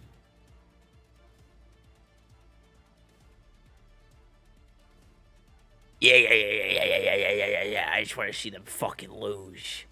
I don't even care about seeing nobody fucking winning. I just want to see people losing. That's it. That's it. I'm a spiteful motherfucker, huh? Yeah. You guys are just angry, man. Just angry individuals.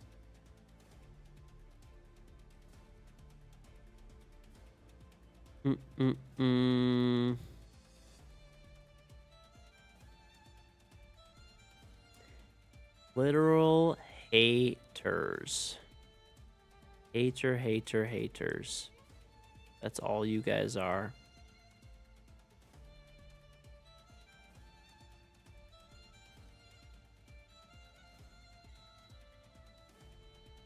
That was like actually a spanking, though. That was actually spanking.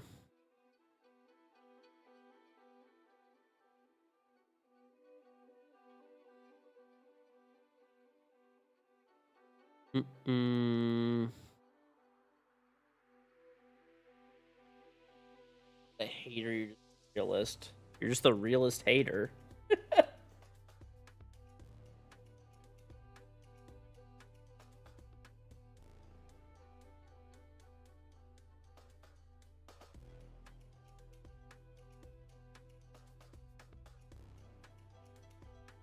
Oh, man.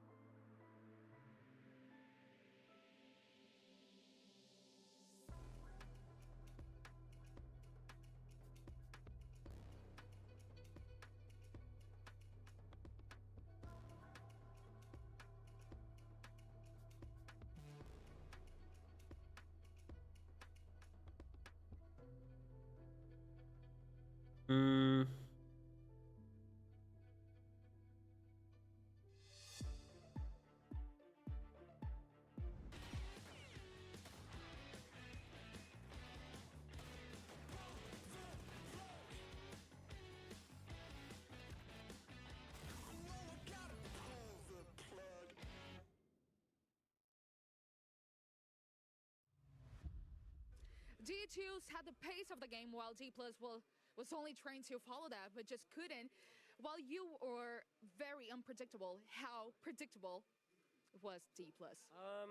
Very predictable. I think the games that they've already won in the group stage weren't really a surprise. I think they're better than both teams that they played, including Shopify. So I wasn't like underestimating them, but I knew that we were way better than them. So we played the confidence, and yeah, it was just a walk in the park. So. Yeah. Why do you think you are better than them? Why do I think I'm better than them? Yeah. I just am. We all are. I know we are. Better players, better coaches, better strats, better team. Sorry. Yeah. Okay, I need to have your thoughts about the map veto, especially because of Bank. Yeah, I have no idea. It's like historically our best map. They picked it against us in Munich when we played them. We also won 7-2, so I have no idea. I understand that teams have comfort maps, so maybe that's our comfort map. But you don't pick that against us. It's like our map. So like you don't pick my map against me. So yeah. Nobody gets into the G2 Bank. Okay. But we need to also talk about about some mistakes. Anybody going to Paris to watch the Invitational? You know? Yep. I will be there. Grenades. I will be there. So I want to talk about that. Why was G2 having such a strong I will be there. Pardon me. We were playing like with our balls in our hands. Take it easy, Faye Mao. Sorry, bit of a rude statement, but it's true. Shopify historically just always beat us. It's my teammates. Lady Geo? What do you mean? Oh, like the caster or whatever? I have no idea, to be honest with you. I have no idea. What the hell is Fluxo W7M? W7M is the Fluxo W7M team combined. I think W7M bought Fluxo. So you remember when it was like Cloud9 Beast Coast? Remember that? In Amsterdam, you're thinking of heading there? Yeah, you should, dude. Probably be a pretty fun time. D+ is actually better than the teams they have played and have beaten already as well, but what a result. I'm actually glad I looked at this laptop, dude. There was I'm pretty sure I have copies of this stuff elsewhere, but there's both like the pictures. We had a photographer when I was in Saudi Arabia that took pictures of us when we went to the edge of the world, and all of the home movies that I transferred. I'm 99% sure that I moved all of these videos to cloud services, though. Like 99.9% sure. G2 are back into it. FaZe are still to play. Shopify have still got points on the board. Anything is to play for. Yeah, I completely agree. I mean, I think Doki was right in them having the better coaching staff because, yes, Bank was a question mark. Going to a map like Border, we've seen D+ play it a lot, and the consensus was they just do minimals. And so G2 had a very easy run on that final map just to be able to pick apart. I mean, of course, they have amazing heroics to be able to carry them through, but at the end of the day, when it came to the strategy, it looked like G2 was one level above D+ today. I feel like that reflects in the scoreboard as well, what we're seeing with all the players having higher ratings or higher EPS than the side. The name KingGeorge. Yeah. Bro, Stompin' fried. In the studio. So we have to talk about something. It happened again. Doing interviews now, chat. What's going on? Yeah. I mean, to be honest, they kind of just trolled around, but I killed the two above, and then I knew the Fenrir was like bottom east, so I threw a drone. He exposed himself, that wallbanged him. And then in the 1v1, I just baited out the mute, and then peeked the hole. He thought I was gonna peek the door, and then yeah. When you're in a clutch situation like this, what is going through your mind? Are you focused at all that, oh my god, I'm about to clutch, or is it just something that second instinct? It's kind of just second instinct. I mean, the second was a 2v5. Our teammate Alamau, he was like, you guys can win this. And then we actually won it, so yeah, it's kind of just a second instinct, I guess. Too much aura right there. Yeah. How did you play against D+? What was the game plan that the guys were speaking around beforehand? Because, you know, you guys were playing a lot of fast siege. I remember on Bank, I think every entry apart from one was within the first minute. Yeah, because like we do a lot of prep on them, and they don't really change how they play. They play the same every game, so we knew like where they weren't playing or where they were playing, and we just avoided it and just caught them off guard, I guess. They weren't prepared for it, so yeah. Yeah, I agree with that statement completely. What I was going to say is when it comes down to you being in a situation like this, you guys didn't have a good first day. Why are there children playing CG? It looks like you guys are playing. Stompin's 18, dude. He's going to be 19 on the finals of the Invitational. Wait, Stompin 1v1 to win the hammer. I mean, there's definitely room to grow. Like, we're playing really good. Yeah, we lost to Shopify. We played bad, but I think this will help a lot, this win. I think it'll help a lot for tomorrow and the next day. So, yeah, if we just keep how we play today. Chat, I figured out why Shopify beat G2. I figured it out. Spoit wanted the content. Spoit wanted the content. You gotta get him on the content game for every map. Is there a reason for that? Is that That's what it is. It's just comfortable for me, and like I've always played with like a high desk. So like okay. Our desk didn't change heights, and I was like terrible because it was really low. So now that we're here, I feel a lot more comfortable on the setup. So. Do you think Doki's just copying you? Because he's like up here. No, like this. Because if you look, he's been doing it for like years apparently, but I've always played like this too. Yeah, I think it just helps me aim better. I don't know why, but I thought Doki played standing. Yeah, it looks like that. Yeah. One more question before we let you go. Since it's your first Invitational, any team that you're really looking forward to playing against when the groups are done? Have I not slept? No, I slept. I did a rerun overnight. It's a hard question. Or like replay, whatever. I already played them, but I kind of want to play M80 again. There's no drops overnight, so I'm like, you could do reruns. People, so it's more fun playing people I've like scrimmed a lot and seen, you know. So yeah. And get some revenge as well, potentially. Hopefully, yeah. Hopefully. All right, awesome. Thank you so much for joining us in the studio. That means we're going to go to our next game now. But before we do get to that, we had an extraction point escape room content filmed earlier with Enterprise. And the spoiler alert is they had some struggles. Enterprise is struggling both at this event and for the escape room.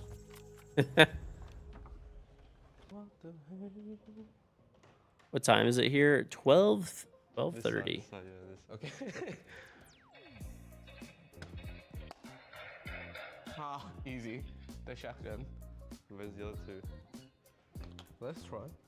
What was the 4187? Oh. I'm genius! Nah, say it to the camera. I'm genius! Two. Sometimes we can using this one for escape, I guess. Flash, flash, flash, 24. Flash, Claymore, Claymore is 42. Claymore, alarm, alarm is 21. Well, flash is 8. I'm really shit at math, so. Claymore's 18. You sure? 21 minus 17. What is that? 17, 8, Yeah. 2. So we have 2. Yeah, it's this one first, it's right? 1. So this is 1, and then we got 2. So 2, 1, and then we have to play this one, right? Yeah. SI 26, French. At least they got So some we have content. French operator. At least do something. 2024, Brazil. Who is Brazil operator? They got something out of them. So 6. So 2023. Hold up. 2024. Okay, let's go. For me, so easy. Wow. That's why I made 2 times. Just hurry up. We got more time here. Let me go take this flash drive and put everything on my like. So this one will be last. I don't want to put it. I have like a big external hard drive on my office computer, and I want to put it on my NAS. Oh. Wow, wow. Let's get closer. I can see. They don't have any number in there. It's gotta be a troll. Oh yeah, it's a 9. Off. All right, I'll be right back. Let me go put this stuff in. Nothing in there. 8, 9, 8. Let me go put this stuff in there. All right, I'll be right back. You're Give me a younger minute. than me. I'm blind. 4, 9, 8, 0. Yeah. 4. What? You sure? Oh. Oh. Yes, 7. 2167. Wait, Yeah. unlocked? Yeah. Yes. Yeah.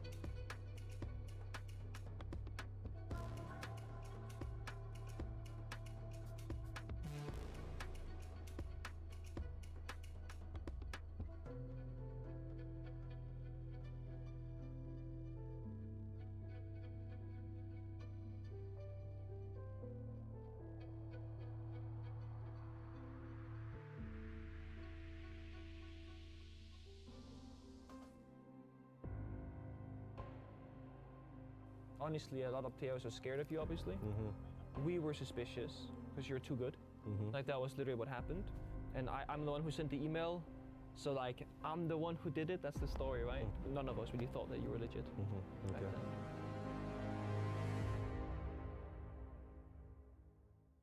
Oh, I do love me some drama. Goosebumps every time I see that clip, and I cannot wait for the full version to be out so we can watch and see everything that happened in that talk. But it's the final game of the day, and we're joined by Leo as well. And Leo, I feel like we always talk about this being in the home country of players, but hey, it's your home country as well. It feels so weird to me. It feels unreal to welcome Six Invitational in Paris, in France. I've waited for that for years. And obviously there was SI 2021, but now we're gonna have a crowd, so it's different. And the art direction is absolutely crazy. I love the flowers. Yeah. It is. It's very good to have you here and talk about this game, because when we look at Group C as a whole, it's going to be shaken up by that result that we just had. We have FaZe versus Shopify Rebellion, the Brazil super team versus the NA super team, and FaZe can secure playoffs with a win. And if Shopify Rebellion lose here, that means they can't get first place anymore. Yeah, it really just goes to show how open this group is. FaZe only came in kind of this time yesterday with their first game in the fixture, and now they can already be through. And the same for Shopify Rebellion. They were looking great. Play day one, they were on cloud 9. I know they're back home watching, but you know, they were on cloud 9. They were loving life, and a big upset happens, and suddenly first place could be out of sight after today. Yeah, it's a game of cat and mouse, right? You have D+, you have Shopify Rebellion, you have G2, everyone beats each other. It's a bit of a tricky one, but at the same time, it makes group stage interesting. Until the very last day, we won't know who makes it. And that's the beautiful part. Exactly, and I think it was called the Group of Death for a reason, and we're seeing that unfolding right in front of our very eyes. But when we look at FaZe Clan, one of those big titans inside of this group, the sleeping giants so far inside this event. Look at these team stats, 100% attacking win rate. I mean, that's what happens when you go 7-1, 7-1, and 2-0 the team, when you go into the first match of the event and you display the full dominance of FaZe Clan. Jack, we look at this roster and we think, wow, did they break the ASI curse? Are they back? I mean, that's the thing. Normally you will see teams win a Six Invitational and really fall off. Now, FaZe's fall off. It really wasn't that magnificent. They're still in it. They're still amongst it. Third place, remember, at the Munich Major. You know, they went very, very close, lost out to the Ultimate Champions, and this roster is, you know, they're one of the best, if not the best roster at this tournament. They seem to have absolutely everything. The reactions, the depth of strategy, the players that can turn up, the clutch potential. And I think yesterday they come into it, they see the Group of Death, they see all the games going on, and they think we need to just put our mark. And not only did they do that, they only conceded 2 rounds across that whole fixture, picking up 4 points, but a massive advantage in round difference as well. With the way they're looking, they're coming forward at second hammer, 2 in a row potentially for them. But on the other side, we're looking at Shopify Rebellion, and especially with that result from yesterday, I feel like that shook a lot of people up. Yuki's even saying like D+ was actually the better team inside of that matchup, but they need some points because it's their off day tomorrow. I feel like they're their own, the architects of their own downfall often. I think Shopify's success comes from within. It comes from when they've got a united front behind their IGL, great communication, shot calls, and they're in sync as one. When that seems to break, as it seemed to break yesterday, then they can look a little bit weak. It's like they've kind of got a soft underbelly. That was a big result, a big shot coming out of absolutely nowhere that I don't really think, I know Doki convinces us that he's the prophet, but I don't even think he would have seen it coming. And actually, they've put themselves under a lot of pressure now. Yeah, we look at this team and we think superstar, super NA team. You've got the most accomplished IGL from this region. You've got Ambi, in my opinion, one of the best rookie, if not the best rookie of his generation. You've got Spoit, another best player of his generation. And you think of it and you think it should work, but I see flaws in there. I see flaws in the way they IGL. I see flaws in the fact that they expect 4 fraggers to compensate for Canadians' lack of frags. The problem is when one of them drops out, the team in general suffers, right? And that's what we've seen yesterday against a team that they should have beat. And so that's the thing that they need to fix right now, right? They need a united front like you've seen. And it's the roster that we need to stick them alive. A super team that lives up to the expectation. And I want to talk about the player that you're seeing behind you too. Still talking some strats with the coach. There seems to be an issue when they have to play against Brazilian teams, the Achilles heel of Shopify Rebellion. Well, coming into this matchup, I had a gut feeling. I was thinking, when is the last time I've seen Canadian beat a Brazilian team? And I was thinking, wow, it must have been a long time. Well, actually, in the entire history of Shopify Rebellion in CG Sports, they have played 6 Brazilian teams. They have only beaten 1, and it was during a BO1, which means that they have never beaten a Brazilian team in a BO3 Jack, 17% win rate. And there's 2 big losses in there that I'm looking at. Well, actually 3, including the one yesterday against D+, but one against NIP there, and one against Raza Company Academy back at the 6 Invitational as well. And I think realistically, we're not just talking about your Furious and your phases. You can kind of excuse that being competitive. That's going to happen. But when you're looking at some of the kind of middle level Brazilian teams, that's where you start noticing a pattern that actually the IGLing, the style of play, the way that the team plays as an international, it doesn't clash well. It doesn't merge well against the Brazilian teams. And yeah, a 17% win rate, it doesn't fill you with confidence. Yeah, I was going to look for a reason why that might be the case, but I'm glad you've given that to us. So that means we can move on to the map picks and see where the series will be taken to. You've seen a lot of Fortress from NA coming out in particular, maybe inside of this one as well, but it seems like Shopify will be sending us to Nighthaven Labs first. It makes sense, right? You want something of a frame for FaZe, right? Yep. You want to give them a frame. You want Canadian to be at ease, to speak about structure, to go step by step. And Nighthaven Labs is just that. In the same way as Clubhouse, it's a way for them to box in FaZe, right? And to play step by step. And Canadian against G2 on Nighthaven Labs was the match winner for that team in terms of the big plays that he made and the calls that he made. So I'm not surprised to see them pick it. FaZe picking into Chalet. Now, let me take you back just 12 months ago. A year ago, that was weird. 12 months ago, that would have been the weirdest thing ever. In fact, Falcons in the SI Grand Final picked it into FaZe because it was FaZe's permaban. Since then, they've brought it into their map pool. They play it a lot. They love it. And that speaks testament to FaZe as a team. They identified one weakness because that was a clear and obvious weakness this time last year, and they've fixed it that much that they're picking it against one of the best teams from North America. And what better way to settle things than on Clubhouse? A decider that is perfect to test who's the better team in terms of cohesion, in terms of strategy, which are, in theory, right, the 2 biggest strengths of these rosters. And the fundamentals will really come into play there as well. We're seeing the final hurdles between these 2 teams. I think we have talked about the implications of this matchup and how important it is to get these points. I mean, especially with Shopify Rebellion having their day off tomorrow, FaZe having a chance to get some good points here as well. And the fact that this group is so open and everybody beating each other as well, like, it makes it so difficult to predict what is going to happen. Yeah, but I think there is some kind of pressure mounting, especially on Shopify Rebellion. I mean, the way that FaZe got into this tournament, when you win 7-1, 7-1, I mean, there's no better way to do that. Well, okay, maybe 7-0, 7-0, but you would be a perfectionist. If you look at Shopify Rebellion, though, it's mistakes after mistakes. It's disappointment in Boston. It's a disappointment then later in Munich. It wouldn't suffer for them to have another disappointment at this SI. Change would need to happen, and that would be terrible for that roster. I will say, pressure does create diamonds. That's the old saying, right? So if there is a time for Shopify now to turn up, and it feels crazy saying it that we're still in group stage, I still expect them to get out of group stage. But if they're going to put in a performance that's going to convince people they can go deep in this tournament, today is the perfect day against the current world champions, and they need to pull something out, because as much as there has been good, and there was good with the G2 performance, there was also bad yesterday against D+, and there is a cloud kind of looming with a big question mark over this team right now. Yeah, you don't want to see that, because I said that on day 1, right? So much untapped potential with this roster. When you think of these names on that team, every single one of them individually is a star. The same could go for FaZe as well. I mean, we've seen them really carry their own weight through all these important matches. But looking at it here as well and seeing the map veto, who takes it? It's a tough one. It's a tough call. I will say FaZe is still the heavy favorite for me. They have fully recovered. They top 3 at Munich. You know, they could have beaten MAT, the major winner. And with the way that they've entered the tournament, I have to back them. I'm gonna disagree with you for the sake of disagreeing with you, Leo. Of course, Jack. You always do that. I'm also gonna go for the blind faith, just because this group has been full of upsets and it's been full of performances that we don't quite expect inside of Group C. So I'm going to say somehow I think Canadian's going to break his curse against Brazilian teams, and Shopify will take it. Well, it's a very valid point to make. Yeah, lots of upsets so far in this group, but the match is almost ready. I feel like we have the perfect voices lined up for this matchup as well, as we're joined by Intero and Jesse. You two got a great matchup with NA as well on there. How do you feel the chances of your region are going into this matchup? Well, 17% is a pretty bad win rate. I don't really like that. Sorry about that. I mean, are you saying there's no chance? Jesse, are we hoping that you've got a stat you can pull out maybe to redeem Troy and... Listen, there's no stats that redeem what we've talked about here. I think you guys set it up perfectly. This is going to be a hard game for SR.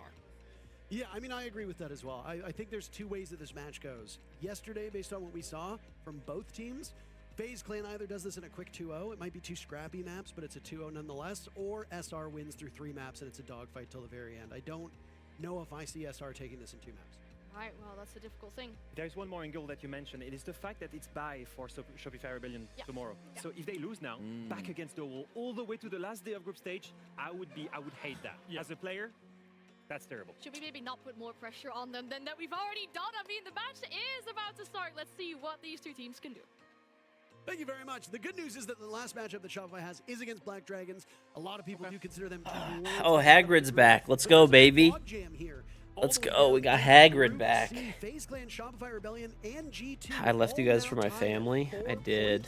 Because of G2's result earlier that we saw, D+ having streamer. a bit of an interesting matchup. No, I went upstairs really quick to transfer all these files over and to free up hard drive space. So I have all of my family's VHS tapes that I converted to digital files, and they were on this laptop. I was wondering, I was like, what the hell is on this laptop that's taking all this space up? Embarrassment for Shopify. But like, it's, you know, it's not, there's not much on here. Looking to bounce back against. Sorry, let me just check. I was super confused. The best team in the tournament. Oh, well. Nothing comes easy at this. That was it for sure. Shopify Rebellion will have to do much better than what we've seen from them so like, far. I have literally nothing on here. Like, what the hell is this? Made their debut Nobody cares. You just want predictions. Okay. On Monday. So that means you guys are just here to fucking hate as well. In a row, and well, blink and you miss that they played yesterday. They went up against their regional counterparts of Black Dragons, the team that made it here through the SAL Last Chance qualifiers. And boy, oh boy, it didn't look like Black Dragons showed up very much at all for yesterday's matchup. FaZe Clan demolishing them, crushing them, annihilating the program called Teresa is really good for suits taking us. Okay, I don't know what that is. I'm probably not 7-1, do that. 7-1. Yeah.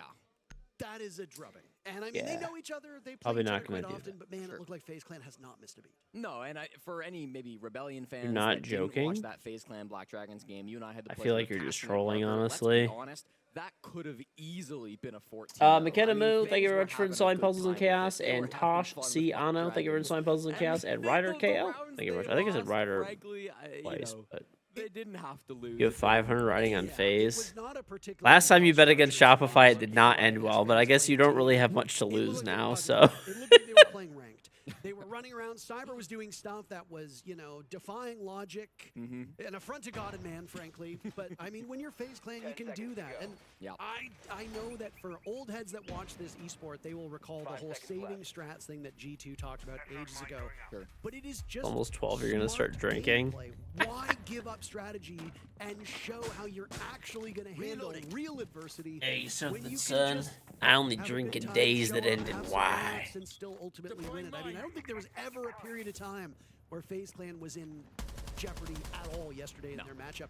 Total start. And Taro called me out. What did he say? After their matchup on Monday, I think a lot of people were like, wow, they handled G2 very effectively. This team is the real deal. And then they get Oh, you're actually not trolling, Colin. by D+, a team that many had being the worst in the group. Yeah, for all intents and purposes, SR should not be having a good time in this game, but there's a reason we play these matches, Parker, and there's no doubt the talent that this Rebellion roster has. So we've got to see that carrying through today. It'll start, of course, attacking top floor of Nighthaven Labs, by far the most popular bomb site on the map. Good Maverick work to start things off from Surf. We'll get the IT wall open. I know for Shopify Rebellion, they always say, a good saying from Canadian that we've said from time to time, is that when you're attacking this top floor site on Nighthaven, you need to have IT walls +1. So you need 2 of 3 IT connector rafters. You've got to have at least 2 of those entry points. Shopify Rebellion clearly getting IT. Now, where else do they go for their second point? Based on player positioning, it looks like it's going to be kind of Rafters Aqua side for that second dimension to the push. Tree size, it never occurred to me that tree size, I don't know, dude. I just assume that you guys are trolling with like anything you suggest, pretty much. Do you really blame me? Hey, squeeze me! Congrats on the VIP. Chat, this is, remember, getting VIP is like Highlander. When we gain a new VIP, we lose an old one. So we have to get rid of an old VIP. The most deadly player of the tournament so far after yesterday's. It's an uphill battle trying to get trust. Do you blame me, though? Let's be realistic. putting up against Black Dragons. He gets dispatched early, and another one as Ambi takes down Vidaking. Great start for this team.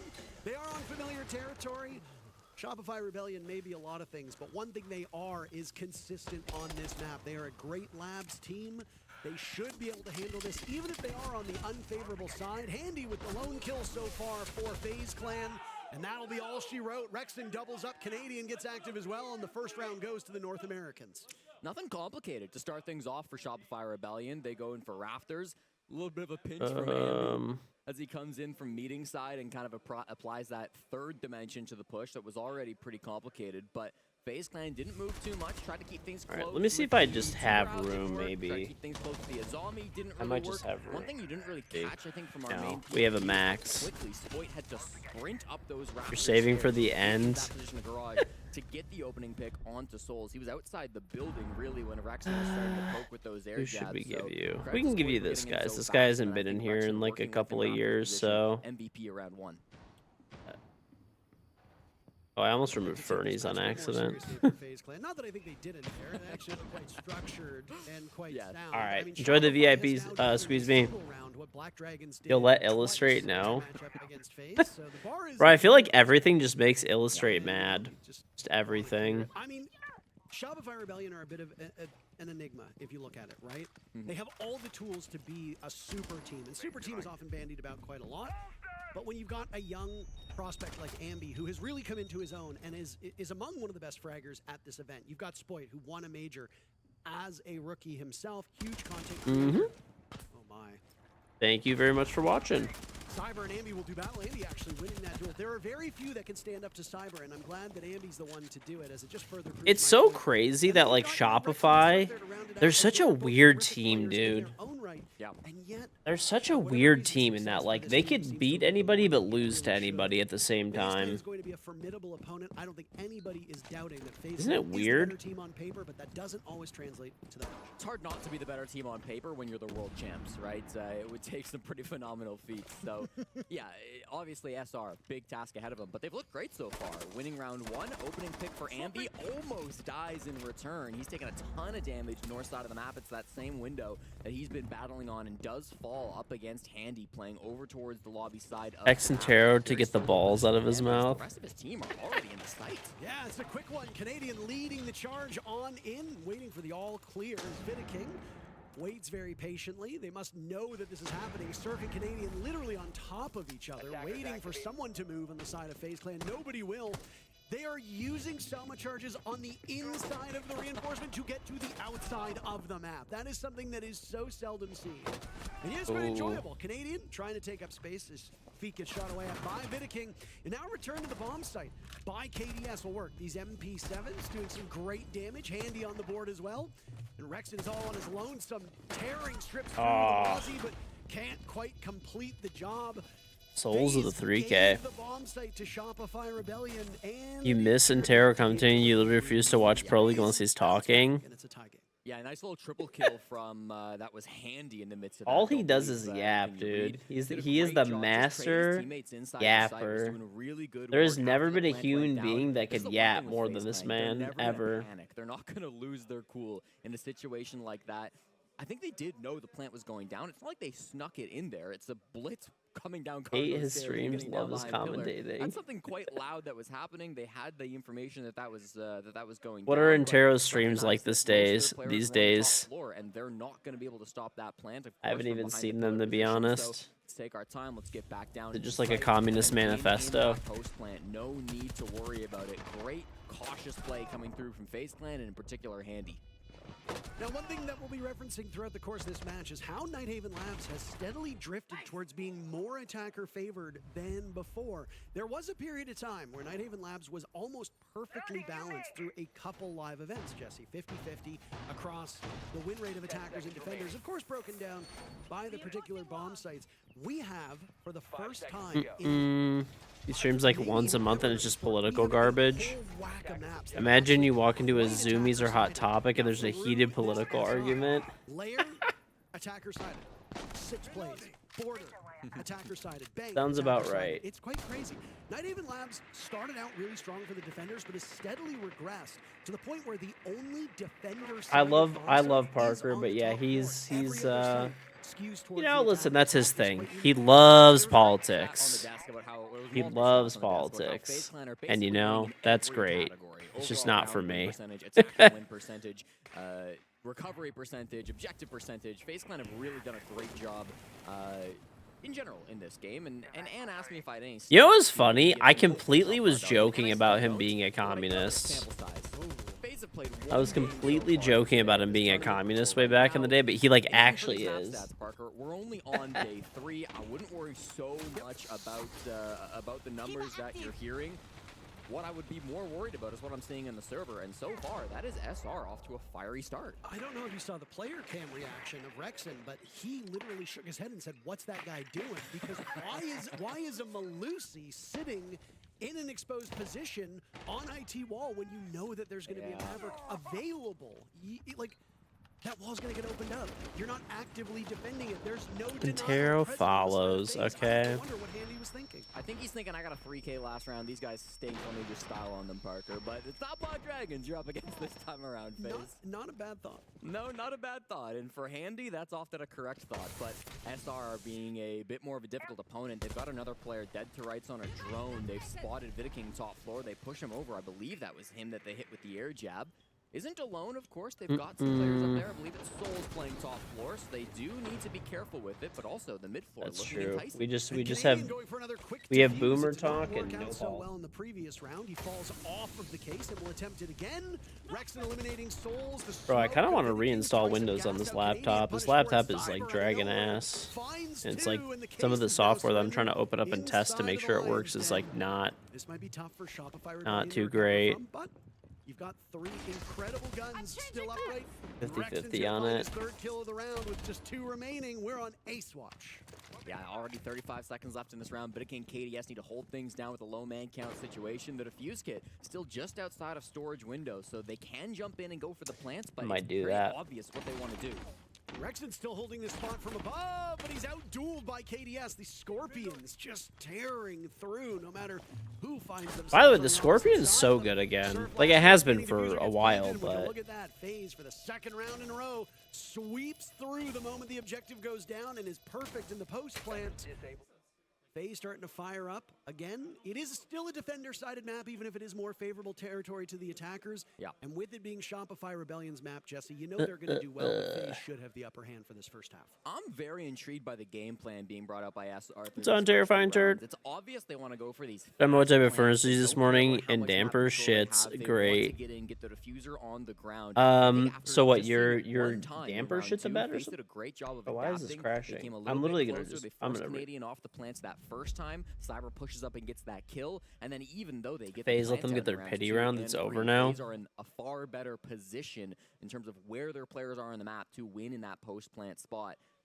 I would be surprised if that was something that SR decided we want to do this ahead of time. Oh, that was really close to a team kill. Close to hitting him, oh my goodness. That was probably part of the game plan SR had coming into this. My big question is, it has failed dramatically twice in a row now. Do we rein that in? Do we stop going for these fast plants? Do we play a little bit more of the round, go for a little bit more map control before we plant? That would be my guess. We'll have to see what SR want to do, though, in this second quarter. Not really a concerning sign yet for either of these teams. I mean, you just got to make it, I think, to the halfway point. There have been good looks from the Rebellion on both rounds that they lost.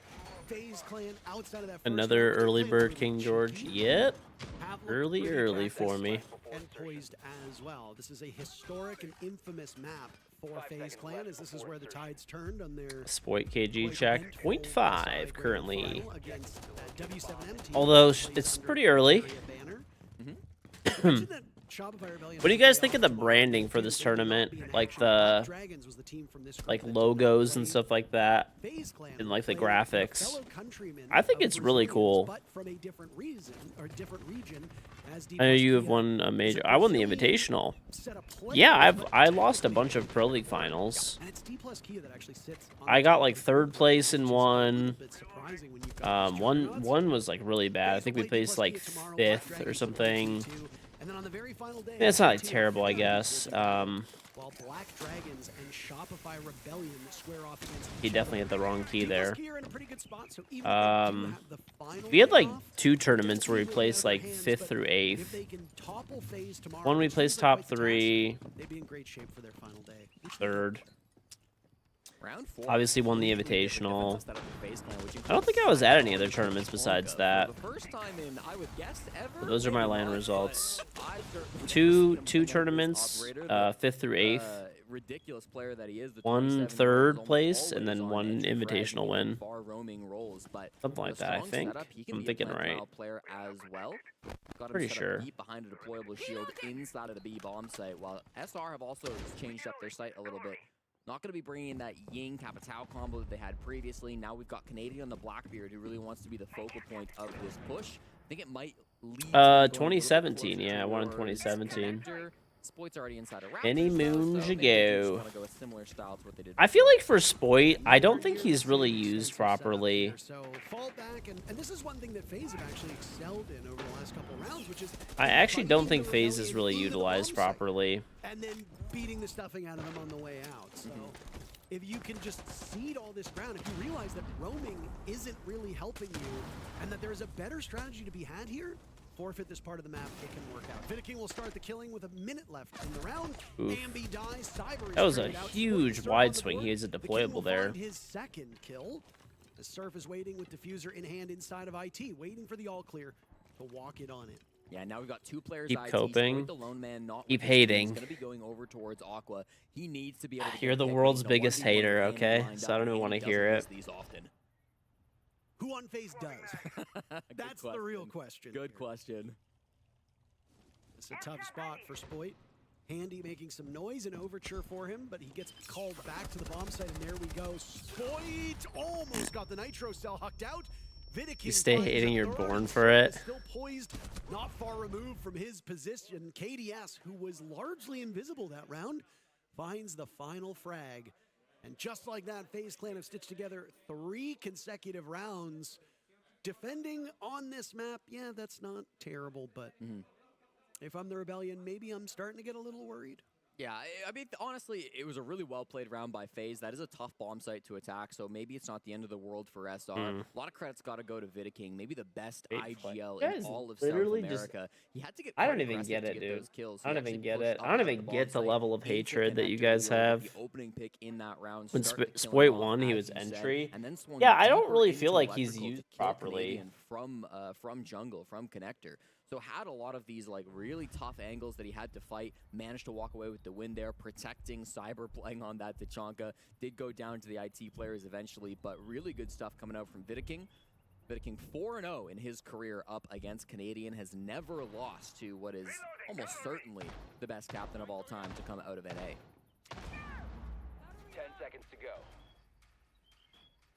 I know that they played a best of 3 that went the distance. Their second matchup against D plus Kia wasn't really that long of an affair. It was 7-4, 7-1. Yeah. And yet still heading into this match, Ambi and Surf Ambi are is a both very getting good entry, yeah. kills apiece. But it just We're doesn't two really. best I of mean, am I threes. like That is listen? I know you guys are just like Canadians hating and at the shit bottom because that's what you of the like team, love which to is no do. surprise. That's on But the would best you of not his role players. agree that you don't feel like Spoit is used properly? He fragged very well against G2, if you recall. He almost top fragged, I think it was the second map against G2. Spoit is not that far ahead of Canadian. That is probably the bigger issue here. I know that people are used to Spoit being this incredible killer of everybody, especially if you watch his YouTube content or his streams. For sure. But that's not the role he plays on this team. Spoit is not usually the one required to get kills. That's Surf, Ambi, and Rexon's task. So temper your expectations. Yeah, I mean, he does play in that entry duo alongside Ambi, obviously. He is often one of the first players into the building, but you're right, hasn't maybe had the same impact that we've seen from him, even on former teams. You talk about Spoit on Rogue, absolutely star fragger, star guy that you're going to see getting all of the kills. Actually hasn't gone positive at a 6 Invitational since his first SI in 2023, so definitely plays a bit more of a passive role when he has to, can sit back and let his teammates frag out. Doesn't mean he's washed, chat, it just means that he's playing maybe a different position sometimes. Right now, the roam game You guys is are. strong from FaZe. Spoit is the Andy on top designated floor, baiter. watching Souls in the mid floor. I don't even Savage understand how on the you side. guys There's could a just lot of hate so players from much. FaZe It's still crazy out to and about me. on the map. And Shopify haven't really This is like a cared different to level hurt of those just like players. The hating. Rebellion have taken their time. I missed They've gotten that. some space over towards cafeteria, but not so much that they can comfortably go for a plant unless they're going right down XO and trying to get something very cheeky tucked in on maybe the assembly door. There goes the death mark. In hopes of finding Vidiking, and Canadian will be off to the races again. I like the tempo. That Be the is being KG of the set. team. Oh my goodness. How did I play like hard support, dude. Okay, Vidiking. Plan, not looking in the direction that the Rebellion are coming from. They barged into the bomb site. They've surrendered the diffuser. It needs to be retrieved. Damn, Spoit Spoit gets got gunned fried. down. KDS takes quite a beating. 45 seconds left, and it's time for a reset from the Rebellion after they were hoping for an early push again. And I was just about to praise SR for how quick they've been to get to the bomb site. The killing will continue. This time, Canadian taken out by KDS. Soul still searching for his very first kill as diffuser gets planted by Surf. Explosion goes off. They have a read on it, Jesse, and they'll watch it from above. A 3v3 is now the timer shortened by the case being planted. Rexon out-dueled by Cyber. Ambi takes care Spoit of hitters drink bidet water. FaZe will take advantage of that. Oh. Rebellion just catching FaZe Clan, looking the wrong way time and time again. Soul's now last alive. You know why? Do you know why Antero calls them the Rebellion instead of Shopify? 100%. 100% Antero like refuses to call them by like their corporate sponsor name, even though that's like their name is Shopify. And that's 2 rounds for the North American. Have you guys ever heard anyone call them the Rebellion? Rebellion really allergic to clearing the map on Night Haven Labs. Clearly, they've done some prep and have decided it's going to be too difficult to try to clear these FaZe Clan roamers out. So once again, they go pretty direct to site. Parker thought maybe they would try to take it through cafeteria down. I guarantee you, Parker's like, through the breach. Right? Got pretty deep with it. Vidiking caught sleeping a little bit. Goes down. I will call them by their capitalistic name. Very concerned with the EXO portion of the map. We saw Ambi pushing in that direction. Okay, Nardo, thank you for joining level 5 in Puzzles and Chaos. I will send you your surface, the one with the diffuse kit, so there's no problem planting it on pillar. They can avoid the Solus from up above because they plant. Oh, Nardo, I need you to turn on allow your Twitch whispers, okay? And in the end, you can, because I cannot Twitch whisper you your code. I'm about to say something that is going to sound absurd. Say it. They have a podcast. That's what they like to be called. They talked about it. Oh, okay. So far, if FaZe Clan wins this match, doesn't matter the circumstances, as long as FaZe. Let me know when you open your Twitch whispers, Nardo. 15 doesn't matter. FaZe and D+ are locked for Phase 2. Wow. So FaZe Clan bullied Black Dragons yesterday. They come in. Maybe they have a quick 2-0 against the Rebellion. Congratulations, you're going on to Phase 2. That would leave Black Dragons, G2, and SR fighting for the final 2 spots. Only one team goes home. Final 3 spots. Sorry, final 3 spots. But yes, only one team goes home. There's 5 teams in the group. Well, no, final 2 spots to qualify. 3 spots would remain. The last spot because go D+ home. qualified. D+ would qualify Sorry, as well. I didn't listen to you when you spoke. I would like to remind everybody that Jesse went to university for math. Yeah. And he also has ears. And he's also in the same production chat that I read this stuff from. And yet he chooses to sandbag me and say that he doesn't listen to me. Shopify Rebellion obviously hoping to equalize at 3. Enough of you. FaZe Clan in just 5 rounds have doubled their amount of rounds lost here at the 6th Invitational from 2 to 4. Aggressive fight between KDS and Spoit. Your whispers are on. I don't know. I can't give this guy his like code because I can't Twitch whisper him. So I don't know. Whenever he turns him on, I guess. Primary objective.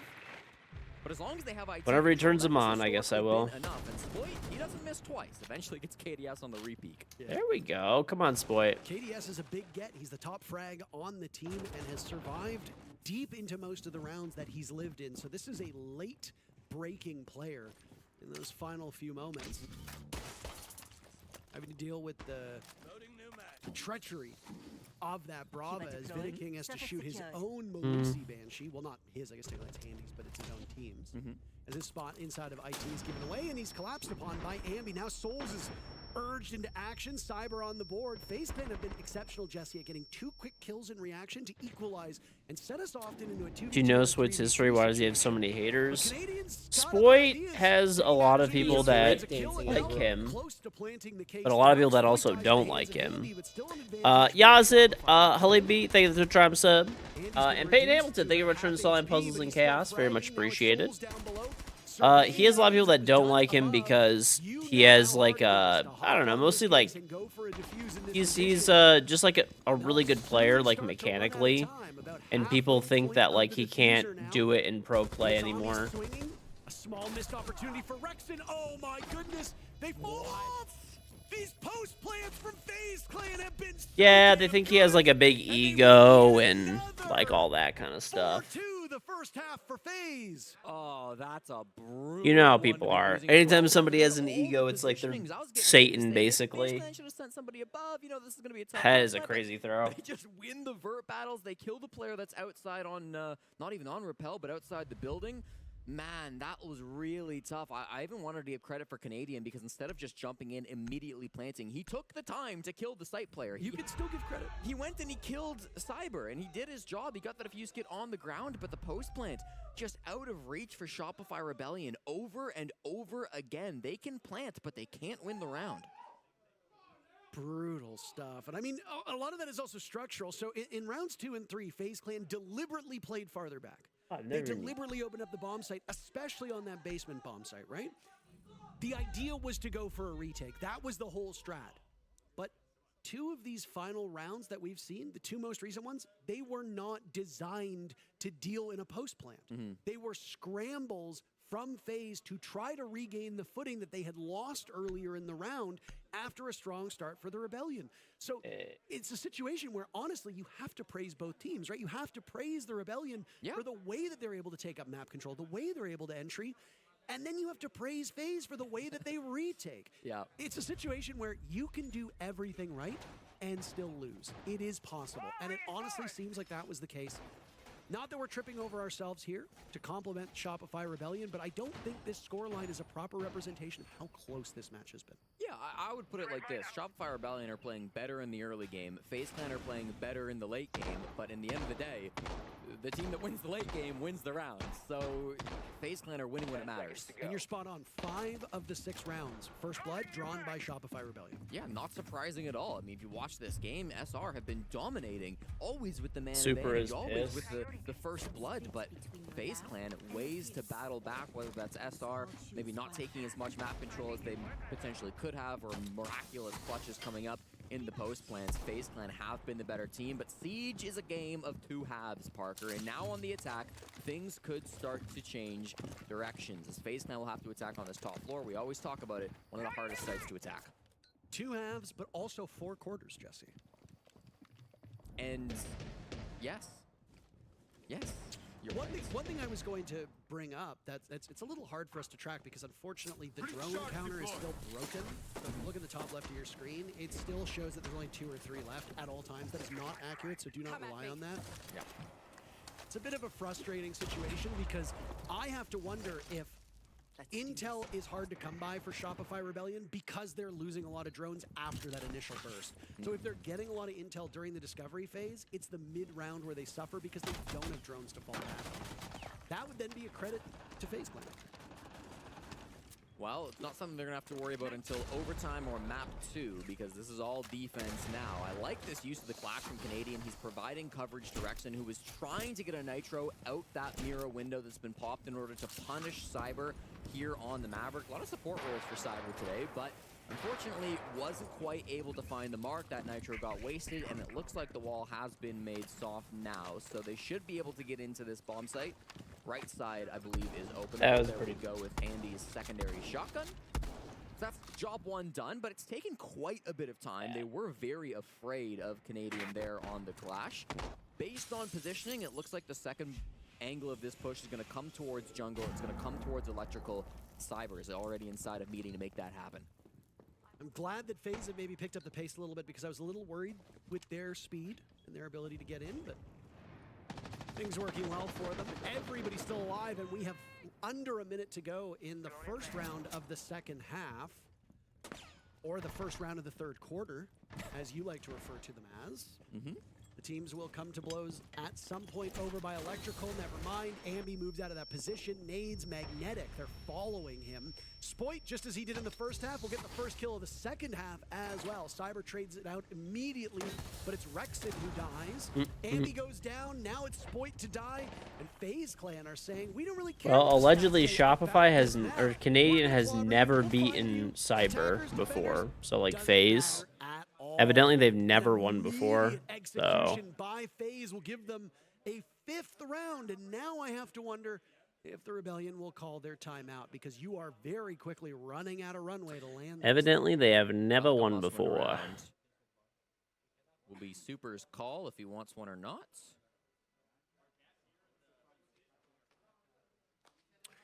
Maybe waiting. Yeah, maybe waiting to see what happens in the next round. But I mean, if you lose that round, you call a timeout with just 3 minutes to go. It's a risky gamble for Super, but it's what he's chosen to go for, trusting in his team's ability to defend on these other bomb sites that are not top floor. That was just a really clean push from FaZe Clan, to be honest with you. Handy gets that trade onto Spoit, top floor inside of Rafters. That was with the defuse kit, by the way, so if Handy loses that second gunfight to Spoit... I didn't think I was going to be doing this, but I'm reloading Windows on this laptop. This thing is, like, all weird.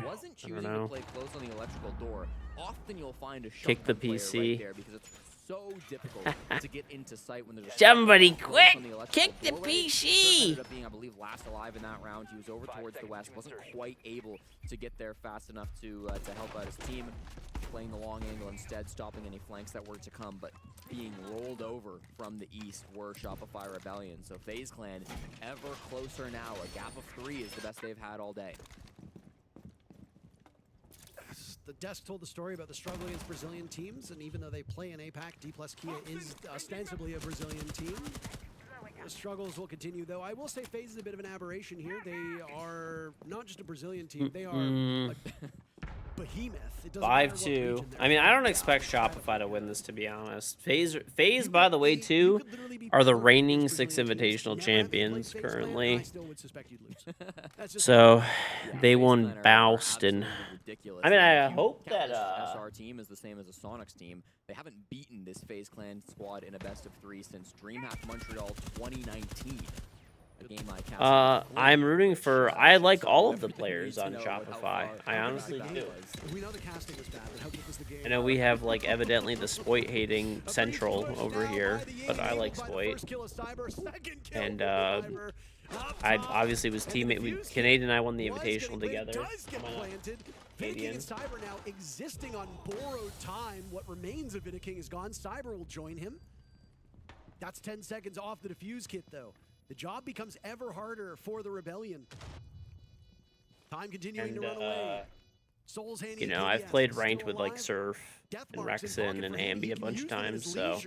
That will make things even more challenging for Shopify Rebellion. KDS with one hand, he dies back to even numbers, 2v2. Surf hits the drive-by, and now it's KDS over top of the defuse kit. All he needs to do is buy another second. Surf is on it. Stop him in his tracks. Surf does not think, and the Rebellion will. There we go. The shield saves the round. I'm always so confused. A confidence-inspiring finish. The gap will close, and FaZe will be denied match point. Wow, that's a crazy one to go through. Shopify Rebellion disabling at the last possible moment. They used that clash shield as well, being placed by Canadian to give them a slightly better angle to hit that disable. Really good stuff. It's on Peerings. I already sent it to you. Just check your Twitch Whispers. It's already there. In their basket. They had the plan very buddy. close on the breach, but honestly, it's a lot of the same problems that SR had in the midst of that push in the very late round. It's a great comparison because both teams tried to make fast plans in through the main breach of the yeah, I'm always really surprised that no one ever bans the clash off Canadian. Strategies, one with a Glaz and a fuse, the other with Shopify, not quite the same. But in the end, the post plant was still better. Always shocks me. They just let him ride, turn around. I mean, I guess there's, like, other operators that are more annoying this time when they probably and had like to, and doing a useful great potentially, job sticking but on that diffuser when they eventually got down to it. Opening picks still overwhelmingly favoring the Rebellion 2. There's 6-2 is the scoreline right now when it comes to opening duels. So FaZe Clan have picked up 5 rounds in which they have not drawn first blood. Now, I will say, FaZe Clan did strike Standing first Clasher. in the most previous round. So FaZe isn't winning all the rounds that they strike first either. Again, Jesse, you're spot on. The guess. mid to late round. The late round I feel like he actually fucks up a lot of teams. Of this map, and right now FaZe Clan just look more like a cohesive unit that can handle the pressure and everything else that is required to deal with the final 20-30 seconds of a round. And honestly, it's something we saw when they played Black Dragons yesterday. They had an 89% recovery against BD, which is the highest of any team in the tournament, as it is their only game played. So we know how good FaZe Clan can be even without the opening pick. This is a team that is ridiculously good at getting advantages back when they lose them. Now, I thought most of that was probably because Black Dragons were not playing the greatest of Siege yesterday, but even against SR, who I think are playing a better game, FaZe Clan are finding success in that area, so that really speaks to just the quality of team that we are witnessing. I mean, we saw this on this map 3 hours ago. Yeah, we did. In the Weibo game, where Weibo was just winning rounds, even though it didn't look like they should, and they just have heroic efforts. Oh my goodness. He's not going to get another, is he? A nice nitro cell from Surf will net 1, but there are more in tow. And Surf beheading Vidaking. Playing very selfishly inside of storage. There's a third to be had as he was I gotta take care of this drone. laptop better in the future. Like, I literally just left this thing like unplugged for like 2 years. On his silhouette. Have to get used to a different silhouette from Thatcher, by the way. Bit of aggression at top Aqua. Brexons? Oh, okay, I see what you're doing.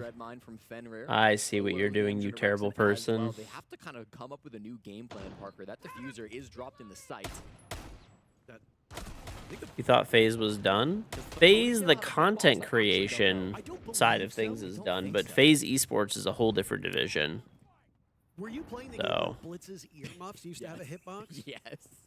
I think when they changed that, I would assume Azami's ponytail also would not have one. I mean, realistically, if you were wearing like a big set of like earmuffs and a bullet hit it, it would probably disorient you, but maybe not damage you. 35 seconds, Parker. FaZe Clan's plan B has taken a long time to come to fruition. They've got to find some kind of a pick, but SR, they're giving him nothing. Yeah, and I mean, SR's very patient here, Jesse. Giving them nothing, not moving, standing pat. They've got crossfires held. FaZe is utility starved at this point. Those EMPs that Souls have are really ineffective. Oof. But, I mean, hey, you've got the DMR. You've got 2 DMRs. Boyd is having a rough game, bro. He is... with time running He is doing worse than Canadian is, and Canadian's on Clash. Maybe not. There goes Rexon. 3v3, running out of time. Okay, Canadian's just straight up doing better now. And no way in the final 2 seconds they find anything. Half of the round, or half of the lobby still survives. 2 players on FaZe Clan, 3 players on Yeah, Shopify Mans is having a rough go of it, that's for sure. Shopify Rebellion putting together a pretty nice set of rounds here to almost draw even. And I gotta say, SR are in a much better spot down 5-4 because they still have that tactical timeout. All credit in the world to Super for being very restrained with that tactical timeout. The team has brought it close even without it. And now they can still use it either here after this round or even into overtime, or if FaZe eventually do hit that match and map point. Really good play, of course, from Surf. We had to mention it. I'm going to say it. He definitely thought that his first beeper that he tossed out was his nitro cell. We've all done it playing on Sentry, okay? It's confusing which button is your first gadget and which button's the second. But in the end, the goo mine... Yeah, if you guys don't put stuff in your calendar right away, do you just forget? If I don't put stuff in my calendar immediately after, like I find out that I have to do something, I will just completely forget that it exists with like 100% certainty. Getting closer, chat. That's really coming in clutch. So Because Shopify is a Toronto-based Come on, company, Spoit. and their headquarters are This in is your Toronto. round. That, and I mean, obviously Troy is from Toronto. Big Spoit round has from stayed in Toronto Spoit multiple times coming now. up. First when he was on M80, now when he's on Shopify Rebellion. The team is boot camp there. A few Calendar. times. And then of course there was the Spoit Contender Series as well a couple months ago that you and What's I wrong were with at, that? And the whole team was there at the same time. Yeah. I didn't really know Surf all that well until the first time we met, the first time they boot camped there. And I can say this. There are a lot of good people who play this game. There are a lot of normal people, smart people, funny people, kind people, etc. Most Yankee sounding accent. Listen, dude. The Midwest, okay? We have we have what is considered to be the most neutral and best form of English. Okay, so I don't even want to hear it. Yeah. I urge you to spend some time talking to him. I guarantee You can hate all you want. Just as impressed as I was the first time I met him. He is genuinely a good bean. Yeah, couldn't agree more. I really enjoyed hanging out with Surf and all of the SR guys, honestly, at that Spoit Contender Series that we got the pleasure to attend. You turned it as somebody from Minnesota's. You said Minnesota's, okay, not Minnesota. Really bad to say about any of the 10 people in this lobby. Like, they're just all good. I mean, obviously, I say a lot of bad things about Canadians. Yeah, yeah. Chat, what do you guys think about DMRs if they lost their destructive ability? You know how you can just, like, fucking eat a wall, basically? I feel like that's, like, that would be a decent nerf to DMRs without affecting, like, the actual damage that they do. Of course, on the Ella, but not giving up Minnesota anything. mentioned. Very restrained game, a very cautious game, and I think Calling my live for it 24 hours a day, 7 days a week, all through the Invitational, baby. No. Bad egg, good aim from Canadian. There you go. How about that? Nice Nitro Cell to blow things wide open. FaZe Clan obviously having good numbers across the board. Cyber has died 10 times, though. That gives me a little bit of concern. We mentioned this in our matchup yesterday when we talked about You can just Cyber. AFK and get the skins. Yep. Will literally go like 3 and 8. Give him a smaller mag or slower fire rate. You could do smaller mag, but you won't really ruin the feel of the DMR by, like, you know, you could reduce them by like 5 bullets, like the 20 rounders, but I feel like it'll I don't know. I think that nerfing the wall destruction would be like a good little thing to do. Is my offline channel partnered? Hell yeah, buddy. Yep. Banana, you're split though. Thank you very much for installing Puzzles and Chaos. Don't forget, chat, by the way, too, if you want a free Delta pack, install Puzzles and Chaos through my link. You must use my link. You could just type extra strength PNC, and then if you get your Citadel to level 5, which takes like roughly 45 minutes, you will get, I will Twitch whisper you a code for a Delta pack. So if you want a free Delta pack, it doesn't cost you anything. The game's free. You just play it on your phone. Gotta be a new user though. If you've ever downloaded or played the game before, nice, let's go. You will you know, you won't be eligible. So as long as you're a new user, rip it up. He's known for his breakneck play just at the end of rounds when he can really clutch up. And impressive stuff, and we might be getting attack timeout here. Sure looks like it. É o seguinte, a gente tá percebendo que esse ataque é pouco mais lento. He is breakdancing as well. Tá ficando bem melhor, tá ligado? Então vamos no bomb do tanque agora. Pode ser cozinha. And Bonzu, Pippin, thank you for the drum sub, very much appreciated. G2 lost again the Shopify. No, they didn't replay. G2 played D+, and they absolutely fucking shit on them. No bomb do barril, acho que a gente faz filomeno com montanha, velho. Tipo, no do tanque, vou fazer aquela play de... They absolutely shit on them. Deslocar e fazer o tanque, tá ligado? Tá. No bomb do barril, vamos trabalhar mais pelo verde e obras, fechou? Tá, no bomb do barril, vamos fazer o full domínio padrão raiz. Literally brutal shitting. Full domínio abrindo verde ali, os caras vão esquivar. O cara vai querer descer pro VC4. Full domínio é ele, tá tranquilo. Didn't Canadian attempt to try and get a world record on Super Mario? No? The fuck? I don't think so. A couple of those rounds in the first half and make a pretty credible argument that Shopify Rebellion were strategically the more sound team and could potentially argue that they should have. How absolutely random. So, I mean, the scoreboard obviously doesn't reflect that, but it is abundantly clear that there's a reason why the Rebellion picked this map. They have leveled up their gameplay with the side swap coming in, and FaZe Clan are shook. Now, at the same time, the Rebellion get to talk to Super, and they still maintain their own timeout. So should this round go for FaZe Clan, What do you think the odds are that we see the Rebellion slap their own timeout button to try He to is prevent August games Manley, from thanks for rush? trying to make my 3 sub. Welcome back. Hell yeah. Thank you very much, August. We've also got a very interesting decision, and this was likely just called by Super, although we didn't get to hear it. Shopify Rebellion have just won a full site rotation back to back to back. They won basement, storage, and then top floor. Instead of going back to that site rotation, instead of going back down to the basements, they've mixed things up. If FaZe Clan were discussing specific things about this next 11th and 12th round, that kind of has to go out the window, because you're going to a bomb site you won't have been expecting. Now, Kitchen Cafeteria kind of stinks as a site. It doesn't have a great win rate, at least historically. I'm not sure about this event. But man, if FaZe Clan have been preparing a very specific strat in that TAC timeout, this would be a really good way to throw them off. Undeniably so. Surf now breaking 10 kills. Do I get money if you spend your renown? No. If you want to do it, you can do it, but Tompin's looking comfortable. Yeah, he is.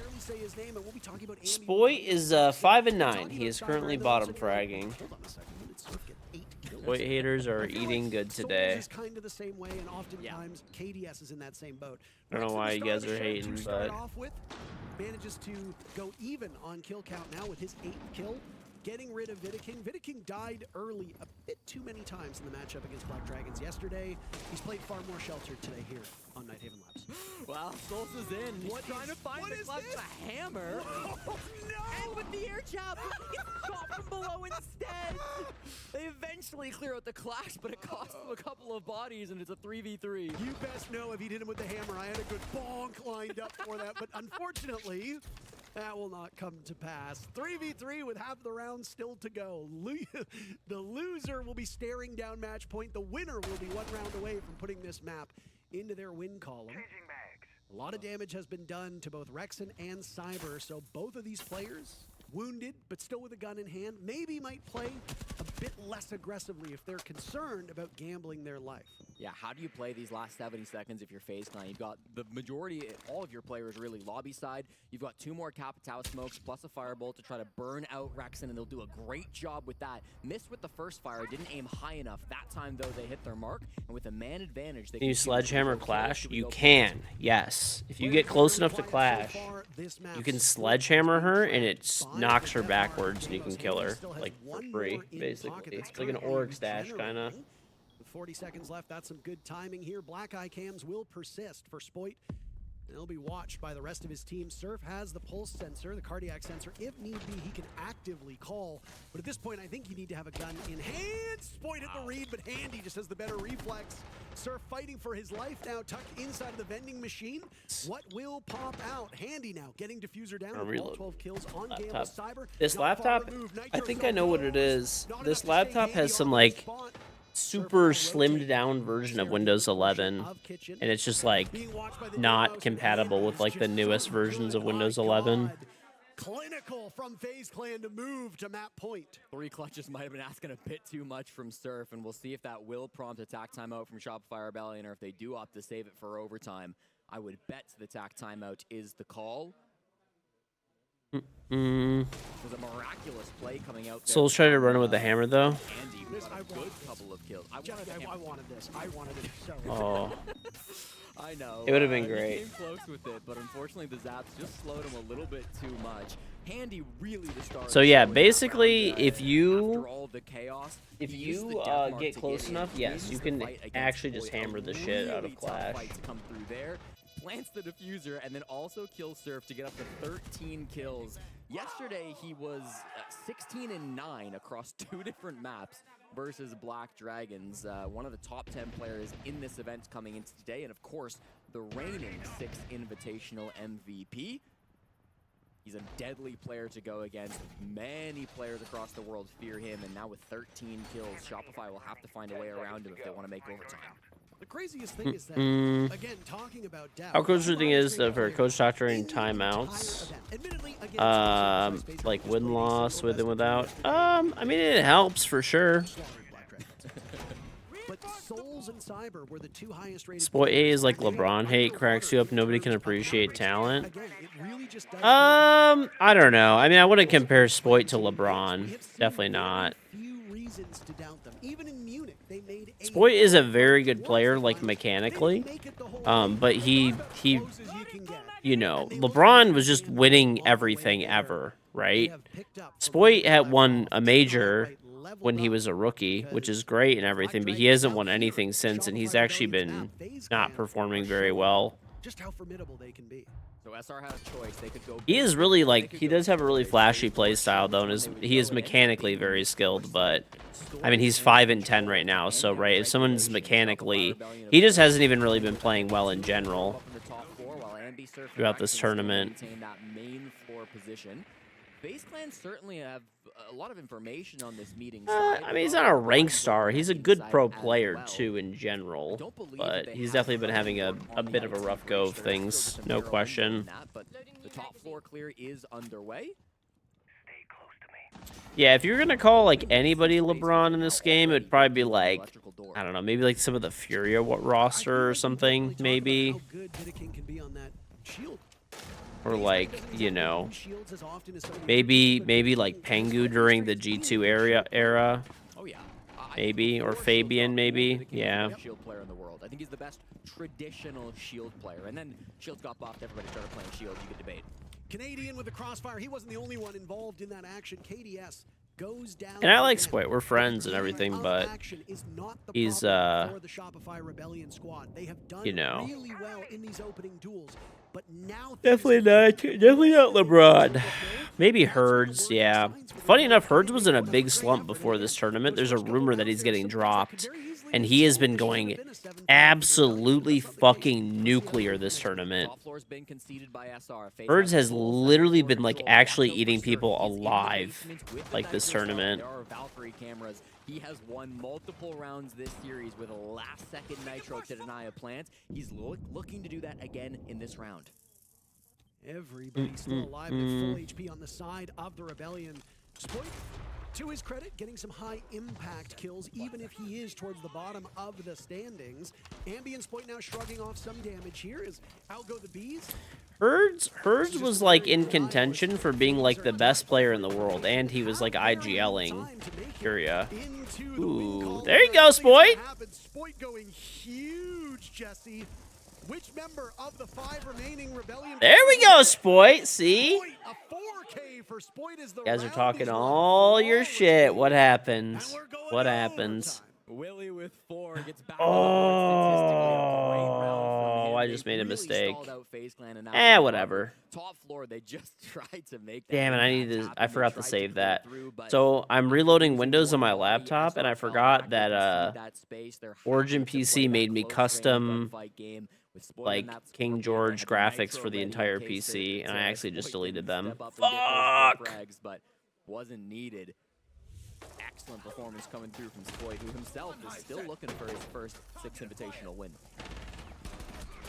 So well played, and I mean, we're looking at a lot of close quarters engagements on these maps. I'm sure you've noticed more shotguns being run, more. Yeah, that was kind of a throw, honestly. If you are not a pro player, oh well, whatever. It might seem like the type of weapon that beyond a couple feet, forget about hitting your shots.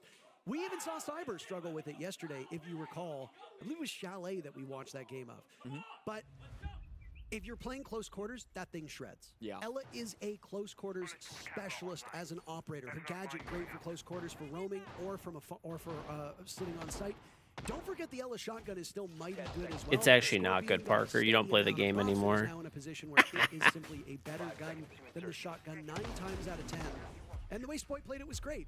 Tucked himself into the corner, waited for them to come to him, and then the moment that FaZe panicked because there was only 15 seconds left, he punished them. So great read, and now Spoit has vaulted up the standings on the side of the Rebellion. 2 rounds, potentially 3 now.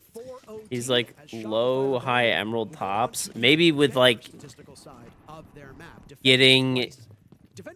Maybe by getting carried by like pro players, he hits emerald. Yeah, Shopify Rebellion, they'll go to the top. Bro, Parker was like he's like an eternal gold. But now it's opened once again. It's the exact same operator lineup from SR. They're gonna run this one back. They thought it worked well enough previously, even if it did rely on Surf flanking down Aqua Stairs and eventually getting a last-minute Nitro cell. That was a round win. They're hoping to get some kind of replication there. For FaZe Clan, the focus is instead going to be Raptor side. Previously, they went over towards Connector, they went over towards Electrical. This time with Vidaking starting to open up things bottom Raptors, it's going to put a lot more early pressure onto Spoit. Could put some early pressure onto Surf as well. The miracle is he's just a position. yapper, So dude. that seems to be the direction change. Parker is just a yapper. What can turn the tide He can yap about make this a more anything. successful round. Sounding like a bit of a broken record here, Jesse, but Shopify Rebellion still leading the way on opening kills. 10 of 12 opening kills for the Rebellion. They've been much better at converting these rounds to their credit, but they are riding the side that makes it a little bit easier. Halfway point of the round, and very minimal damage has been done across the board. KDS and Vidaking may be losing about 10-20 HP apiece. No, Vidaking is just taking quite the beating. Flailing outside of the breach. That's KDS. Mag dumping in, but not finding anything. Oh my goodness, Canadian tucked into the corner. That was a similar position that we saw earlier. Why were you there? Rexton will equalize, taking down Cyber with a Nitro cell. The assault now spread out over on Raptor. Parker just got. I will always shit talk Parker. We have been friends for a very long time, and I have to shit talk him. Yeah, the IT breach is a little ugly, but they got it done. They can jump in if they need to. That Raptor's fully under their control, but Spoit is still close, playing with that Scorpion of Ella. Rexton not far away either. That's the person at the end of that barrel. And what a shot, removing Rexton and his head from the server. Surf trades it right back. So whether they're surrendering these opening picks or not, they are keeping it so close. A small advantage now for the Rebellion as the last two players from FaZe are close enough by. Spoit gets flushed out by KDS. Excellent use of the gadget. KDS now on ace watch as he's picked up 3 kills with He's a still 2 shotgun. remaining.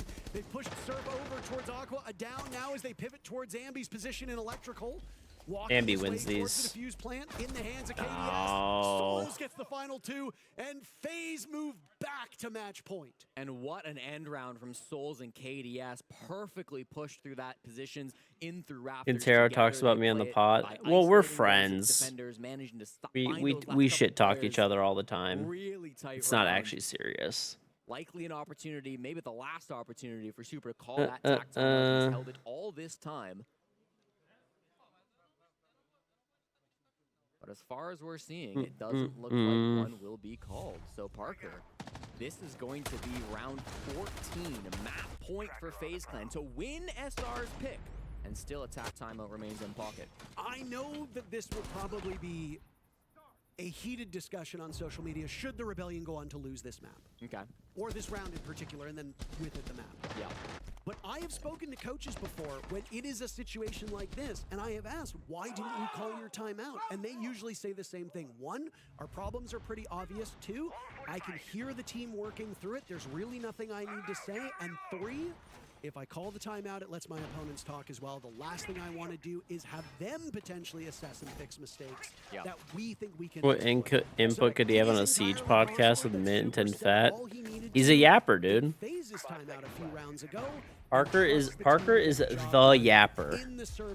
He is the yapper. For his head on social media, there is some method to the madness. Yeah. Or maybe he's just really confident that they're going to win this round, and then he'll call it at the end of this round. Who knows? But again, we'd have to ask him in the postgame. Maybe Super is a huge FaZe Clan fan and wants them to win this game. I have often wondered if he's a double agent.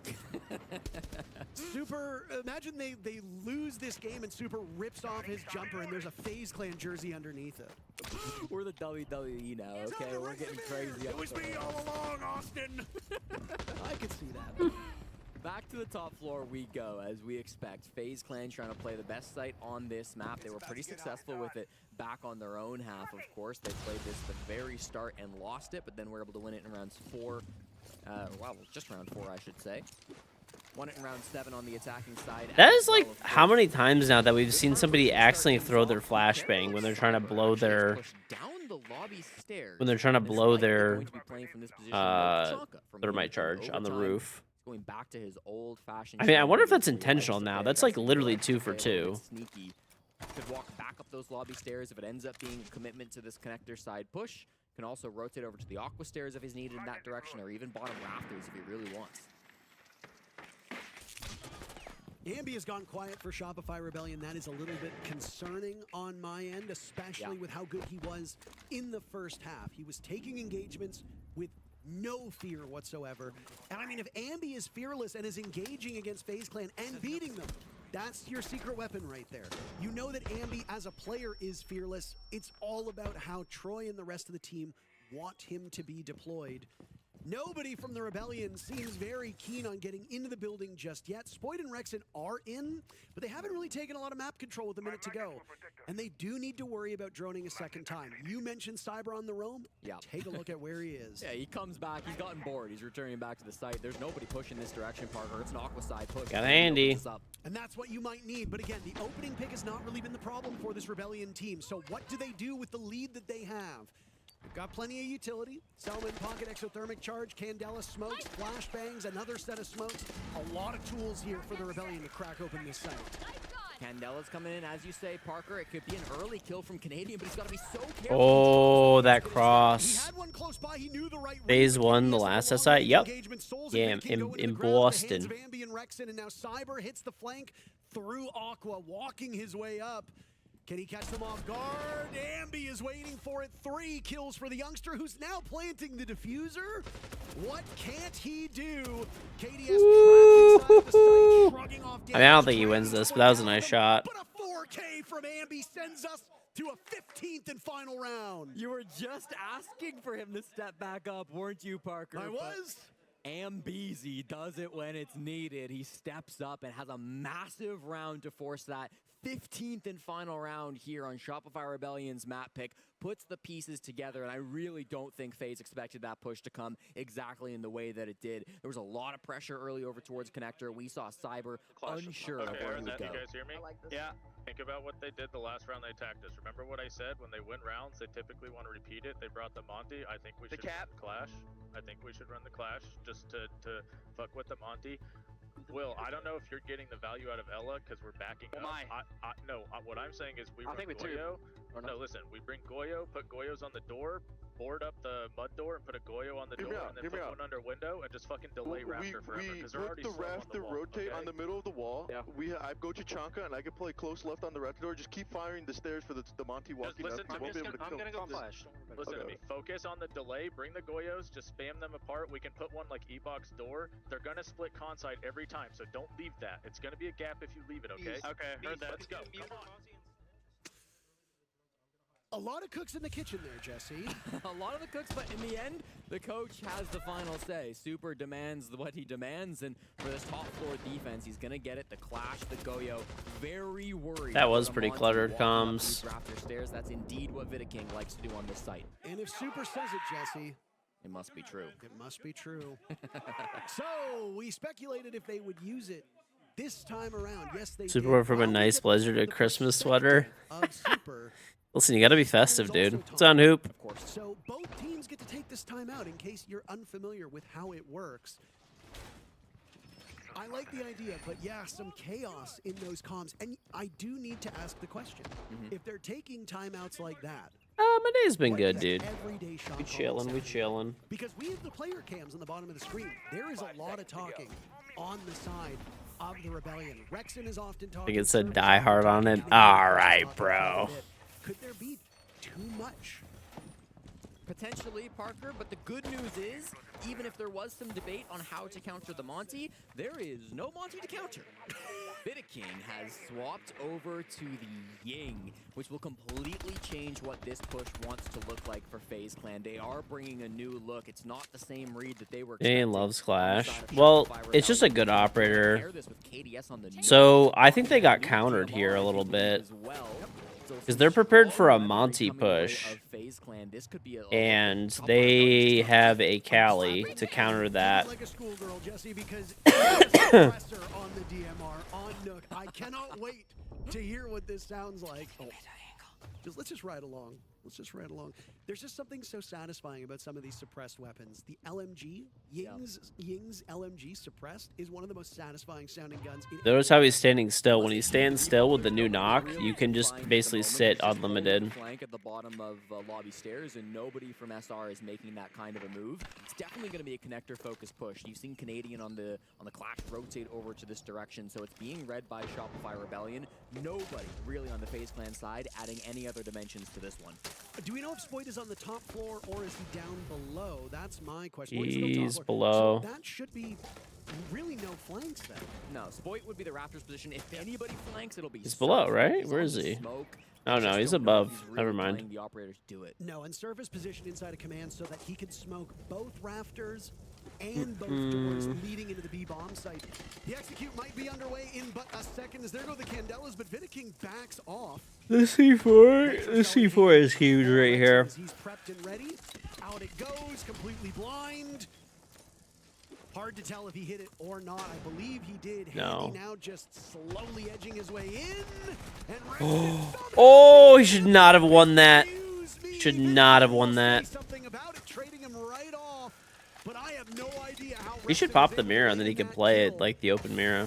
Chaos has been thrown in the midst of this site. Diffuser picked up by Souls as now there will be a brief lull as the He was all the way in as well. side of the B site. One more Toxic Babe in Seraph's pocket. They can still delay this longer. They've got to force that out. Their FaZe Clan, or they're going to have to go for a different plant spot. Souls in the bomb site now, starts the plant. The Clash sees it, and the smokes come through. And I Perfect smoke. have to get out of there. KDS is down below. They'll juggle the diffuse kit. They don't know how many smokes are left. Spoit takes one more down. If he comes water, they put a Goyo on there, right? Didn't they? Oh, they didn't. Here's KDS on the flank. A nade goes out. He could do so much damage. Looking around towards the bomb. Oh my God. Multiple dominoes fall. Very little time left. Canadian just needs to stay alive, and he's doing a good enough job at it. Oh, let's go. The Rebellion survived quite the scare, but managed to do it in all 15 rounds. Spoit haters in shambles. Final and most important round, 15. It goes the way of Shopify Rebellion. It wasn't easy, but the world champions have lost a map at the 6th Invitational. Huge kudos to FaZe Clan for pushing. Dude, like I always tell, like I tell you guys, Shopify is the most unpredictable fucking team. Boyd almost pulled his weight. Hey, he did fine, dude. Like he had 11 kills. That's fine.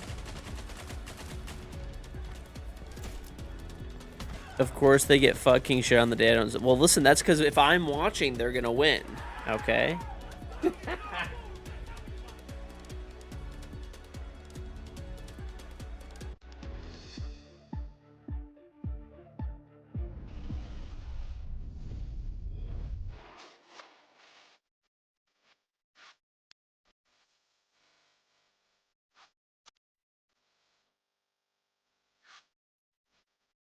Your hands are sweaty. I'm just happy. I'm just happy to see the shambles out of chat. Utter shambling. An utter shambling.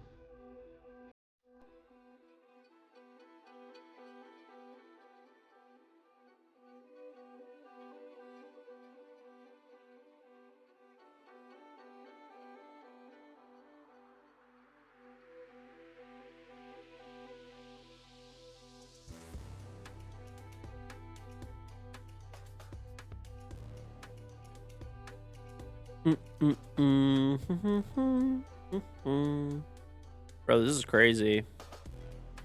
The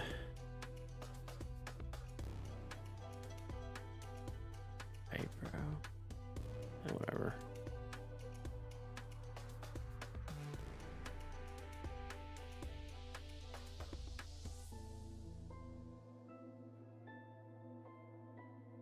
Dude, I've had these flash drives. I have these flash drives that I got from Micro Center for free like 20 years ago. They still work perfectly.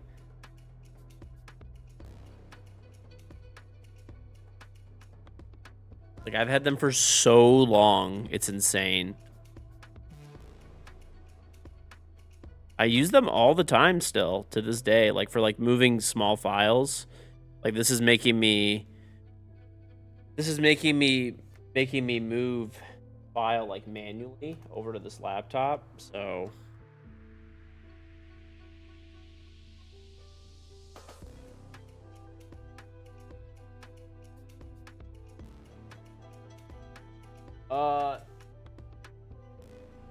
well, this is, I reloaded Windows and the driver is not getting detected automatically by Windows for the wireless driver, so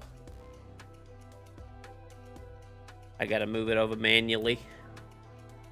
Gotta move it over manually.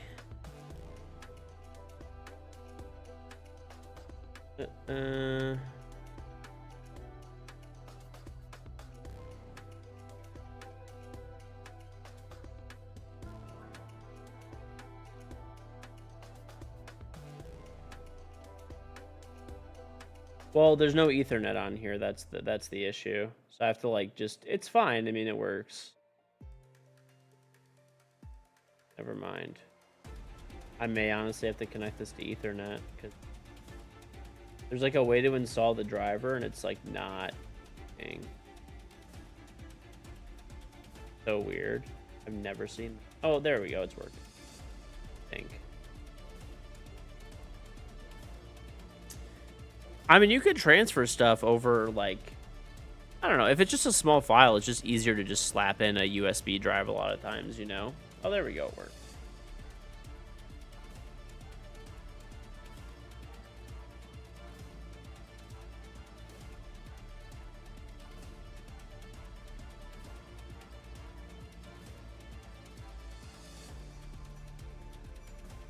That's crazy. Windows 11 now makes you connect to the internet before they will let you progress to the install. We have regressed as a society. We have regressed.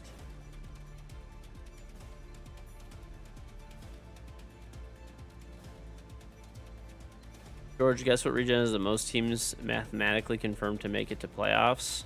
What is that? Let me guess, APAC somehow. Banana, you're split. Thank you for hitting level 5. Appreciate it.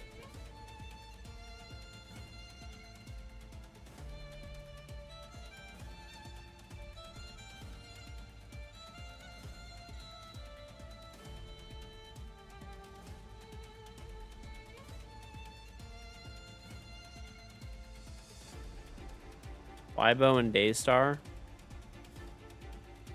The fact that Daystar is not like, that's crazy to me. Like, I'm sorry, Daystar is just not good. Like,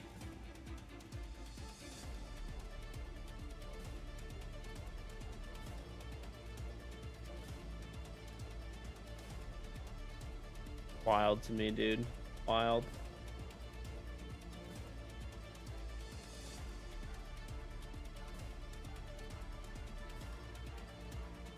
APAC LCQ will not be. My predictions are so rocked. Point. Insane how rocked they are. They're beyond destroyed. I blame APAC. I blame APAC.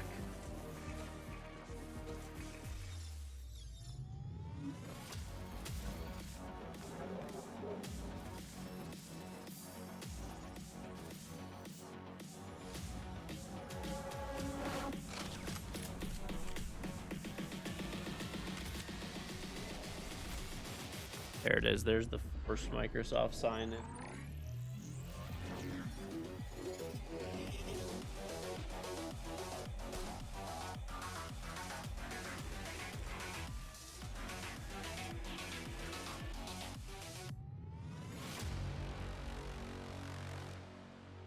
There was like a super stripped down version of Windows 11 on this laptop, like super stripped down.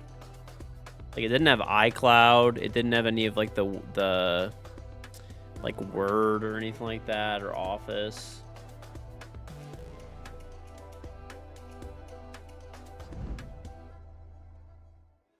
a map one that had us at the edge of our seat, but eventually it Like goes pre-installed, in the way of like Shopify pretty much Rebellion. And nothing what a was on matchup here. or a map so far. This has been. It was still and it Windows goes to show that 11. with the quality of these two teams pushing it all the way, it gives us great siege to watch. And it was a game People of probably five would like matches, that, but like I said, it look at that. causes All weird over compatibility the issues team, when you have like a but super yes, they stripped still down ended up winning. version. But yeah, all the way, and I think that was a game for the Siege purists. I absolutely loved watching 15 rounds. I could go and watch that again.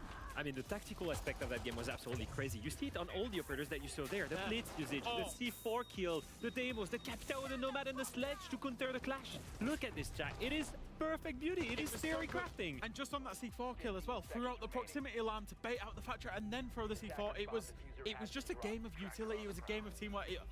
Honestly, as a game of Siege, pure game of Siege, that was beautiful to watch as a neutral. And every single round, I saw utility being used either to directly kill someone or indirectly lead to But they need a kill. license It to was pre-install absolutely insane. those. In attack, they were using, the I Queen, the guarantee Capitao, you and the that shields to move things around. On the opposite side, you saw the Clash being used, the gas grenade at the very last moment, at the very last round to that win the the round. way The utility and tactical aspect of these two teams, what makes them strong, it was beautiful to display. A clash of Siege purists, like you said.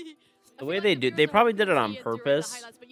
So Origin PC, that's one of the things they do is they like they basically optimize your OS, which is good, right? Like it's a good thing overall. But the problem is like sometimes down the line it messes up like a little bit. That's the issue. So, like certain pieces of software like need some of the stuff they strip out. And I don't know. I like just being on like the official build instead of like a stripped build. People live and die by stripped builds. Like it's considered to be a good thing. But I don't really like it. Just like I said, it causes compatibility issues like in the future. It takes years normally before it actually happens.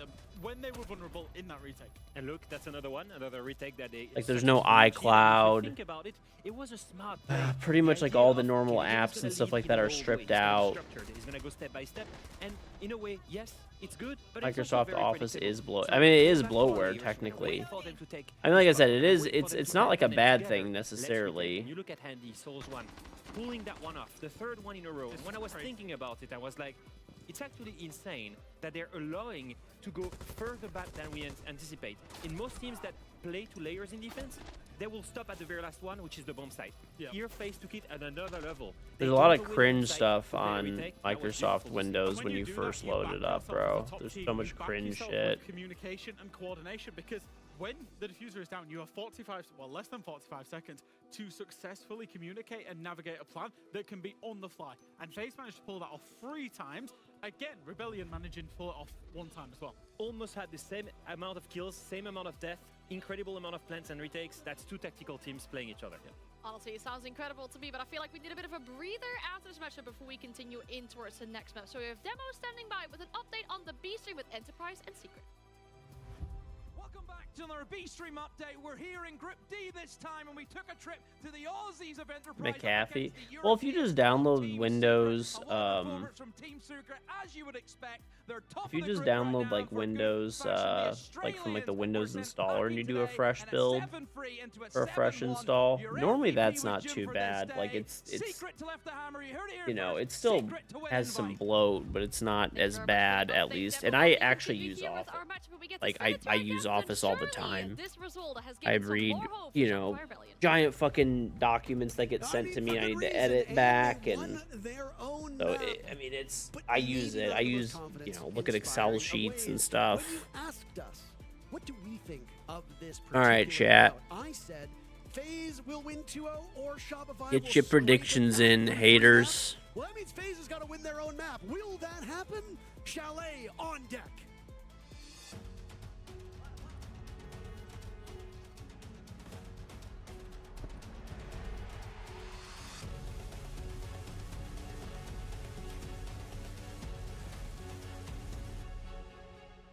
FaZe Clan and Shopify Rebellion both had played exactly 8 rounds of Chalet yesterday, Parker. Although for one of those teams it was a win, And for the other, it was a loss, an embarrassing result versus D+ Kia for Shopify Rebellion, but FaZe Clan crushed Black Dragons on this map just 24 hours ago, and that's got to be part of the reason why they picked a map like this. It was, in my mind, one of the most obvious bans that Shopify Rebellion could have gone for in the map veto phase, but they chose to let it through, understanding that they'll be a different team than they were yesterday. Oh, Slime God BZ. Slime God BZ, thank you for redeeming a 100K roll. Go to Discord. That work? Yeah, go to Discord and then just type something in the public chat for me, and I'll give you your 100K roll. Okay? I will give it to you. Oh, I gotta give some people. We got some more people that are loaded up. All right. I do bananas. Do bananas. If FaZe Clan win this, I tried to do Nardos and he had whispers off, so I couldn't give one to Nardo. Qualified for Phase 2. That will leave 2 remaining spots in this group that will be up for grabs. The 3 teams competing for it, it'll be the Shopify Rebellion, it'll be G2, and it'll be Black Dragons. And on your screen, there you go. The stakes that are at play here. You did the puzzle thing, you still get a Delta back code. I sent them all out at this point except for McKenna and Banana, which I'm doing right now, so. To the tiebreaker, FaZe Clan are quite the team, a very formidable foe, and you saw that on Nighthaven Labs. We know that FaZe Clan is a good Nighthaven Labs team. It doesn't matter how good Shopify Rebellion is, FaZe Clan are good on Labs. So giving you a run for your money, that's typical FaZe. The real question is going to be, if Shopify Rebellion doesn't win this map, how many rounds do they get? If they can scrape by with 4 or 5 rounds and push FaZe all the way in regulation, I think that sets us up pretty well for Clubhouse as our 3rd map to be a good match. But if FaZe show up like they did yesterday, and Shopify Rebellion show up like they did yesterday, I don't know how much hope I will have for map number 3. I'll say this part. Oh, yeah. I don't okay, think BZ. yesterday is even in the considerations anymore.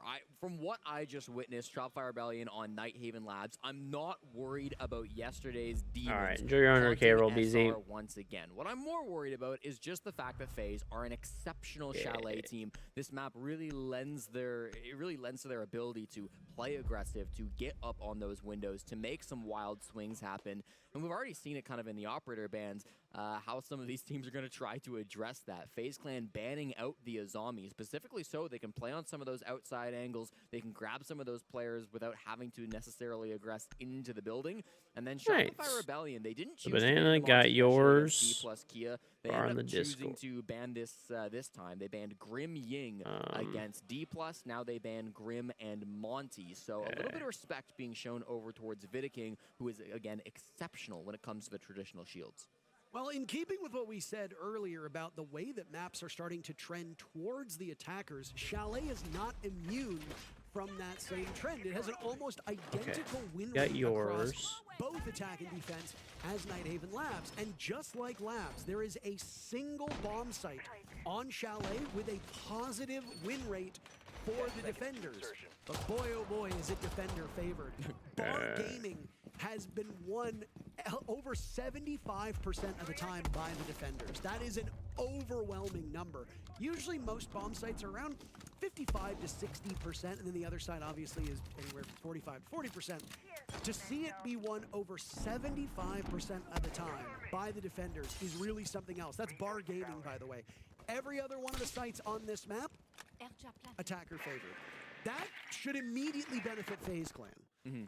Providing that FaZe Clan are locked in, and well, if you watch Nighthaven Labs, there's pretty good reason to think they are locked in. Yeah, FaZe Clan are going to be just as deadly as they always are. There is no easy game for Shopify Rebellion tonight, no matter what map they end up on. All right, sent you yours as well, McKenna. See what this approach ends up looking like. It's not Bar Games Parker, it's the other mid-floor site to start us off. The Rebellion choose to go kitchen and dining for their first defensive round, and FaZe Clan, bit of a untraditional way of approaching this so far. They haven't entered in through library, go for a full top floor clear like we see a lot of teams do. Instead, they've got some players players outside of I Solo. could They've check already got some yours, players Lux. pressuring around the Oh, let me mid-floor. see. Will I don't definitely see get us anything down from to, you, but to be Games honest is with staying you. outside of bathroom. Did you use the link? If have you installed the game before? Did you accidentally install the game I was gonna say they immediately hit that air on jab, so that accident? Did you just Google it and install it first? Let me see if I even see an install from you. Because if there's no install, then it's gonna be tough, to be honest with you. Right now, main focus is Solarian. Ambi was hitting his shots towards the end of map number 1, but struggles with the Selmas, so it goes. That's just a little bit of utility, going to make those top floor I players. don't even see an install from you, to be honest. The main guy who will be affected by that, playing that master kind of closet and bedroom area. We see him on our screen now. We've also got Spoit to back What up happens a lot of inside times is, I'm so guessing, it's a is really potentially top floor hold from Shopify Rebellion. They've got a lot of different angles, and again, FaZe Clan really haven't committed much to clearing through the top floor. And first kill is going to go to Ambi, in keeping with what we saw on Nighthaven Labs. Oh, yeah. Shopify Rebellion were I don't have anything from you. opening picks. It was what comes next that is a bit of a problem, and well, history is repeating itself. Rexon and Canadian felled by Cyber in very short order. The Brava bursts in, not just snatching gadgets, but also snatching some lives away from them. Vidaking will smoke himself now over towards the chassis. There goes. Yeah, I'm not seeing anything here.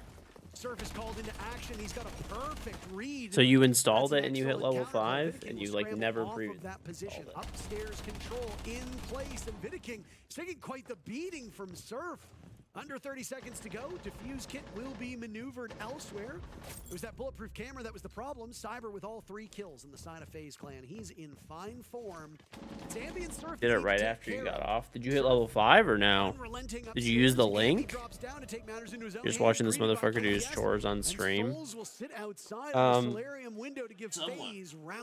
doing both. Couple of things I'm in that doing round, both. Parker. Number one, Cyber went nuclear. We don't need to expand on that much more. Entered into the south side, over towards Fireplace, gets 2 big kills. Spoit tries to flank. He tries to go down those main Fireplace stairs to be able to get the trade back on his 2 teammates, but also ends up losing the gunfight to the 27-year-old entry fragger on FaZe Clan. Then in the site, I mean, it takes Vidaking a very long time, but eventually realizes he's on a bulletproof camera, is able to punch that out. It's unfortunate none of those players above, particularly Surf or Ambi, couldn't find that denial onto the plants. They couldn't actually get the kill onto Vidaking.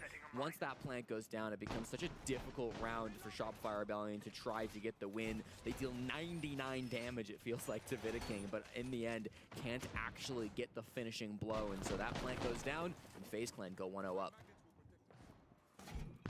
Alright. Canadian was so effective on the clash in the previous map, and we'll waste no time to hop onto this operator. And well, if you look at the lineup, an operator that has seen his own pick rate flourish is Denari, and this is a great map for Denari. This was one of the first maps. They should have done more drops. Yeah. I mean, if you want my opinion for the ideal drop cycle that will maximize viewership, you got to make one really nice set. So the set should be like whatever. Let's just say it's a Dokkaebi set, right?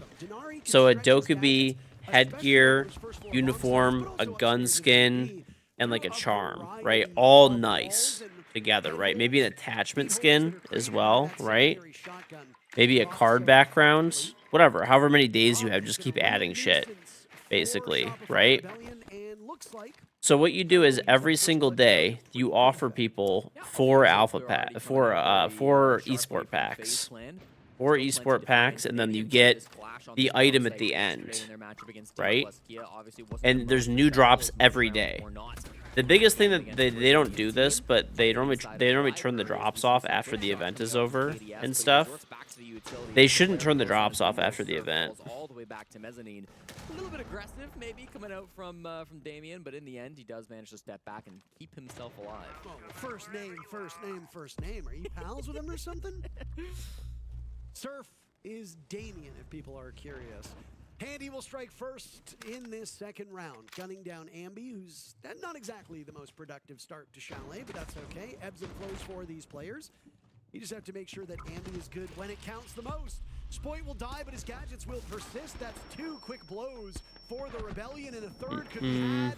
As Surf is flushed out of his position, dancing around a nade, punished by FaZe. They've only surrendered Vidaking at this point.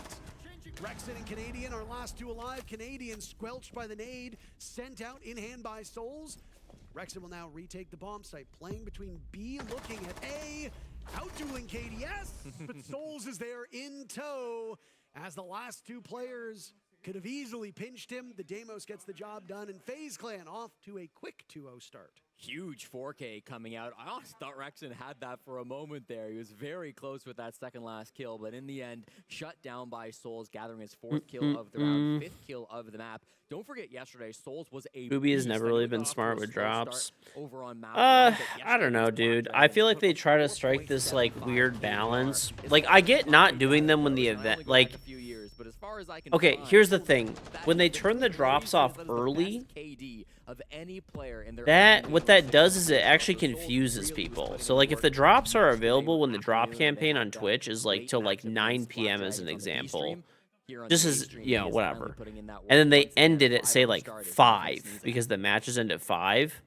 What that does is that pisses people off because they're like, I can't trust the drops. Like they lose faith in the they're like, oh, I thought I had till 9 and now they're just randomly gone. So like I said, the best way to do it, in my opinion, is you do 12 hours of drops every day, right? It starts, for example, these drops would start at 4 a.m., okay? And then don't turn them off for like 14 hours, right? So 4 a.m. to maybe say 6 p.m., okay?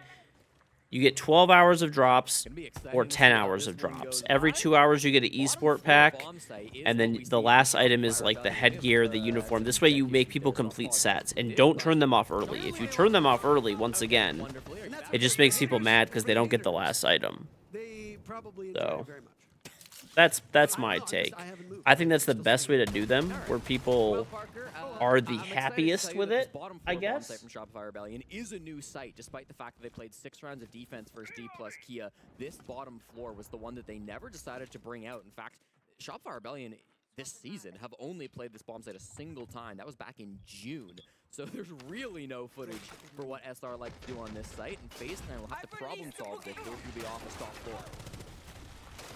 I had a good point to be made, but I seemingly lost it when they lost my audio. I mean, there's not that much video on Shopify on this map, but I mean, FaZe is insane at Chalet. Like, they're probably the best team in the world at Chalet. So, I mean, regardless, it doesn't really matter. I'm assuming that, you know, Shopify took them here because they wanted this map because they have so much footage on them. But it's a bold move to take FaZe here. Not gonna lie, it is a bold move. Now it's gonna fall onto the shoulders of Spoit and Canadian. Spoit with 1. Still 4 more targets to be found on the side of FaZe. The Brazilians having a great go of it with 1:20 on the clock. Maybe there's a reason they haven't played this site since June, Parker. Everybody's falling to pieces. But Canadian gets one back, and now they're only down by a 1-man deficit. He's in the bomb site. Spoit's inside a bar. A sliver of HP being hunted down by Cyber as the other 2 Brazilians are attacking the line bomb site. Out go the fire arrows. Canadian pushed off in this position, isolated inside a connector, pulls out the nitro cell a bit too early and gives himself a greater vantage point, as it's now given time for Spoit to maneuver towards blue. These 2 remaining players from the Rebellion are both in the same spot, neither of them able to stop Handy from getting the diffuser played. Audio? Oh shoot, my bad. Handy now lined up. What is this proning, dude? Oh my god. And it's Cyber with the final kill. An unstoppable attack. 3 times in a row for FaZe Clan. What more can be said here? Beautiful little push. I mean, they did exactly what they needed to on that bottom floor site. Might not have been something they were expecting given Shopify Rebellion's history, but did a great job of pressuring that bottom floor in through Big Garage while at the same time applying pressure up on the top floor as well, hunting down a lot of those players very quickly, very early. Love the use of the Ram to have an entry in through the office doorway. Nothing crazy, nothing that we're not seeing across a lot of different teams, but it's just Cyber's ability to make that entry happen on a ton of different operators that I find so impressive. I think it's fine if we switch back, but I just want you to be aware they are doing the stuff that we expected them to do. We just have to make sure when we're moving around, we're covering gaps, because we've been delaying time, but we're getting solo pick, right? The thing that we talked about is we want to be fighting wherever they are and trying to like force trades, get the numbers down. We're not doing that at all. It's 1 by 1 by 1, okay? I always think it's so funny If we know whenever they're I going have a new solar, think PC about and the I'm setting it positions, up. right? If they're on the repels, they're going to be setting up their trophy, walking up West Main. We literally know that with the like Literally, backside as soon pressure. If as they're going for this faster, they're going to bring a Deimos under. Be careful of that. soon If as they I go solar, do, if not, they're just going to full they clear and always set it make up you that way. use The biggest Microsoft thing, guys, Edge. it doesn't really matter what the fuck they're doing. We just need to be playing together because right now it's not And happening. the only thing that I do with Right? Can we Microsoft ask them, Edge is I download Firefox and Chrome. These are important and wise words coming out from Super, the single oldest known support staff that we have here at the 6th Invitational, and an extremely experienced one as well. Don't forget, Super's first SI came all the way back in 2018 when he, Bosco, and Gurmy Wormy, along with others, managed to play for my God. Era Eternity and finished in dead last place. Super has come a long way since You open the event, and I tables, think has can't made do it, himself an buddy. exceptional coach in the Missed North out. American scene. Wants his team to be playing Edge. together, listening, and It begs you not to instructions. delete. They And know dude, who's gonna yeah, love to that's play. super. Yeah. Gurmy Wormy. Coaches providing comms. They're not allowed to unless there's a timeout. 2026 SI broadcast. Big When I was Germ. first getting into Siege as a caster, Gurmy Wormy, Adam, some of those guys I spent a ton of time with. Just an awesome dude all around the board. All across the board. I haven't spoken to him in so long. I hope he's doing well. There's some of those old NA guys. Mamana was another one. Basically, just Obey Alliance basically ended the career of several players. It went so poorly, and then I think my man was just like, I'm gonna go work for my dad, and then nobody ever heard from him again. Okay. Chopstick is another name of an old player that every now and then I see him online on Steam, and I hope he's doing well too. Yeah. I did search to try to find some info on Gurmy Wormy, but Not he's, mentioning me. deleted his Well, I Twitter still profile, play. That's so why. couldn't He's find talking about people Why who would just you need more disappeared. info for that anecdote? You just It's always good to have more, you just need to Parker. know he played with Gurmy Wormy way back in the day. If he had gone on to become like a lawyer or something, I think that would have been worth mentioning. I'm sure we could find more info. He probably has a LinkedIn if he works a real job. Utah play's been strong from FaZe Clan. We've got the castle barricades being cleared out, and already handy inside of games. There's 3 bodies across the hallway from him. He finds one, but the kill's going back the other way too. KDS enters in through Mudroom, gets a double kill, and this has gone all the way now for FaZe Clan. 3 for KDS, and they've got everybody but Canadian. Gurmy is still walking as He'll play a lot goldfish. better at this event, but Gurmy was usually really when Canadian chill. as your last alive is not particularly confidence inspiring. He is inarguably the least mechanically skilled of all the players on the Rebellion, but again, it's not really his job to be the mechanically skilled guy. He gets beaten by Souls, and it's 4-0 for FaZe Clan, so let me back it up a bit here. Okay. Do you remember what I said about what we could predict map 3 off of? Yeah. In case you need a reminder at home, I said, if the Rebellion can get 3-4 rounds here on Chalet, then I think map number 3 is going to be pretty competitive. Yeah.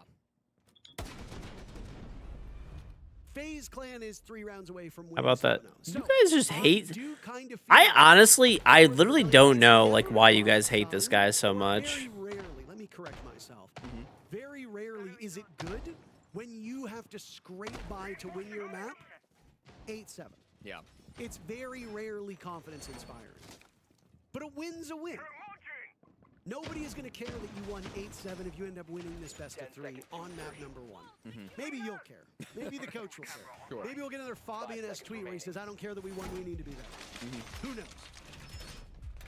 But there is very little good here on the side of the Rebellion. They have 7 kills through 4. It's throwing me off so bad that he keeps calling them the Rebellion.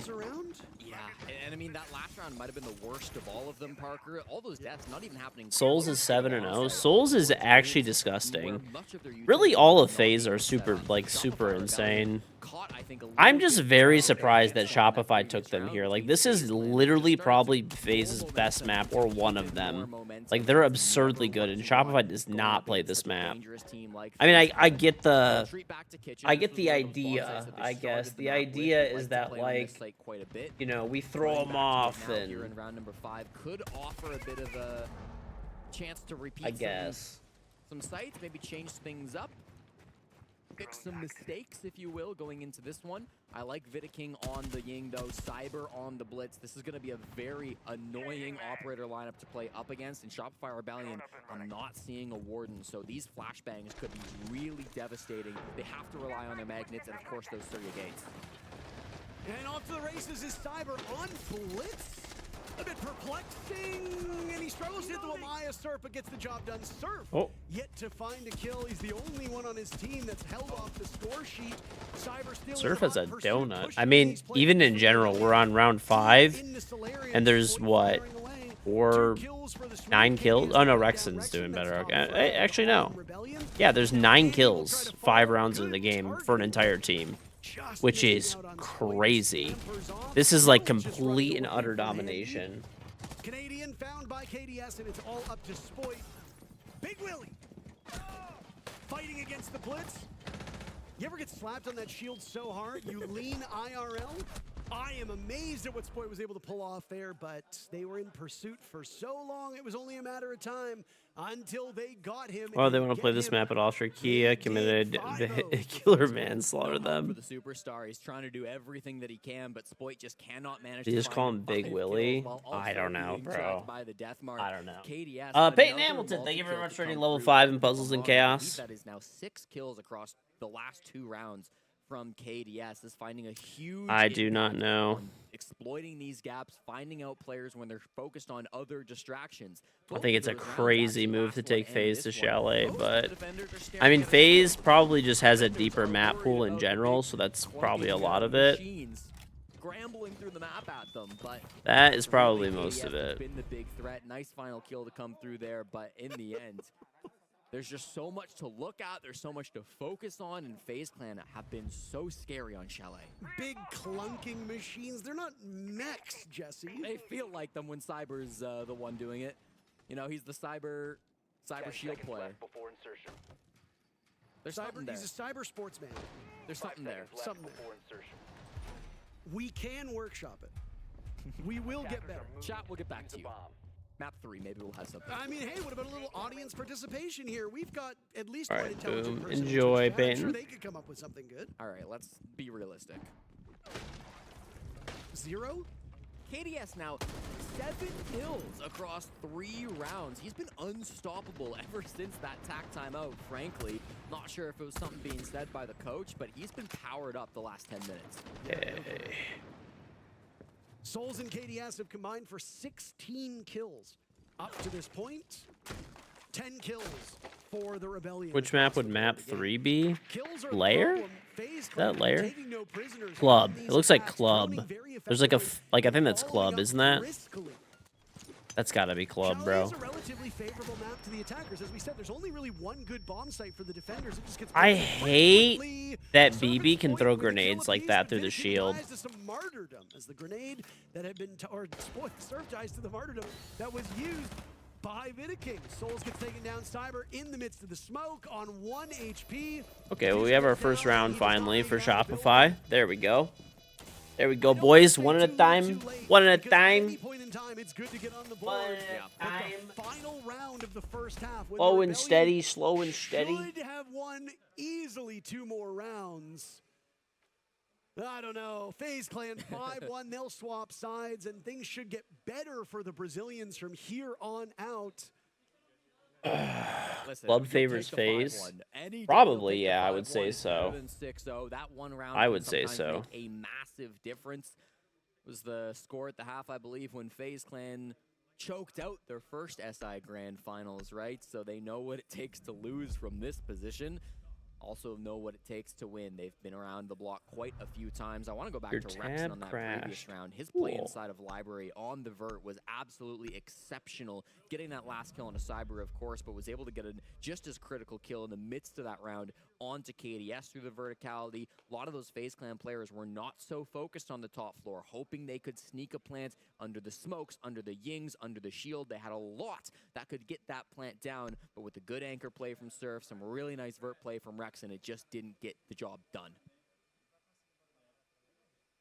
Already used their timeout, and now they go onto the harder side. Well, I mean, hey, That's harder side based on statistics. That's not necessarily harder side based on practice here, Jesse. And I mean, there are times where we will go to one of the most defender-sided maps in the game. Say, like, back when Clubhouse was over 60% of the rounds were being won by defenders. And then a couple bans and some really bad defending teams with great attacking rates go head-to-head, and, well, the attackers win 10 of the 12 rounds. Yeah.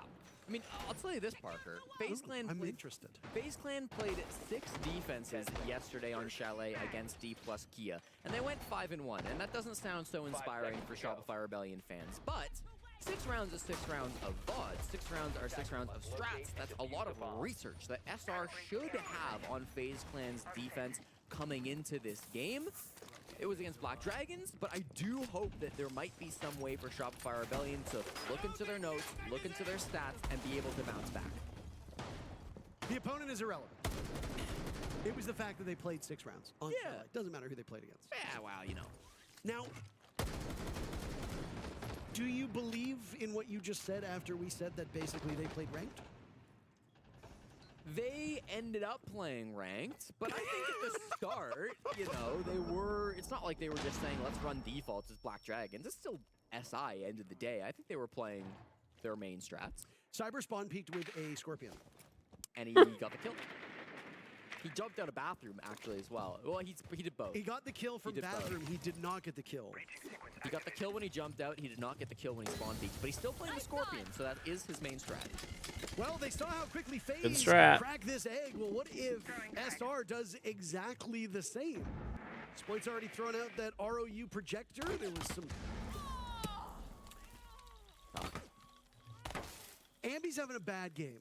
Yeah, Ambi's getting rolled. Shakes. I mean, same with Surf too. Ambi's 1-7. I think that will make it worse. Surf is 1-6. He is at Deagle out trying to fight at Mira. What is happening right now? Sploit eliminating Cybers. We hit the halfway point in the round, but the Scorpions again. The sting from the Scorpion tail ever so hurtful. KDS gunning down Surf and Canadian. At least he's smiling. At least he's smiling, man. We flicked to Canadian. This has almost turned into a comedy at this point. Yeah.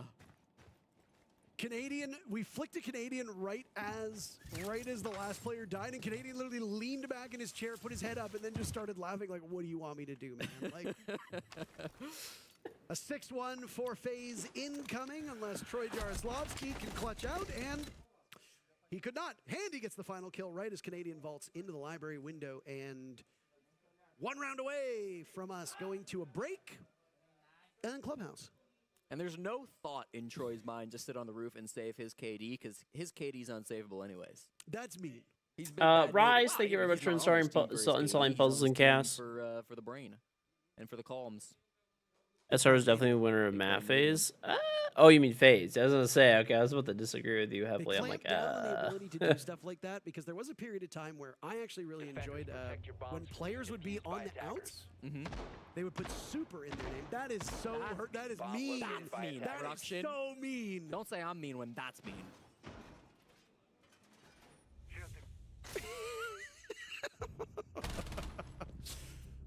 Back in the early days, around the time of the Paris Major, Atlantic City, all that jazz. Players, when they were facing elimination, would put super in front of their handle, so like Super Astro, Super Liven.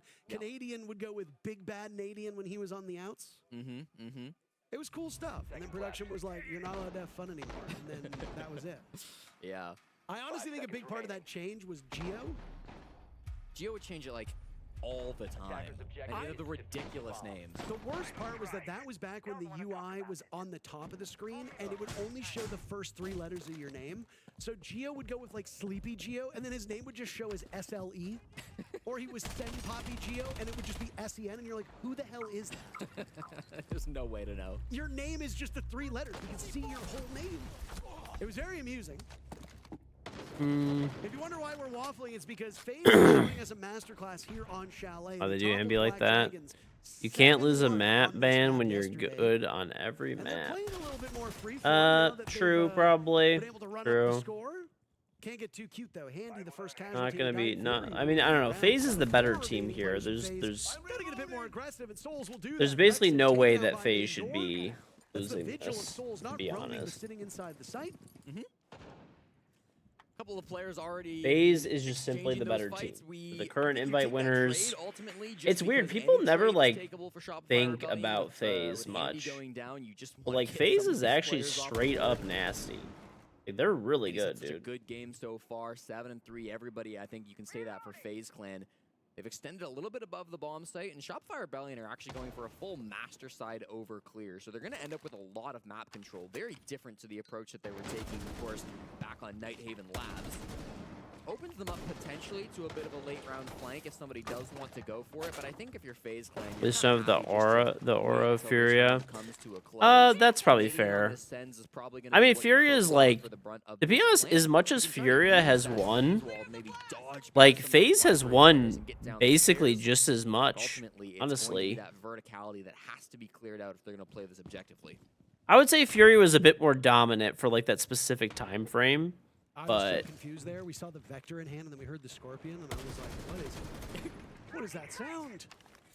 Assembling outside of Library, now a grenade will go in, flushing KDS off of his position. Successfully done. Souls with 3 kills, shut down by Canadian. And now Surf and Canadian will link up.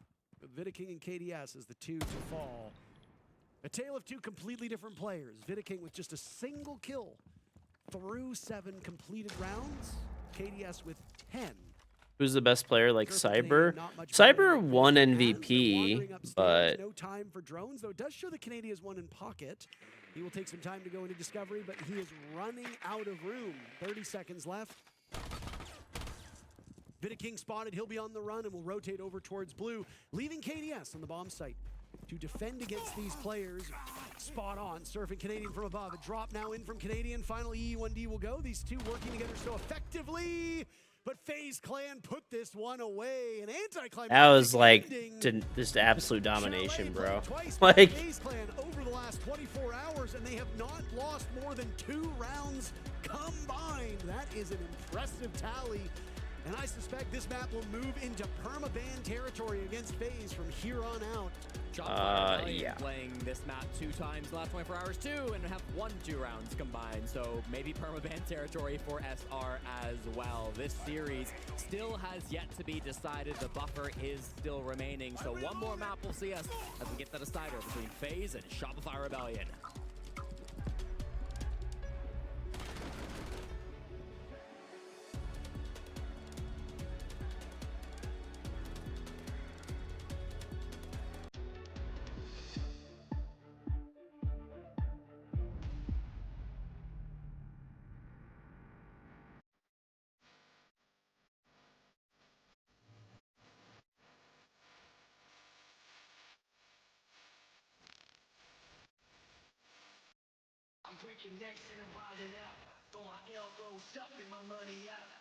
what do you guys think of this song, by the way?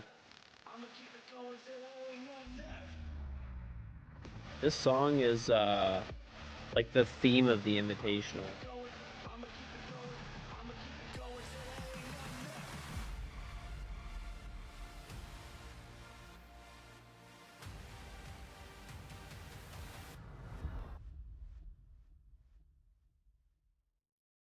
Horny as fuck.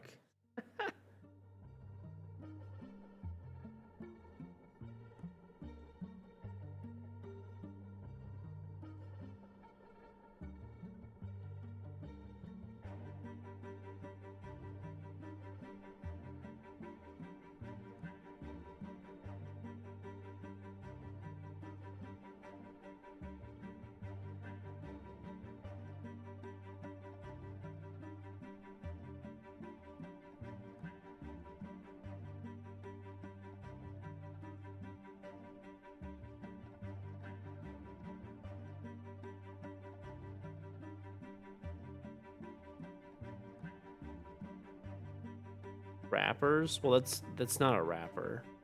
This song is like an EDM song or something. I forgot who they had it, man. They had somebody, and it was like it's like an EDM artist of some kind. I forgot who it was. They're like actually pretty popular. Or is that like there's one that was like they had like DDG do it last year. And then this year, it's like an EDM song or something.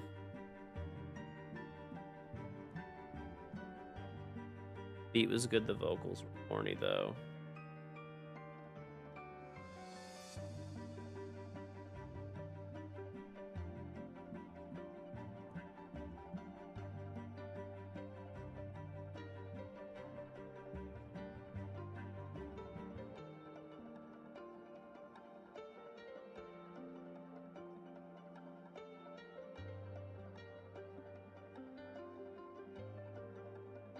Why are you making up names? No. Dude, by the way, I feel so old now. Like, I know, like, I feel old, but, like, generally speaking, I remember when there used to be, like, celebrities that would come out. Like, I'm not even into celebrities, but it's just, like, you're just kind of in the know of things, right? Like, there was some celebrities that I was seeing, like, pictures and videos and stuff of on the red carpet for the Grammys. I was like, who the fuck are these people? Like, who in the actual fuck are, like, any of these people, like, actually? And I just have never seen them. No clue who they are at all. Like, that's my first time. Everyone's like, oh, that guy's like online, and some people are like, oh, that guy's gigantic, dude. That guy's gigantic. Like, how don't you? I'm like, I don't fucking know, dude. Like, what do you want from me? How the hell am I supposed to know this shit?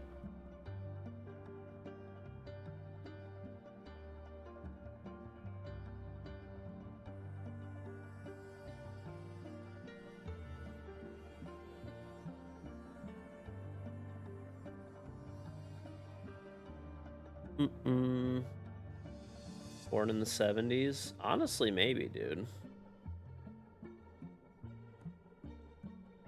Maybe.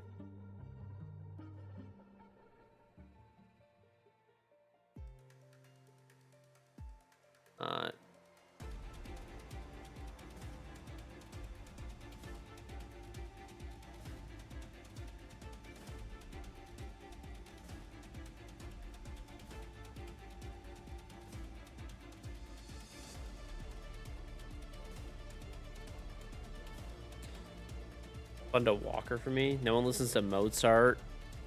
Okay, listen, dude. Did you guys see that guy? I don't even know what his name was. The guy with, like, the mask or something that was at the Grammys. Who the fuck was that guy? You guys can't even tell me you knew who the hell that was. There's no way you knew who that was.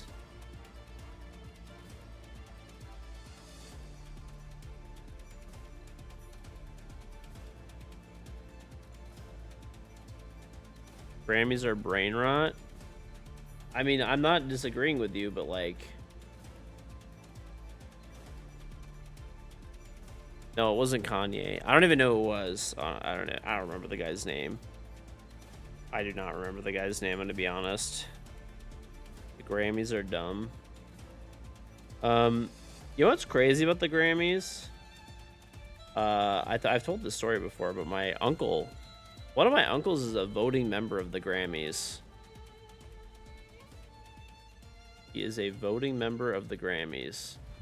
That's pretty cool. Listen, even if you hate the Grammys, you can't even lie. That's pretty sick. I feel like people do all this crazy shit at the Grammys though, for attention. I mean, people are talking about it, right? That's why. I mean, we're talking about it right now. That's 100% why they do it, right? I mean, touche, I guess.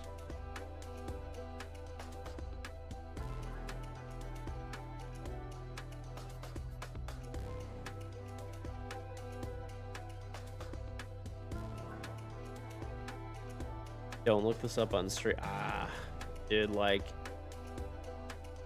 I don't know. That was a serious lock-in from FaZe to bring this series back, and something we were talking about. Yeah, I guess that's true.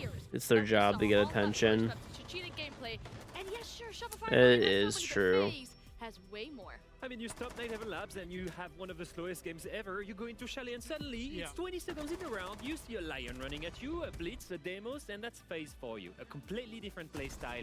They understood the assignment. They understood they How were can not you call able someone a to defeat musician, the not Rebellion play a at single slow instrument, or game. write your So own they brought music? the pace and the aggression. I don't know. And ultimately, that's what makes FaZe a world That shit is always pretty crazy. Well, what are you talking about? Like, methodical, structured utility. I mean, some people just.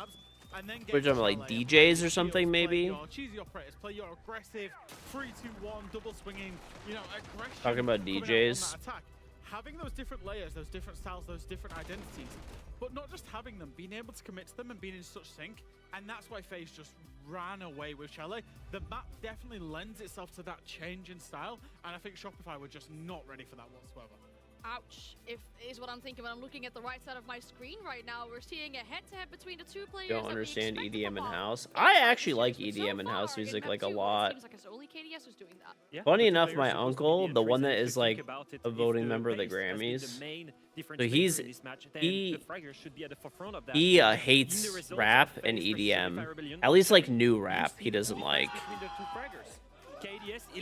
He also doesn't like new country really either very much. But I like it. Yeah, and I will just say, I absolutely love the operator selection that KDS brings. I love the fact that he plays so much striker. That operator is so versatile. Yep. Obviously, you can use it as a utility-based operator, but you can also just use it as a pure entry. You can burn anything. Well, he likes so I'll give you an example. So my uncle, he is. And then you have the nades as well. He is he's not a musician like full time or anything like that, but he's actually like a trained musician. Like he actually went to school for it, like is like formally educated for it. And he is into like rock basically more, like 80s, 60s, 70s, 80s, like rock is what he likes the most. At the same time, I think that this experiment in Chalet of and just generally like guitar and stuff like that. I'm silly? I mean, I'm not even. Are you talking to somebody else? I don't know. I don't really have an opinion honestly on that stuff. I'm like the worst when it comes to listening to music. I just let I like brain rot when I listen to music. I let Spotify just choose everything for me. All right, Jesse. The guy with the mask is Gafflestein, French DJ. I know a few songs to me with The Weeknd. Yes, that was the guy. That was the guy. But I've never even like heard of that guy before. And I like listen to EDM. We'll have to find out, Parker. Clubhouse a scary map, but FaZe and Shopify, they're ready for it. Billie Eilish is writing her own music and lip syncs all of her concerts, but she's called a musician. You hope that makes sense. I don't know, bro. Go ahead. No, you go ahead. I was gonna say, Parker, in the history of the 6 Invitational, only one player has competed at every single event since the game's inception. Can Canadian, the most experienced player in the world, lead his team to bounce back against FaZe Clan after a brutal 7-1 loss on map number 2? The devs seem to think there was hope with a change of playstyle. With this map, I would say leaning more towards the playstyle of Nighthaven than the one of Chalet. Maybe we can. You could talk for hours on how music is performed live. Themselves back together, get themselves back on track. Greg is actually like one of the best people to ask about this stuff, chat. I'm not as experienced with it, you know. There is a uneducated, uncultured, unenlightened, pretty much, dude. Sir, for calling for it right away, and it looked like the admin was talking to them. Curious what the reason for that is. They are. I'm getting some word. Apparently, there is a bit of a disruption on who starts on what side, so they're going to get that figured out, and then how is that a either thing? resume or remake based on what they determine. Right now, we have FaZe on the attack, which is why I said FaZe start on their attacks, but we'll see if that does hold. Wait, admin confirmation here. And I believe we're switching it up. I imagine so. So with FaZe Clan moving back over to the defense, I would honestly say that I don't know if it gives anyone a particular advantage in this map, Parker, but I think it's going to make this a little bit less clear. It would be a lot and very nuanced. Oh yeah, prediction payout. What FaZe Clan's attacks look like. I think if Shopify Rebellion cannot find some way to slow down these FaZe That was domination by FaZe. So you guys can have your predictions for this. Like Chalet, that's going to be where the danger comes, and we're not going to see FaZe Clan's attacks until until definitely round 7 with them starting on the defense. So you're going to have to wait and see exactly how this Mr. Kanye. Kanye is also, but if we do get to see FaZe Clan off on those attacks, whether it's interesting, the first half or we'll the say second, that and much. they can keep the pace up, as Leo said on the defense for North America. Interesting. Kind of went a little crazy, but to say the least. But evidently, it seems like he's like medicated now, so hopefully he's better. Chalet is the most played map. We just saw it on our screens. Well, Clubhouse is second. It's had 84 rounds played, trailing Clubhouse by 3 rounds. And Clubhouse, right now, is the second most defender-sided map after Cafe Dostoevsky, but we've seen very little Cafe Dostoevsky. So, yeah, obviously, smaller sample sizes will skew the numbers, because if you only have a map played once, for example, and let's say it's a 7-0 and you start as a defender, you go 6-0 as a defender and then lose one attack, they win as a defender and then you win it as an attack. Like, it's just, like I said, skew those numbers. Here on Clubhouse, we have yeah, seen I mean, a single bar stage. It was won it is one time by the attackers. Shout out those of you in chat. We're not that going to get named like the team Kanye being there. Beyond insane that, right just here. like, like, but yeah, he's hopefully he's medicated now. We'll just say that much. And we referenced this in our matchup earlier today. Hopefully he is properly medicated. That's CCTV reacting to KG, reacting to R6. Yep, that's yeah, that works for me, buddy. That works for me. Yeah. Eating up so much of the time and energy from these teams. The other bomb sites have swung towards the defenders as well. There is really no good attacker bomb site on this map. So Shopify Rebellion starting an attack will certainly have their work cut out for them. Why diss Kanye? As well. Just talking about I mean, I don't know what you want if you... I mean, the guy like kind of lost his mind completely. They beat Black Dragons yesterday, and because that game was so quick, you don't think so? I just don't know what to tell you, honestly. For SR to go back and VOD review. It also means for FaZe Clan going deeper into this group stage, and especially if they can get a deep run into the playoffs, which it's FaZe Clan, they almost certainly will. We're going to get to, they're going to be able to hide some strats. Crazy and makes bad music. It's called being an artist. I wouldn't get it. I guess not, dude. I guess not. Done themselves a bit of a nice deed for the future, playing the same 2 maps across both their first and second play day, meaning they have plenty of maps hidden up their sleeve for the rest of the event. Yeah, I mean, there is something to be said about efficiency, right? If you're winning all your games 2-0 and pretty quickly 2-0, I know that I made a joke about it when you referenced it on Chalet in the previous map. That when you said, oh, well, they've got.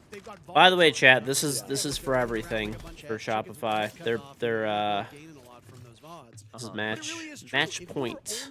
Match point. 8, 9, 10 rounds on 2 maps in every single one of your series. I always find it funny when people to counter strat you. Castle that door and don't actually blow the pipe. Is far from guaranteed. KingGeorge diss track coming soon? Literally said, guys, they're doing probably not. Everything that we said they would do. Yeah. And yet, it was a 7-1 victory. Time to lock in. We really. Why do you guys hate Spoit so much? No way to prevent it. Well, it's a full anchor to start things off for FaZe, so we're not speeding things up on the defensive side, that's for sure. They've got 5 guys still stuck in the base. And what's now you're hating on Sweden, too. Listen, Sweden brought us IKEA. Spoit is worse than Kanye. Okay, bro. You've been seeing a lot of Spoit hate, and you don't know why. People do not like him because of, like, ego and stuff. You're surprised to see the Spoit hate? Macy, if you want, are you streaming right now? If you're streaming, do you want to just we could be in Discord together too. At about the 90-second mark now, are realizing for sure there's no roamers. We can just focus on this side. I'm down, and we can do the stream together thing. or on the board. When you see Clubhouse, you know it's going to take okay. I'm gonna go on my Discord. I'll Now, of course, on these bottom floor bombs, there's a lot of ways you can go about it. Some teams can extend to just a main floor roam. Some will invest quite heavily upstairs. And then if they don't get picked off, thank you for the giant email, Papa Lab Man. It really just comes down to a matter of preference. Cyber getting killed by Spoit is an interesting start to this map. Yeah, tries to push up the main stairs, tries to get cheeky with it. Maybe that's the speed that they're trying to incorporate into this game, but ultimately doesn't pay off for FaZe Clan. The breaching also going very well for the North American team. Stream together. They get the kitchen hatch at the same time as we saw in that picture-in-picture. So lots of angles open up for Shopify Rebellion for the final 40 seconds. And credit to Shopify Rebellion for looking more confident on this attack than at any point they did on Chalet. This is a big difference in how they approach this map. They're going to run head first into this FaZe Clan team. Limited time remaining. Canadian holding that case as Ambi will now drop and go through Moto. Canadian is in the exact same spot. KDS gunning down Rexon. Church has not been flushed out. Sent you an invite too. Surf on the board to join Spoit's kill. That's Spoit now gunned down by Vidaking. Ambi charging his way through Moto, but he gets gunned away at. You said you were surprised to see all the Spoit hate. Yeah, I was. I thought it was most, like, he's like the most popular, so I thought it was well, I think it comes with the territory, right? Like whenever you're the most popular, you got a lot of people that are hating too. So yeah, I can see that. We were on 0-0. That would have been a defensive round win, even without finding every frag. You change FaZe to not Spoit. Coming through from Shopify Rebellion. The core of that push, of course, Canadian plus. The level of hating that is like, dude. Pushing through main stairs. Like for me, the level of hate that people have in my stream for Spoit is actually crazy. And the crazy thing is, I brought it up just because I was just talking about it in my chat earlier. Yeah, I see so many people rooting for his loss. And the crazy thing is too is like I've done a co-stream and stuff with him together, stuff, and people are still like they should like know him. Not enough to change people's minds. I guess that's true. That's true. One clickbait YouTube video. That's all it took. What's this invite? I forget. Now, if Ambi was playing hard. Oh, sorry. What was that? Where's this invite for the stream together? Oh, see it? It should pop up as like a notification. I could resend it if you want. Point blank, he is consistently one of the best performing players on the Rebellion, and yet today he has had a really rough game. Cool. I don't know why. I'm not going to begin to speculate why. We saw he had some very obvious struggles just aiming his weapon. Hey, ball suckers. Maybe it's nerves, maybe it's fatigue. You never really know. But you're going to need more out of him to keep up with the team like think it worked. FaZe. We can certainly say it's not arthritis, because for the last 2 years, Ambi has been the youngest player at the Six Invitational. This year, that crown was finally stolen by Stompin, so he is no longer the youngest player. But being 19 years old and already competing at your third Invitational is a pretty ridiculous feat. He entered today with a plus 42 KD across all of his Six Invitational games as well. Cool when FaZe or Shopify. I'm thinking FaZe should. They should. FaZe are definitely the better team. I mean, anybody that says otherwise is just fanboying. I want Shopify to win. I would like them to win. That would be like my ideal situation here. But consistently, who can easily kill you without a second thought. It's tough opposition, and I mean, if you've got a great gunner and he just cannot deal with the aggression on their side. Oh god, I think I did it again, Jesse. Last time I talked about Ambi. Well, I mean, this is a new map, so Chalet is like FaZe's map. I honestly do not know why Shopify. I mean, I know why they did, but they probably tried to take them there. They probably tried to take them there to basically throw them off, like, oh, because there's not a lot of footage of Shopify. Shopify's like the Lakers' big names, and that's it. I don't know. I mean, it's really just Spoit and Canadian that are the big names. The other players are really not big names at all. I mean, like, people in North America know them, and I like them. They're all great guys, but I mean, they don't have big streams or YouTube channels or you know. Utility to their disposal, and then, oh my goodness, getting out of there. Souls, what? How does that? You can't lose that. And now Cyber gets on the board as well. Poor old Canadian. Finally, Souls is punished by Rexon, but Canadian having some issues. I think he hit the gun. The gun does not have a hitbox.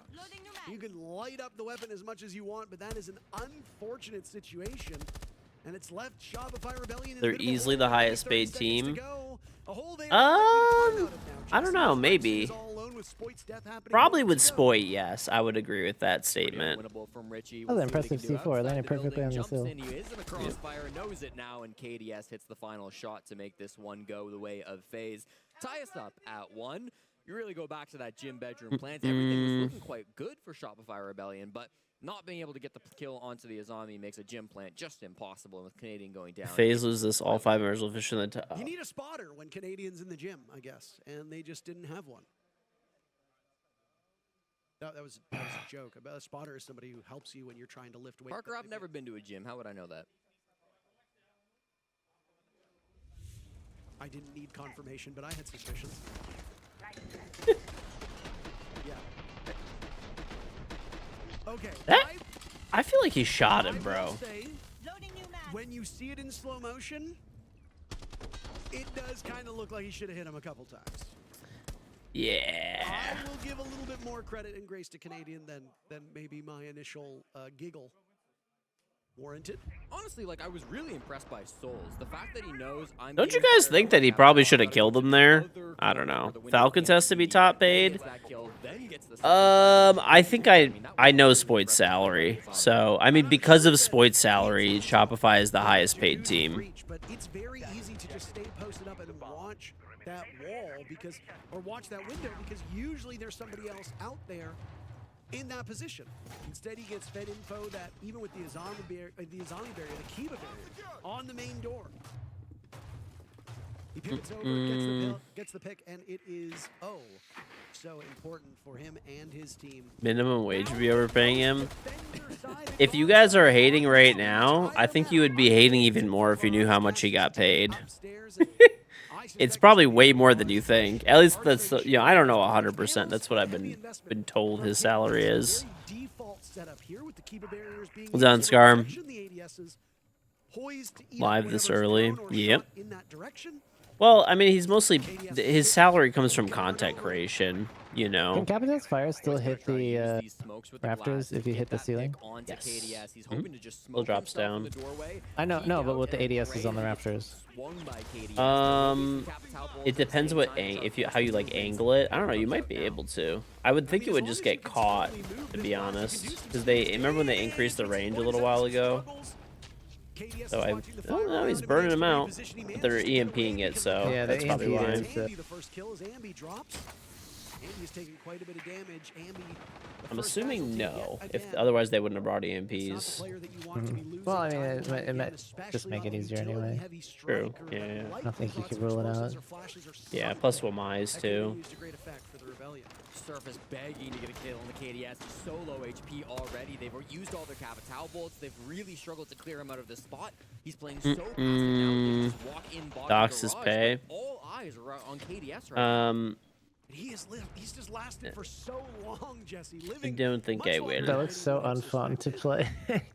Yeah, rafters at like this level is just like looks awful. Like it's already hard enough at ranked, but Vidiking will join him on just a sliver of HP, and they will get the Aruni on the run.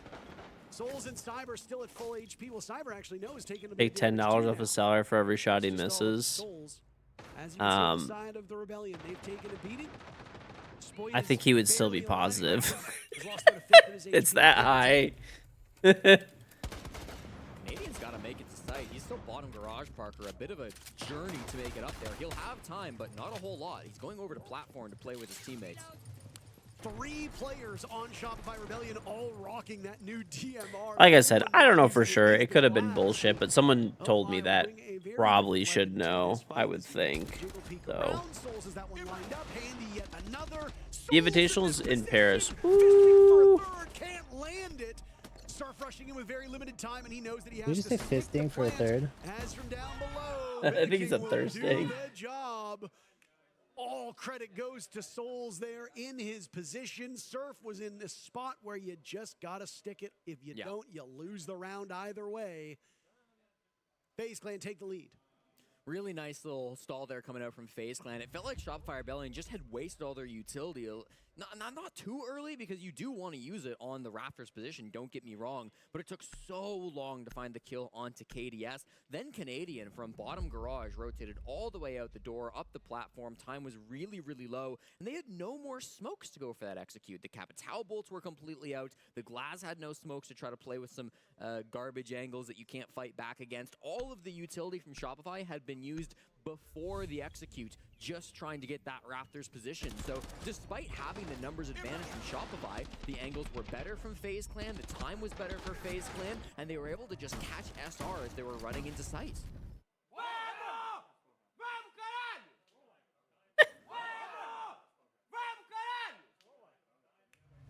I was hoping we'd hear it a third time. It sounded like he was yelling across, like he was trash talking Shopify Rebellion. I'm quite certain none of their players speak Portuguese though, so they would not be mentally affected by that. But sometimes it's good just to boost your own team's morale, you know? Why not? Yeah, I mean, let off some energy, let off some stress if you had a particularly tense round. Why not, right? But no, I mean, the one question I do need to ask is why did it take so long for Spoit to get in position in Rafters? I mean, you used the Glass to good effect. A ton of utility was done to relinquish FaZe Clan of their hold on that part of the map, and then it honestly felt like Spoit was a bit of Did you see Pangu's take on the Siege X elements? Glass can hold a pretty decent cross. Like no. the What did he gas say? pipe? He said they're kind of pointless and not great because it's like all you do is in defense is destroy them, and then if you forget, you die it. So it's like just a chore, basically.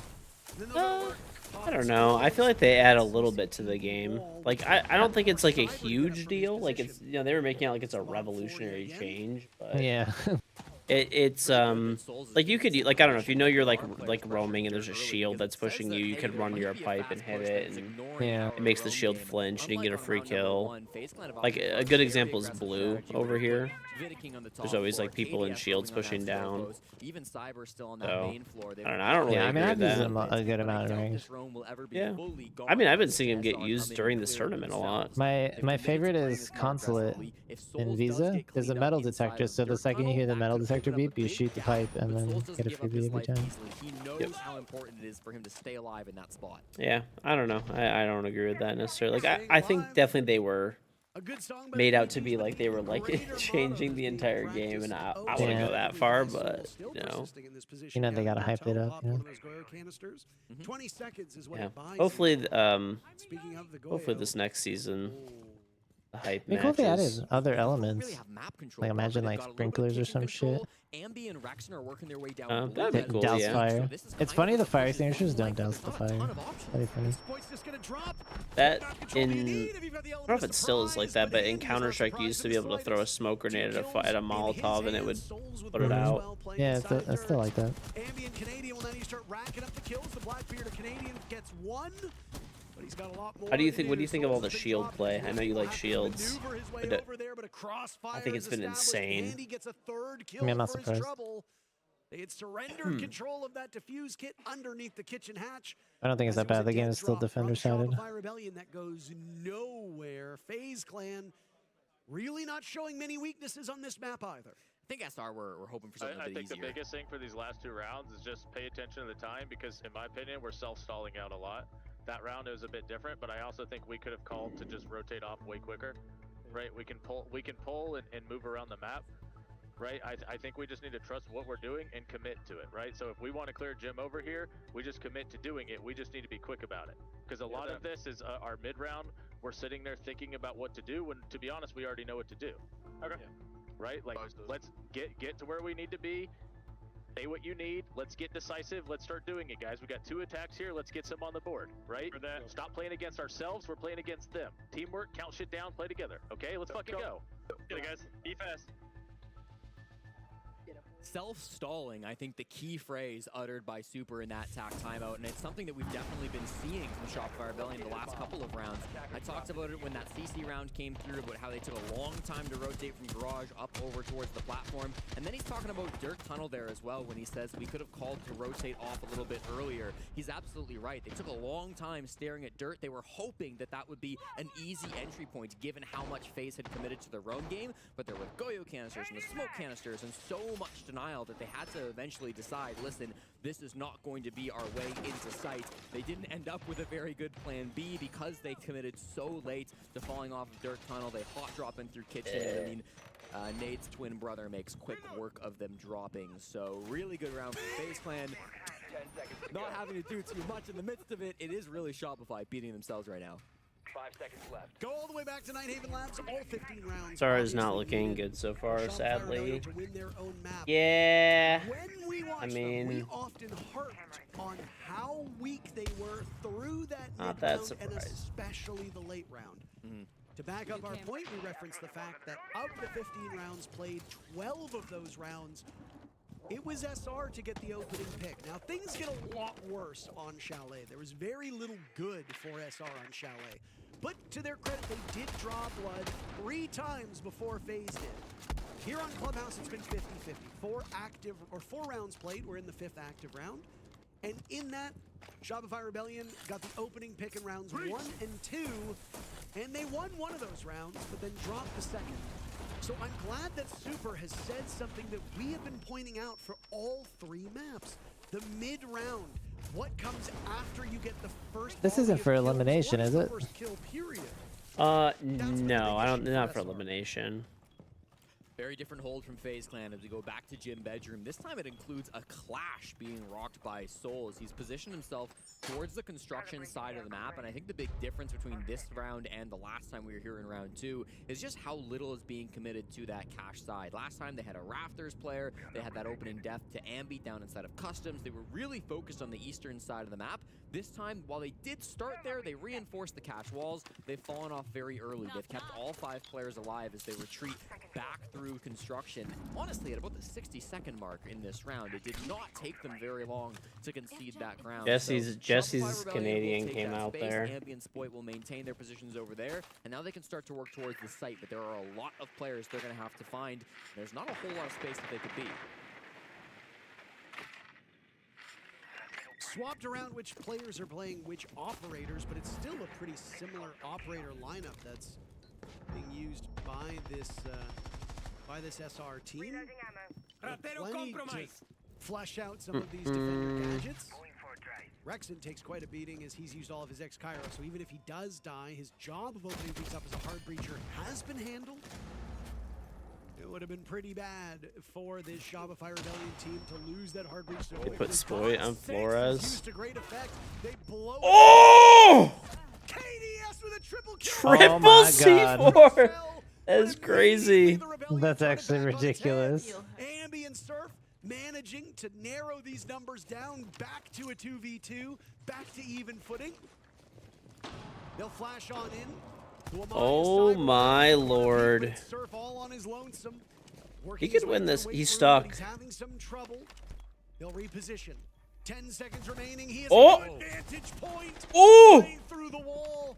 Now he'll try for another plant, running out of time, and Cyber will just play the clock with shotgun in hand, past the point of no return, and Surf will not give him the benefit of wow, he let go. I'm so disappointed. Yeah. I'm so disappointed that you would let go. 80 save. You've had people troll that and mess that up. Right, we saw immediately the Azami ban makes it a lot easier to play inside a gym, right? You ban out that Azami so you don't professional.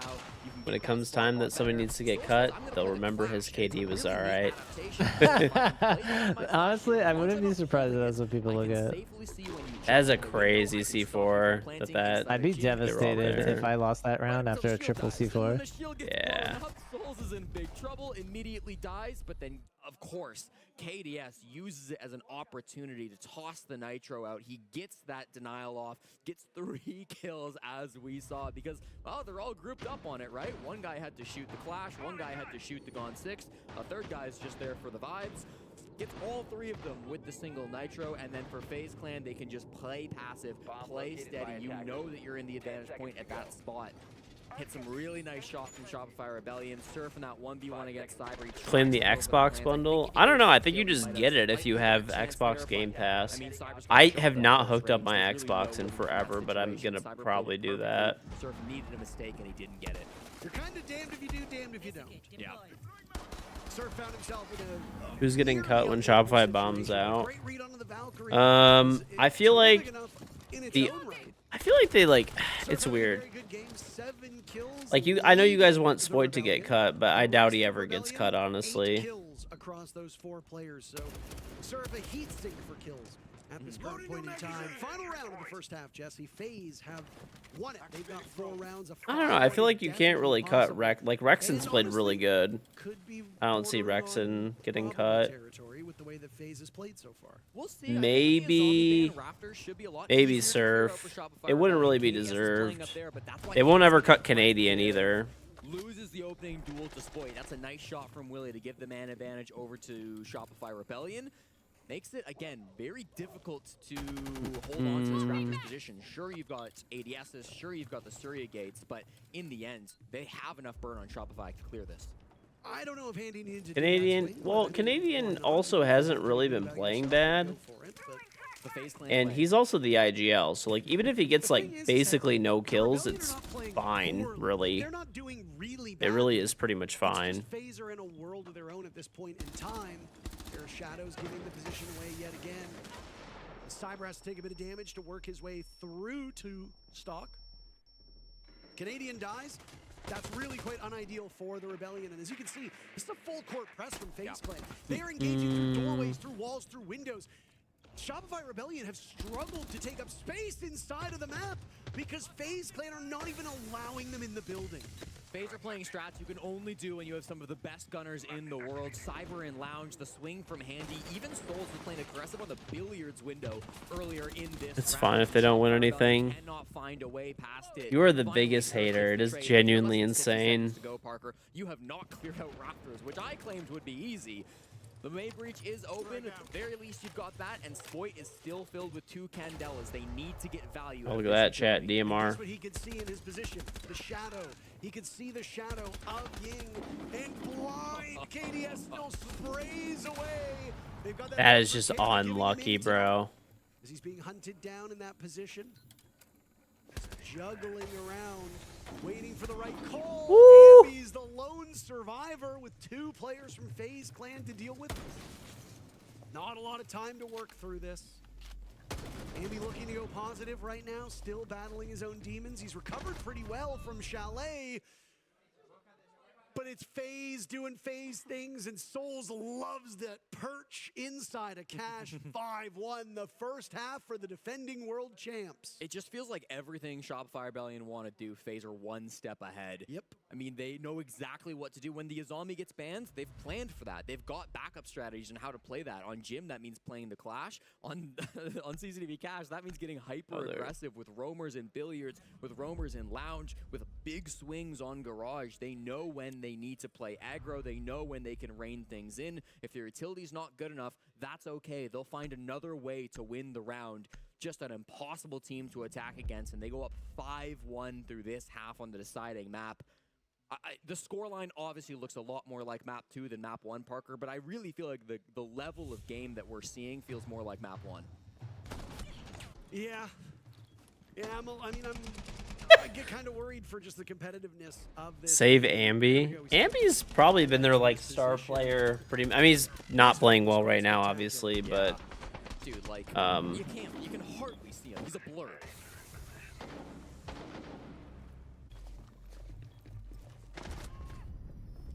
I mean, Ambi this whole season, this whole year has been really good. Not that I don't have the utmost confidence in Shopify Rebellion, but I mean, we walked into this group thinking, okay, FaZe is probably going to be the Titan that emerges first, but Shopify Rebellion have looked pretty good. G2 have probably fixed their issues. G2 looked amazing today, honestly. If G2 plays the way they played earlier, they have a chance to win. They looked incredible. A lot better today than yesterday. Nobody's going to deny that. But D plus Kia was one of the more beatable teams in this group. You beat G2. FaZe Clan were probably not going to be one that were ever going to be a simple task, though I'm sure they believed they could. So you guys like Ambi now? They'll play Black Dragons. You have to imagine they'll be the favorites in that one. But even still, you never like going into that final playdate in a bottom spot where they. See, the thing that's hard is for Shopify, I don't think any of the people are like. You would cut any of them. Like, who would you get to replace them that would be better for their position? I don't really think there is a person, honestly. Didn't matter if they did it in 2 maps or 3 maps. Guarantees that both FaZe Clan and D plus Kia will move on to phase 2. They will avoid elimination. What is 2 and 7? It's cool seeing Nuts get played. Yeah. I think it's because people play cam so heavy. Yeah. Huge deal.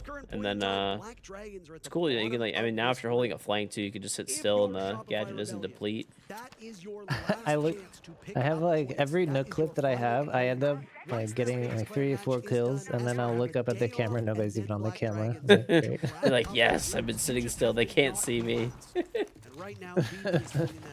Well, you're expecting like ranked players to use cams. That's TikTok for the time. KDS loves this. Void has hinted retirement.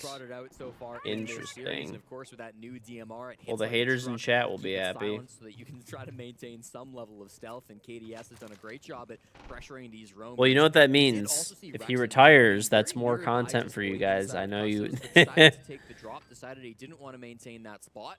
So instead, he'll just retreat back to site, confident in this 4v5, hoping that FaZe will waste their own time, much like SR did, and not have the utility to go for this final push. I feel like it was probably a troll. I hope he plays. I honestly hope Bolo goes back to playing as well. It's good. It's good for Pro League when there's big names that play professionally.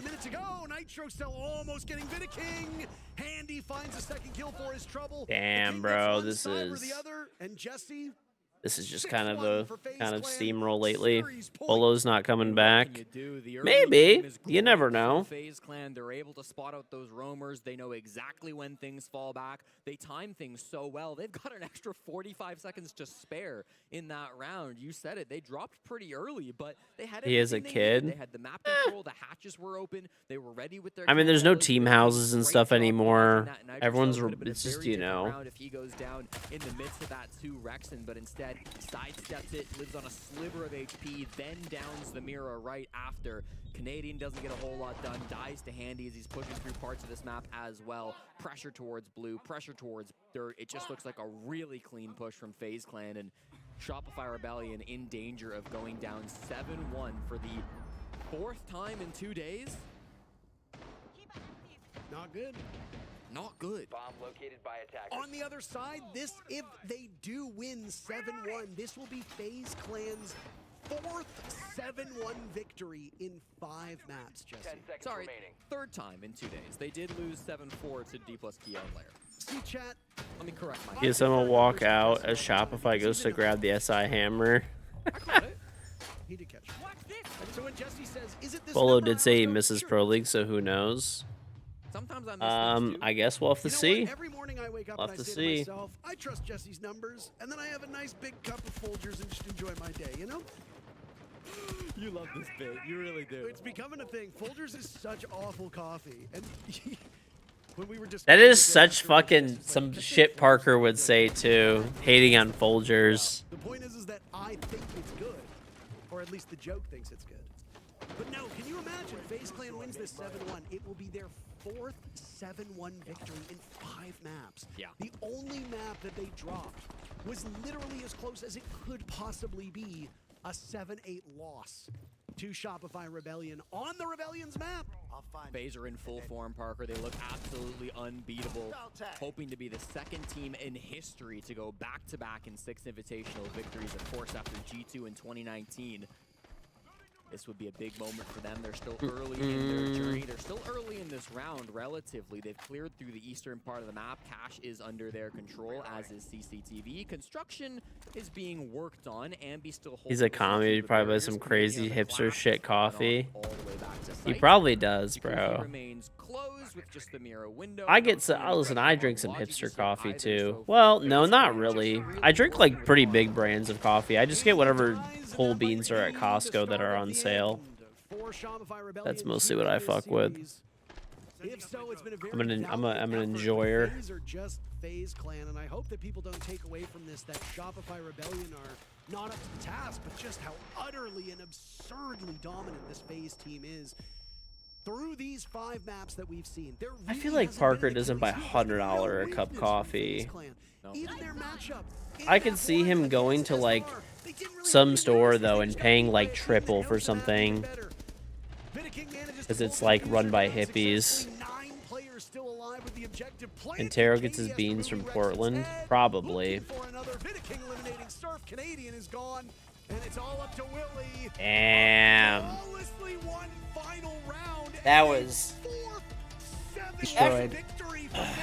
Yeah, I thought after the first map there was hope, but those last 2 were dominant. The Spoit haters are eating good today. Oh yeah, they've got their fill. They've got their fill. The 6th Invitational, King for the 5th time in his career, taking down Canadian, a 5-0 record now in the battle of the IGLs. Shopify Rebellion get tomorrow off. They can take some time to review these last couple days of matches, but you have to imagine they'll be back. Vitamin King is my goat.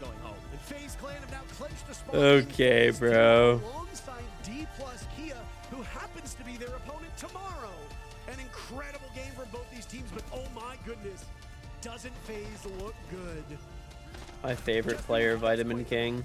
It absolutely is, Parker, but I think that's about it for us. A Spoit KD check. Let's see.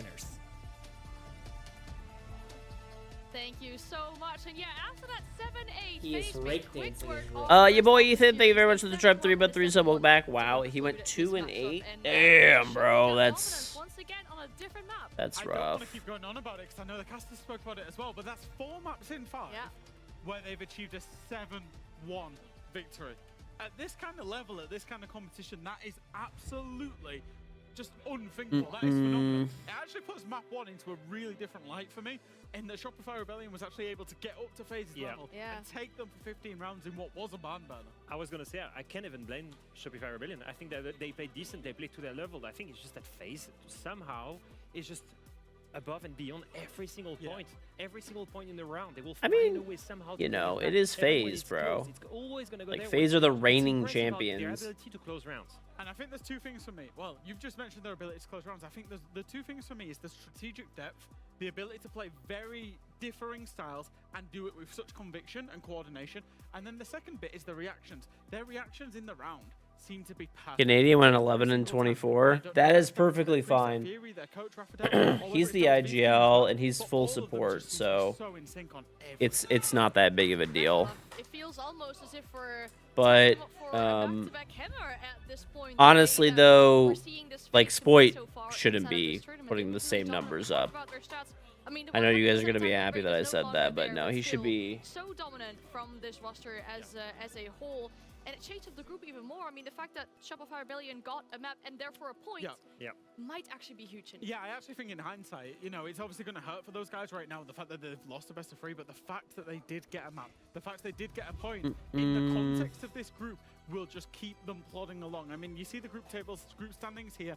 It keeps them in contention with now D+ Kia and G2 for that. It's probably that second spot with the way FaZe are playing, let's be honest. Yeah, and for me, it's also the what it took to take that point, let's be honest. Like, it took for them to be at the best level possible on their map, to take it all the way to overtime, and manage to win that map. And that point was so very hard to get.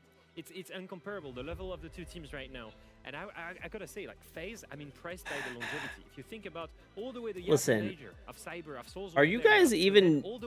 You guys just want to hate on anything at this point? Like anything that's popular, it's just like, yeah, fuck it, it's popular. Just hate on. I'm gonna hate on that. That sounds good to me. I'm gonna hate on that shit. it's just impressive to see. Which is wild, because if you think about it, right, Virtus.pro now having gotten rid of some of their players, this is probably by far the longest standing roster we have inside the ecosystem of Rainbow Six Siege esports. That's quite wild to think that they're still so successful so long after forming together as a team. But we have the interview ready with Vita King as Maria speaking to. I'm over on the B stream. It's better, yeah. Oh, not a bad idea. Well, after the first map, we thought, okay, we have B a tough stream. game, but you still managed to pull a 7-1, 7-1. How did you make to look so effortless? B stream. Então, acredito que o primeiro mapa ali a gente acabou there it dando uma is. bobeada. I'm happy Paula's still You want playing. to learn, and when you do that, you Yeah, learn it he's very nuts. fast.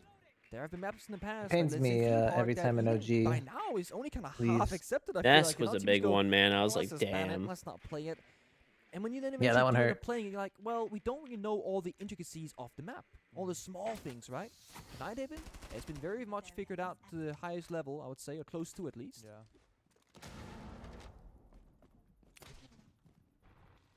People might be looking at Paolo and going, why is this guy always looking at other people's monitors? I'm telling you, it's completely legal, by the way, on LAN. You can screen peek. We even had a player called Woogieman for Fearx sit at the edge of the table, turning his monitor so everyone can easier see the camera that he's watching, or playing the Monty, for example. It's a LAN thing. And Brazilians, they play LAN every week back home in domestic league, so they're very used to it. Yeah. No, I was trying to figure out what Palu was doing. Palu is proof that I can return? Yeah, I don't think so, bro. To figure out, okay, is there a Solus? Is there a Pulse? I can just EMP he them. knows what the Valcam is because he can look at the top left. And So he's going to EMP it and jump in probably. That's yeah. clearly going to be a Valkyrie cam. There's nothing Yeah. else that it would realistically be. Mm. He's already spotted Just it. watching the C4s Frag goes now. down. And yeah, he's watching out Jump for a in, Pulse or a shoot cam, Solus. watch It's his C4. job here, just to watch for Pulse or Solus. Hasn't seen anything. They're trying to bait it. There comes the Nitro Cell. Come on, keep out that EMP. I Active. love- Needs to be ready and on watch for I it. love Dot the Dot Thatcher forcing down update. that Thatcher flank. mechanic? It's still It on is the cool, Palu yeah. cover, But the smoke, that's I'm surprised one more thing people that aren't doing Thatcher it. isn't going to do enough for. Um, Dota's on the ground. Forrest doesn't know. realize it, but he actually walked I think back it's like in you gotta until he was predict like down. you're gonna do it for like a Paul fast Fox in an plant or awkward spot, something. Finally finished off. Oxygen is starting to I mean, I feel like breathe it's just deeper completely. It's into not this hard to game. do. Like it's Logan actually and super Paul now to easy. pick up the pieces Yeah. of this tattered round 2v4. So but you kind Logan of for have the to force backstab people to finds swing. one. I'm surprised Good more on people don't do Forrest. that. A 3K on the round. He covers it off, and York with the shotty gets another one on the board for Oxygen. Beautiful, playing close together, playing for the fighting, playing for the denial, and once again, it's like the 7th round. I feel like smoke Listen, is bro, the I am MVP. never The playing ability again. to stop The your odds plan of me because the playing are like Thatcher is gonna basically chop down the zero. C4s. It is working for both of these two teams. And honestly, there is a world Basically right now zero. where smoke gets target banned to enable Foxo to go for those plays in the future, unless they want to change the strat book and not do that ever again. They did not ban the smoke. No. One more ban comes out, and it is in fact going to be the Clash and the Capitao. And here comes a tactical timeout from Fluxo W7M.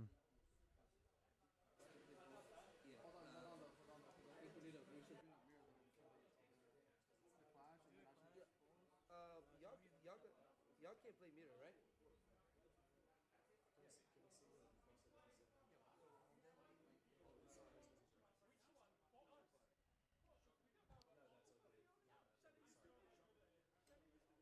I was getting here a whole lot, unfortunately, but as he knows, at a thumbs up.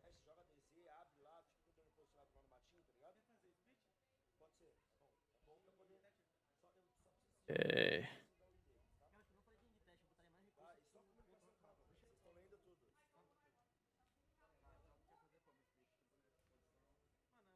Fist bumps and ready to go once more. The classic saying is, I wish I spoke Portuguese, but also wish I could hear more. So, Yeah, look. but no, it's for a long time. Europe was seen as the best region in the world of Siege, right? If you go far enough back. Sure, yeah. Brazil's been on that throne for a while. Oh, dude, ever since what are you going to say, 21? Yeah, 2021. 21-ish. When NIP won SI. Yeah, and then pretty since then it's much. been more or less them for a long time, right?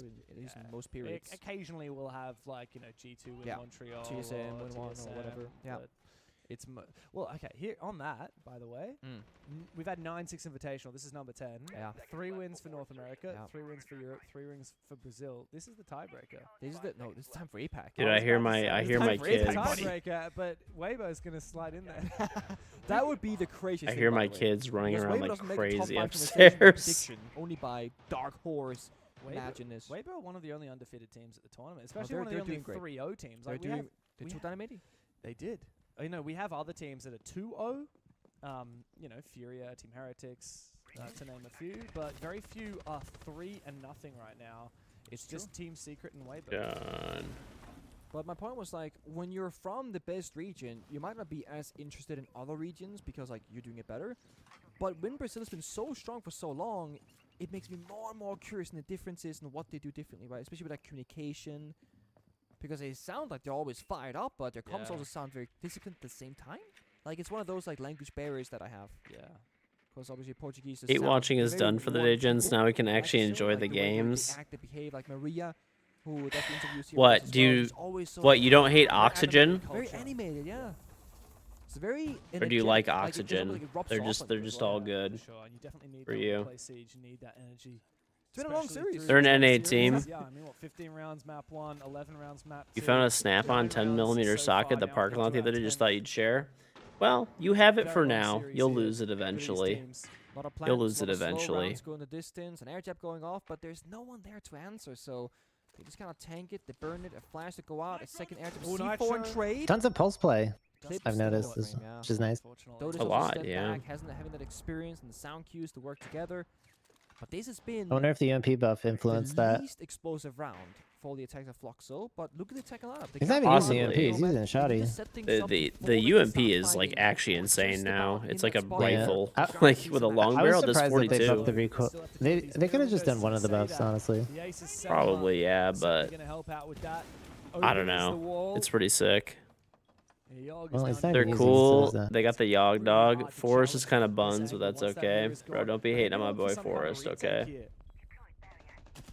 It's possible. The pole's looking, but here we see Dota's in electric. I love watching Curly with the heartbeat sensor because you get a better sense of how heartbeats are relative to their actual silhouette. Door frame as well. Come on, guys. So I use it to learn. That's 2 for 2, missing the mark.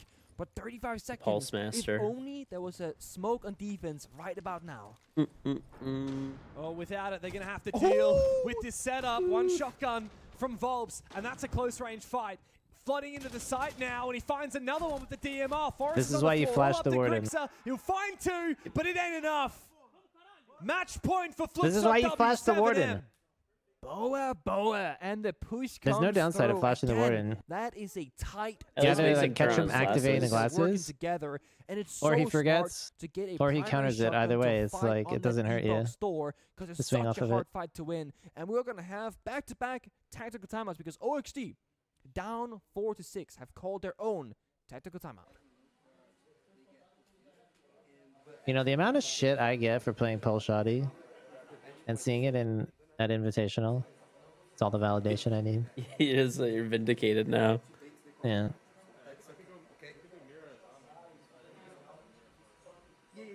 Gotta log into my Ubisoft account on this thing.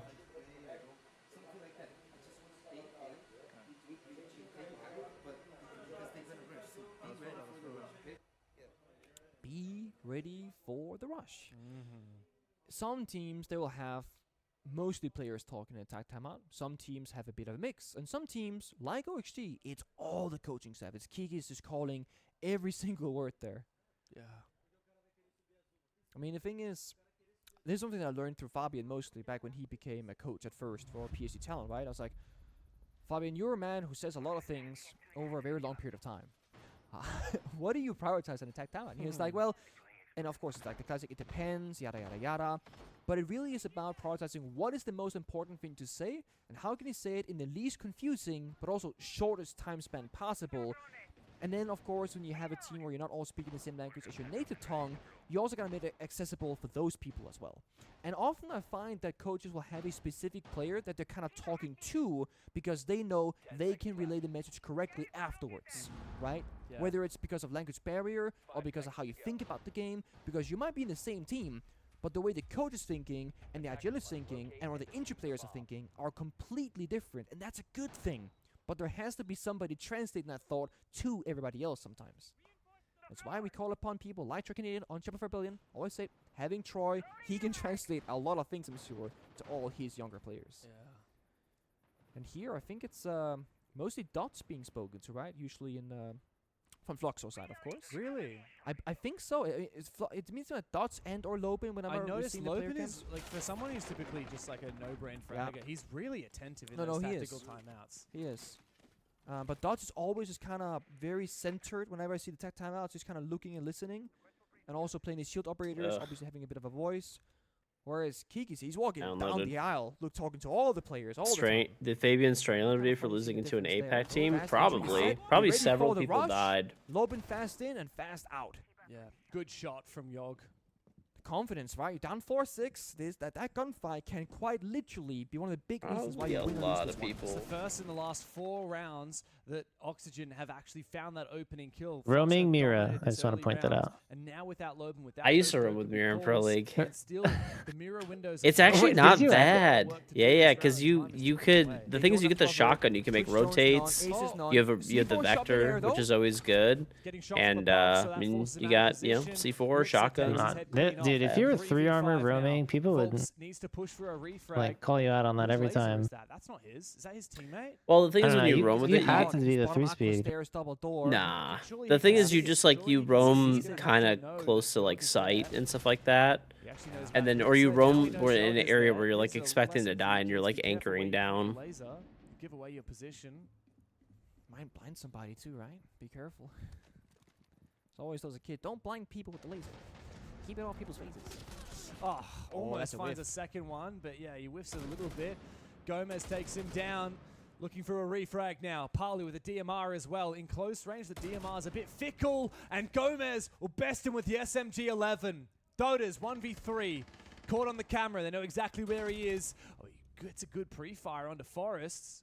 I think he's got decent control of the other two. Doesn't have the diffuser though. I don't know. I mean, Fabian might have, some bodies in the backyard. We're not really sure. And both of these oxygen players are isolated. A lot of damage done. But Yogg goes for the reload. This is kind of winnable. In the box. He's not going to expect it, I'm sure. How does he he makes it a 1v1. He literally wins this. No! He literally wins this. Angry. Wow. Fluxo fumbled the first map, but fire up to the finish. And undefeated, they remain at the 6th Invitational. Did he run towards OXG? He's still missing. He's gone. Up the chair, into the hallway. What am I watching here? He's already going straight to them. Oh my god. That was so unwinnable in the 1v3. So unwinnable. What was that game? I mean, Dotas take a bow. 1 versus 3. And he lands every single shot to perfection. He clutched earlier as well. On top floor as a Sami, that is 2 separate 1v3s in one map. And this was such a crazy series. Cast your mind back to Border. 8-7. 2 match point opportunities that Fluxo W7M fumbled. Oxygen got it across the line, only to lose on Bank. The distance was required for it, but Fluxo said no overtime on the 3rd.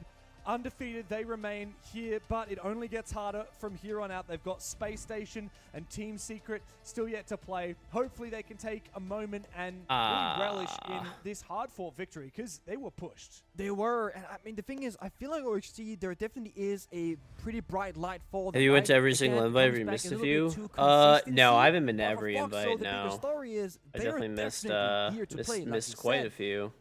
There's something about this W7M organization always finding ways to keep us entertained. Yeah.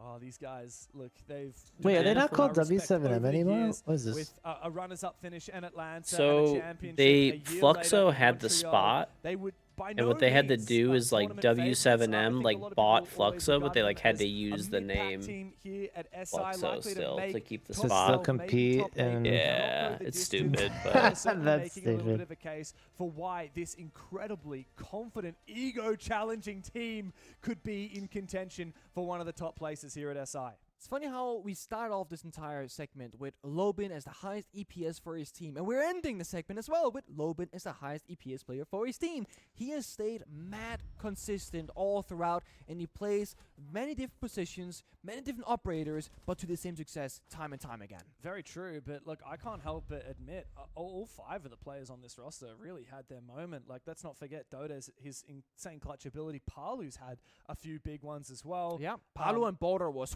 it was everywhere. Even Dots, who typically we wouldn't really talk about as much because he's a support player, he had a few really big moments, especially on those shields. But unbelievably, that ties up the day here on our B stream. It kicked off, and unfortunately, we didn't have a massive result on the Elevate Furia game. But man, our games have been awesome. Personally, I mean, Falcons wildcard, that was big so surprise. Good. EP Secret also a bit of a peter out, but W7M Oxygen, we got the good games today. We got the tight ones. We had the fast ones the other days, that's for damn sure. And here is the group bracket situation. Secret, I think, have actually beaten expectations. Yeah, we thought they're going to be good, but they are really good, setting a very high bar, taking down SSD in a close game, sure, but then running over teams like Enterprise, which was no big thing there, and also taking down OXT on their first play day. So yeah, I feel like the bracket is kind of playing out the way that we expected, low-key, though. Like 1 through 4? Yeah, look, Group D is looking pretty competitive. I think Enterprise are the one team that haven't really... they've been below expectations. I'm sorry to hear that, BNS. No, Enterprise. Oh, sorry, Enterprise. On the flip I'm side, sorry to hear that, another dude. APAC team, Weibo, have exceeded. Hopefully it, I'm mentioning them because hopefully it all goes smoothly. Here in Group D, it all goes smooth. That have gone 3 for 3 so far. It's been quite a day here at the Six Invitational. Yeah. Upsets on That's both rough, streams. Of course, tournament favorites going down in Falcons and M80, both suffering losses. I don't know what's going on with that phase game on the other stream, but that's where I'm going to go check out right now. And I think it's where you guys should too, because it's time to close out the B stream for today at the Six Invitational. It's been such a pleasure as always, Pengu, but we're going to be back tomorrow for more SI. So why don't you come back tomorrow? For now,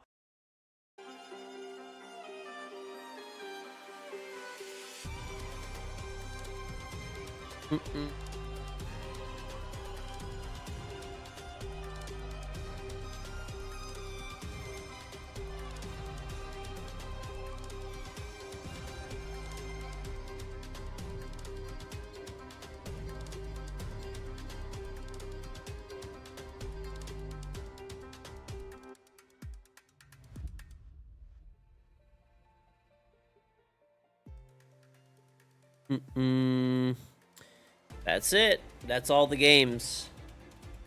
That is all the games, chat. All the games are done. So, yeah. I guess we could, oh yeah, I gotta, that's me. It's actually me this time. Not, let me log back in. I logged in on my laptop. So that this way, when I go to invite, I can, if I need to, I could record some content still. So I was making sure to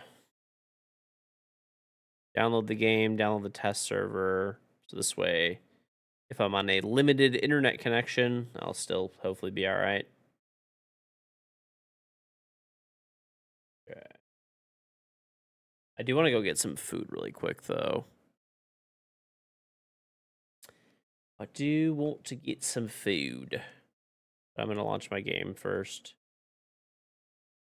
I'll launch my game. Yeah, I'm going to need to see footage on anyone roaming with a 3 armor back in year 2 or I did it. 3. I'm telling you. It's out there. It's out there somewhere.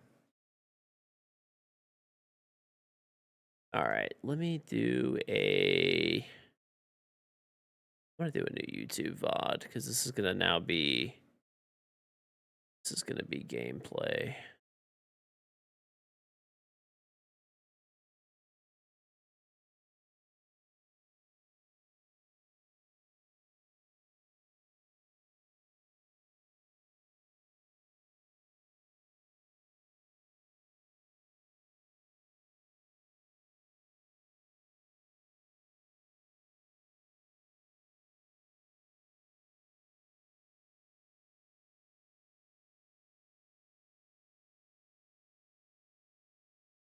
Mm-mm.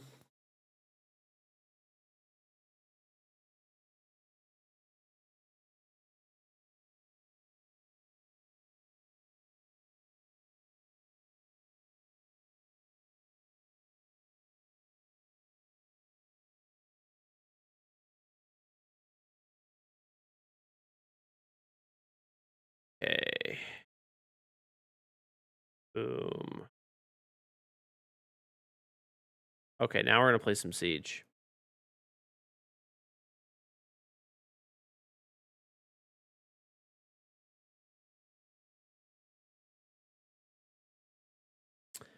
And we will play some Siege.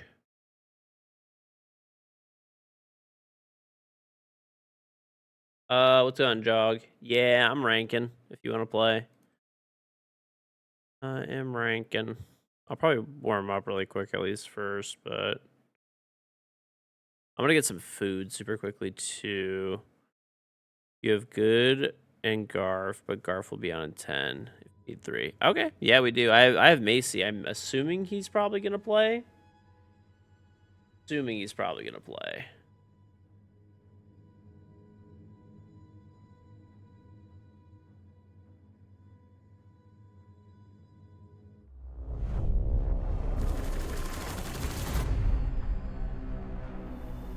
It's done, right? Yeah, we could just play. You want to play ranked? Yeah, I'm done. I'm gonna get some food really fast, but I have people for us. I got coming, so they said they need like 5-10 minutes. So maybe if you want to. Yep, sure thing. All right. Okay.